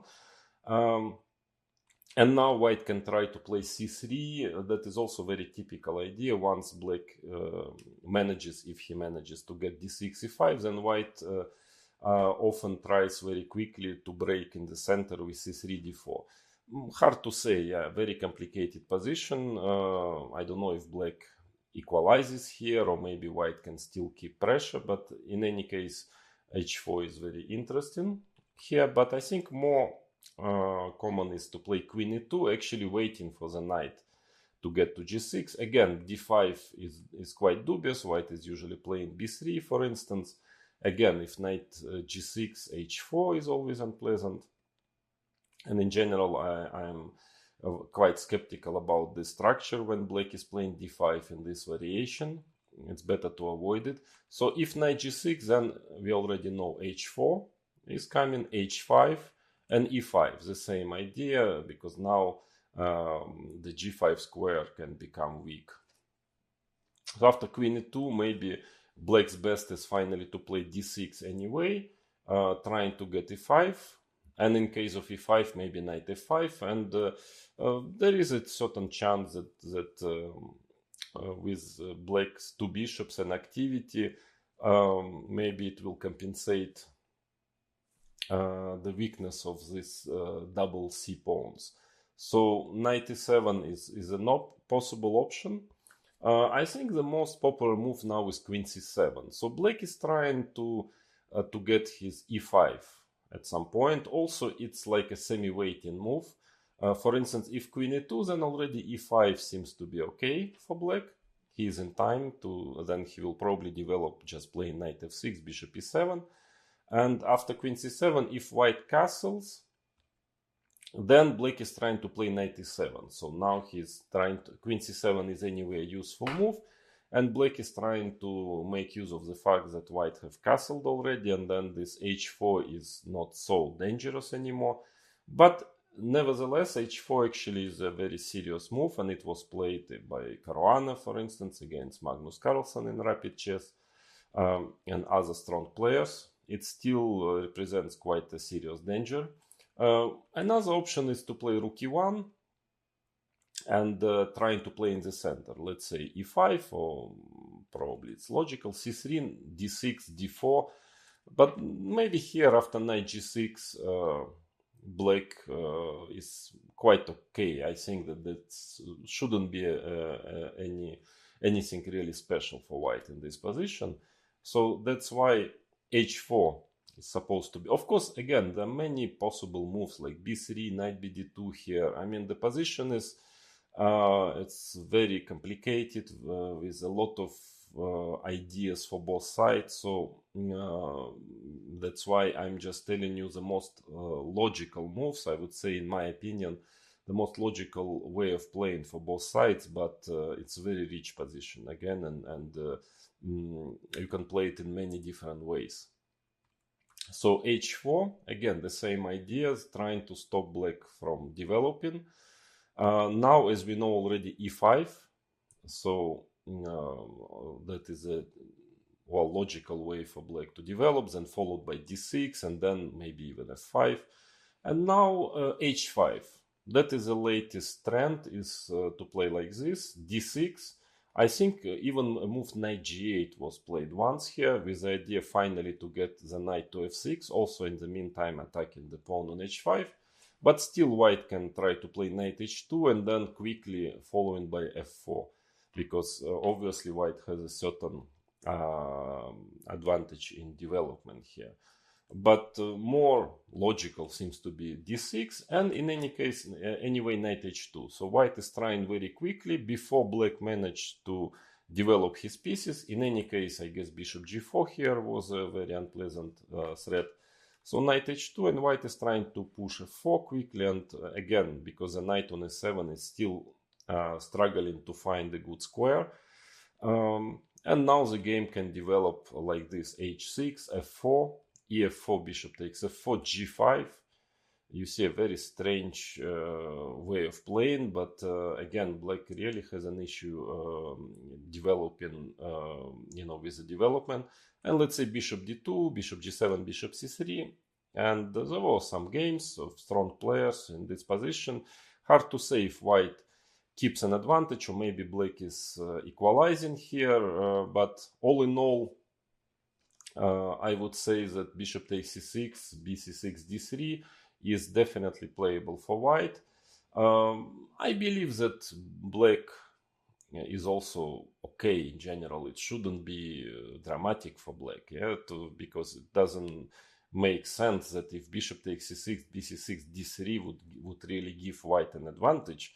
But in any case, actually for both colors, whatever color you would choose to play this variation, you really need to go deeply into it, to look at games and to try to understand the position, because it's very complex, as I've mentioned already, and understanding this position is much more important than knowing some concrete moves. But very interesting variation. So definitely playable with white, but actually force castle, the most logical move, is also pretty dangerous. It's of course represents much more straightforward way of playing. Of course, white just wants to play rook e1, c3, d4, and black is still haven't found yet a very clear way how to equalize here. So white has different options, and again, the situation is here is that black is very close to equalize. I mean, there is nothing dramatic for black, but white always poses some small problems here and there for black in this line, and so life is not so easy for black in general here. So castles, knight g7, that is of course the most logical way of playing. So black just wants to play a6. And now the different ways of playing. Of course, c3 is an old-fashioned, so to say, way of trying to fight for advantage with white here. But it seems that black is doing fine here. After a6, bishop a4, b5, bishop c2, bishop b7. That was the main position, some 30 years ago, in this bishop b5 e6 variation, and the point is that it's not easy to manage d4 for white. I mean, to manage to build the center, because black has this idea of taking and playing knight b4 and then picking up a very important bishop, and then black develops like knight g6, bishop e7, and he has no problem here. So that's why white can try to play queen e2, for example, first, trying to preparing d4, but now very complicated position arises after d5, e5, d4, bishop e4, knight d5. Very unclear, I would say, but probably black in general is okay here, I believe. So that's why another way of playing is rook e1. Now d5 is already not that dangerous. Rook e1 is much better than queen e2 in this position. But black's probably best move is rook c8. So again, the idea is to try to stop d4, because after d4, black again takes, plays knight b4. And after bishop b3, there is this tactics. Rook takes e1, knight d3, taking on e1, and again, black managed to get two bishops, and soon he's going to finish his development, and black is fine here. That's why, and black's idea is, well, sometimes to play d5, also just to develop with knight g6, bishop e7. So white quite often is playing a4 here, and black can play b4 is one option. Another option is actually also playing knight g6. It seems that according to theory, and there were many games of good players, it seems to me that black is doing fine here in general in this variation. So c3 is not the most challenging move, but rook e1 is, I would say, the main line, and was always supposed to be the most logical and kind of automatic move, if not c3 already. But now lately, white is actually trying to get something after d4, and in fact, it's not so easy again to equalize fully with black after d4. Let's say c takes d4, knight takes d4. And strangely enough, let's say this position, if queen b6, for instance, white can just take on c6 and play bishop d3. There is some point in playing bishop e2. It looks strange, but it has also some plus compared to bishop d3. But I would say bishop d3 is the most logical. And knight g6, c4, bishop e7, then white is developing, knight c3. And actually this position, it looks okay for black, but it's not so easy. It's not so easy because white has one plan is to play rook b1 followed by bishop e3 before playing on the queen side. Another plan potentially is to play bishop e3, let's say if black castles, and trying to go queen h5, f4, rook f3, and also there can be quite a dangerous attack. So maybe queen b6 is not enough to equalize here. That's why more usually black is playing knight g6. So it's a strange Sicilian with this knight on g6 and bishop on b5, but in general it's a typical position of the Sicilian. And now white actually is trying here and quite successfully to get a small advantage in different ways. For example, it's possible to take and play bishop d3. It's probably a better version for black than the line we have just checked now with queen b6 instead of knight g6. But still white can try here. Another option is to play bishop e3. Here bishop e7, bishop e2, castles. And now you can of course play c4. Here this we will check via 7 bishop e2 move order. Lately also white is trying to play c3 followed by knight d2 and then f4 with certain chances. I mean, it's a normal Sicilian, a little bit unusual because knight is on g6, white's knight is not on c3, but in general a typical Sicilian structure where still black has to prove that he had equalized fully. Or another way is to start with bishop e2. It's, well, you can start with bishop e3, it's probably the same. And then white can just play with c4, knight c3. Usually black is playing b6, bishop e3, bishop b7, and we get this typical, maybe now knight b3, a typical so-called hedgehog structure with the knight on g6. Normally the knight is on f6 in these positions. Hard to say where it is better, on g6 or on f6. All in all, it's definitely playable for white. I mean, white can really, well, white position is more comfortable, of course. But the players who play the structures with black, I don't think they would be so disappointed also with the outcome of the opening. It's perfectly playable position. But again, as you see, it's not so easy to equalize fully with black. I mean, you can get a very playable, complicated position, but most of those positions we are looking at now, they're still objectively a bit more comfortable for white. So another way of playing is a6, bishop e2. Now b5 is probably premature because a4, very typical move after in the Sicilian. So white is trying to break through on the queen side using the fact that black hasn't developed yet. So probably better to take on d4, queen takes d4, knight c6. If I'm not mistaken, there was a rapid game Firouzja-Carlsen here. And okay, white has different options. It makes some sense to play queen c3, just trying to stop bishop on f8 from developing, yeah, at least for a short while. But normally I would say most logical is to play queen d3, queen c7, c4, and then white is trying to build this center with the pawn on c4, knight c3, and it's a slow play. Again, the same story, so nothing dramatic for black, but it's not totally clear if black had fully equalized, yeah, because white has a bit of space, more space. So this 5d4 is a very serious attempt also to fight for a small advantage, but also rook e1. After rook e1, black's life is not so easy according to the modern state of theory. So the most logical, of course, is to play a6. What are the other moves? Knight d4 is actually might be playable. It's a little bit passive because in the main line, black is really actually just fighting for a draw, but there is a fair chance to achieve it. I don't know about bishop a4 move. It's not very common, but it's possible. But of course, the most direct is taking on d4 and c3, the most logical way of playing. Now, knight c6, d3, bishop c5, knight d2, and white wants to play knight b3 or knight f3.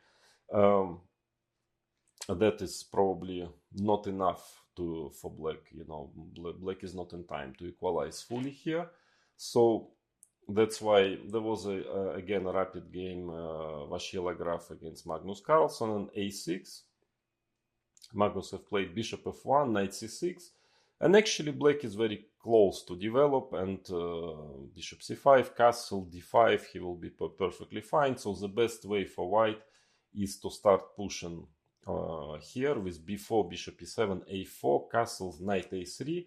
So white is trying to develop his initiative in this way, trying to play b5 next. And now d5, this position is actually quite close to equality, but it's very direct. It's very direct. You need to study it. I mean, it's clear that black is just fighting for a draw here. White has, of course, ideas to play b5 here and so on. So it's not bulletproof, but maybe it can work. It can work, and black finally manages to make a draw here. But if not, I mean, then it's probably not a good idea to play knight d4, because I think black's play after c3 was almost forced, yeah, there, and this position is quite dangerous for black. So you shouldn't really probably go for it if you haven't studied it additionally with a powerful engine. Another way of playing is knight g6. But now, also again, it was played by Magnus Carlsen against Firouzja already in classical chess in Stavanger this year. Now, actually, yeah, c3 is the main move, of course, trying to play d4, d5. And after e d5, actually, maybe black is more or less okay here. Queen d5, d4, c takes d4, and knight takes d4, bishop d7 is probably close to equal. Maybe still a bit more comfortable for white, I would say, but nothing too bad. Or white also has an idea to play bishop f1 because bishop was hanging. So white probably wants to take with a pawn on d4 and then followed by knight c3 and d5. And maybe black's best is d3, bishop takes d3. And again, White maybe has chances to get a small plus here. It's a bit more comfortable, but no more than that. But it seems that I think Firouzja played h4 in this position instead of ed5. A very strange move, of course, but it's not too difficult to guess that this is the first line of the computer. And even though actually Magnus got a good position out of the opening because of some mistake of Alireza Firouzja, but it seems that this h4, at least according to the modern engines, it's posing some problems for black, so it's not so easy for black to equalize. Again, as you see, the same problem as most of the time in this variation. So black is it's not so easy to develop for black, to develop in a comfortable way. So knight g6 is also not so rosy, not so easy to equalize. That's why a6 is the old main line, and maybe still I can call it a main line. Bishop f1, now d5, well, because white just wants to play c3, d4. ed5, well, queen takes d5 is dubious. There is knight a3, for example, move, which is looking quite unpleasant. So, of course, knight takes d5 is most logical. d4, and this position, knight f6, usually played bishop e3.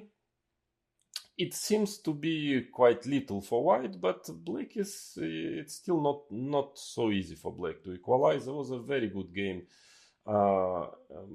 Magnus Carlsen, he beat Boris Gelfand in London Candidates 2013 in this variation. And since then, 10 years already passed, but still black is struggling to equalize fully in this position. For example, if knight d5, then bishop g5, f6 is a quite sad necessity to play f6, because now bishop c1, and of course with this weak pawn on e6, it seems that white has quite a nice initiative. So usually bishop e7 is played now. Well, dc5 is nothing, of course. You can just take knight g4 and then you are taking the pawn back. So white just develops trying to get a comfortable plus in this position, castles knight c3, and it's true that not so easy to equalize fully here. cd4 is the most logical move.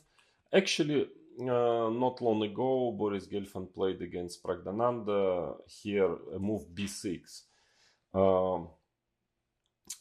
This deserves attention because, well, even if simply because of the fact that it was played by Boris Gelfand and he is a very big specialist of this variation, he is also a very well-known theoretician. His opening preparation is always very profound. So if he had played b6, it means it's really a serious move. So maybe it is the best chance to equalize, but it needs to be analyzed. Because after cd4, knight takes d4. In case of bishop d7, now white can just start to push his pawns, a3, b4, but also knight f3 makes some sense, trying to stop knight takes d4, bishop c6 maneuver. So let's say queen c7, h3, and maybe then white is just trying to play a3, b4, and his position is still somewhat more comfortable, I believe. That's why maybe black's best is to take on d4 first, and now to play bishop d7. And what is white usually doing here is playing a3, b4, and then sometimes even next b5, a4, trying to push those pawns. It shouldn't be much for white, of course, but still engines are given, well, certain plus to white. They don't show equality, and the games, especially the games which I've mentioned, Carlsen, Gelfand, also showed that this variation is not so easy for black. So it's definitely must be playable, and with a very accurate play, I'm absolutely sure that black will manage to finally to equalize, but it's not trivial here. So that is a situation in very roughly in this bishop b5 e6 line. So as you can see, nothing too dramatic for black, but some small problems here and there. It's not at the current state of affairs. Black is struggling to equalize fully. Let's put it this way. after e6, but actually the same goes after bishop b5 g6. I can be considered probably as a main line after bishop b5, the most popular move, but still also there are some here and there some variations where well, black has to prove the equality still, and is sometimes equalizing, managing to get a good position, then next day he's getting worse. For example, Magnus Carlsen, who played also g6 a lot, and okay, he equalizes most of the time, but not always. Sometimes he is getting worse here also. So now let's move to this bishop b5 g6 line. So now let us move to bishop b5 g6 variation. I've actually played myself a lot this g6 with black because I used to play Sveshnikov for a very long time. And then against bishop b5 I tried a bit e6, but mostly finally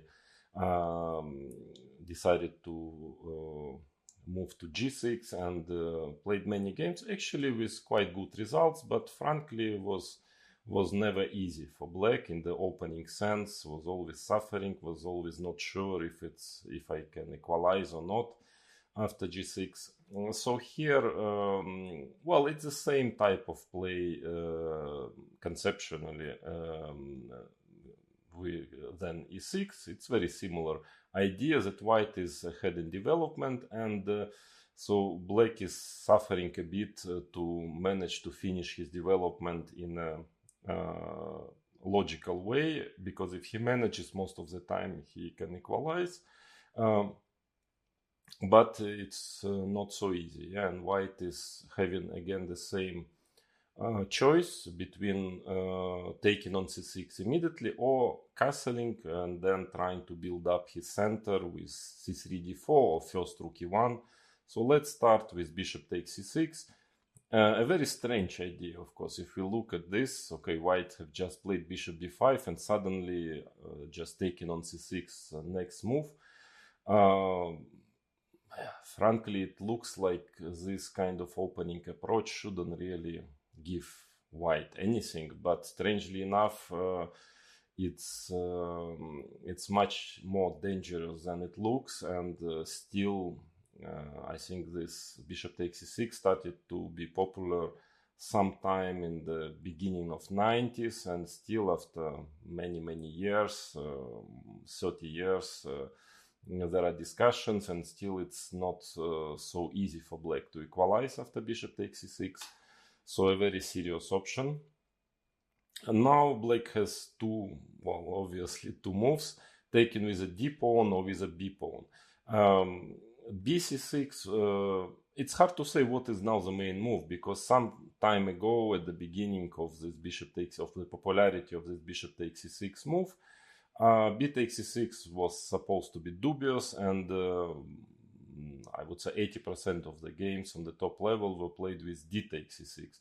Now the fashion is changing, and quite many strong players like Dubov, Gelfand and others are starting to come back to b takes c6, and black has chances to equalize there. But let's start with dc6 first.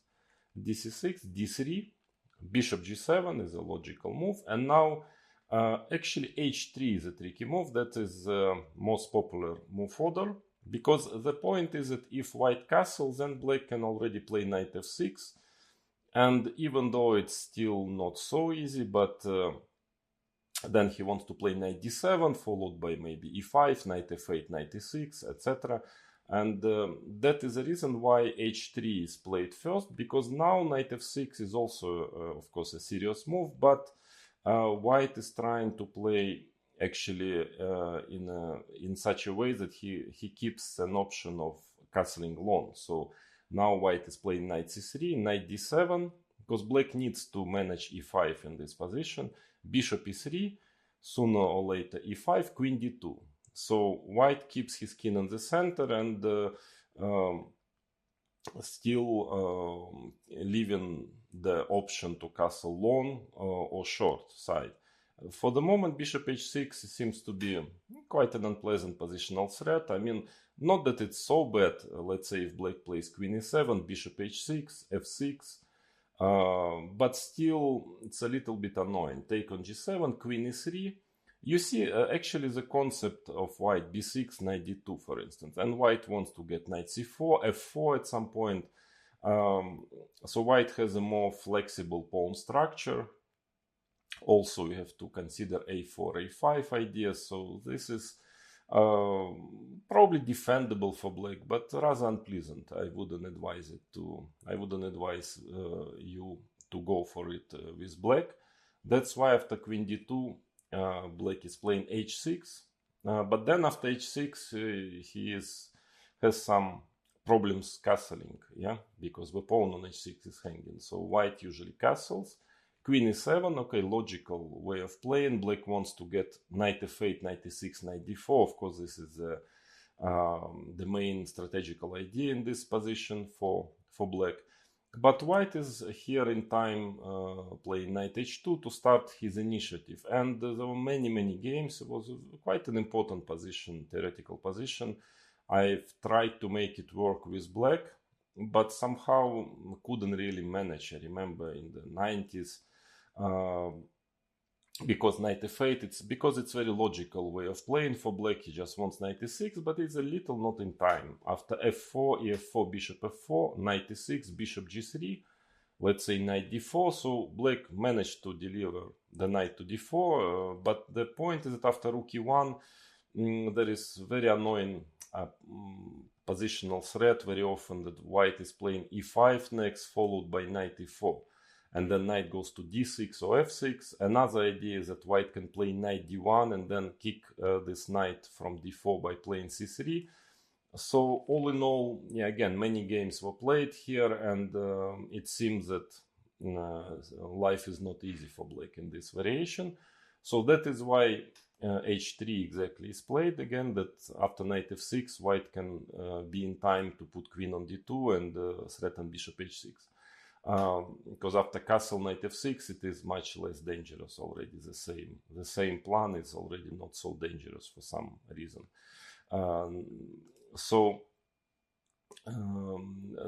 Yeah, because h3 is anyway useful, you need to play knight h2 and f4. So that's why h3 is much more popular. Well, I just want to tell you the strategical idea behind white's play.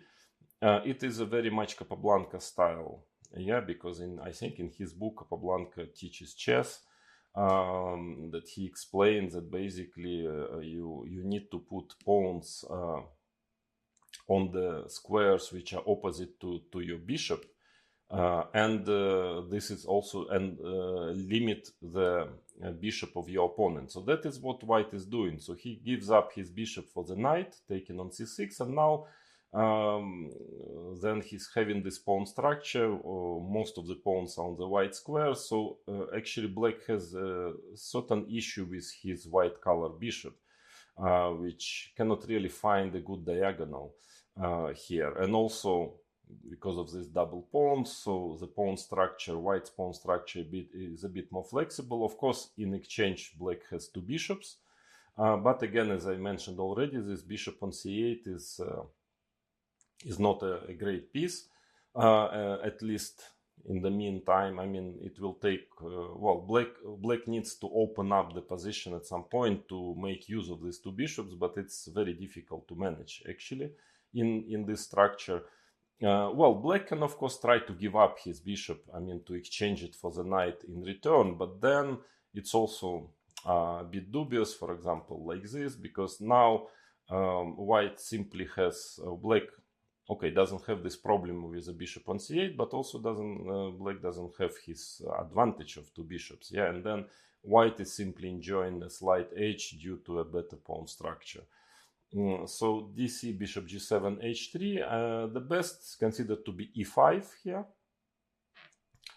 And now, this position is again similar to bishop b5, e6, bishop takes e6 variation. Here it's very important to get certain practical experience in those positions, because I've played a lot it, especially with black, and still I can say that I cannot really completely understand where black is equalizing and or in what scenarios white actually keeps pressure. It's every new time you play this position, you're never completely sure about it. Here I will give you a very kind of basic overview of the theory here, but again, the position is in such that you need anyway, first of all, to look at games of strong players here and also to get certain experience. One thing is clear, that it's a bit easier to play with white this position, and black is still fighting for equality. But again, he has certain potential, having two bishops, and there is a certain potential. If he manages to stop white's play, he can even get slightly better one day. One of the main strategical ideas for black, of course, is to get his knight to d4, to e6, then followed by knight d4 at some point, but it's a long way, as you understand. And white usually is trying to play for whether f4, but usually first he's trying to do something on the queen side, trying to push a4, a5, or a3 b4. And one day probably he will need to play f4. I mean, to move the knight from f3 and play f4, but that also depends very much on circumstances, because it also opens up black square bishop, black color bishop on g7. So everything here is quite, the play is quite subtle. So e5. Now, let's say you can castle, of course, but more, well, you don't have to hurry castling. So there are two different plans. Let's say one plan is to play a3.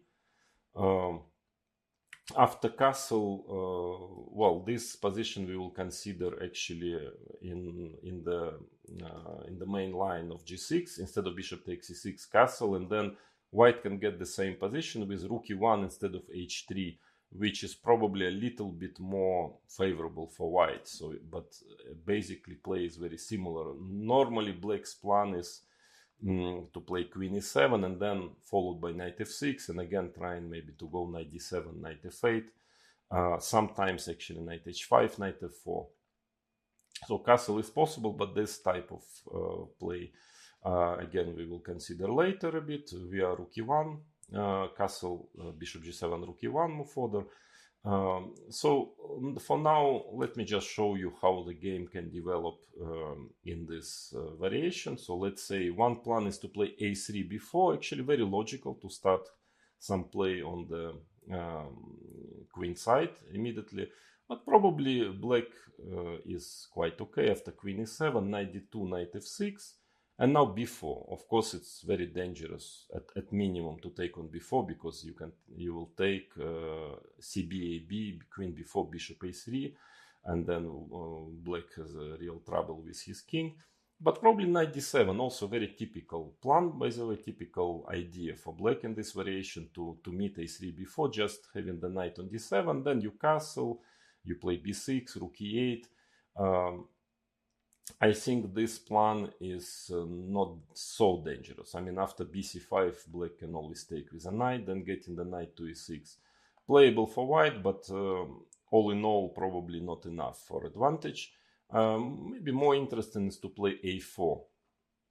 Now, most of the time, black is trying to play a5 in this position, because let's say if you just continue in the same fashion, then a5 is quite annoying, this pawn on a5.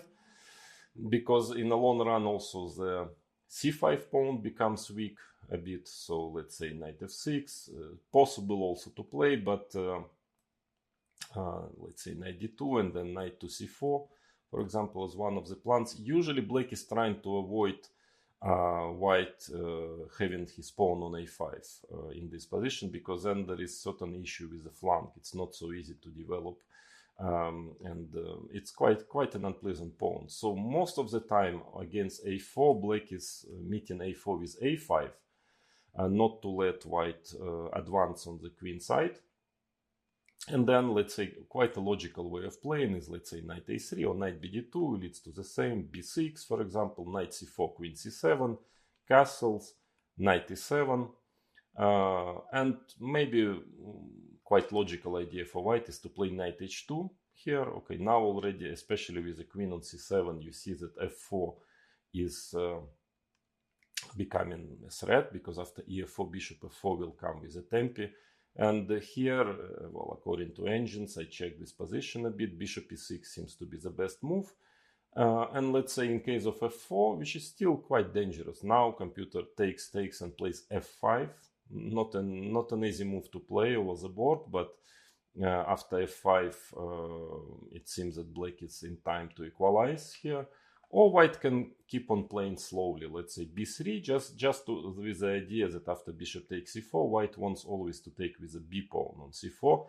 Of course, that is not in black's favor, because the b6 pawn will be pretty weak, and white will slowly push rook b1 and f4. That is simply better for white. So black castles, let's say queen e2, rook a8, this type of play, bishop d2. So black cannot really do very much in this position, because f5 is very risky to play f5. Yeah, e5 pawn can become weak. I mean, under some circumstances f5 might work, but not immediately, probably. So maybe why black has this plan playing knight c8 and knight d6, trying to change this knight. A little bit more comfortable for white, this position, but yeah, nothing very special. I mean, perfectly playable for black. So that is bishop takes c6, dc6. Of course, there are a lot of games. I mean, it's difficult to show you all the possible theoretical moves. And again, because the play is not forcing, it's more important to understand the general ideas in this position for both sides. So again, playing white or black, what I would definitely recommend you is to study a lot of games played in this structure, and just try to understand the typical ideas and the typical positions which are good for black or better for white. So it's quite a complicated, strategically complex position.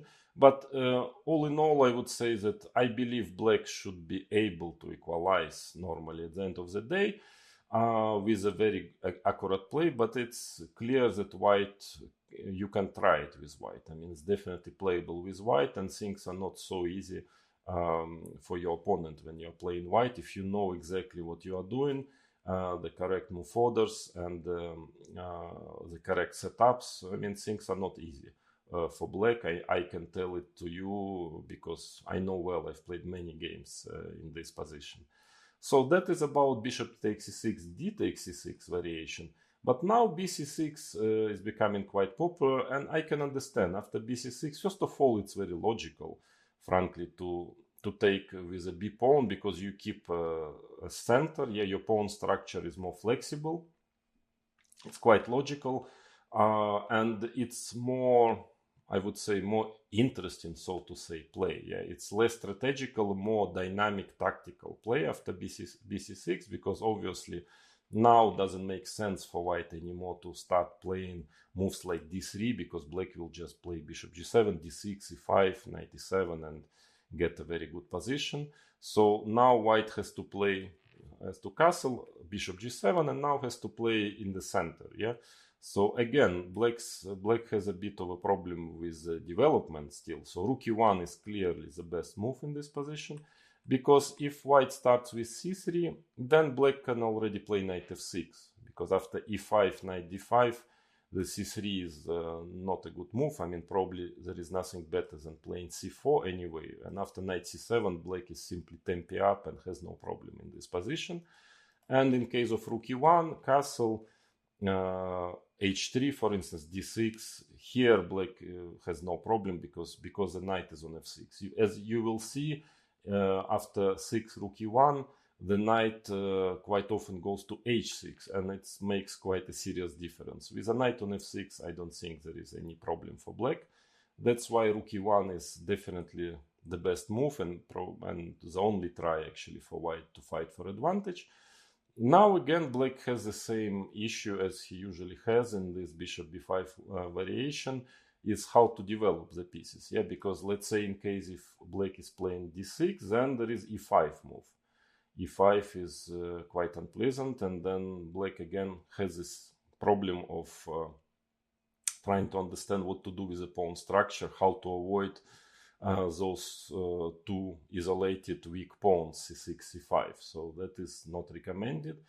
Another logical move is to play e5, of course, after rook e1. Very logical, but just doesn't seem to work well, because white immediately breaks up in the center by playing c3, d4, and this position, even if it doesn't look so bad for black, but in fact it's very, very unpleasant, because somehow it's very difficult. White has a very easy play development. He wants to play bishop g5, bishop f4, queen d2, rook d1, and black is experiencing problems here. I think that it's becoming nobody really plays it anymore, because it's not equal. I mean, white has some pressure here. Then another move after rook e1 is, of course, the most logical, yeah, is knight f6, obviously.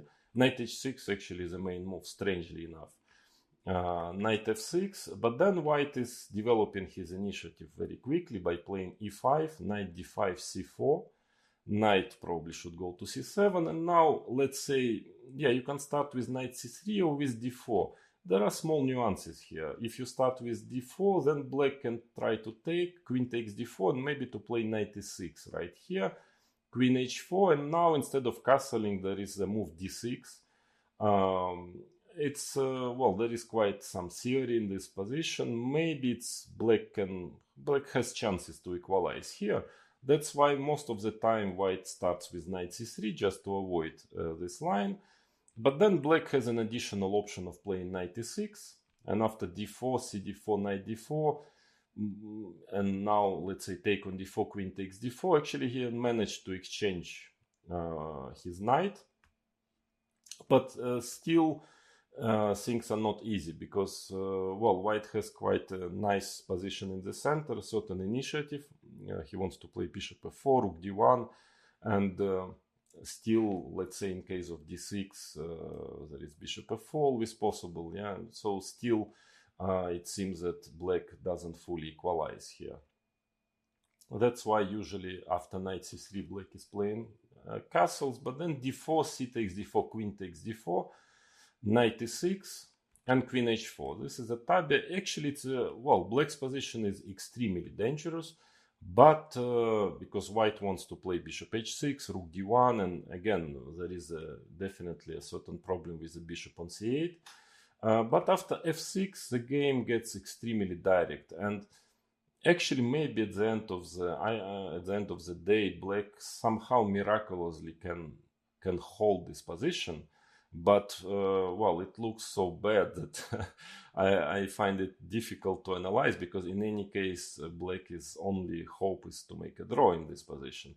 But it can be that he is in time, because knight e4 is supposed to be well, kind of was supposed to be a refutation actually of f6. But nowadays engines are showing f5, knight g5. Taking on g5, bishop takes g5, and now queen b6, and a lot of long lines here. I mean, it looks simply lost for black, but in fact, so in case of bishop takes e7, there is knight rook f4 move, and so on, and there are long lines, and maybe you need to check it carefully. Maybe black is miraculously holding here, but yeah, not everyone is ready to play like this, yeah. So all in all, knight f6 might be holding if you spend, I don't know, 2 days pushing the button and memorize all those long lines, but it's definitely quite unpleasant line to play with black, yeah. So it's just fighting for a draw, and no guarantee that you will manage to achieve it. So that's why knight h6. Of course, it's not really because black wants to put the knight on h6. It's just that he has no other choice basically yet to develop. It's very difficult to develop otherwise, as I've just shown you. Knight h6, yeah, and this position Actually, yeah, it was supposed to be just slightly worse for black before, because black would normally play those positions just with d6, then f6, knight f7, letting white build up his center, and then trying to count on two bishops, but I don't think it's enough. To equalize for black, I played once like this with black against Miguel Illescas, I think in 1993, and I was suffering the whole game, miraculously saved it, but I understood that it's no fun.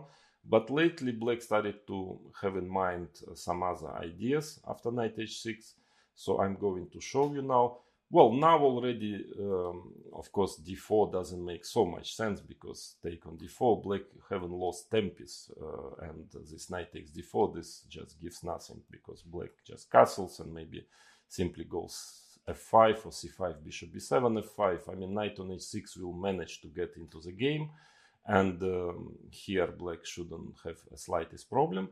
But white can play, there are two ways of playing, let's say h3, castle, c3, or c3, d4 immediately. The difference, actually there is quite a difference, because now in case of d5, if white plays h3 and c3, in case of d5, then white already can play simply d3. And as I've already explained in this bishop b5 e6 variation, that here the pawn on c5 becomes really weak, and it might easily be lost in few moves, so that I wouldn't recommend to play like this with black. But here black, so white just wants to build up his center by playing d4, but here black has f5. That is the way how nowadays top players are playing. e5, knight f7, d4, it's quite a direct play, takes, takes. Now if white will develop, he will be just better. I mean, knight c3, bishop f4, queen d2, because the bishop on g7 is actually quite bad at the moment, and also white has a certain space advantage. But black is now trying to play bishop b7, and then followed by c5. And here, it's very direct play. If you play it with black, you really need to know move per move this position, because if you don't manage to push c5 or to get the pawn back, probably you'll be just worse. But according to the nowadays state of theory, it seems that black actually has good chances to equalize here. There were games of Gelfand and Dubov here, and let's say after knight c3, black is just playing c5, and it seems like d5 is very unpleasant, but after e6, black starts to break up in the center, and has this very strong bishop on b7, that is actually perfectly fine for black. So that's why one of the main moves here is knight a3, after c5, d takes c5, and now black has moves queen a5, for instance, or rook c8 also possible. Well, this position needs to be analyzed further. Things are not easy for black here, but probably with the help of engine, I think I had a look at this position at some point, not such a long time ago, and I couldn't really find an advantage for white, even though I wouldn't be 100% sure if I was playing black this position, but probably it's enough to equalize for black. That's why more common is to play c3, it's more popular, castle, and d4 immediately. Takes, and that's what I mentioned earlier, that before in the 90s, usually black would just have this setup, playing f6, d6, knight f7. But then actually the problem is that it's very difficult to understand how to deal with the pawn structure, because of course the bishop on g7, black has two bishops, it's very nice to have two bishops, but the bishop on g7 is more of a pawn at the moment, yeah, not extremely active. And let's say bishop d7, and white can play bishop e3 or b3. It's not quite clear how black can activate his bishops, because if once he goes f5, then e5 is always a problem. If he goes c5, then there is always d takes c5, and you have a problem with the c5 pawn. So all in all, I believe that this setup is playable. I mean, depends on the level you're playing. It's playable, it's complicated, but I think that it's in general not enough to equalize fully.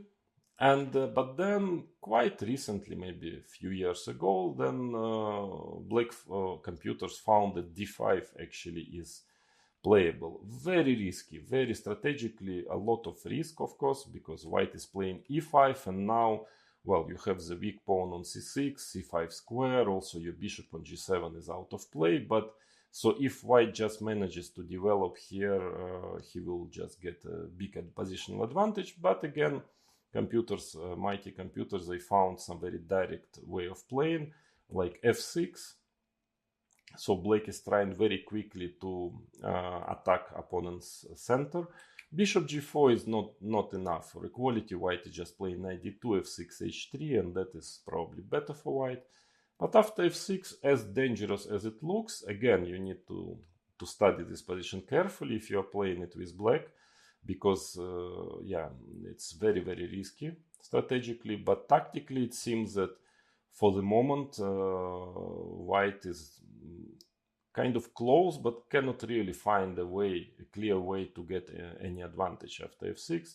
For instance, e6 is a very principal move. Now black is playing queen d6, queen e2, protecting the pawn, and c5. And it seems the games of strong players seems that black is in time to organize his play and he wants knight f5, etc. Seems that black is okay here. Another way, of course, white can always just take on f6, ef6, play h3. Sooner or later you need this move. Let's say rook e8, knight bd2, knight f7, and then try to put knight on b3 and to play for the c5 square and a little bit weak pawn on c6. But black has in this position his own counterplay, potentially with g5, h5, g4, and all in all, I don't think it will cause problems really for black. And then another possible way of playing is h3, just to stop bishop g4. And again, black is playing in a very concrete and tactical way, playing f takes e5. Now knight takes e5 looks actually very scary, but queen b6, and you still need to analyze this position further. But it seems that again, computer is managing to hold here with black. Or d5, c5. Now, of course, again, if white just managed to develop knight c3, bishop e3, bishop c5, strategically you have just a bad position. But c5 is important move. You want d4, knight f5, bishop b7. Now white has to hurry not to get worse. And for example, there was a game of Magnus Carlsen. He played b4 here once, cb4, a3. Okay, finally, I think he managed to win the game, but probably it's holdable for black. Anyways, this position is very interesting. It's very dangerous for black. Again, I repeat that strategically there is a huge danger. You need to know exactly what you are doing against each move, how to create a quick counterplay, how to open up your bishops to create play. Otherwise, you'll end up in strategically bad position. But if you know it, it might well be that black is just in time to equalize in every line here. Still, there are some discussions in this variation, so it's still not completely clear if black is in time to equalize or not. But definitely white, if you're playing it with white, yeah, you have quite a number of options, so quite a number of interesting tries where your opponent black has to be extremely precise in order to equalize. So all in all, talking about bishop takes c6, it's a very, very serious move here, and well, positions are still very rich. I mean, of course, there are many games, a lot of theory, a lot of games of top players, but still, many things are uncertain, unclear if white is managing to get better or not. So still a lot of room for opening work, for investigations at home, and actually quite interesting positions to play with both colors over the board. But the main move here, well, logically, is castles. So after white castles, black should definitely play bishop g7, and now there are two major moves, c3 or rook e1. both are actually quite dangerous. I mean, both are not so easy for black. Let's start with c3. Now, again, white wants just to build up his center, so black needs to do something about it. So whether the most radical way is to play e5. Of course, if black just manages knight g7 castles, he will have a good position. So now the game gets very direct. White is playing d4. This is a pawn sacrifice. Otherwise, he has no chance for any opening advantage. Takes on d4, bishop f4. Now the point is a6 is a useful move. Anyway, bishop a4, and then black cannot really manage not to allow the bishop on d6, which looks very scary. Knight g7, bishop d6, and there were quite some games of strong players. Caruana played it more than once. And recently, maybe the most important game in this position is Caruana Carlsen from Stavanger. I think they played in Stavanger. And so now b5, bishop b3, bishop b7 was played by Carlsen. And actually, well, what can I say? Computers managed to hold here with black. It just that it looks very dangerous, difficult to play with black, but from other point of view, maybe it holds. If it holds, it's very direct line. So maybe then c3, 5 would be just perfectly fine for black. So this position you need definitely to analyze. If you are playing white c3, and also with black, if you don't mind that it looks quite dubious visually, and maybe it's a bit difficult to play it with black, then why not? Because probably objectively black is equalizing it, but in this game, Caruana Carlsen, actually finally Carlsen got worse because again it's difficult to play this position because the king actually has to stay in the center here for quite a while. Knight g5 doesn't win, even if it looks like winning, but after castle, queen f3, there is queen e8, again doesn't look very bright, very nice for black, but computers showing that black is perfectly fine here. So the best move for white is rook e1, for instance, and now knight c8. That is the whole idea. So black is really trying to kick this bishop as quick as possible. e5, and there is nothing better for black than taking and playing king f8. This position, for instance, in case of knight bd2, now engines are showing as the best move f5. Okay, you don't play like this without analysis with engines, because with this king on f8 to play f5, but I guess black wants queen f6, queen takes d6, and well, what can I say? I don't think I would play like this with black, just even if computer shows that it's fine, but objectively maybe it is holding. And Caruana played h4 here rather quickly. He was prepared for that. Probably the idea to stop f5, just to have knight g5 after f5. And from this moment on, I think Magnus started to think. And at some point, he made a mistake. He played bishop f6, knight bd2, king g7, bishop d5. And somewhere here, actually, computer shows that there is some way for black, if he is very accurate, to equalize. So again, maybe objectively it equalizes, but you need to learn it by heart just to push the button, to analyze it with engine, and just to learn it by heart, because playing this position with this very unpleasant pawn on d6 and this potentially weak king is not big fun over the board. That's why still, even if f5 maybe objectively equalizes, but still knight f6 is more solid, and that was my choice when I played with black. This c5, knight c6, I think knight f6 is doing okay, only that recently white found an interesting way to fight for something, which is after rook e1, because e5 actually gives nothing to white. After knight d5, d4, now there were some discussions after cd, castles, knight c3, knight c7, bishop f4. Also I played with black like this. Probably enough for black to equalize, but then I actually found myself in the 90s, and now engines are showing that this is by far the best move, is knight c7 first, without taking on d4. And it seems that black is just fine, because after bishop takes c6, dc6, well, dc5 gives nothing to white, so black just exchange queens and playing bishop g4. And the white cannot really play knight c3 against knight c7. That's the point why black is not hurrying to take on d4. And then if white plays a move like bishop a4, he's kind of losing half tempo. And now black can already take castle and probably knight c3, just play d6 next, and breaking up in the center, and black is fine here. It's probably just an equal position. So e5, I don't think it represents any danger. There is a move queen e2, also became rather popular, but I still believe rook e1 is the most challenging, because after queen e2, usually black castles.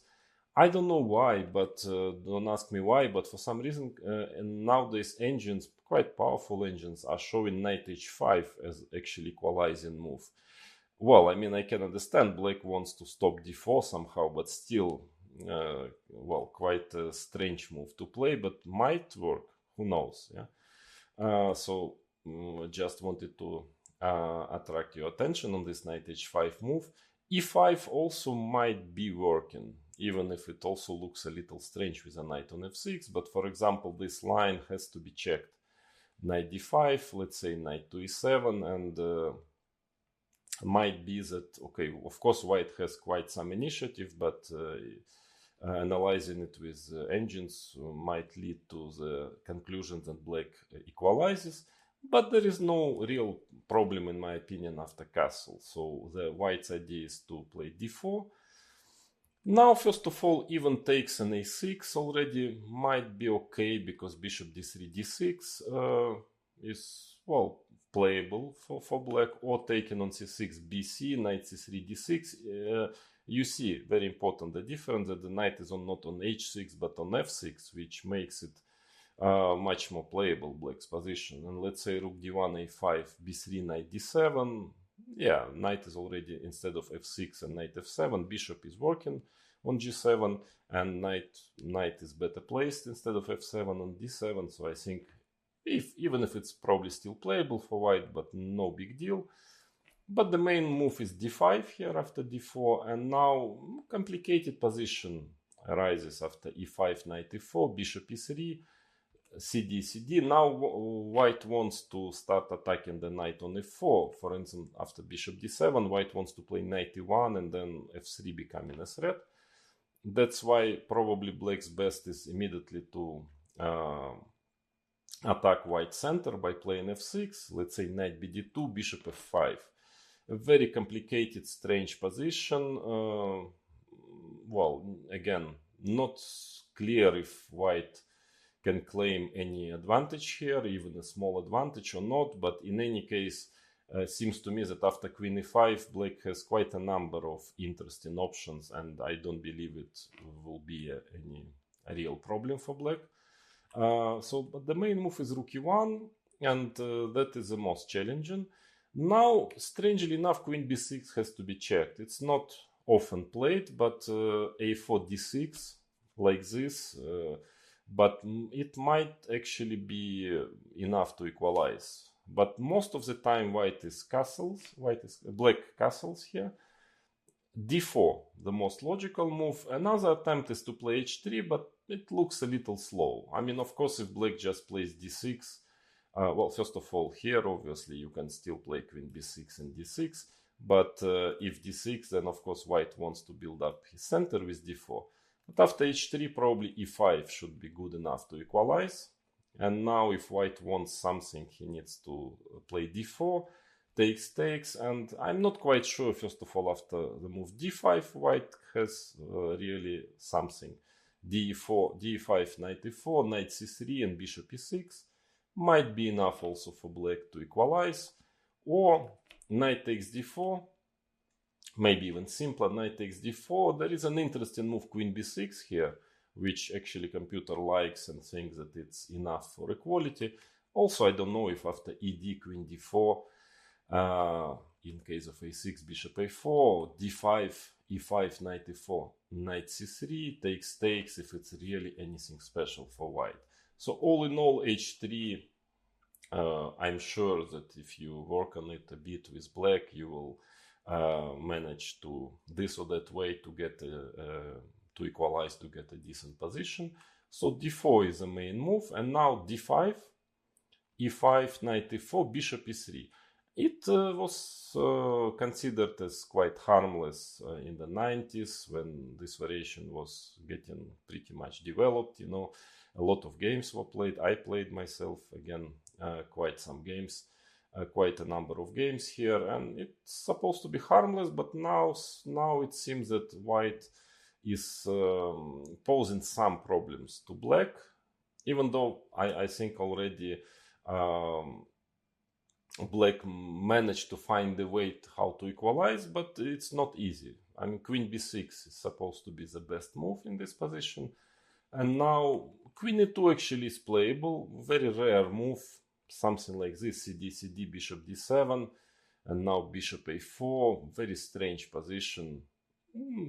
Shouldn't be really anything for white, in my opinion, because there is this pressure on the d4 pawn, but still, maybe it's possible to try to analyze it with white and to try to, if not to find an advantage, but at least to pose some practical problems for black, because the position is very complicated, and I guess a player who analyzes it better has better chances, but probably objectively pretty equal. But most often bishop takes e6 is played here.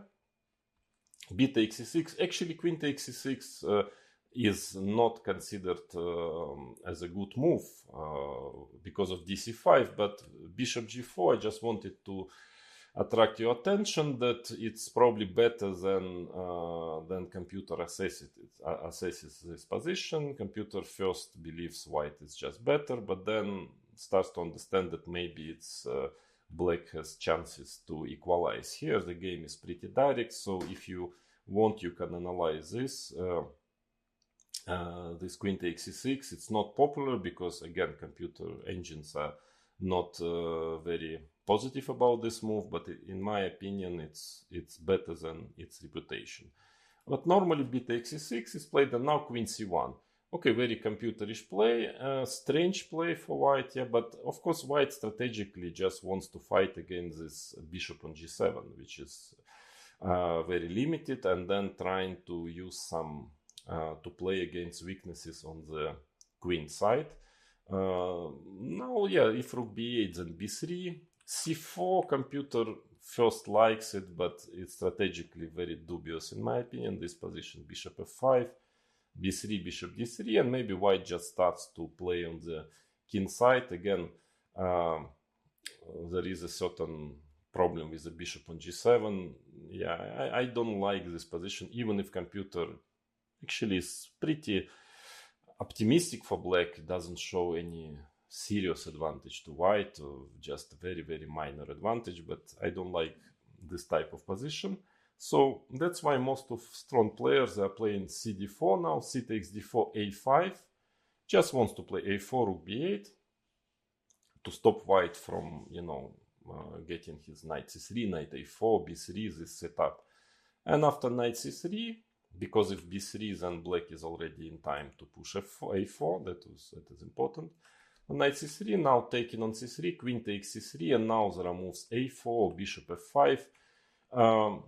Again, strategically quite a dangerous position, but it seems that black, at least according to top games, and there were quite some games of strong players here, it seems that black is just in time to equalize here. But it still has to be very, very accurate with black. So maybe after c3, to summarize, instead of rook e1, that maybe e5 is equalizing. It's this position is pretty critical after e5. Probably white has nothing better than that. And now the question is if black is really going for this position and actually ready to play with the king on the center. But if yes, and he is not a threat in practical sense to play this position, maybe it's enough to equalize. Otherwise, after knight f6, probably white's best try is to play rook e1, and then this position, which playing black, you need to to know exactly what you are doing here. For the moment, after c3, it's probably the only real try for white to fight for advantage. So that's why another move is, instead of c3, is rook e1. After rook e1, again, black has a choice between e5 or knight f6. Two different setups. So let's start with knight f6. I think e5 is more popular and was mainly a choice of Magnus Carlsen in his match, for example, against Fabiano Caruana in 2018. Knight f6, e5 is played, knight d5, knight c3, knight c7, bishop takes c6, pretty direct play.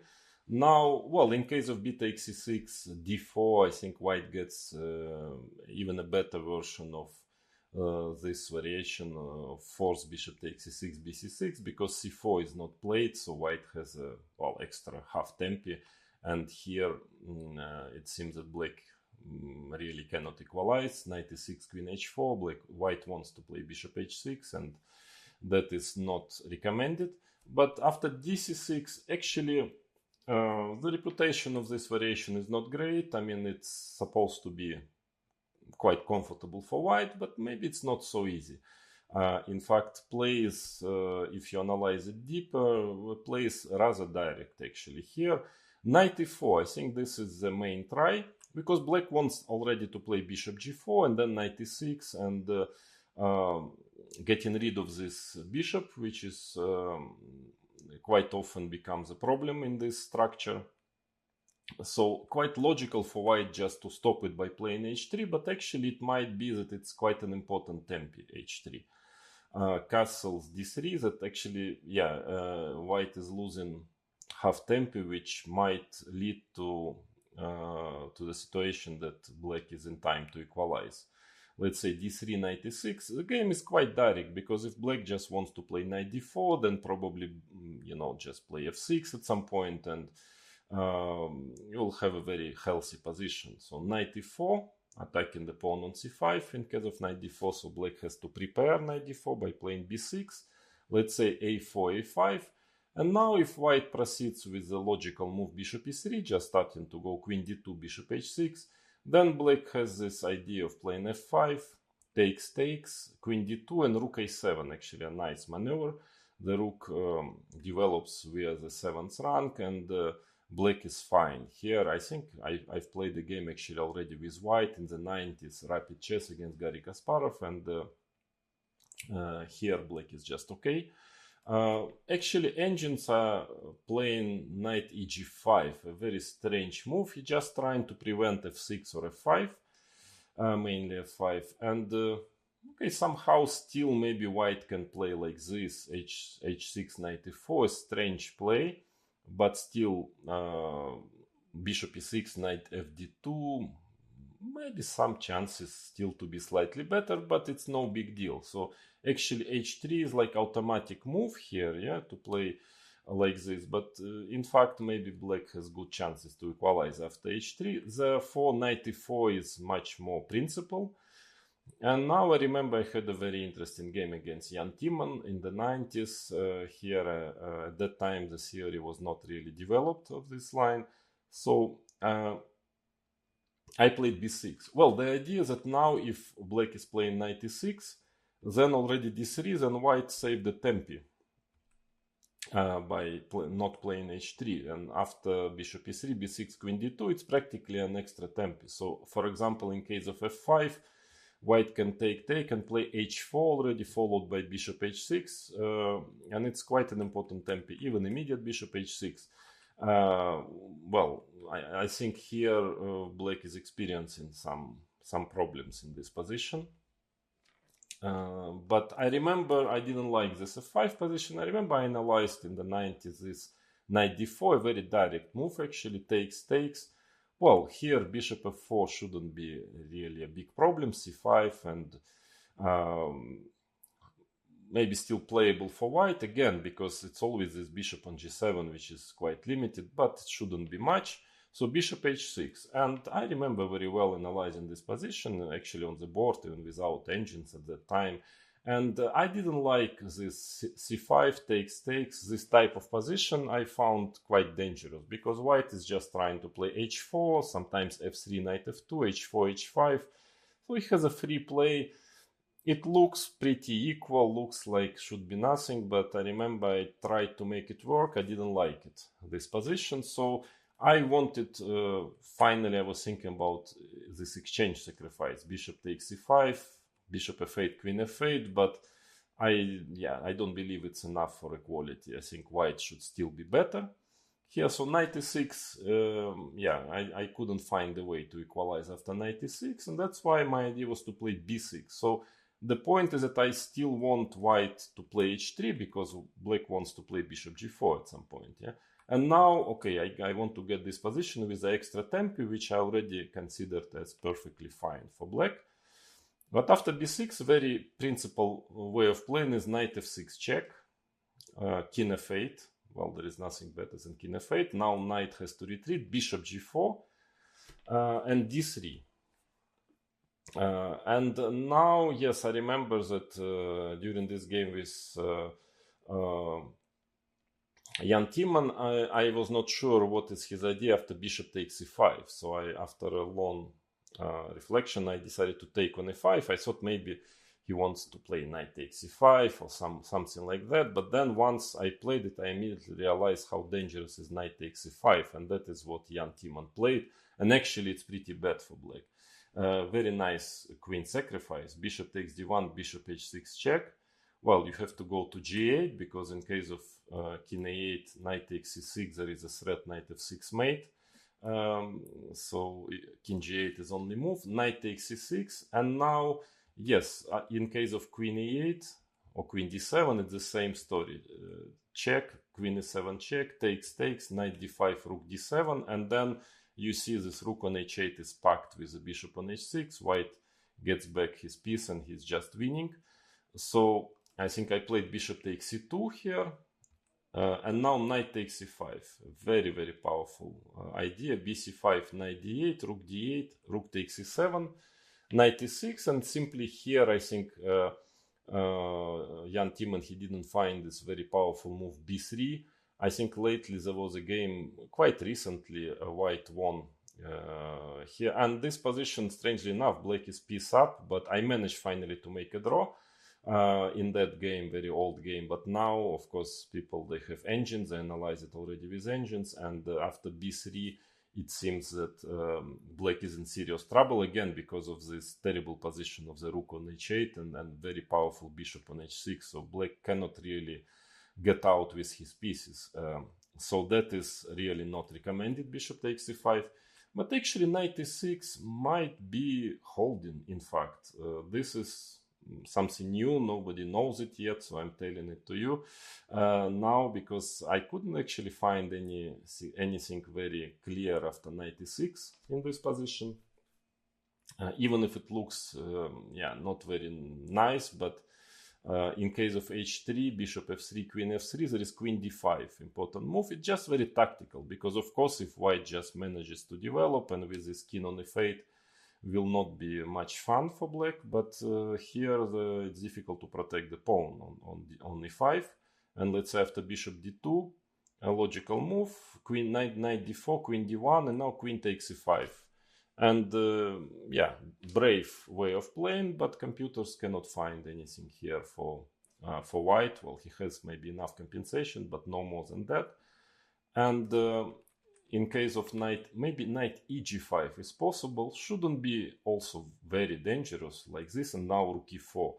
But maybe it's playable, even though again I don't believe there will be anything real for white in this position. Or another way of playing is knight ed2, the most principal way of playing. And now, well, white just wants to play h3, exchange bishops, and then he will be simply better with this king on f8. But yeah, the engines are showing this bishop h5, h3, and now g5. Very, very strange play, and actually I'm not quite sure that white is better here. I mean, it needs to be analyzed. Very dangerous, of course, for black. Very tricky to play like this, but it's a fresh idea, and it might save the whole knight f6 variation, which is, according to official theory, nowadays is experiencing, well, dark times. But maybe it can be still played. But anyways, e5 is doing quite okay according to the modern theory. This is probably the main move in this position. Now, well, now c3, knight e7, d4, it's already not so dangerous, obviously, because white has an extra move, rook e1, so it's almost like an extra half tempo for black. So here black can play like this, probably it's fine, taking, exchanging the knight, also just cd4, ed4, yeah, bishop f4, and if you remember, we had this position with rook on f1, and white was already playing bishop d6 here. So in this situation, black can just play a6, and for example, simply d6, and he shouldn't be, well, any worse, if not slightly better already. So this is quite harmless, c3. Quite an interesting idea is to play b4, and actually I think it was played in the match, one of the games, Caruana Carlsen. Caruana played b4. The idea that after cb a3, white has quite an interesting initiative on the queen side, but it was definitely analyzed by Carlsen team because he played rather quickly. He went knight takes b4, bishop b2, a6, now a3, that is the idea, ab, rook a1, bishop a1, and d6, bc5, pretty direct line, and knight e7. And, well, white maybe has a little something here, but, you know, a lot of pieces are exchanged, and actually the game rather quickly ended in a draw, and I think that probably Caruana couldn't really find anything in this position because he haven't repeated this line anymore after in this match. So probably b4 is quite interesting, and black needs to know what he is doing, but probably not enough also for advantage. Therefore, finally, white is best idea is to take on c6.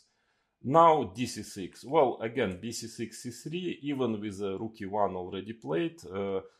Yeah, it's actually, I think we have checking this already. Knight c3, this position is better for white. So now black is almost forced to take with a d pawn, and d3.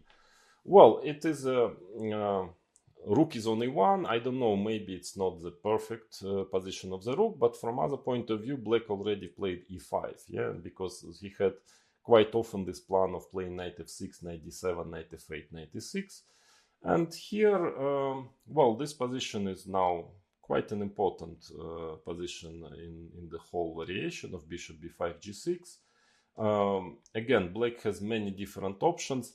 Knight e7 looks actually healthy, but quite often the knight on e7 in such positions is a bit dubious. Yeah, I mean, first of all, now white can already try to play for a3 b4, and if you remember, during this lesson, I told you that it's not a bad way for black to meet a3 b4 with a knight f6, knight d7. Here, knight is already on a7, and probably black has to play a5 after a3. And for example, white has this type of play, bishop e3, knight d2, castles, knight c4, queen c7, and b4. Yeah, trying to get some initiative on the queen side, a very typical also way of playing. It has to be checked, this, if it works or not, if white can get anything playing like that. But even just playing knight d2, let's say castles, knight c4, queen c7, again, we can play a4, a5, b3, which leads to a similar play as we checked after the forced bishop take c6 line. But maybe more interesting is to play bishop e3. b6 has to be played. And now again, there is a a3 plan, a3 before, a very serious plan. Well, the only thing that maybe black has to try to organize very quickly counterplay now with f5. And after b4, the position is quite sharp and needs to be analyzed.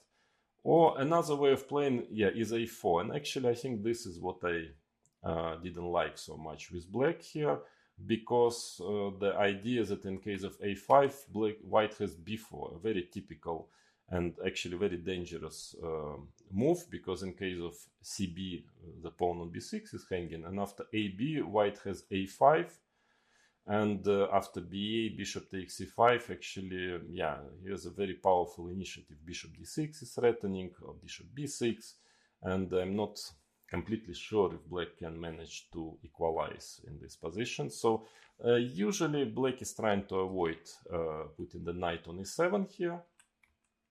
And the main moves are queen e7, also queen c7. I think that was also played once by Magnus. Hard to say again. So white is playing, white has whether a3 before plan, whether a4, and then after a5 trying to get knight on c4. With a rook on e1, already f4 is becoming much more difficult, obviously, to play. So black idea is that he's just protecting the pawn on e7, and he wants to develop the knight to f6, and then probably this typical maneuver, knight d7, knight f8, knight e6. And now again, white can try to play a3 before plan, but then it seems that computer just castles, actually, strangely enough. And in case of bc5, playing bishop g4, followed by knight d7, and then slowly taking back this pawn, might be enough for black to equalize. So again, a4 is probably critical move, a5, knight d2, knight f6, knight c4, knight d7. Yeah, and again, we get to this rather typical position. Well, only that knight is not on e7 but on d7, so it's much more, well, white cannot really break through with b4 anymore with a knight on d7, but black has a certain issue with the bishop on c8. So again, a playable position. I remember that even engines were saying something like this, as one of the possible plans here with white is to play b3, castles, and even at some point, whether immediately, whether first, let's say bishop d2, b6 probably, and then trying to play h4 here, h4, h5. Well, hard to say, yeah, what is this position. It's playable, it's complicated, but I mean, possible to play with both colors. I played it mainly with black, but wouldn't mind also playing it with white. I mean, white has definitely an easier game, and if not advantage, but at least easier to play and certain initiative. So I wouldn't say that queen c7 is such an easy equality. Probably queen e7 is the most logical way of playing here. So again, black wants to play knight f6, and now, yeah, again, let's say white can play in this fashion, knight d2, knight f6, knight c4, knight d7. It's logical a4. And now, for some reason, a5 is already less good. It's better than was better to have queen on c7, because black will have to play b6 anyway, and at least the pawn will be protected, yeah, on b6 with the queen. So after a4, black is trying to castle. a5, it's, as I've already explained, it's very important to have pawn on a5. Rook d8. Now actually game can get very direct, because black has to try to get knight f8, knight e6. If he doesn't manage, well, it's very difficult to find moves actually for black in this position.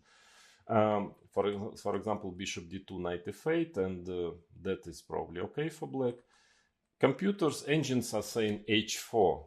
Again, a very strange move, strange looking move, but well, I suppose the idea is that in case of knight f8 he wants to put h5. It can get pretty double-edged, frankly. Or let's say bishop e3, knight f8, h3. Okay, black needs to play f6 before knight e6, because the pawn on e5 is hanging. f6, and white can, for instance, already play like this, having the queen e2, pawn on c3, but that is bishop d7, let's say rook a d1, bishop e8.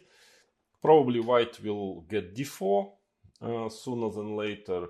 And he still maybe has a bit more comfortable position, but probably black should be able to equalize slowly here. Or another way of playing is just immediately a3. Let's say knight f6, b4. Castles. So the idea is that in case of bc5, actually, queen takes c5, a4, rook e8 or rook d8. There were games like this. And I think engines are rather optimistic for black, so saying that black will equalize. Again, it's always a bit more comfortable to play with white, has a more flexible pawn structure, but maybe objectively black is fine. And knight bd2 here, there is always a move knight d7 possible, for instance. But also computer shows some strange move bishop e6, trying to go knight d7 next. So it's again, yeah, hard to say if it's enough for equality for black. It's definitely playable position for both sides, but yeah, all in all, yeah, in a way it's a matter of taste. If you like it with white or with black. As to me, I would say that I like it with both colors. I'm ready to play it with both colors, but probably there are players who don't like it with either white or black. Yeah? But the position it's a game. It's a full of play. So all in all, what can I say about bishop b5? A very, very serious and interesting line. Advantage of this line is that you will definitely get a game. I mean, not that black will not manage to sterilize here. You have definitely chances to get slightly better, to get certain advantage. So it's a very serious line. And if you are not a big fan of long force lines in the main Sicilians, especially in Sveshnikov, then it's a serious choice. And for you who like to play it with black, well, you have a choice between g6 and e6. Maybe g6 is a little more solid, I would say. And then again, there are some problems. I mean, you need to know what you are doing there, but of course, you will not get to bad position with black. And black, if he knows what he is doing, has quite good chances to equalize finally. So a serious line, for you as black player, of course, you need to pay a lot of attention on bishop b5, but it's not going to be too dramatic.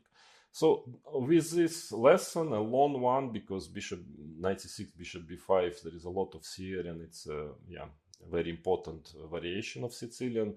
So it was a long lesson, but with it I'm finishing all so-called anti-Sicilian. So all variations where white is not playing knight f3, d4.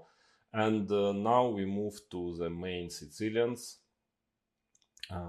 So step by step, let's say first with e6, d4, then knight c6, d4, and then d6, d4.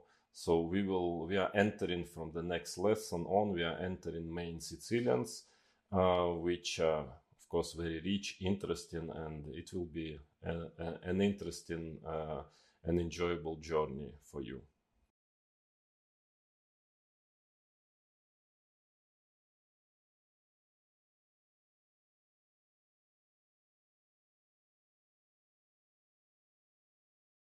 Hello. So finally we are starting the main Sicilians. And again, I will do it in this order. First I start with all alliance with second e6 after knight f3, then knight c6, and finally second d6. Of course, well, there will be some transposition. I will explain you that this or that variation you can get via, let's say, knight c6 move order or e6 move order. Some lines, like dragon, for example, you can get with black only by playing d6. This I will explain you in every single line, that, there are different ways to get this variation, if there are. So let's start with e6. So finally d4, of course, the most logical move. C takes d4, knight takes d4. Here first, I would like to cover some sidelines. well, let's say d6 move doesn't make much sense, because anyways white can play knight c3 and black has nothing better than to transpose to some other lines of Sicilian. But actually white has a chance to play c4 here, and I believe he should do this, because okay, now he gets this pawn structure, quite a good version of this pawn structure, bishop e3, and this is simply very comfortable for white, and I don't see any point actually to play force d6 for black. Nothing to gain and something to lose. So then what else? There is a move bishop c5. Well, also it's not a good move. There are different ways of playing for white, but I think bishop e3 is the best, and it's practically refuting actually, even though you can still play knight c3 also, and that is probably black will have nothing better than to transpose to one of the lines we will be checking later, but bishop e3 is almost a refutation. Here probably relatively best for black is to play d6. But okay, then knight c3, let's say a6, queen d2, and white is just playing for long castle, the typical play, and bishop on c5 is actually misplaced. At some point it can be exchanged, and the pawn on d6 will start to be hanging, so it's simply better for white, but probably the other moves are even worse. Okay, queen b6 is actually pretty bad according to the engine, because of even before actually is very strong. The engines are saying just the idea that bishop takes before check, knight d2, and black really has issues simply to finish development, or after before queen takes before check, c3, queen b6, knight d2. Okay, white wants, I guess, knight c4, knight b5. Not easy for black to actually to manage to castle in this position. Let's say a6 is supposed to be the best move according to engines to cover the b5 square, but then queen g4, g6, queen g3, and here also according to computer white has a big advantage already, which is quite logical. He has a huge development advantage, and black has all these weak black squares, so b4 is good, but also knight a3 actually is a good move here. A little bit strange, but why not? White wants to play knight c4, and then the best line according to engines is very sad, queen a5 check, queen d8, coming back, and after knight b3 also white is simply better. So bishop c5 is, well, I mean, the only thing that there is a move knight f6 here after bishop e3, knight c3, bishop b4, the strange way of playing. We will now check this position with the bishop on c1.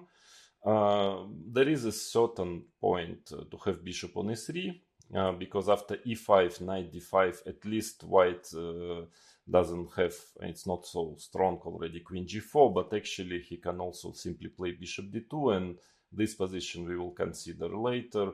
We are knight f6, force knight f6, knight c3, bishop b4 move order, and it seems to be better for white also. But in addition, also knight db5 seems to be very strong and also gives white an advantage. So bishop c5 is not recommended. Queen b6 is a better try, strangely enough. It looks a little strange, the move, but somehow it more or less works. Of course, white has many options, but the most logical is to play knight c3, and now bishop c5, otherwise there is no point to play queen b6. Knight a4, now the play gets very direct and actually ends up in a position, well, which is a bit sad for black, even though maybe not too bad. Queen a5 check, c3. Now if, okay, white is threatening b4 simply, so if bishop e7, knight b5 is very strong, white wants to play b4 and bishop f4, and it's just better here. So bishop takes d4 has to be played, queen takes d4, pretty direct play, knight f6. Now there is a certain problem with the knight on a4, so white is playing knight c5. There was a short period of popularity of this variation sometime in the middle of 90s, when some strong players played it a couple of times, like Nigel Short, I remember, against Vasily Ivanchuk in Novgorod. He played it once, but without much success. But now this line is, it's not, it's quite a rare guest in the tournament practice, because it seems that probably relatively best for black is to castle here, because the main idea of black was to play knight c6 here, queen d6 and b6, knight b3, and now actually knight takes c4 seems not to work so well because of queen takes c6. This is an important variation to know with white. And after dc6, knight a5, b8, bishop e3, well, black is pawn up, but his pawn structure is terrible. Bishop on c8 is bad, and white has a clear advantage in this endgame. So again, maybe black should finally better to play queen e5 here after knight b3, but that leads simply to takes f3, d5 probably, and simply white is having a very nice plus in this endgame, two bishops, and black is going to fight for a draw here for the rest of the game. So yeah, not funny this.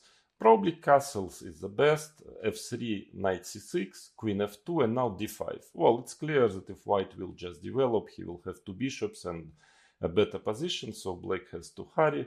Now again, white has various ideas, but probably the most logical is bishop g5, with the idea after d4, of course, white just wants to take on f6 and then take with a knight on e4. So knight d7 is to be played. And now knight b3, queen c7, ed5, ed5.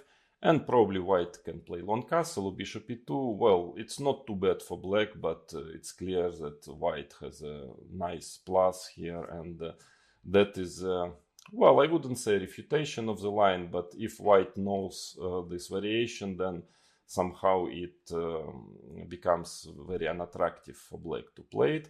But maybe in some rapid chess, in blitz, if on the certain level, if you think that your opponent doesn't know this line, it might be a good surprise. Yeah, and at the end of the day, you can play this main position with isolated pawn. It's not too bad for black. So it can be played practically, but objectively not enough to equalize. So then what else? Well, other moves like a6 and knight c6 we are going to consider in next lessons. So for now, knight f6 is another option, knight c3. Now white already threatens to play e5. Of course, he couldn't have done a5 immediately because of queen a5 check and queen takes e5. So knight c3, now e5 is a threat, and black doesn't have so many options actually here. So knight c6, this is a serious variation, but we will consider it via the second knight c6 move order. I will explain why later. So just you can, for the moment, you can just notice that this variation is very, very serious and important. But today we are going to consider in this position, well, you have to defend against e5 somehow. So with the bishop b4, it's an old line in the pre-computer era, was supposed to be tricky, you know, and not so clear maybe even, but now with engines it's already practically refuted. White is playing e5. Now knight d5 is the only move, because knight e4 is even worse. After queen g4, well, there is only move already, only reasonable move is knight takes c3, and this transposed to the position we are going to check after knight d5. Actually, just to tell you that here queen takes g7 is very strong, because if knight jumps, you know, anywhere with a check, then white is playing c3 and double attacks on h8 and on b4. And after rook f8, a very important move here is a3. And this is a refutation which is known already for ages, a refutation of this variation. And here white is basically winning simply. There is nothing better than knight b5 check, ab, knight takes d4, bishop h6, This line I've been shown by my trainer when I was 7 years old already. I remember it. Even without engines, Queen e7, people already found this Queen e7 and Bishop d3, and it just lost for black. So the better move is knight d5. And here Queen g4 is the main move, the most aggressive move, but actually Bishop d2 is also very good. It simply gives white an advantage, which makes it really sad, this line that even if Bishop d2 already simply better for white, then what's the point of playing this? So knight takes c3, bc3, and now, well, if Bishop e7, then Queen g4 is pretty unpleasant move. Again, bothering this g-pawn. And in case of Bishop f8, at least stopping Queen g4, but white simply develops Bishop d3, castles, and so on, and he has, of course, a bit spoiled pawn structure, but a huge development advantage, and it's not the way really to play chess, especially in Sicilian, to play Bishop b4 followed by Bishop f8. So white is better here, but Queen g4 might be even stronger, also gives white a significant advantage. The knight takes e3, queen takes g7, as I've already mentioned, is pretty bad for black. So then black has a choice between g6, playing g6, which weakens pretty much black squares. Now again, Bishop d2 is very good, also better for white, but maybe even stronger is knight db5, knight c6, queen g3, castles a3. Black doesn't really have much of a choice here, and okay, if you just take on c3, it's simply much worse with all those black squares. So Bishop e7, and now Bishop h6, Bishop h4, Queen h3, and this position is pretty bad for black, actually. So then after Queen g4, well, the old line was castles, Bishop h6, g6. It was supposed to be interesting exchange sacrifice. After Bishop takes f8, black would take with the Queen on f8, and then there is a certain compensation, even though still probably objectively in white's favor this position. But then engines, they found knight db5 move, and this is really very painful for black. Even though it's, you really need to know it because it doesn't look so clear. I mean, after Queen a5, the idea is just to make long castle. It doesn't look so clear, knight c3, but actually engines are already given like +1.5 for white here. Knight c6, and now you don't take exchange, you just continue to attack. h4 followed by h5, and as strange as it might look, it doesn't look so bad for black, but it seems that the attack is almost unstoppable. Bishop takes c3, b takes c3, so white do not care about all those checks. White of black taking pawns, he's just starting his attack. Of course, in the worst case, he can always take an exchange on f8, and this is pretty bad for black, this position. So again, maybe in some blitz, this line can be played, Bishop b4, but frankly, even as you've seen, even by playing e5, Bishop d2, white keeps an advantage, and I'm afraid Queen g4, if your opponent knows this variation, it might end very quickly and badly, so not recommended. So then, but of course, after knight c3, very serious move is 5d6. So after d6, we get to the so-called Scheveningen pawn structure, because I think for the first time somebody started to play like this in the Sicilian in a tournament which was held in, I think, Dutch city Scheveningen, and so then this kind of setup was called after this place. Because of that, so of course it looks pretty passive, and only with time people realize that actually this setup with pawns on d6 and e6 is not too bad, and it has its venom. I mean, it's very flexible. So since then, of course, lot of game in different move orders with this pawn structure when black is playing d6 and e6. But nowadays this system is in fact in crisis. I mean, objectively, again, of course, it's perfectly playable on a certain level. I'm talking about, well, top grandmaster level. Yeah, it's now a rare guest. Because actually, yeah, first what I want to tell in this lesson, a very important thing which I understood actually in Sicilian, a kind of abstract conceptual point, is that most of the time in most of Sicilians and also in this Semaningen structure, actually the most dangerous plans for white are connected with long castle and pushing pawns on the king side.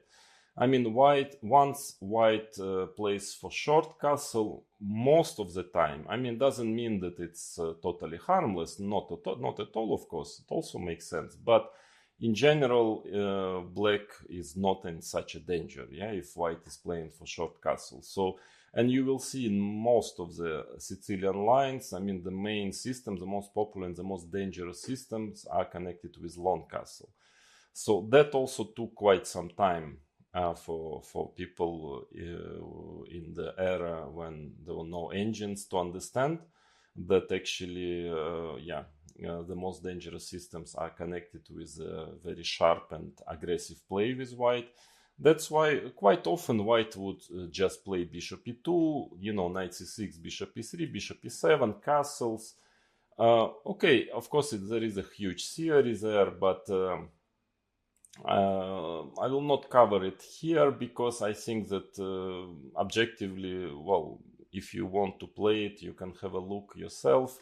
But I just believe that there are much more dangerous ways of playing. I mean, much more prospectors for white. So why then to cover those systems with a short castle? I believe black is in quite some trouble in this knight f6 variation. Therefore, I will show you, I mean, in this knight f6 and d6, I'm going to show you the most dangerous lines. Well, first of all, white can simply play bishop e3 here. And in any case, black has nothing really better than to transpose to whether playing a6 to the line, to the variation of Najdorf, a6, bishop e3, e6, which of course we are going to consider later. Well, variation which is also now in a certain crisis for black. Black is most of the time trying to play with e7, e5 and not e6 nowadays. Or let's say after knight c6, this position we are going to consider during this lesson today, a bit later. Queen d2 is a main move, so this we are going to check. But in fact, the major problem is nowadays is considered to be a move g4, so-called Keres attack. Very strong grandmaster, was very close to become world champion. Paul Keres from Estonia. He was a great theoretician who had a very, very good understanding of openings and found a lot of different ideas in many various openings, and also g4. That is his idea, which was quite revolutionary, I would say, for that time, because it was not really the way people play chess. Yeah, they wanted first to develop pieces and then only to start some attacks, but he understood that there is a chance to start it immediately. And I believe, again, there are some lines which are, I would say, more or less playable for black, and you can play it on a certain level. But frankly, I cannot really see if white knows the theory here. I think that black is just worse in all those positions. So he gets simply white gets an improved version of other typical Sicilians, and that's maybe a reason why it almost disappeared from the grandmaster practice, this move order, knight f6, d6, because of this g4 move. Again, having said that, of course, on a lower level, it's perfectly playable for black. Position is complicated and sharp, but again, we are talking about objective assessments, and g4 is a very, very unpleasant move. Because, well, the thing is that if black is just developing normally, then this g5 is, yeah, you have to play knight d7, bishop e3, for instance, and white just pushes h4, f4, like, let's say, bishop e7, h4, castles, f4, not the only move, but also good, and, well, it's just, it's very important to push these pawns. Black cannot really make use of the fact that white haven't castled yet, because he has nothing really better probably than this play with a6 and takes on d4, b5, but white is already quite close, you know, white's pawns, and this h5, g6 coming quite often. So this seems to be quite a bad version of the Sicilian for black. White is just better. Same, more or less same goes, maybe a little bit better version for black of this position is to play a6, but still g5, knight d7, white is playing in the same fashion. Bishop e3, b5, a3 simply, let's say bishop b7, h4. And again, this is a pretty bad version of typical Sicilians for black. Yeah, because he cannot really make short castle. Let's say bishop e7, queen d2. Okay, short castle will probably lead to very quick h5, g6 and very quick disaster. So he has to play for a while with the king on the center, and doesn't have so much counterplay. I mean, those type of positions were reassessed because some 40 years ago people consider that black has some play in this position, but in fact not so much. In fact, white is very quick with his attack here, and it is just better for white. Or knight c5, let's say bishop g2. It's also not good. So again, of course, in rapid chess or blitz, it's playable for black. People who like to play Sicilian, it's still sharp, and lots of let's say ways for white to go wrong, but objectively, well, I can just tell you that computer gives already strong engines are given like +1 in this position for white, so which means something. Yeah. So that's why, yeah, there is another move, e5. This is a very principal move, actually very important move to try to fight against g4, because again, if not g4, then this move order, knight f6, d6, would be perfectly playable and quite interesting.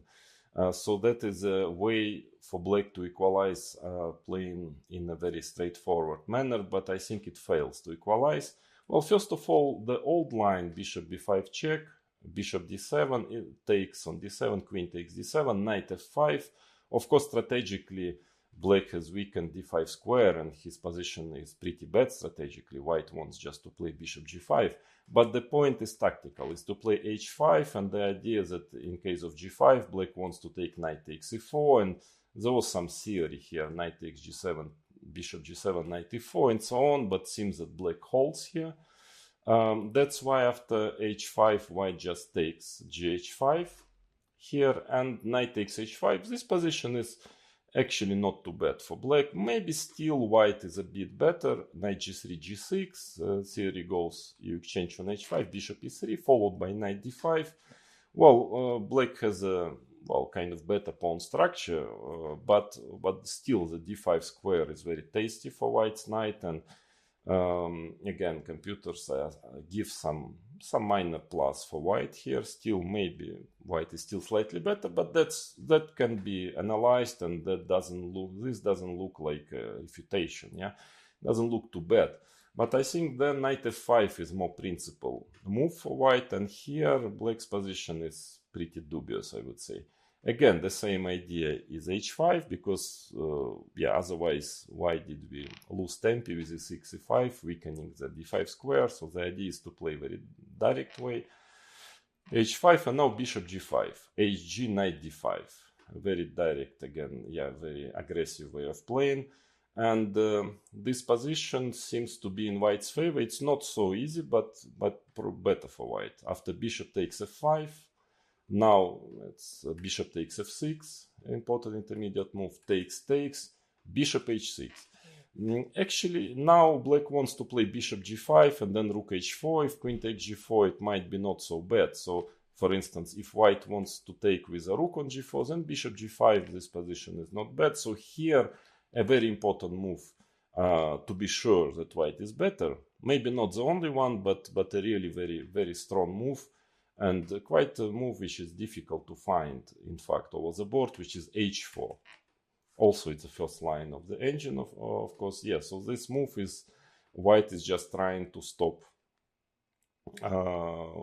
his opponent from activating his rook on the h file, and after h4 white is better. For example, knight d7, well, the idea is that of course queen takes g4, there is queen a5 check always, yeah. So here after knight d7, simply rook g1 followed by rook g4.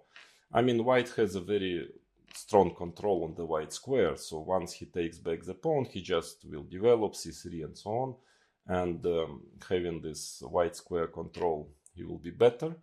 So the most principle is to take on h3, but after rook takes h3, it seems that, yeah, also here actually there is no direct way for white to gain something special. I mean, he just sacrificed the pawn, but king e2 also a strong move, but simply that black's king is in permanent danger, and there is very unpleasant pin on the h line, and it seems simply by playing positional chess like this, c3, queen a5, a4, and computer gives white, well, a considerable plus here, and it's actually also visually, I would say that it looks very unpleasant for black, at least from the practical point of view, but even objectively seems to be that despite the fact that black is pawn up, but white is better. So that is an e5 move. Also, not, as we can see, not really, life is not easy for black after e5, but main move is h6, and that was always supposed to be the main line, but actually after h4, this position, you know, the worst thing for black is that white's play is very easy and simple here, and that is maybe even worse news than simply the fact that computer assesses it as a better for white this position, because sometimes in Sicilians it can be objectively in white's favor, but a very complicated play where black has a lot of counterplay. So I mean, in a practical sense, yeah, situation is not clear here. Okay, again, of course, if white knows the typical plans in this position, yeah, actually the play is quite simple for white, and I don't know what is the best choice. So white for black, yeah, white just wants to play rook g1, g5 to continue his play on the king side, kicking this knight on f6.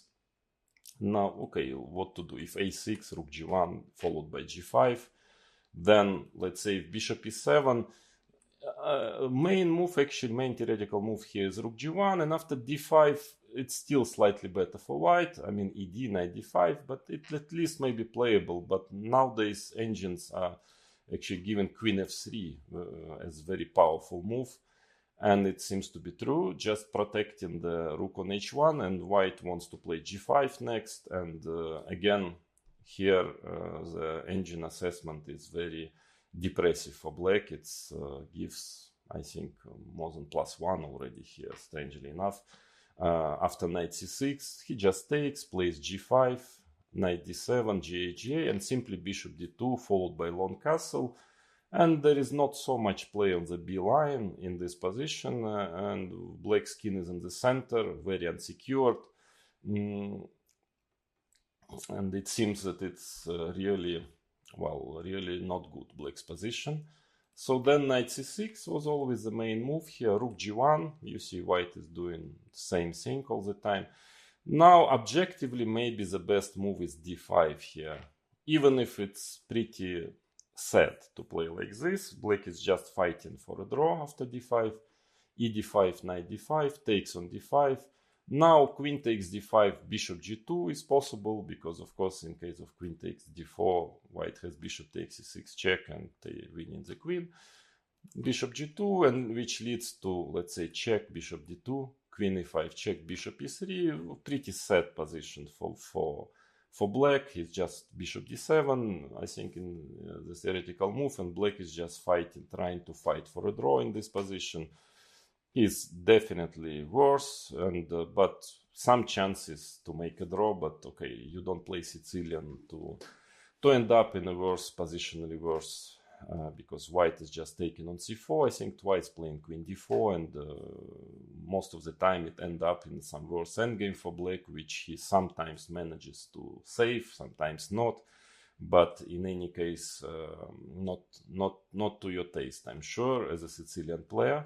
So maybe ed5 is objectively a better move, and now after bishop e3, black should, at least to get some sense of what he is doing, he should try to take on h4, and as dangerous as it looks, but there is no clear refutation of this, and still white, it's actually a game for two results. After queen f3, black has practically only way of playing is to play like this, queen e4, and trying to change queens, and of course, well, black is pawn up, but he's going to lose the d5 pawn, but there are drawing chances in this position. Again, it is probably objectively the best thing black can do in this variation, but you don't play Sicilian again, yeah, to suffer in the worst endgame and make a draw. So, and if you want to play a real Sicilian, well, white wants just to play g5, and it will lead to similar type of positions, which we have checked, which are not funny for black. So usually black is trying to play h5 with the idea after g5, knight g4, which actually can be playable for black, even though computer still gives some plus for white with this kind of move rook g2. For some reason, I think defending against queen b6 and then followed by f3, it might still be comfortable for white, but that is not the worst. Not the main problem. The main problem is simply g takes h5, knight takes h5, bishop g5. And this position is it was even played in the World Championship match 1984, Karpov-Kasparov, the first game of the World Championship match. Of the, I don't know how many, more than 100 games they played with each other in World Championships. It was the very first one. Kasparov managed to make a draw here, but I think he never repeated since then this variation, because actually nowadays it just simply became clear again with engines, with some more practice, that it's simply better for white this position. So let's say knight f6, you can play knight f6, and white just develops queen d2, and black cannot castle anymore, shown clearly on the short side, because he'll just get mated. So he has to try something like this, a6, queen, bishop d7, and try to prepare long castle. But actually the bishop on g5 is very powerful. It's a very strong piece, and white, after long castle, for instance, white has a very unpleasant plan of h5 followed by h6, for instance, so normally black is trying to play queen c7, but now white can play slowly, but even very direct way of playing h5 is quite dangerous. Knight takes h5, rook h1, for instance, g6 and f4. And again, you see that black's king cannot castle. White wants to start some e5, f5. He's already ready for attack, and black is still, with the king on the center, black still has to finish his development. Extremely dangerous position for black. Or more often, black is playing queen b6, but still bishop e3. Well, a typical story, black cannot take on b2 because knight b5 comes, and then he's losing material. So queen c7, queen d2. It's maybe this is a little bit better version for black, but still long castle, bishop d7, f4. Still, it seems that white simply has a fantastic version of very typical Sicilians, because he has this open g line. Of course, yes, pawn structure, h4 pawn in a endgame, in a rook endgame will be weak, but it will not get to rook endgame because there are too many pieces on the board, so this is not such an important factor of the position. This, slightly weak h pawn I think that the open G line and the active rook on G line is much more important. So now the game can proceed like this: knight f6, knight f3. And well, the problem also, for instance, if black castles London, he starts to have big issues: queen f2 followed by bishop b6. So b5, and here, well, even a move e5 is extremely dangerous. Here maybe black holds, but need to be very careful. Or a simple move bishop d3. Again, now the point is that black cannot really do anything with his king in the center. He probably will have to stay in the center forever.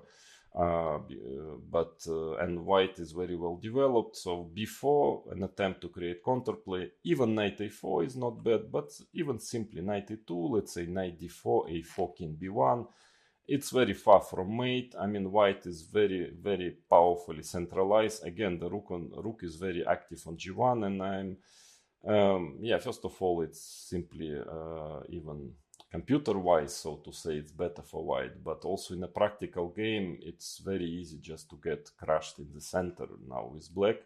So somehow I cannot really find, with all respect towards players who like to play with black, this variation.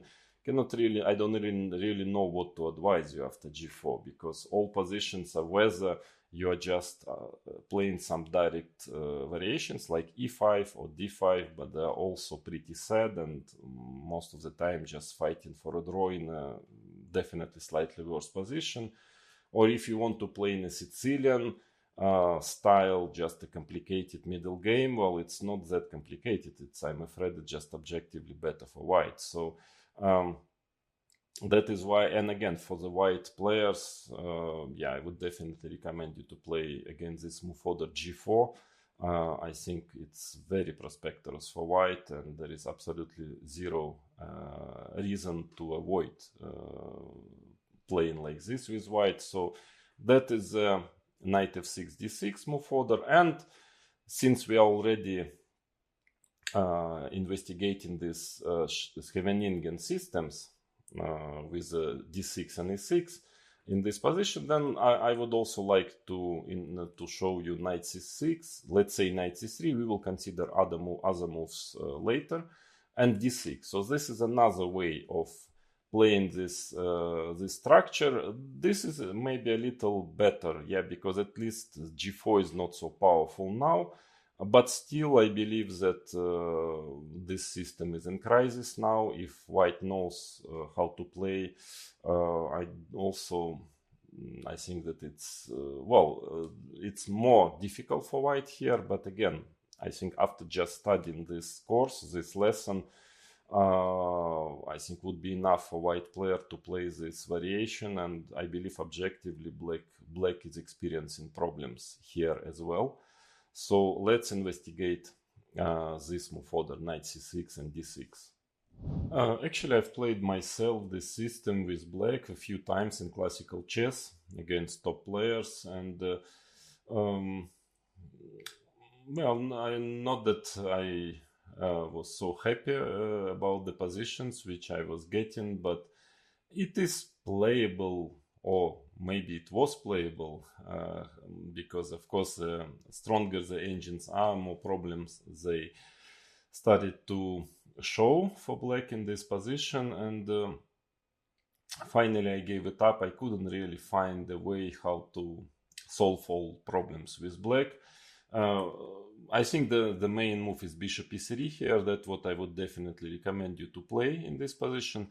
g4 actually still, even if the knight is on g8, it's still a serious move here, and I think it was played by Alexei Shirov against me in Monaco in rapid chess. It was a complicated game, finally ended in a draw. I was even slightly better at some point already.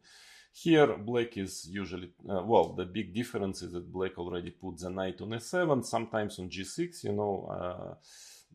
or taking on d4, another knight goes to c6. So at least g4, g5 doesn't come with a tempi, which is quite important.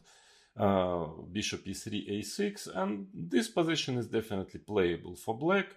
Also for white, I mean, white has chances for advantage here. For instance, he can try to play just like this in a typical manner, yeah, h4, f4. But again, of course, it is compared to this carries variation positions when the knight is on d7 and black and white already played g5 with a tempi. This is a much better version for black, but still not so easy. For example, this is a typical way of playing for black. At least now the knight gets to c6, bishop g2.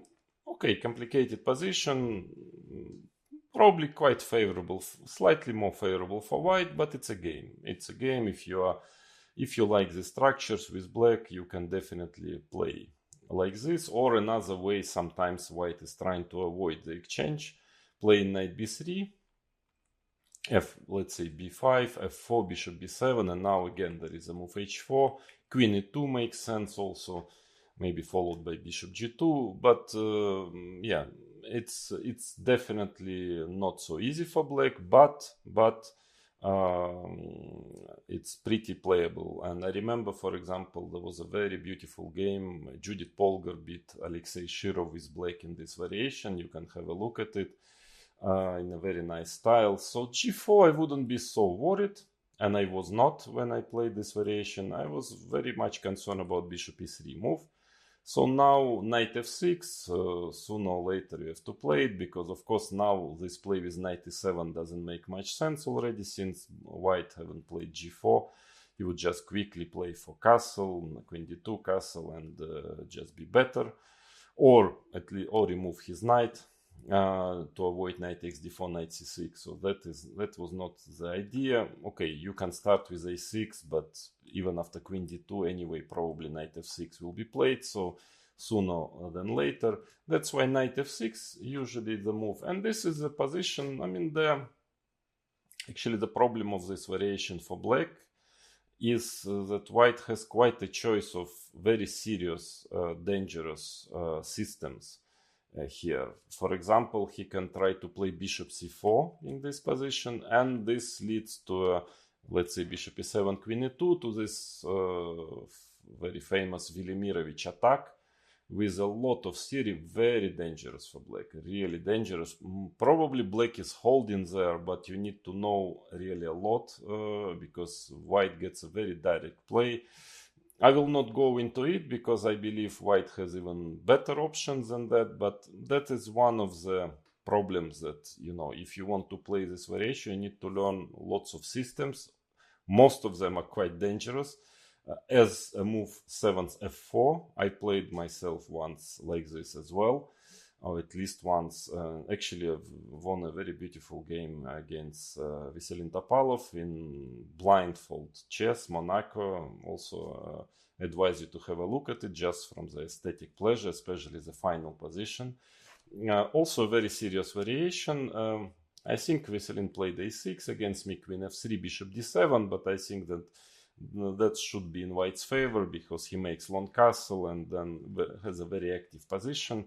The more principle is to play with the 7th e5, and now the main theory goes like this: knight f3, knight g4. Black manages to take this bishop, but still long castle, then knight gets to d5, king b1, castle king b1. Still, I believe white wants to play bishop c4. It's probably a bit better for white, this position, because it will be difficult to avoid exchanging this bishop on d5 one day. White will have a certain initiative.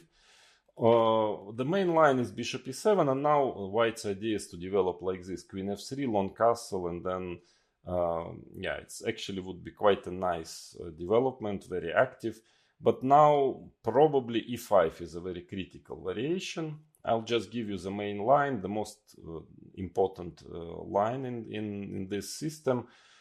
And probably black holds there, but you need really to check it. Takes f5. So white's play is very simple. He just wants to make long castle, g4, g5, and mate. So black has to hurry. Rook b8, long castle, queen a5. Black is trying to organize counterplay, and it's true. Queen b4 is a big threat. So bishop c4, mandatory to put bishop on b3. Now white is ready for his attack. castles. Bishop b3 is important move. It's pretty forced, this variation. Now probably black, well, because g4, g5 is a very, very big threat, so he has to start a direct line. d5, e takes d5, rook takes b3, c takes b3 has to be played, c d5, rook d5, it's pretty direct. Knight d5, knight d5, bishop h4 is the best move now. f6, queen takes a2, and let's say rook d1 is one of the possible options. I checked it. It was an old theory. I analyzed it with weak computers. Yeah, I was not sure what's going on. Now with more powerful engines, I checked it a bit. Hard to say if it's enough for black to hold or not. It gives 0-4 after the best move. I don't know what it means. Probably it means that black is holding here. But anyways, also a serious line f4. Another quite serious variation is to play queen d2. By the way, anyway, I would recommend you to start with queen d2. Even if you play my recommendation, the system with f3 and queen d2, probably better to start with queen d2 because knight g4 doesn't seem to work really. There is bishop g5 with a tempi. Even though probably it doesn't make a big difference. You can also start with f3, 7 f3. But queen d2, usually black is playing for bishop e7. Now already he wants to go knight g4. And now, well, f3 will be the main line. We will check it now. That is my main recommendation for white. But also bishop e2 is a very dangerous system, in fact, also. So, but with the idea, of course, to make long castle. As I have already mentioned, most of the time the most dangerous systems are connected with long castle and then pushing pawns. So a6, well, black probably has to do this typical counterplay with takes on d4 and b5. f4, now white is playing f4, trying to go g4 next. And then this position, knight d7, let's say, just to avoid d5. g4, b5, g5, rook b8. It's a complicated position. Maybe it's okay for black, hard to say, but it's also a serious system. And maybe you'll be laughing, but there is another also quite dangerous system for white, which is 7 queen e2. So the same idea, well, white just wants to play long castle, but his queen on e2 is controlling the g4 square, so he doesn't have to lose tempi by playing f3. And also it's very serious. The system, quite a rare guest in the tournament practice. Yeah, but actually serious. I think I was also planning to seriously considering to play it with white. Because now if black plays bishop e7, long castle, short castle, then what is important with the queen on e2 here, white can just start very directly, yeah, to play g4 in this position, because after knight d4, bishop d4, also what is important, that with a queen on e2, now there is a pin. So after e5, white can just take on e5. And after g4, knight d7, let's say h4, followed by g5, we already know that this type of position is very, very dangerous for black. So probably after queen e2, probably the best is to take on d4, bishop takes d4 and play e5. Of course, in this particular position, it would have been nicer for white to have queen on d2. So that is the idea, to try to make use of the fact that white's queen is on e2. After bishop e3, probably black has to kind of lose half tempi. It would be nice just to play bishop e7 and castle, but queen b5 check seems to be quite unpleasant. And after bishop d7, white can just take on b7. The computer doesn't see a way for black to get enough compensation here for the pawn. So that's why a6. But this position is maybe quite decent for black. I mean, I don't know if it's equal or maybe still white is a bit better, but definitely playable. Long castle, bishop e6, f3, logical play, rook c8, queen d2, because rook takes e3 was quite an annoying threat. And now, well, white's typical plan is at some point to start pushing the g4, h4, g5. And, well, engines recommend to play h5 here. Also, by the way, important to that you know this typical strategical idea in the Sicilians. It's just stopping this g4, h4, this pawn pawn attack on the king side just by playing h5. Of course, most of the time it happens before black castle. So then bishop e7, queen a5. Maybe this position is pretty playable. But in any case, queen e2 is also a serious move. But actually, I consider the main problem is f3, or queen d2 first, as I mentioned, then f3. So now bishop e7, queen d2. And this or that way, okay, now, of course, you can, actually, engines are showing moves like h5, long castle, then playing a6.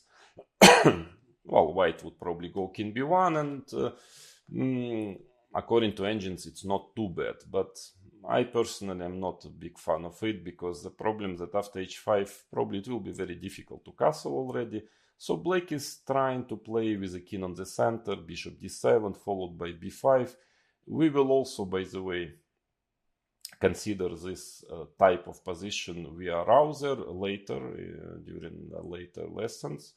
But all in all, it's, even if it's not too bad objectively, I still believe that objectively white has some plus. But it's very difficult to play with black this type of position, because you have to very often to keep the king in the center for a long time, and white has a very healthy, solid position. There is not much really attack black has, so it's more of a positional game. Just the difference is that white has a bit of more space, and his king is much more secure than black's king. So whatever computer pretends that this is not so bad, I would not really recommend you to play it, even at least because of this practical consideration. So castle, that is a classical way of playing this position. And now white has a choice between whether starting with a long castle or starting with g4. It's all about d5 plan, because if black chooses plan with a6 and b5, then it doesn't really matter. It leads to a transposition. But after long castle, black has d5 move. So that's why white starts sometimes with g4 just to stop this d5 plan. Even though, again, I don't think that this is good enough to equalize. And as I've already mentioned previously, it also leads to positions which makes you wonder, why did you play Sicilian? Yeah, because here after d5, white has a few ways to just to have a nice initiative, basically risk-free. For instance, bishop b5 is not a bad move. Knight takes d4, bishop takes d4. Now if d is and queen f4 is quite unpleasant. Therefore, usually black is playing a6, bishop d3, d4. And now bishop takes e4. And again, white has initiative. I mean, of course, if black develops, he will be fine, but he still has to prove it. Yeah, so white has a healthy position, maybe not too much, but in my opinion, risk-free position for white.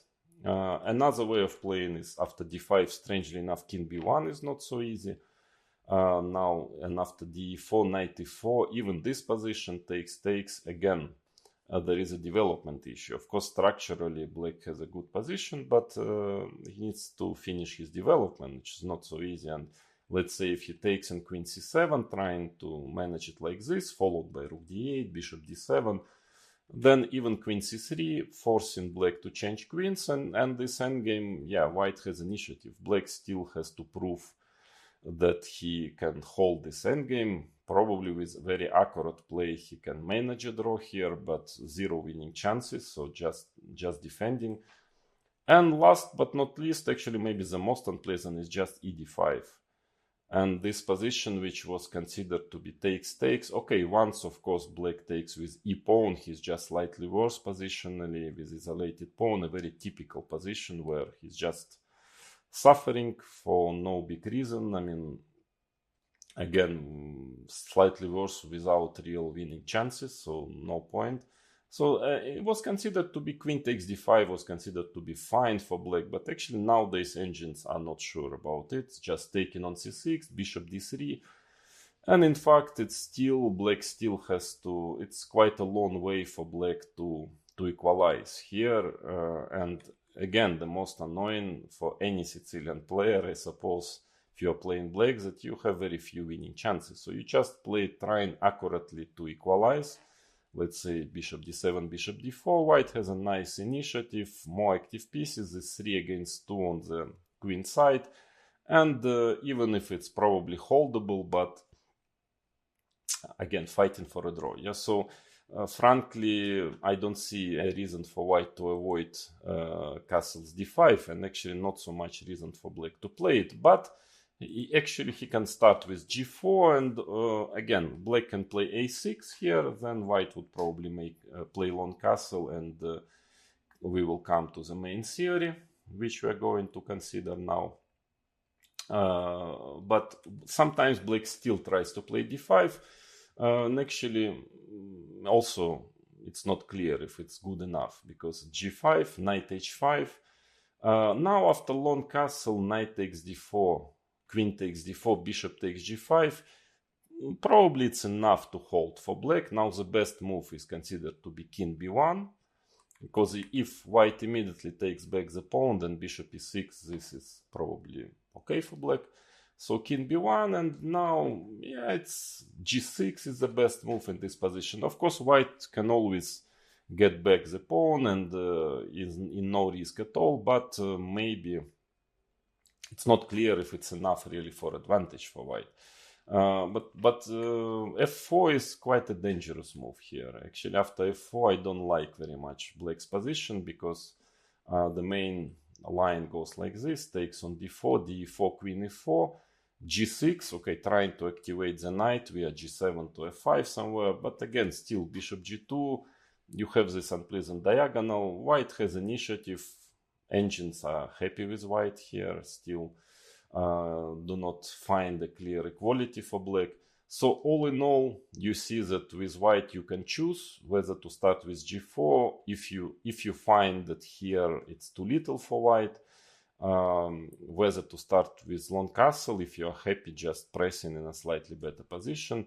But in any case, for the black players, yeah, both ways, it doesn't seem to be rosy, the life after d5.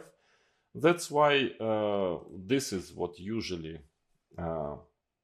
black would do here, because again, it's in the spirit of playing Sicilian, it's playing sharp and aggressive game with counter chances.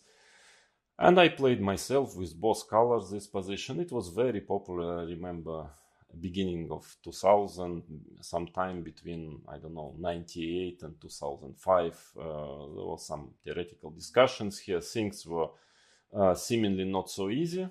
I mean, sometimes white would get better, sometimes black would get a good counterplay. But actually now again, this mighty engines starting to find a very direct way for white to play, and it seems to me that it's very strong, if not simply a refutation of this variation. Frankly, I never felt never felt much trust in black's position here. Anyways, but somehow it was, when you analyze it, was not so easy to with white also, because black had his counter chances. But now I don't see actually what to do for black if white knows, and now you will know this idea that g4, I think it's almost a refutation of this variation now. Because black, okay, white just wants to start pushing his pawns, king b1 when he wants. I mean, black cannot really lose time. Yeah, he needs to create counterplay quickly. That's why knight takes d4. This or that way. Okay, sometimes people start with knight d7, but it doesn't change much. I mean, anyways, then you will take and play b5. So there is nothing else really for. So takes, bishop takes d4, b5. And now there is a big theory after king b1, knight d7, h4, a lot of games here. Okay, again, dangerous for black, but not so easy. Black has some counterplay. But now, it seems now that simply g5 is really quite a problem for black. Okay, knight h5 is not so good, because bishop e3, you protect this pawn, and actually the problem is that at some point, let's say black is playing queen c7, well, there is always this idea of playing bishop h3, bishop g4, which is always dangerous. But somehow computers are not that scared about it. But knight e2 is a also very typical plan. In many Sicilians in this structure, just important for you to know that this idea when knight is on h5, you play knight e2 and you want to play knight g3 next. And once you play knight g3, what black can do, because he cannot really exchange the knight on g3 after hg, the h line will be open and he will get mated simply on h line. So probably has to play something like to make the fianchetto of the knight, but it doesn't look good at all because white sooner than later will push h4, h5. So it seems that knight h5 is not good in this position. Knight d7 is played, usually h4, and here queen c7 was supposed to be a move which holds this variation, which makes it playable, but I'm not sure anymore about it. Other moves, okay, b4 is a very straightforward way of playing. Knight a4, that's the point, that knight goes to a4 now, and queen a5, b3. And now situation is pretty bad for black, because knight c5, if knight c5, that was already known long ago actually, knight c5. Otherwise, if black plays bishop b7, to start with, even king b1 simply followed by knight b2 is probably not good for black. But actually a3 is also strong, a typical idea, just want to take the pawn. And after d5, computer already showing g6 as a very powerful move, and it's pretty bad for black. The idea, I suspect, that after fg, bishop h3, attacking the pawn on e6, and you cannot protect it. So bishop b7 is not good, but also knight c5 is not working. White just takes on c5 and simply plays bishop b2, and this a2 pawn is not, it doesn't matter, because queen a2, black is just too slow with his counterplay, and white is very close to mate. So after queen f4, actually it's simply lost for black.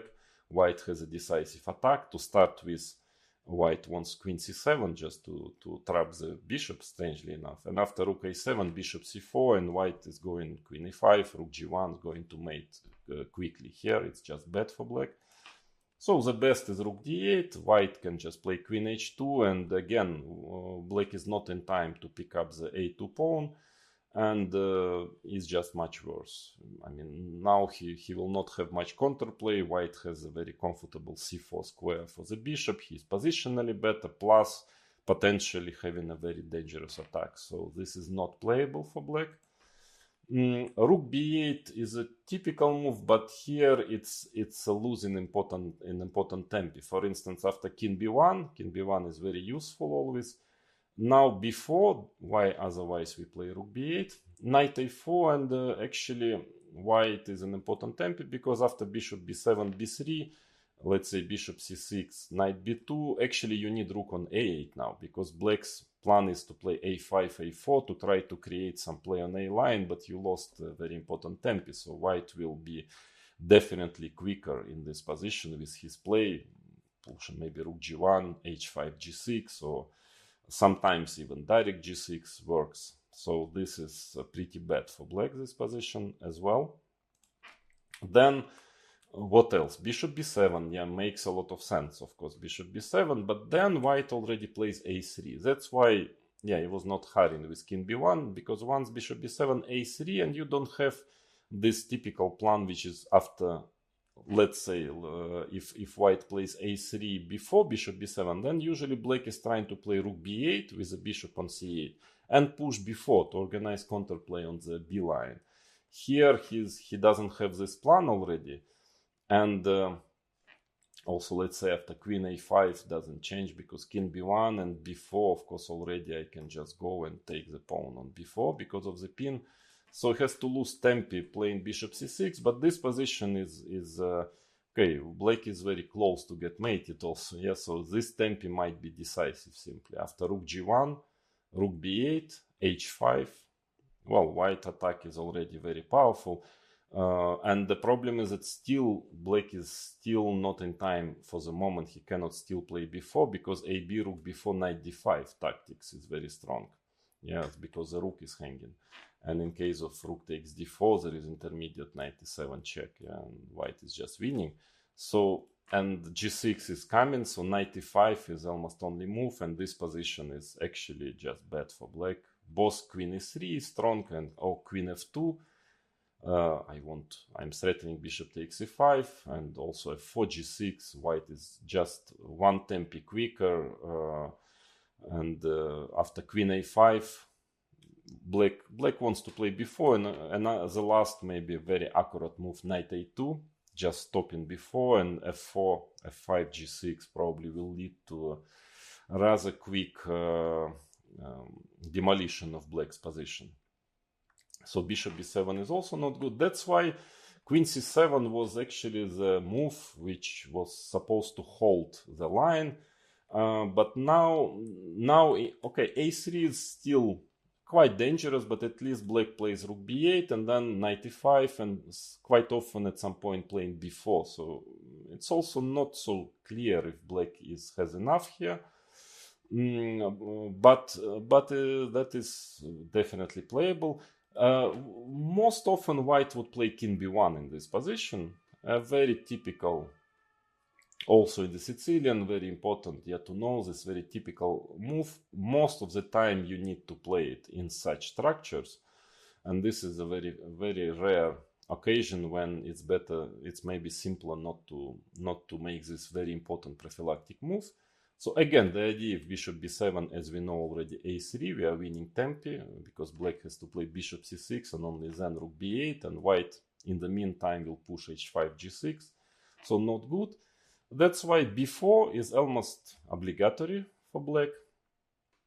Now knight e2, a5 is not so clear, because now already, let's say if white is playing h5, then black very often has this plan, playing e5.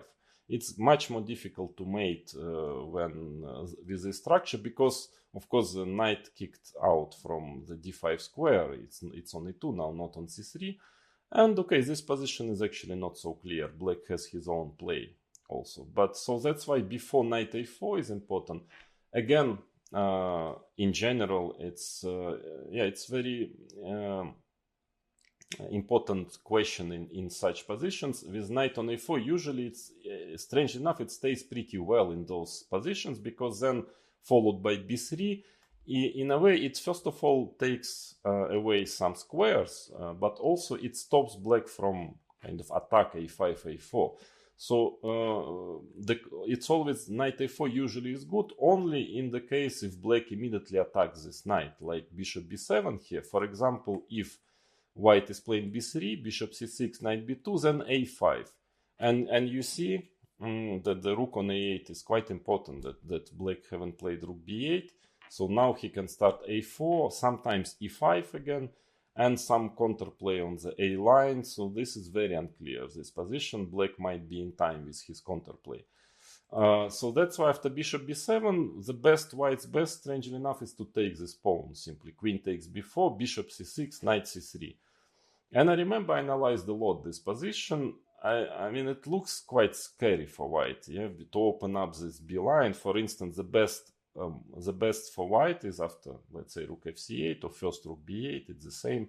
Strangely enough, to play queen c4, and after rook b8, the best move is queen e2, because otherwise queen can get under attack. And this position visually looks quite scary for white. But computers are given an advantage for white, so don't see enough compensation. And I remember when analyzing it long ago, I also couldn't find enough compensation for black. Somehow, with a very, very accurate play, it always turned out to be that white would manage to defend and to keep his extra pawn. But okay, this position is very sharp, complicated, and definitely playable for black. So that was the state of affairs of the system, and that's why it was supposed to be, queen c7 was supposed to be a very good move, and the situation was not so clear. But it seems that now engines I think Stockfish was the first one, or Alpha Zero maybe found it. I don't remember. There was an engine game, and actually just simply H5. And frankly, to me, it looks like it's practically a refutation of Blake's plan. So H5, of course, the problem was of H5, because otherwise, why wouldn't you just start pushing the pawn? Just want to play G6. So the problem was before here. Before, and now again, if knight goes to E2, then as we know already, Black can, I mean, maybe knight E5, but in general, Black can always try to play E5 in these positions. And then, as we know, that it's becoming much more difficult to mate, yes, and then Black has time, maybe A5, knight B6 for his counterplay. Therefore, knight A4. Now E5, bishop E3 is already in white's favor. As I've told you, knight on A4 is actually quite good here. And let's say in case of queen A5, B3 simply, and white gets his bishop to C4, G6. It's pretty bad for Black already here. But yeah, if knight C5, then G6 is very strong. It's very direct, G6, and knight A4 is just mate, GH, king H7, bishop G7, mate in 12 according to engine. If it shows mate in 12, I believe it should be true. So H6 is only move, and now simply white takes the pawn, takes, and just pawn up, and very powerful, very unpleasant pawn on G6. So this position is quite bad for Black. But the problem was queen A5, that was the point. And I remember in our times, well, okay, I analyzed a lot G6, and now bishop G5, F4, bishop H6, and this position is not clear at all. Actually, bishop is quite good on H6, protecting the king. And in case of B3, bishop takes G5, F4, bishop H6. Also, I couldn't actually find anything very clear, and after all, it's a pawn. Black wants to play E5. But nowadays engines are showing +1 here for white, and the idea that after bishop takes G5, simply playing bishop E3. So now somehow getting more back into positional play. Let's say if you exchange on E3, so I understand white's idea is on top of course, attack on the G line, but simply to take back the pawn on D6. And after bishop E3, it seems that Black is in real trouble now. Of course, if he comes back with a bishop, white just starts to mate on the G line. I mean, if he goes bishop E7, I guess it will not end well on the G line. And in case of H6, it's maybe a relatively best move for white, but still for Black. But still, he just shows F4, rook G1, followed by F5 and +1. The assessment, well, it probably means that at least Black is not losing by force, but, well, not the position to be happy with anyways, and especially if computer approves that it's much better for white. So, and after B3, queen takes G5, yeah, simply bishop E3, queen E5, and just king B1, and okay, white opened up his line, the G line, so he wants to start direct attack on the G line, and after bishop F6, bishop D4, again, now surprisingly this endgame is pretty bad for Black. Again, the engines are given more than +1 here, because he takes back the pawn on D6, and actually with this knight on A4, which is very powerful, and it simply has a, well, it says that white is just much better positionally, just having a positionally better endgame. So to summarize, yes, it seems that those Scheveningen systems are now in trouble because of, in case if you play it in a classical way like this, then I believe G4 is very serious, even though bishop E3, if you play this Najdorf with a bishop on E3, then you can easily play bishop E3. There is nothing better for Black to play with a A6, with a knight C6. And knight C6 will be a transposition. So that is the problem for Black. And with this move order, which is maybe a bit more playable, then I believe that G4 is interesting for white, but not so clear. But this bishop E3, knight F6, again, white has, as I mentioned, many interesting systems here, but this system F3 is For the moment, I don't really see how to equalize with black. I mean, black is in serious trouble in my opinion. But again, we are talking about a very top level. Otherwise, if not this development of theory and very powerful engines which found, for example, this idea of sacrificing the pawn on g5 in the main line, it would have been definitely playable, and it is playable. It's very sharp, very interesting play, unless if you are playing black, unless your opponent simply studied it very carefully and knows exactly the theory, he had listened to this course, and then it might be a problem. So all in all, I believe what I've shown you today is, in general, all those lines are in white's favor. Even if they're still, of course, complicated, as most of Sicilian lines. And now we are going to move to the Paulsen system. The next lesson will be about the force a6, and then the most popular move, knight c6, followed by a6 or queen c7. And that would be the e6 package, and we would move to the knight c6 and d6. So next lesson is so-called Paulsen move a6.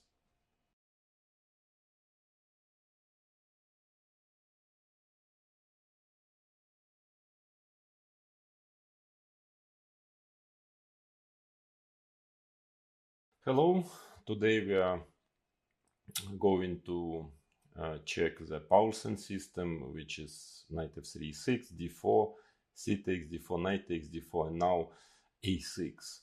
Well, it's very flexible system, so black is keeping options open, so to say. So most of the time he tries to keep the pawn on d7 for a while, which makes it for white very difficult to find systems where he can make a long castle, because very often once white is playing knight c3, bishop e3, then black will play bishop b4 and break in the center with d5. So that makes a lot of sense, that because, as I've mentioned already, most dangerous systems for black usually are in Sicilians, in many open Sicilians, are the systems where white makes long castle. Here in Paulsen cannot really manage it, but of course a6 and then followed by very often queen c7 or b5 if white is not playing c4.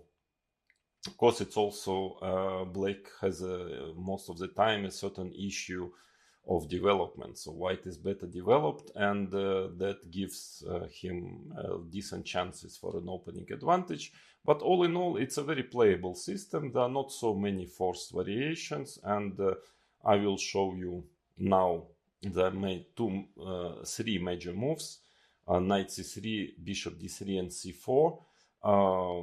Bishop d3 was always considered to be the most, so to say, annoying for black, just because it's positionally quite difficult. Sometimes white manages to get c4 and then white has more space. But I think I found for you, actually preparing this course, I found a certain idea maybe how black can play to achieve well, quite an interesting and playable position.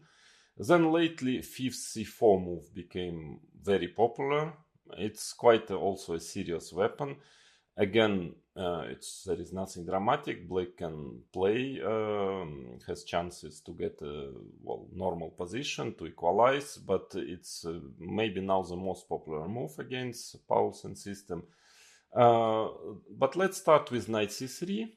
Oh, first I want just to mention that in case if white is trying to play g3, bishop g2, which would have make sense, because maybe later he can follow up not with typical knight c3 but with c4 and then knight c3, but that is not working so well, because simply d5 is equalizing immediately, so g3 is not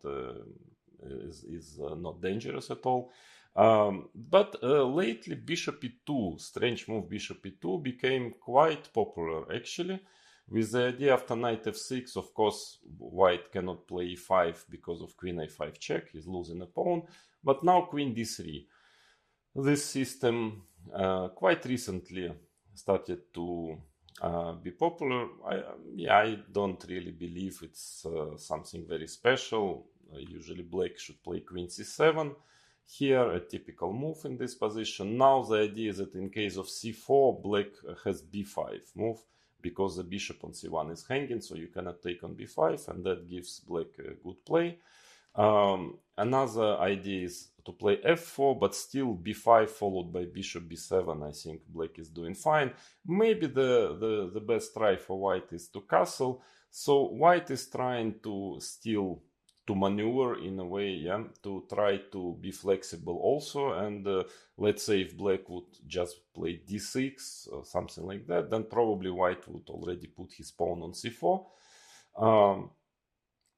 And after b5 also, well, one of the most typical moves in Pauls, and then white might get some initiative by playing a4. That's why his knight is still on b1, because b4 comes without a tempi. And now bishop f3, not quite sure if it's anything so special for white, but playable. So, but in my opinion, maybe knight c6 is the most solid move here. Probably white's idea is to take on c6. In case of dc6, knight d2, maybe white can claim a small plus, trying to play a4, knight c4, queen g3. So probably bc6 and now c4. Yeah, a kind of playable line. It's just developing now. I mean, I don't know, this position is quite typical. I don't think I would be so worried with black, but it's also playable with white. So bishop e2 system is just developing now. But again, yeah, it's not going to be a refutation of powers, and that's clear. And then, so what are the other moves? I think, yeah, let's move to knight c3. In fact, it's not very popular, actually, this move now. But I find it maybe the simplest from the white side. Well, depends on what systems he is playing against some other Sicilians, but I don't see why not actually to play knight c3, because black has normally, of course, he can play knight c6 in this position, which would lead to a system which we are going to study during our next lesson. It's a very serious system, but black probably will get it anyway if he wants. And otherwise, the most typical moves are queen c7 and b5 in this position. But I think in both cases, white has quite simple and pleasant play. So I would seriously consider, for white players, to play knight c3.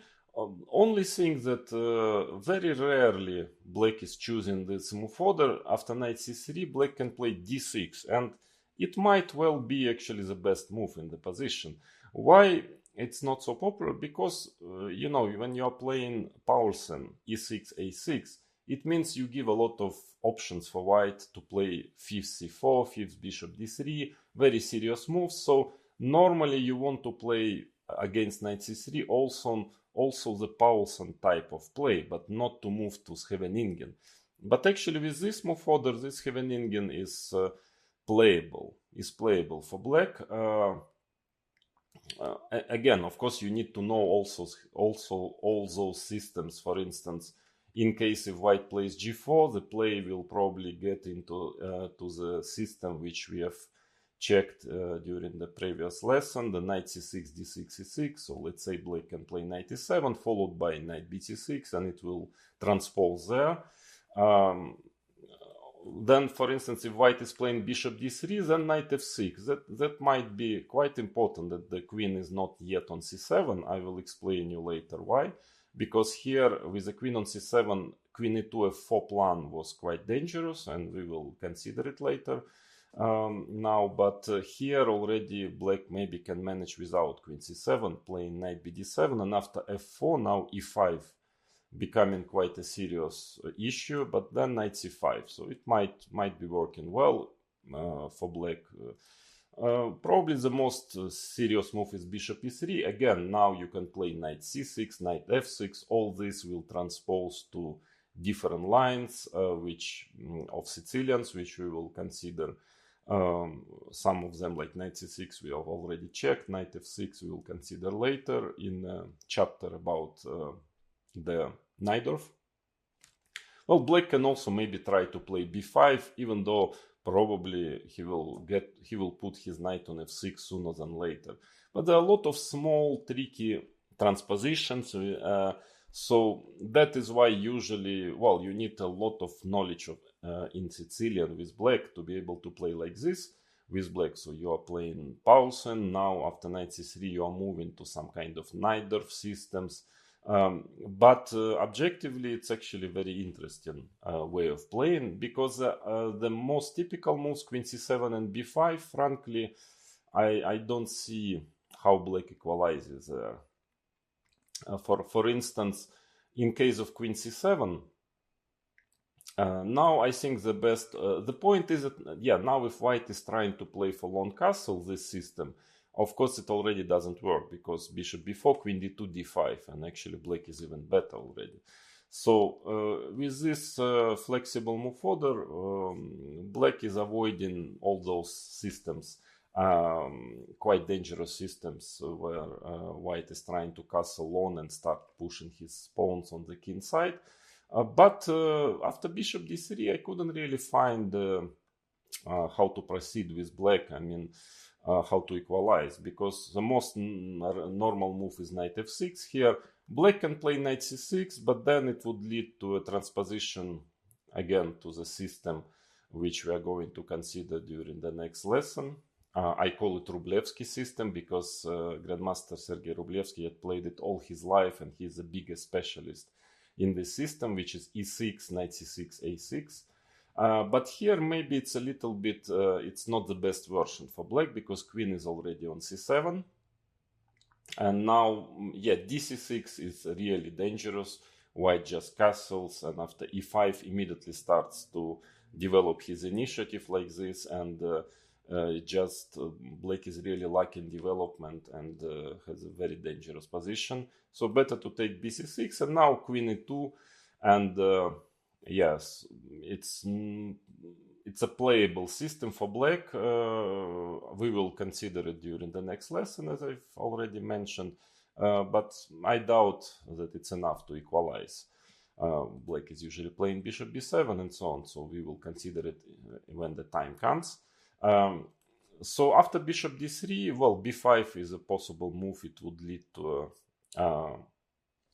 more or less to transpositions after castles to this fifth b5, which we are going to study right now. So, and then knight f6 is a move, and it's considered to be, at least it used to consider to be quite okay for black. But frankly, I don't like queen e2 here move, because if f4 is also playable, but after f4, of course, black can play d6, but maybe b5 can work also, has to be checked. With the idea, in case of e5, black plays b4, might be enough for black to equalize, or at least close to equal. Maybe, but of course the game is very sharp. But the problem, I think, the more of a problem is queen e2 here. So white is just threatening to play e5.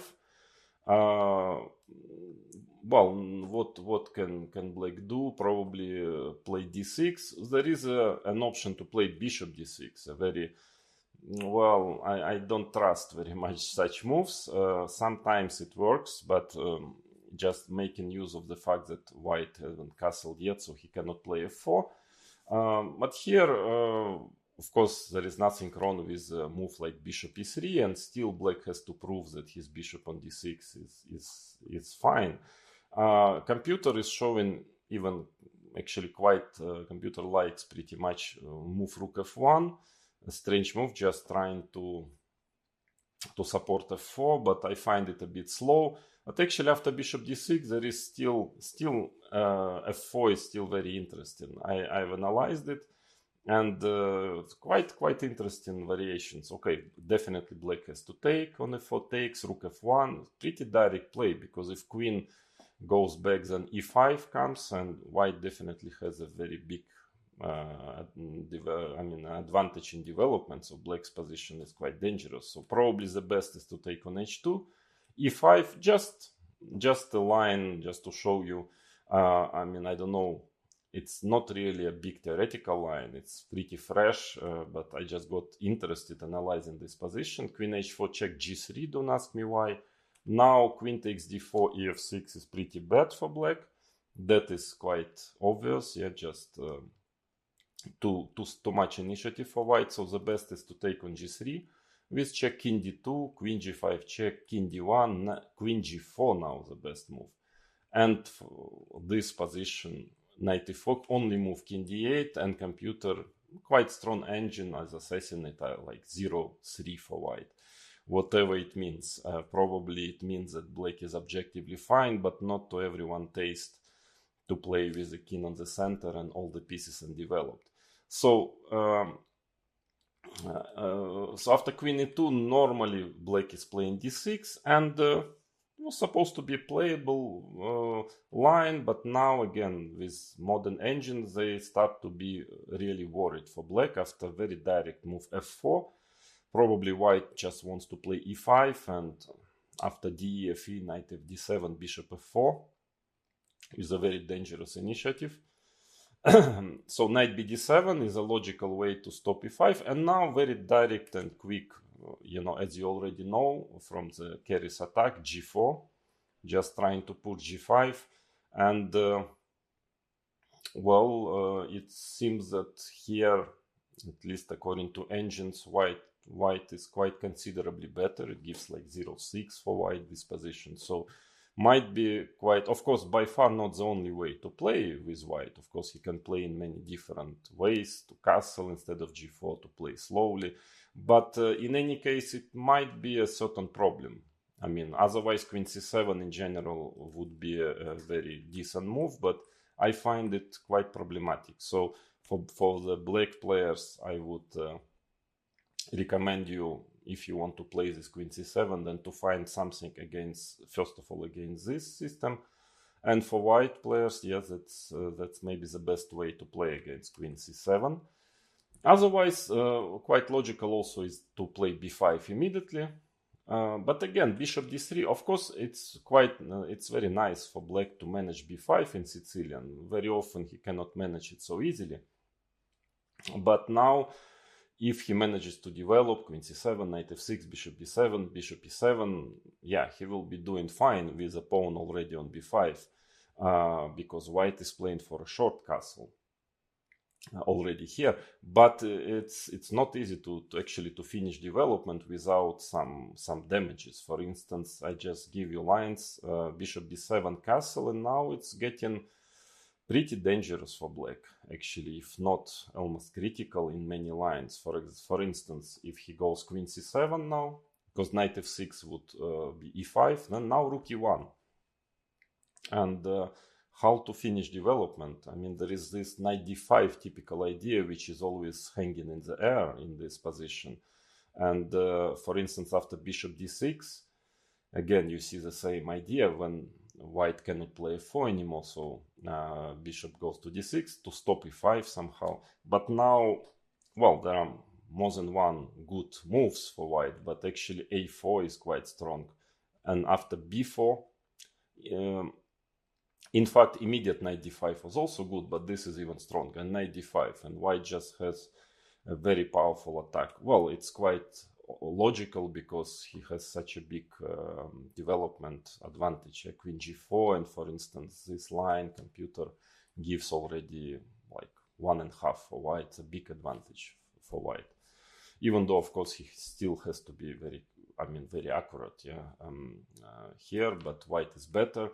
Or d6, yeah, the same problem comes. Rook e1, for instance, preparing knight d5 and just protecting the pawn on e4. Knight f6, and now there is a drawback. Yeah, that's why of the move b5. That's why if you play a6, b5, normally you should try to keep the pawn on d7, because now a4 is very unpleasant.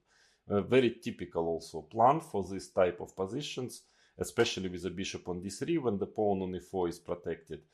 Of course, now black can always take b takes a4, but that would weaken his queen side, and white would just be better in this position. So the most principle is b4, and I'm not quite sure that after knight a2 black is able to equalize, but knight d5 is just very strong. Yeah? Again, you see how big is development problem for black. Yeah? White is already having almost all his pieces into the game, and black still has to develop. That's why such aggressive sacrifices like knight d5 already can work. So now e d5 is simply bad. After e d5 check, okay, of course bishop e7, knight f5 is losing, and after king d7 white can even play slowly like bishop g5 and has a crushing attack here. So the best is to play knight takes d5, e d5, bishop d5, and now c4, bc, bc. Well, these variations with white, you don't even need to remember, because it's quite obvious, yeah, that white has a very powerful attack, and that black's position is terribly dangerous. So it just you can play with a hand such moves like knight d5 here. So this, for instance, here queen g4, and the black's position is critical already. So that's why most of the time what black is trying to do is playing queen b6. Well, with the idea that, of course, in case of bishop e3, he wants to play bishop c5, attacking the knight, and otherwise at least trying to get the white knight out of the center and then to continue in the same fashion. I'm still not really sure if it's enough to equalize, but that might be playable. First of all, white can play in a very simple positional manner like knight f3, queen c7, sooner or later will be played, because anyways white at some point wants to play a4, and after b4 that he will have a5 move with a queen on b6 followed by knight a4. So that's why queen c7, castles, bishop b7, rook e1. Again, black has development issues, so now bishop c5, at least trying to develop like this, and even after bishop e3, this position is shouldn't be too bad for black, of course, but still, again, if he manages to develop fully, like, taking on e3, d6, knight f6, knight bd7, he would have a good game, but of course white will do something in the meantime. For instance, as you already know, in case of exchange on e3 and d6, then immediately a4 comes very often. Yeah, white starts to bother on the queen side. So actually knight f3 might also be quite pleasant for white. But the main move is knight b3. Again, queen c7, castles, bishop b7. And yeah, this position is playable. I don't misunderstand me. It's not bad for black, but of course, objectively, it must be comfortable for white. I mean, white has a certain development advantage, and if, I think that there are different ways of playing. Still, I can just show you a couple of lines, just some typical ideas. For instance, if now rook e1, already bishop d6, because the knight is not on f3, so the pawn on h2 is hanging. Maybe bishop d6 is not so bad. Of course, white can just play h3, which maybe black will develop then after h3. But g3 looks logical. And now, for instance, quite a funny line which computer shows. Here is he's playing knight f6, seems to be like a blunder, because white can just take on b5. Of course, in case of AB, knight takes b5 and knight d6 is just losing, and now h5. And all of a sudden, this kind of desperate counterplay h4, bishop g2, looks like a pawn, but strangely enough, after knight c6, engines are not so pessimistic for black. I mean, believe that black has some play for the pawn. A very strange variation, of course, absolutely not necessary, again, because instead of g3, white has other moves. But still, I believe, of course, white can play f4. It's very plausible. I believe what I would do with white, I would play queen e2. I quite like this, because to overprotect the pawn on e4. Again, knight f6 comes e5. If bishop d6 already doesn't make much sense because of f4. So as usual, d6, yeah, here I guess it will come a4 before knight a2, and then attacking this pawn. Let's say knight c6, bishop d2, it looks pretty bad for black. I don't know what to do with the pawn on b4. So queen a2 is, yeah, again asking serious questions to black. Maybe bishop e7 is the best move, just preparing knight f6. But here, something like bishop d2, and white's position is very flexible. He wants sometimes a4 before knight a2, especially if black plays d6. He also might want to play f4, rook a1, and to play on the king side. All in all, it should be playable for black, but you have to be extremely accurate here, because with such a development, one wrong move and you can get crushed. So I believe that actually after knight c3, you saw I gave you a couple of ideas how you can play with black. I mean, to get a playable position, but I believe that knight c3 is a serious system. I would say that it's undeservedly unpopular nowadays. Maybe because white believes that c4 and bishop d3 both are also very interesting, but I think that objectively white has quite good chances to get some advantage after knight c3.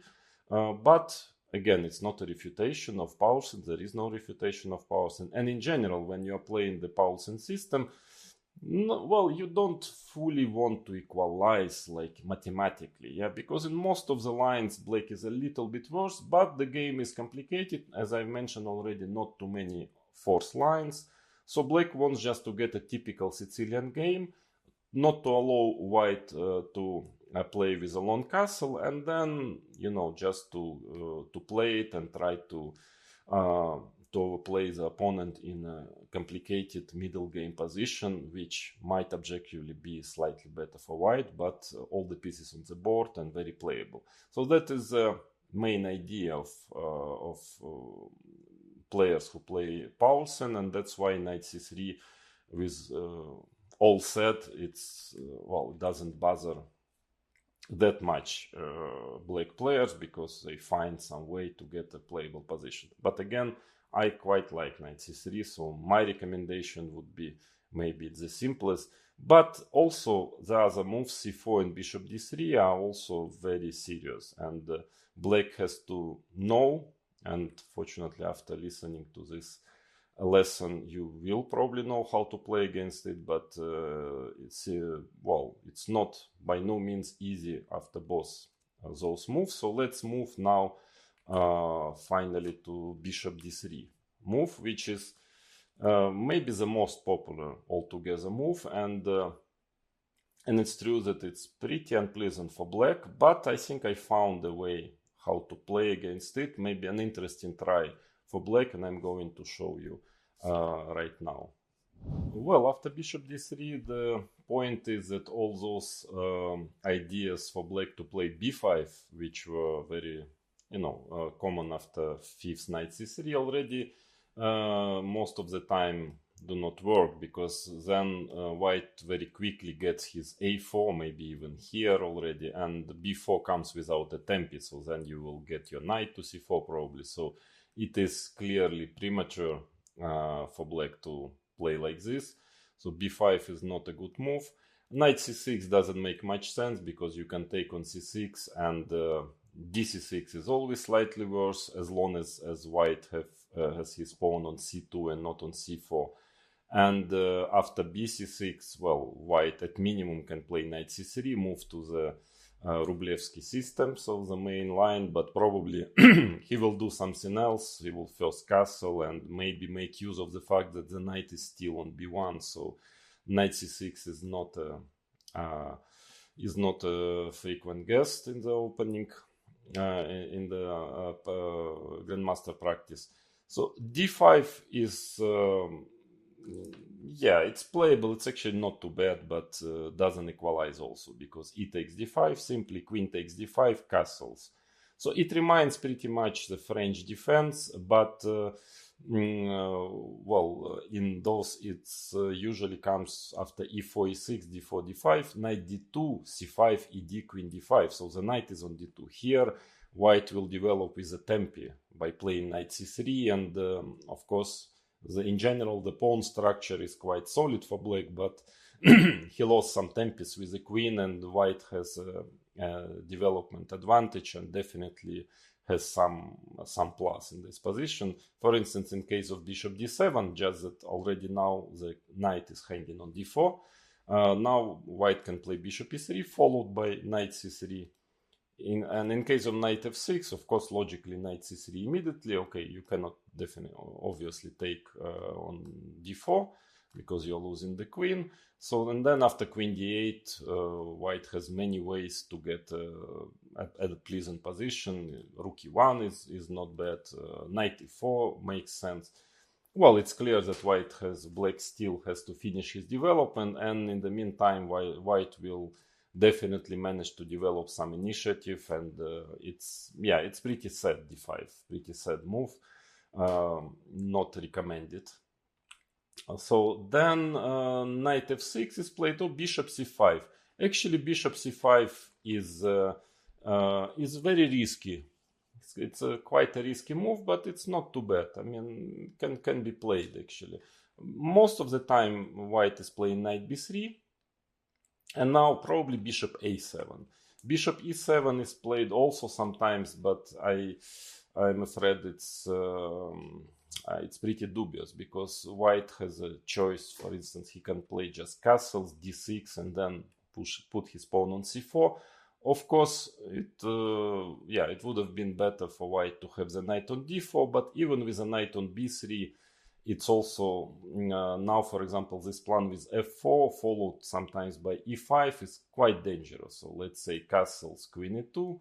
This very typical play. E5 is always on the agenda. Queen c7, maybe then bishop d2, rook e1, and this e5 idea is pretty annoying. I mean, not so easy for black to stop it. So that is quite a nice way for white to play after bishop e7, and maybe even more aggressive is knight c3, d6, just to be able to develop knight f6, and now queen g4. And a typical move. Now there is a certain issue with the g7 pawn after g6, queen e2, and there were many games here, but black's position is very dubious, because once he develops knight f6, bishop h6 comes, and a very dangerous position for black here. So bishop e7 I wouldn't recommend, but bishop a7 is probably playable. Well, the idea is that if now queen g4, then knight f6 is already possible, because after queen takes g7, rook g8, queen h6, there is bishop takes f2 check, for example. So that's why white is playing queen g3 and d6, and this position also things are not so easy still, but it seems to be quite okay for black.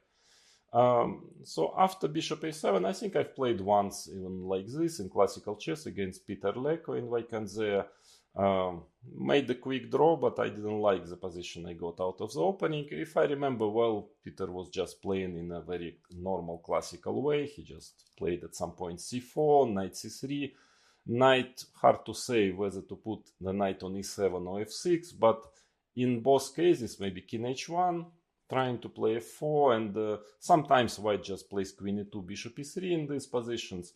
But that is not going to be too bad for black, for sure. It's pretty playable.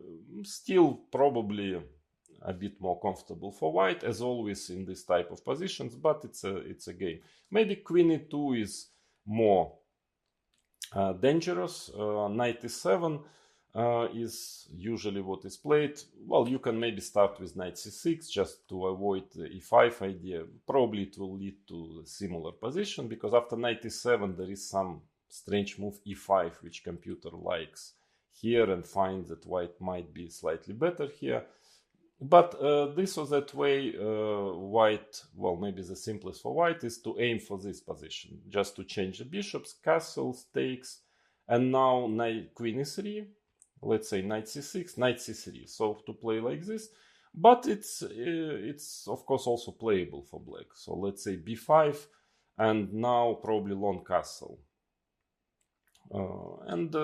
Yeah, typical position. It will probably not be so much about mating. It's more a positional play here, and probably the play will develop in the center because it's very long way for white to push his pawns and to mate on G and H line, and same goes with black. But the game is more developing in a positional manner, like b4, knight a4, d5, f4.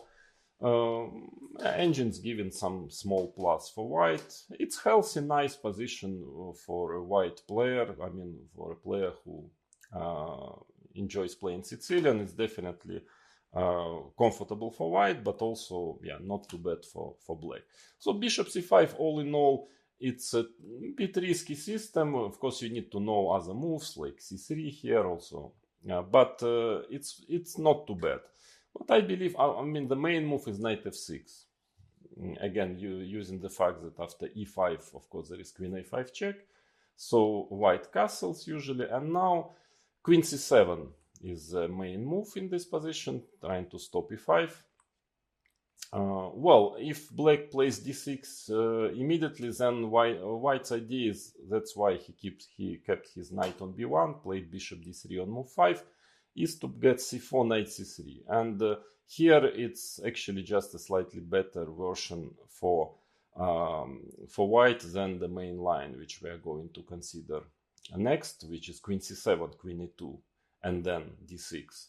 c4, I think queen c7 is for sure necessary move in this position. Queen e2 is not absolutely obligatory. So that's why it's already, yeah, if you want to play this pawn structure, then it's already better to start with queen c7.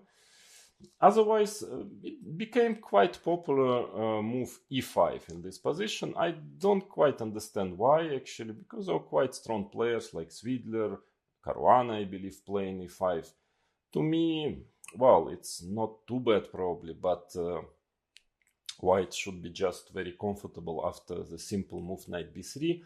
If knight f3, then knight c6, and black is trying after knight c3, for instance, to play bishop c5, and then d6, h6, to play in this fashion, to develop the bishop on this diagonal. This might be quite acceptable for black. There is an interesting move, bishop g5 here. Well, in case, of course, if ed is an e5, and usually black is playing h6, and also it's a question if after takes knight f5, if black can equalize g6, usually black is playing, and again trying to put his bishop on this diagonal. But, well, normally same story as very often in Paulsen. If black manages to develop his pieces quietly, he will probably have a decent position, but for the moment, of course, it's well, he has quite a development issue. So maybe in the meantime, white will manage to create quite dangerous initiative. So bishop g5 is also a serious move. But in my opinion, I don't know why not to play knight b3, because now d5 is already too much. ed5, knight d5, and let's say queen f3, followed by rook d1. It's clear that black is just, you know, with all the pieces on the 8th rank, black is just not ready yet to open up the position. So d5 is not good. Better probably to play sooner or later it gets to d6, c4, and it will get to this position. Bishop e7, knight c3, knight c6, or bishop e6 first. I mean, this type of position, or maybe with a knight on d7, but I mean, starting with bishop e6 maybe, and then trying to put the knight on d7. But all in all, probably it is, well, very nice for white. Yeah, white should be slightly better in this position, as I understand, because he has the control on the center. So that is a kind of simple but quite efficient and nice way for white to play, to get some pleasant plus, and then just to play a game. Yeah, so that is at least knight b3 is good enough reason, I believe, for black to to think twice playing e5. That's why queen c7 is the main move. And now Queen e2. Of course, the idea is that if c4, knight c6, this is already quite acceptable for black, because let's say this structure, of course, once black will play e5, there will be the weak pawn on d4, weak square on d4, and black's position is already quite acceptable. Another story is if the pawn is on c2, quite often white still is enjoying a pleasant plus, but with the pawn on c4, as here, should be okay for black. That's why after queen c7, again, the idea, if rook e1, then there is always bishop d6 possible, this typical idea. Also, I don't know if after d6, rook on e1 is better than queen on e2, so that's why queen e2 is definitely the main move.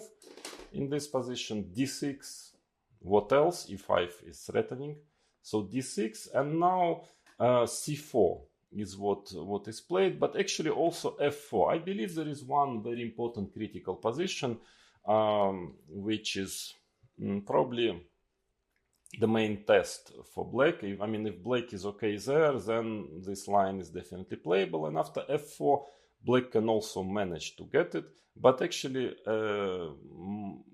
by far the most popular move here is h4, and it's like almost automatic. Most of the players are playing like this, but actually f4 is very dangerous also, and black really needs to know what to do against it.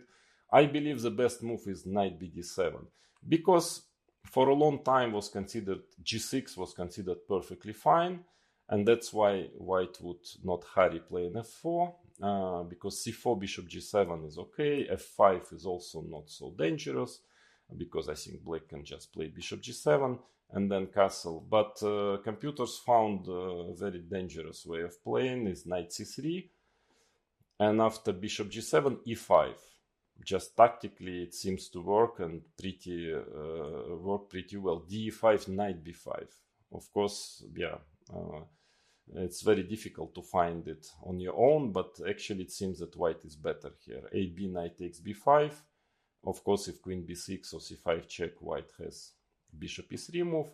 And after queen e7, f5, and there is nothing better for black than to give back the piece by castles, because otherwise, if knight retreats, knight d6 check is coming. So, and this position seems to be, well, quite considerably better for white. a4. The knight is very powerful on b5, and white is just better. So probably g6 is not as good as we thought before, and this is something which only modern engines find, this e5 knight b5 idea.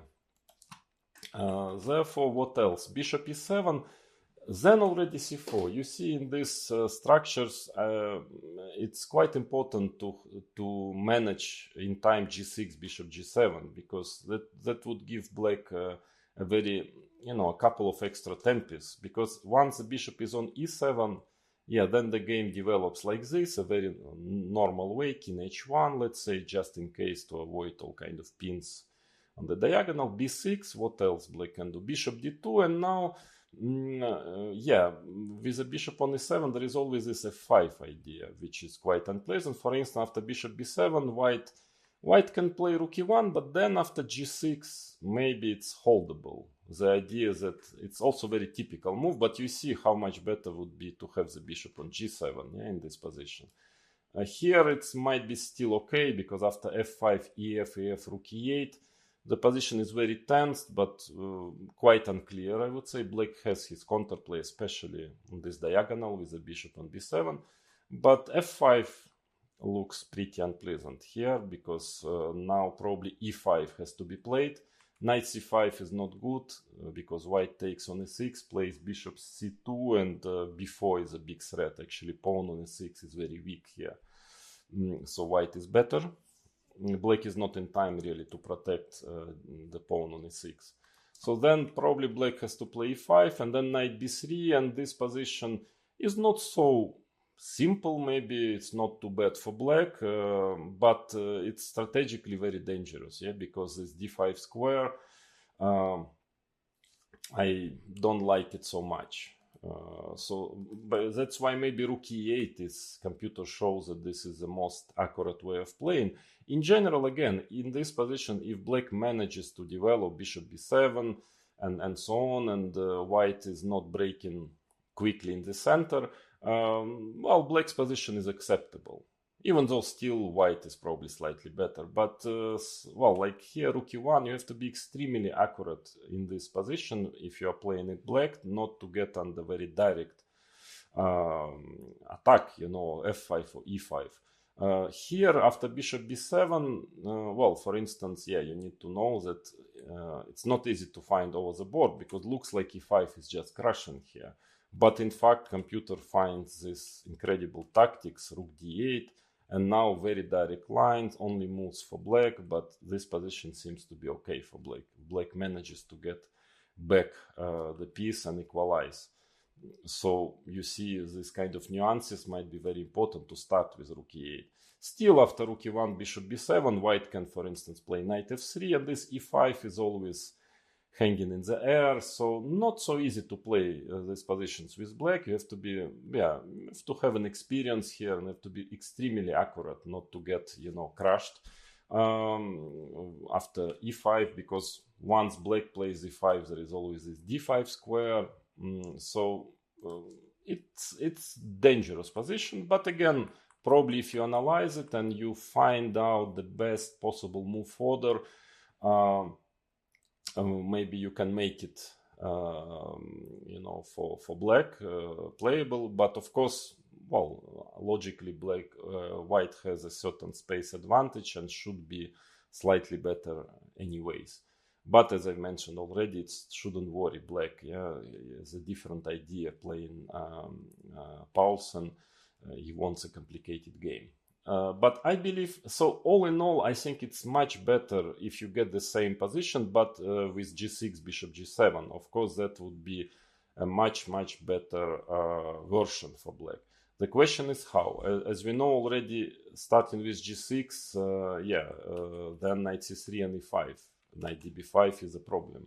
So probably then I believe I found the way. I think the best is to start with knight bd7 move. So you need maybe to study it a bit more. I couldn't find any clear advantage for white or something after knight bd7. I think it deserves attention, because if king h1, for instance, again, trying to be flexible. So now if g6, already f5 is very strong. So preparing for g6. If bishop e7, then I can already play this type of game, c4. But here the difference is that black can play knight c5. And of course, still the position needs to be analyzed, but I couldn't really find after knight c3. I mean, still the issue is that black has to finish his development. I couldn't find any clear way for white to make use of his better development. After bishop e7, for instance, e5 is a very critical move. And now very important move, knight fd7, because if you, of course, it's too dangerous to start with it, because the f line is open, that is not recommended. But after knight fd7, at least modern engines cannot find anything really special for white. It seems that black is in time to finish his development and probably to equalize, for instance.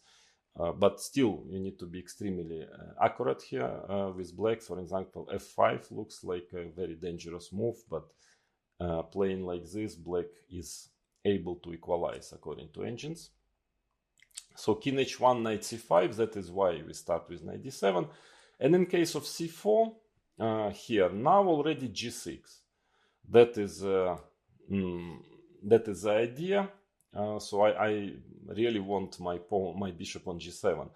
And of course, white can always play knight c3, bishop e3. That is always possible. But I believe that when the bishop is on g7, and especially white's pawn on f4, that is already not so dangerous, because, well, rook c1, b6, for example, b4, a very typical way of playing, knight b3, rook c8. But you see once it doesn't make so much sense to play both b4 and f4, because in those structures b4 usually means that white is trying to play on the queen side, and f4 somehow it's more serving the goal of playing on the king side. So it's and here the pawn on e4, unless white is managing e5 or f5, here it's obviously not going to happen, then the pawn on e4 will be a permanent target and will be a source of black's counterplay. So I believe this position I wouldn't be worried with black. Here, that's why g6, the critical test is f5. That is, it looks actually quite bad for black, but engines find this now, this amazing way of playing bishop g7, fe knight e5. Believe it or not, ef7, knight takes f7, just giving up the pawn, but then black wants to play knight g4, castles, and using this e5 square activity of his pieces, actually maybe black has enough counterplay for the pawn. At least, again, according to engines, white has a very minimal advantage, like 0-2, and I was checking this position a bit further. It seems that black actually is doing quite okay here. So that might be a very important move further. This is all not really developed theory. This is all something pretty new. What I'm telling you now about bishop d3. So that might be, knight d7 might be a good way to play against f4 and also against c4. Also, most of the time, black is playing g6. That was the kind of idea of black, to get this so-called hedgehog structure with the bishop on g7.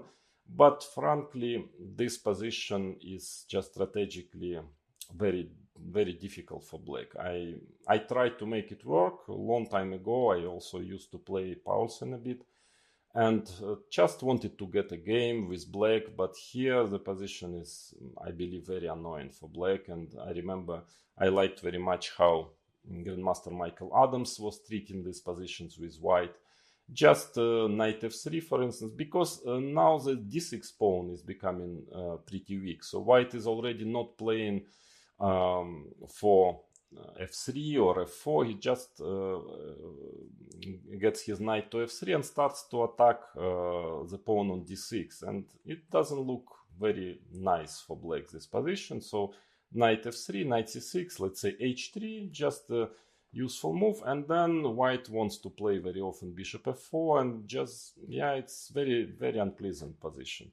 There were many games, but good players with white, classy players, they were posing lots of problems. For instance, if you play a normal way, pawn on b6, then bishop f4 is not bad, but bishop g5, for example, bishop b7, rook ac1, white wants to play knight d5 often, and it's quite difficult for black actually to manage his pieces somehow.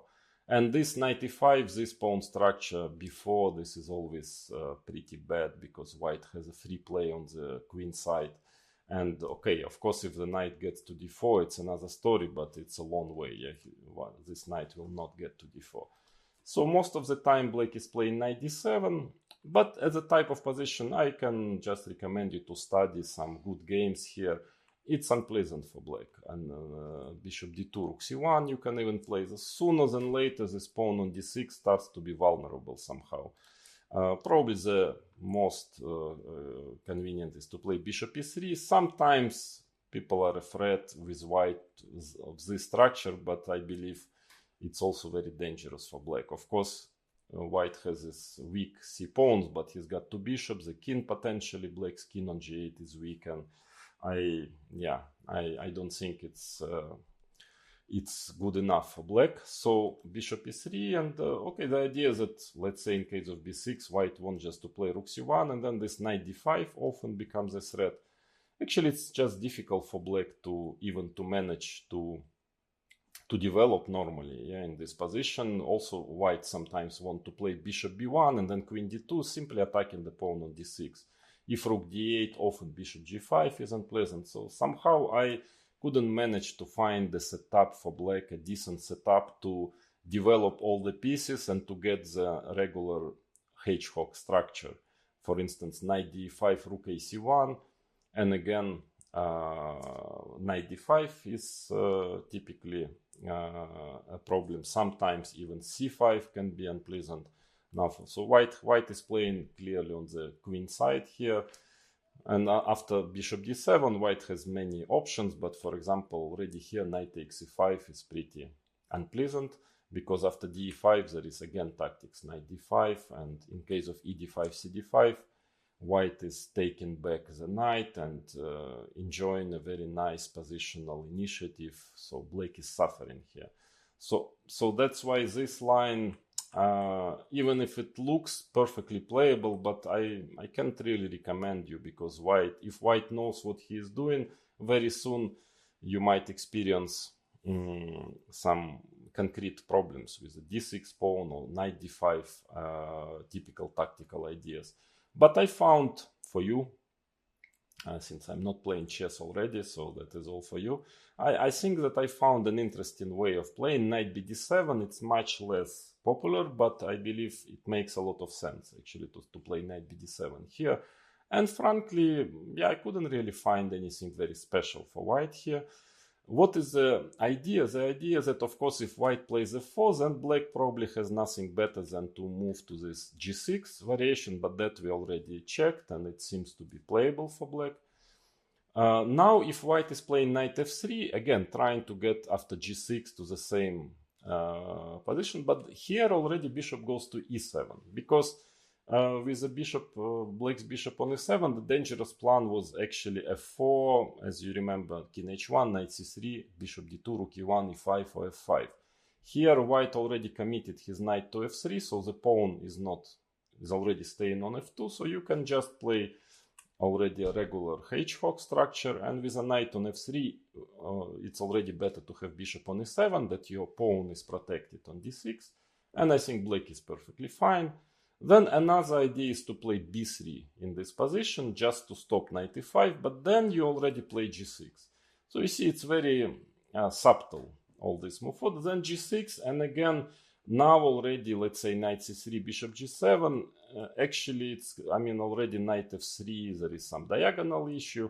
So this, the most dangerous setup, which is rook d1, knight f3, h3, is already not working so well. Actually, b3 is not needed, because sometimes b5 will be a threat, so maybe you will put the bishop on b2, but actually bishop on b2 here is not doing so much. This position, let's say that is already perfectly okay for black, because the pawn on d6 is not under attack. And finally, if white is playing knight c3, well, just a very logical move. So now the point of this knight bd7 is actually to play knight e5, and just to try to take the bishop on d3, because if he retreats, then the pawn on c4 is hanging. It's a bit dangerous, for instance, after f4, knight takes d3, queen takes d3, bishop e7. Of course, it's very important bishop, and if black now manages to castle b6, bishop b7, he will have a very perfectly fine position with two bishops.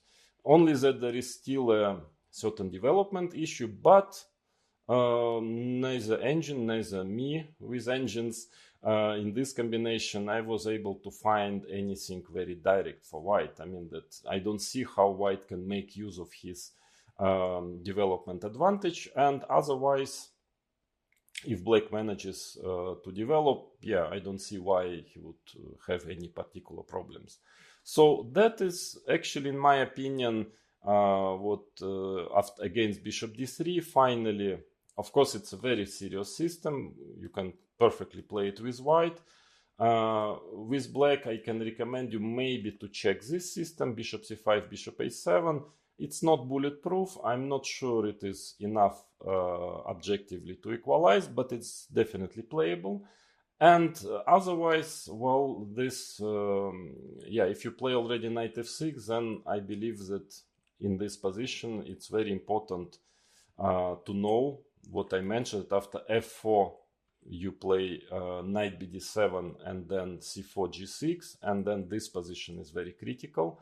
You can analyze it a bit further, but I believe it's definitely playable. Or in case of c4, also very important that you start with knight bd7, in my opinion. And then again, if knight c3, knight e5, and this position, in my opinion, is also quite playable for black. So all in all, I think against bishop d3, well, we have a nice situation for both players, for both sides. So with white, not many people know about this knight bd7, early knight bd7 move order, and otherwise you have a good chance to be better, and even after knight bd7 you still have chances for some slight opening advantage. And for black, at least maybe the most unpleasant, which is considered to be the most unpleasant system, bishop d3, at least, you have a weapon with this early knight bd7, you can definitely play with black like this. So bishop d3, I think now with this I will finish bishop d3 and move to the fifth c4. And finally, fifth c4 move. Very popular nowadays. I've played it myself once or twice with black, but mainly with white, with good results. I've analyzed it a lot, and without false modesty, I would say that I've developed in some variations, developed the theory there. So especially in knight f6, knight c3, bishop b4 variation. It represents quite a dilemma for black. So black can try to play in a very principled, straightforward way, but then knight f6 has to be played anyway, knight c3, and now there is a choice between queen c7 or bishop b4. Bishop b4, let's start with this move. It's very direct, and it was supposed to work pretty well, but then this queen d3 move, which I developed on the top level for the first time, I think played it against Vasily Ivanchuk in Monaco blindfold actually game, and that now represents quite of a problem for black, because even if he maybe objectively manages to finally make a draw at the end of the day, but he's suffering. It's not completely equal, and black doesn't seem to have any realistic winning chances after queen d3 if the opponent knows the theory.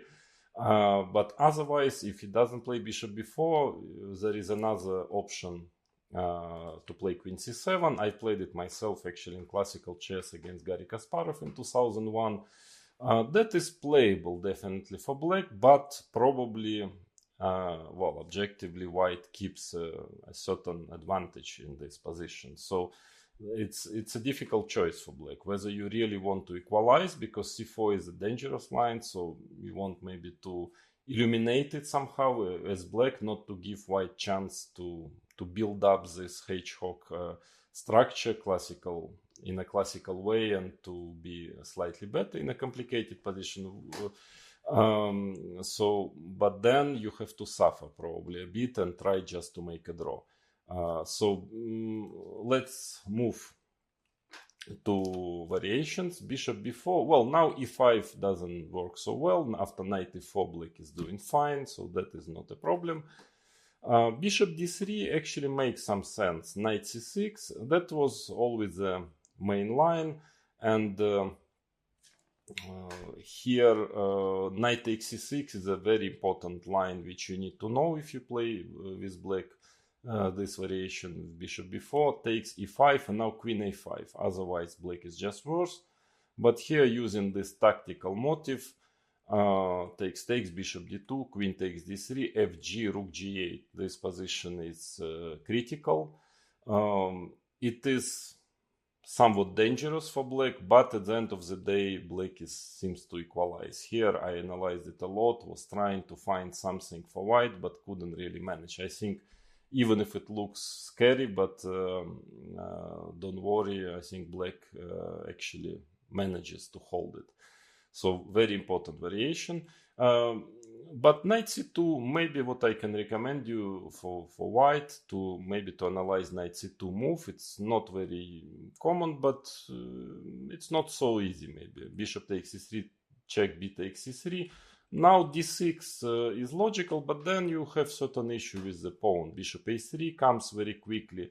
I'm not quite sure if white can manage to put very serious pressure on the d6 pawn, but it might be a bit uncomfortable. At least visually looks a little uncomfortable. You need to know exactly with black how to proceed in this position.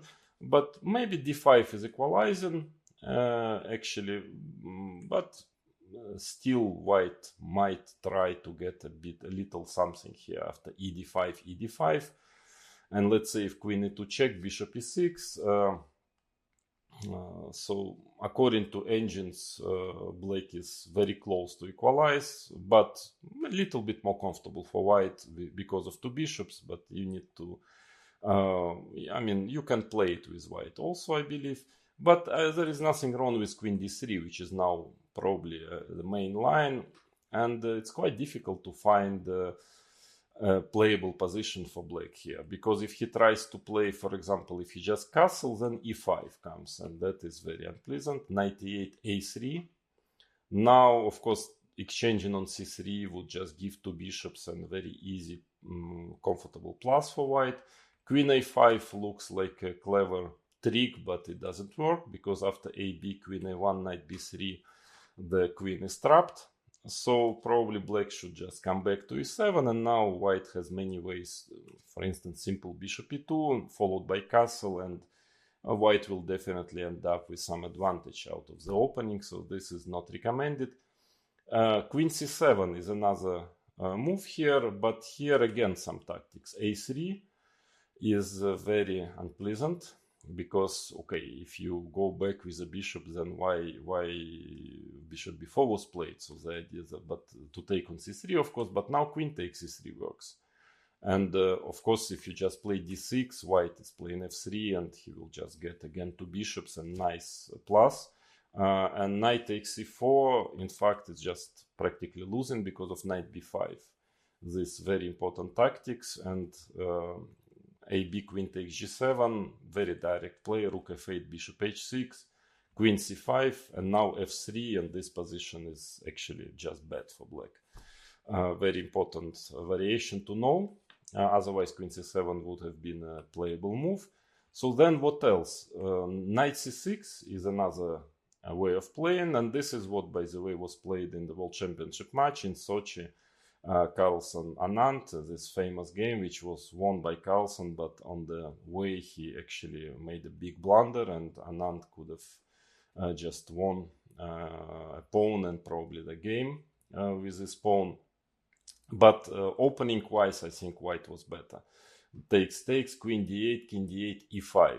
Oh yeah, so here the lines are very important, very direct, and very important to know moves. So everything works tactically for white. So e5, because knight e4 looks like what's black's problem, but a3 now. a3 is very strong. And now in case of bishop a5, there is b4, and this position is pretty bad for black because of his awful bishop on c8.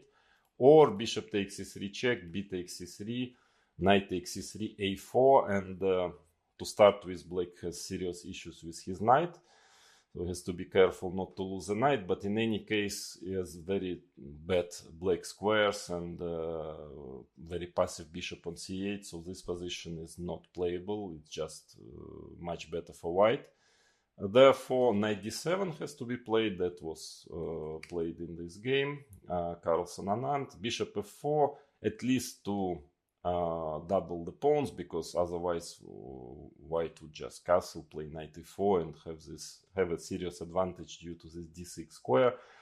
bc, king c7, and I actually asked Wish later why he went for this very unpleasant endgame, and he said that they consider that it's like almost a fortress, that there are good drawing chances, but frankly, I don't believe. I think white is experiencing just a very nice advantage. h4, it's a very good idea to start pushing pawn. h6, just to avoid white playing h6 himself, and now rook h3.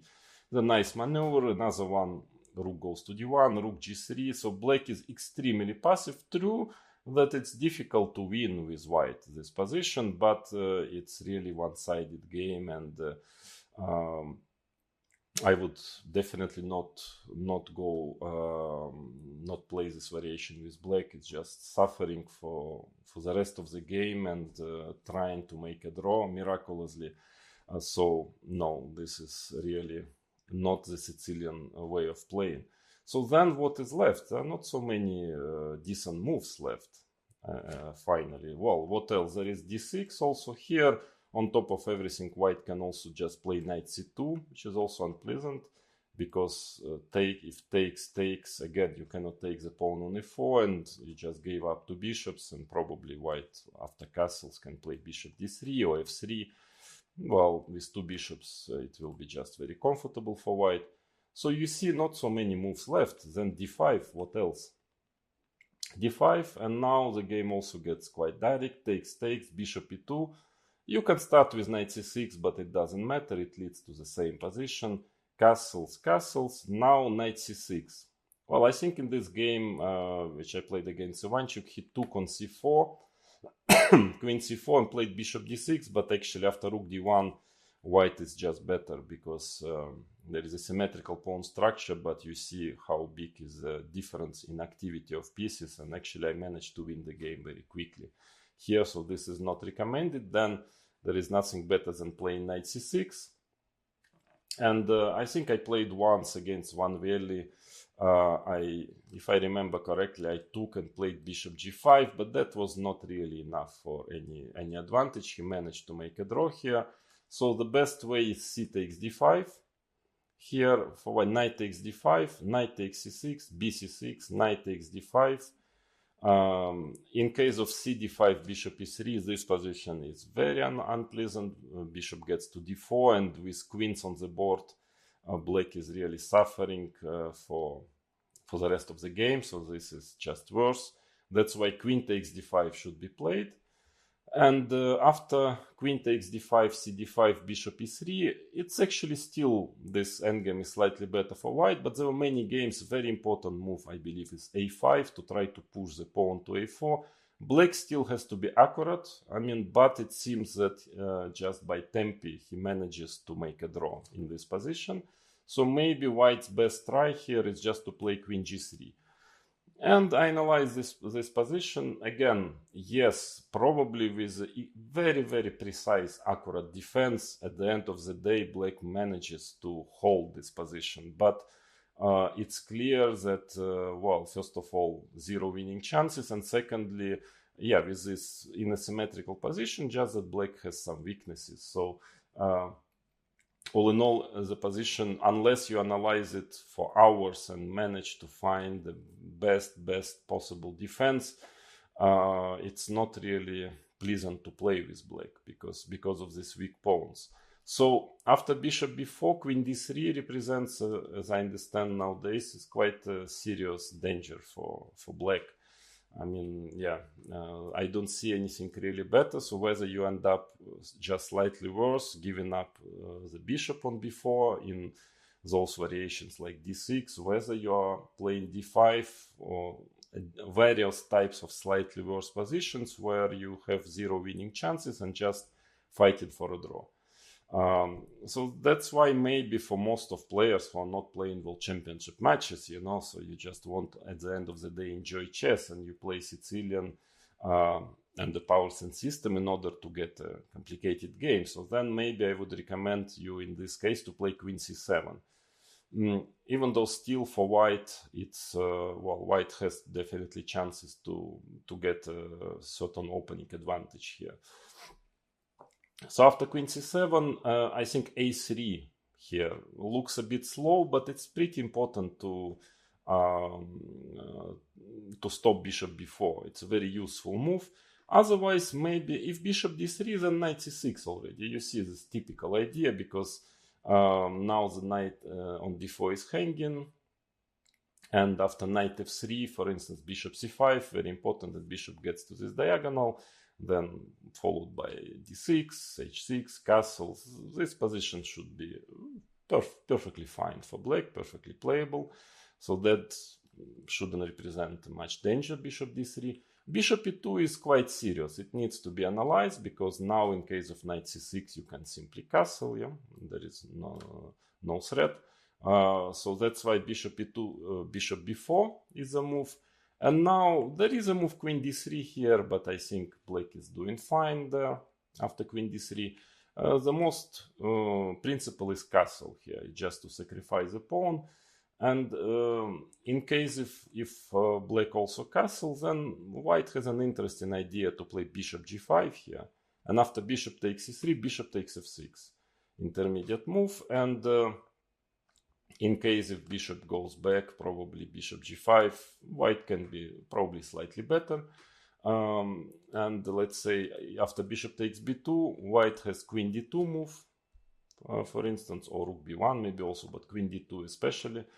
Now, of course, you cannot take because you will get mated. So probably gf6 and queen takes b2. And here, this position is not totally clear, but white has quite dangerous initiative. For the pawn, clearly has enough compensation, but maybe it's also playable for black.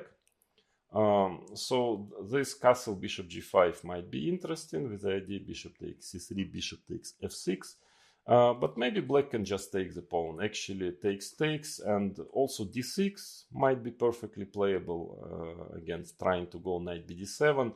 I just don't know this type of position. Let's say if white even just plays f3 and then proceeds in this position. Of course, he has weaknesses, but from other point of view, a space and two bishops. So you might consider playing this position. It's pretty strange, difficult to assess, but white has chances at the end of the day to get an advantage. But actually, I'm not sure that you cannot simply take on f4. Bishop f3 is maybe the best move, and now knight c5. And let's say knight b3, d6, there are some lines. I think at least with the help of engine, black is somehow most of the time, I think in every line manages to hold here. So bishop e2 is an interesting move to analyze. For white is a very, very principal move, but probably if black knows how to play against it, he will manage to get to equalize. So a3. Here, yes, here there is no real way for black to avoid this typical long, maneuvering hedgehog type of position after a3, because there is some tactics. Knight takes e4, sudden move. Knight takes e4, knight takes e4, queen e5. Actually, black manages to get back the piece, but his position is pretty bad. Bishop d3 is the simplest. Queen takes d4 castles, and here black is just has no development for this small pawn, and his position is pretty bad. Modern engines are given already more than +1 here. Bishop e3, queen takes b2, knight g3, and then very soon white starts to sacrifice and crush black's position. So that is definitely not recommended. Then what else? Moves like bishop c5, then bishop e3, let's say castle, and then white just develops in a normal way. Always useful to play b4, queen d2, then let's say e5. White just wants to play rook c1, castles, knight b3. So black doesn't really manage to bother white c4 pawn or to get d5. So finally, let's say white with a simple moves like this gets a very nice, comfortable plus. So also don't really see white to play bishop c5. It leads to a quite unpleasant position. Same goes knight c6. It might lead to transpositions, but again, after bishop e3, seems that white has everything under control. So black cannot manage to attack something, and we will end up in this hedgehog position. Pawn structure. So then the best is to play b6. That's what I played also against Garry Kasparov in this game in 2001. I just wanted to get the typical structure and just to play a game. Here bishop e3 is the main move. In fact, for white players, I would attract your attention that maybe f4, which is not often played, but it's quite interesting. It's more aggressive way of playing. It's already a different plan. So white just wants to play bishop d3, then followed by, let's say, d6, queen e2, and then again the same type of play, sometimes e5, so playing more aggressively. Actually quite interesting to play like this, needs to be checked further. On knight c6, let's say you play queen e2, bishop c5, bishop e3. Different type of play, probably also Slightly better for white, but playable for black as well. But most of the time white just plays bishop e3, bishop b7, f3, and white starts to build up the typical, his typical plan in those pawn structures. Bishop e7. Now there are a lot of different move orders. So, for instance, white can, for the moment, delay bishop e2 and start with queen d2, castles, rook c1. It's pretty much all about black playing knight c6 here. So here, knight c6, there is always a very typical idea of playing knight a4 against knight c6, just trying to buzzer quickly the pawn on b6. So you have to be careful here. I mean, always be aware that once you play knight c6, you have to check knight a4. So white can also try to play knight d5 and other typical tactics, but maybe here takes g6. In this particular position, maybe it's not really enough for anything special, and black will manage to equalize at the end of the day, because white still needs, to spend some tempis finishing his development. So again, a lot of tricky move orders like this you need to investigate. Of course, with black you can always play d6 here, but I will explain you later why I believe maybe knight c6 is a better plan. So usually white starts with bishop e2, this or that way castles, let's say rook c1 first. So now there are two different plans. In this game, I decided to play just a very classical plan with d6, knight bd7. By the way, you need to check how Kasparov played in this game. I think he played extremely well. He knew exactly the plan, and I was in quite serious trouble pretty soon. I managed to make a draw, even almost won at the end this game, but I was really worse. So a very classical game from the white side, how to play this type of positions. But that is all connected with castles. He was just playing for castles. But actually nowadays engines are brave enough just to start pushing pawns in this position, leaving the king in the center, and actually it's quite dangerous plan also. You need to be ready if you are playing black also. I mean, you need to know what to do against this plan of just pushing the pawns. Not even so much in the sense of mating. Of course, you'll not mate. It's more just to get some more space, and especially having this g5 in mind all the time, that you kind of stop d5, because d5 always g5 comes. So very interesting plan as well, but castle is probably good enough. Also, of course, white is more comfortable here, has more space, but again, it's a typical complicated position, and of course the play goes for 3 results. Black has his own chances in this type of positions, but objectively, white must have some plus in this here. And here I played in this kind of classical way, rook c8, queen b8, and then I even started this maneuver bishop d8, bishop c7, which was not very fortunate. But all in all, I think that probably the best setup, finally I decided after this game that probably the better setup for black is to put rooks here, one rook on c8, let's say another queen goes to d8, and another rook to b8. I thought that was, and queen, let's say, going somewhere to f8, and it's not so easy to progress here with white, because there is always d5 on the agenda, sometimes b5, but of course black is somewhat passive, but that is the typical play in this structure. So black stays not doing much, but once white starts to do something, starts to play active moves, then black can counter strike. So it's still, I mean, it's definitely playable d6, but again, for sure, objectively, it's not completely equal. White has some advantage here.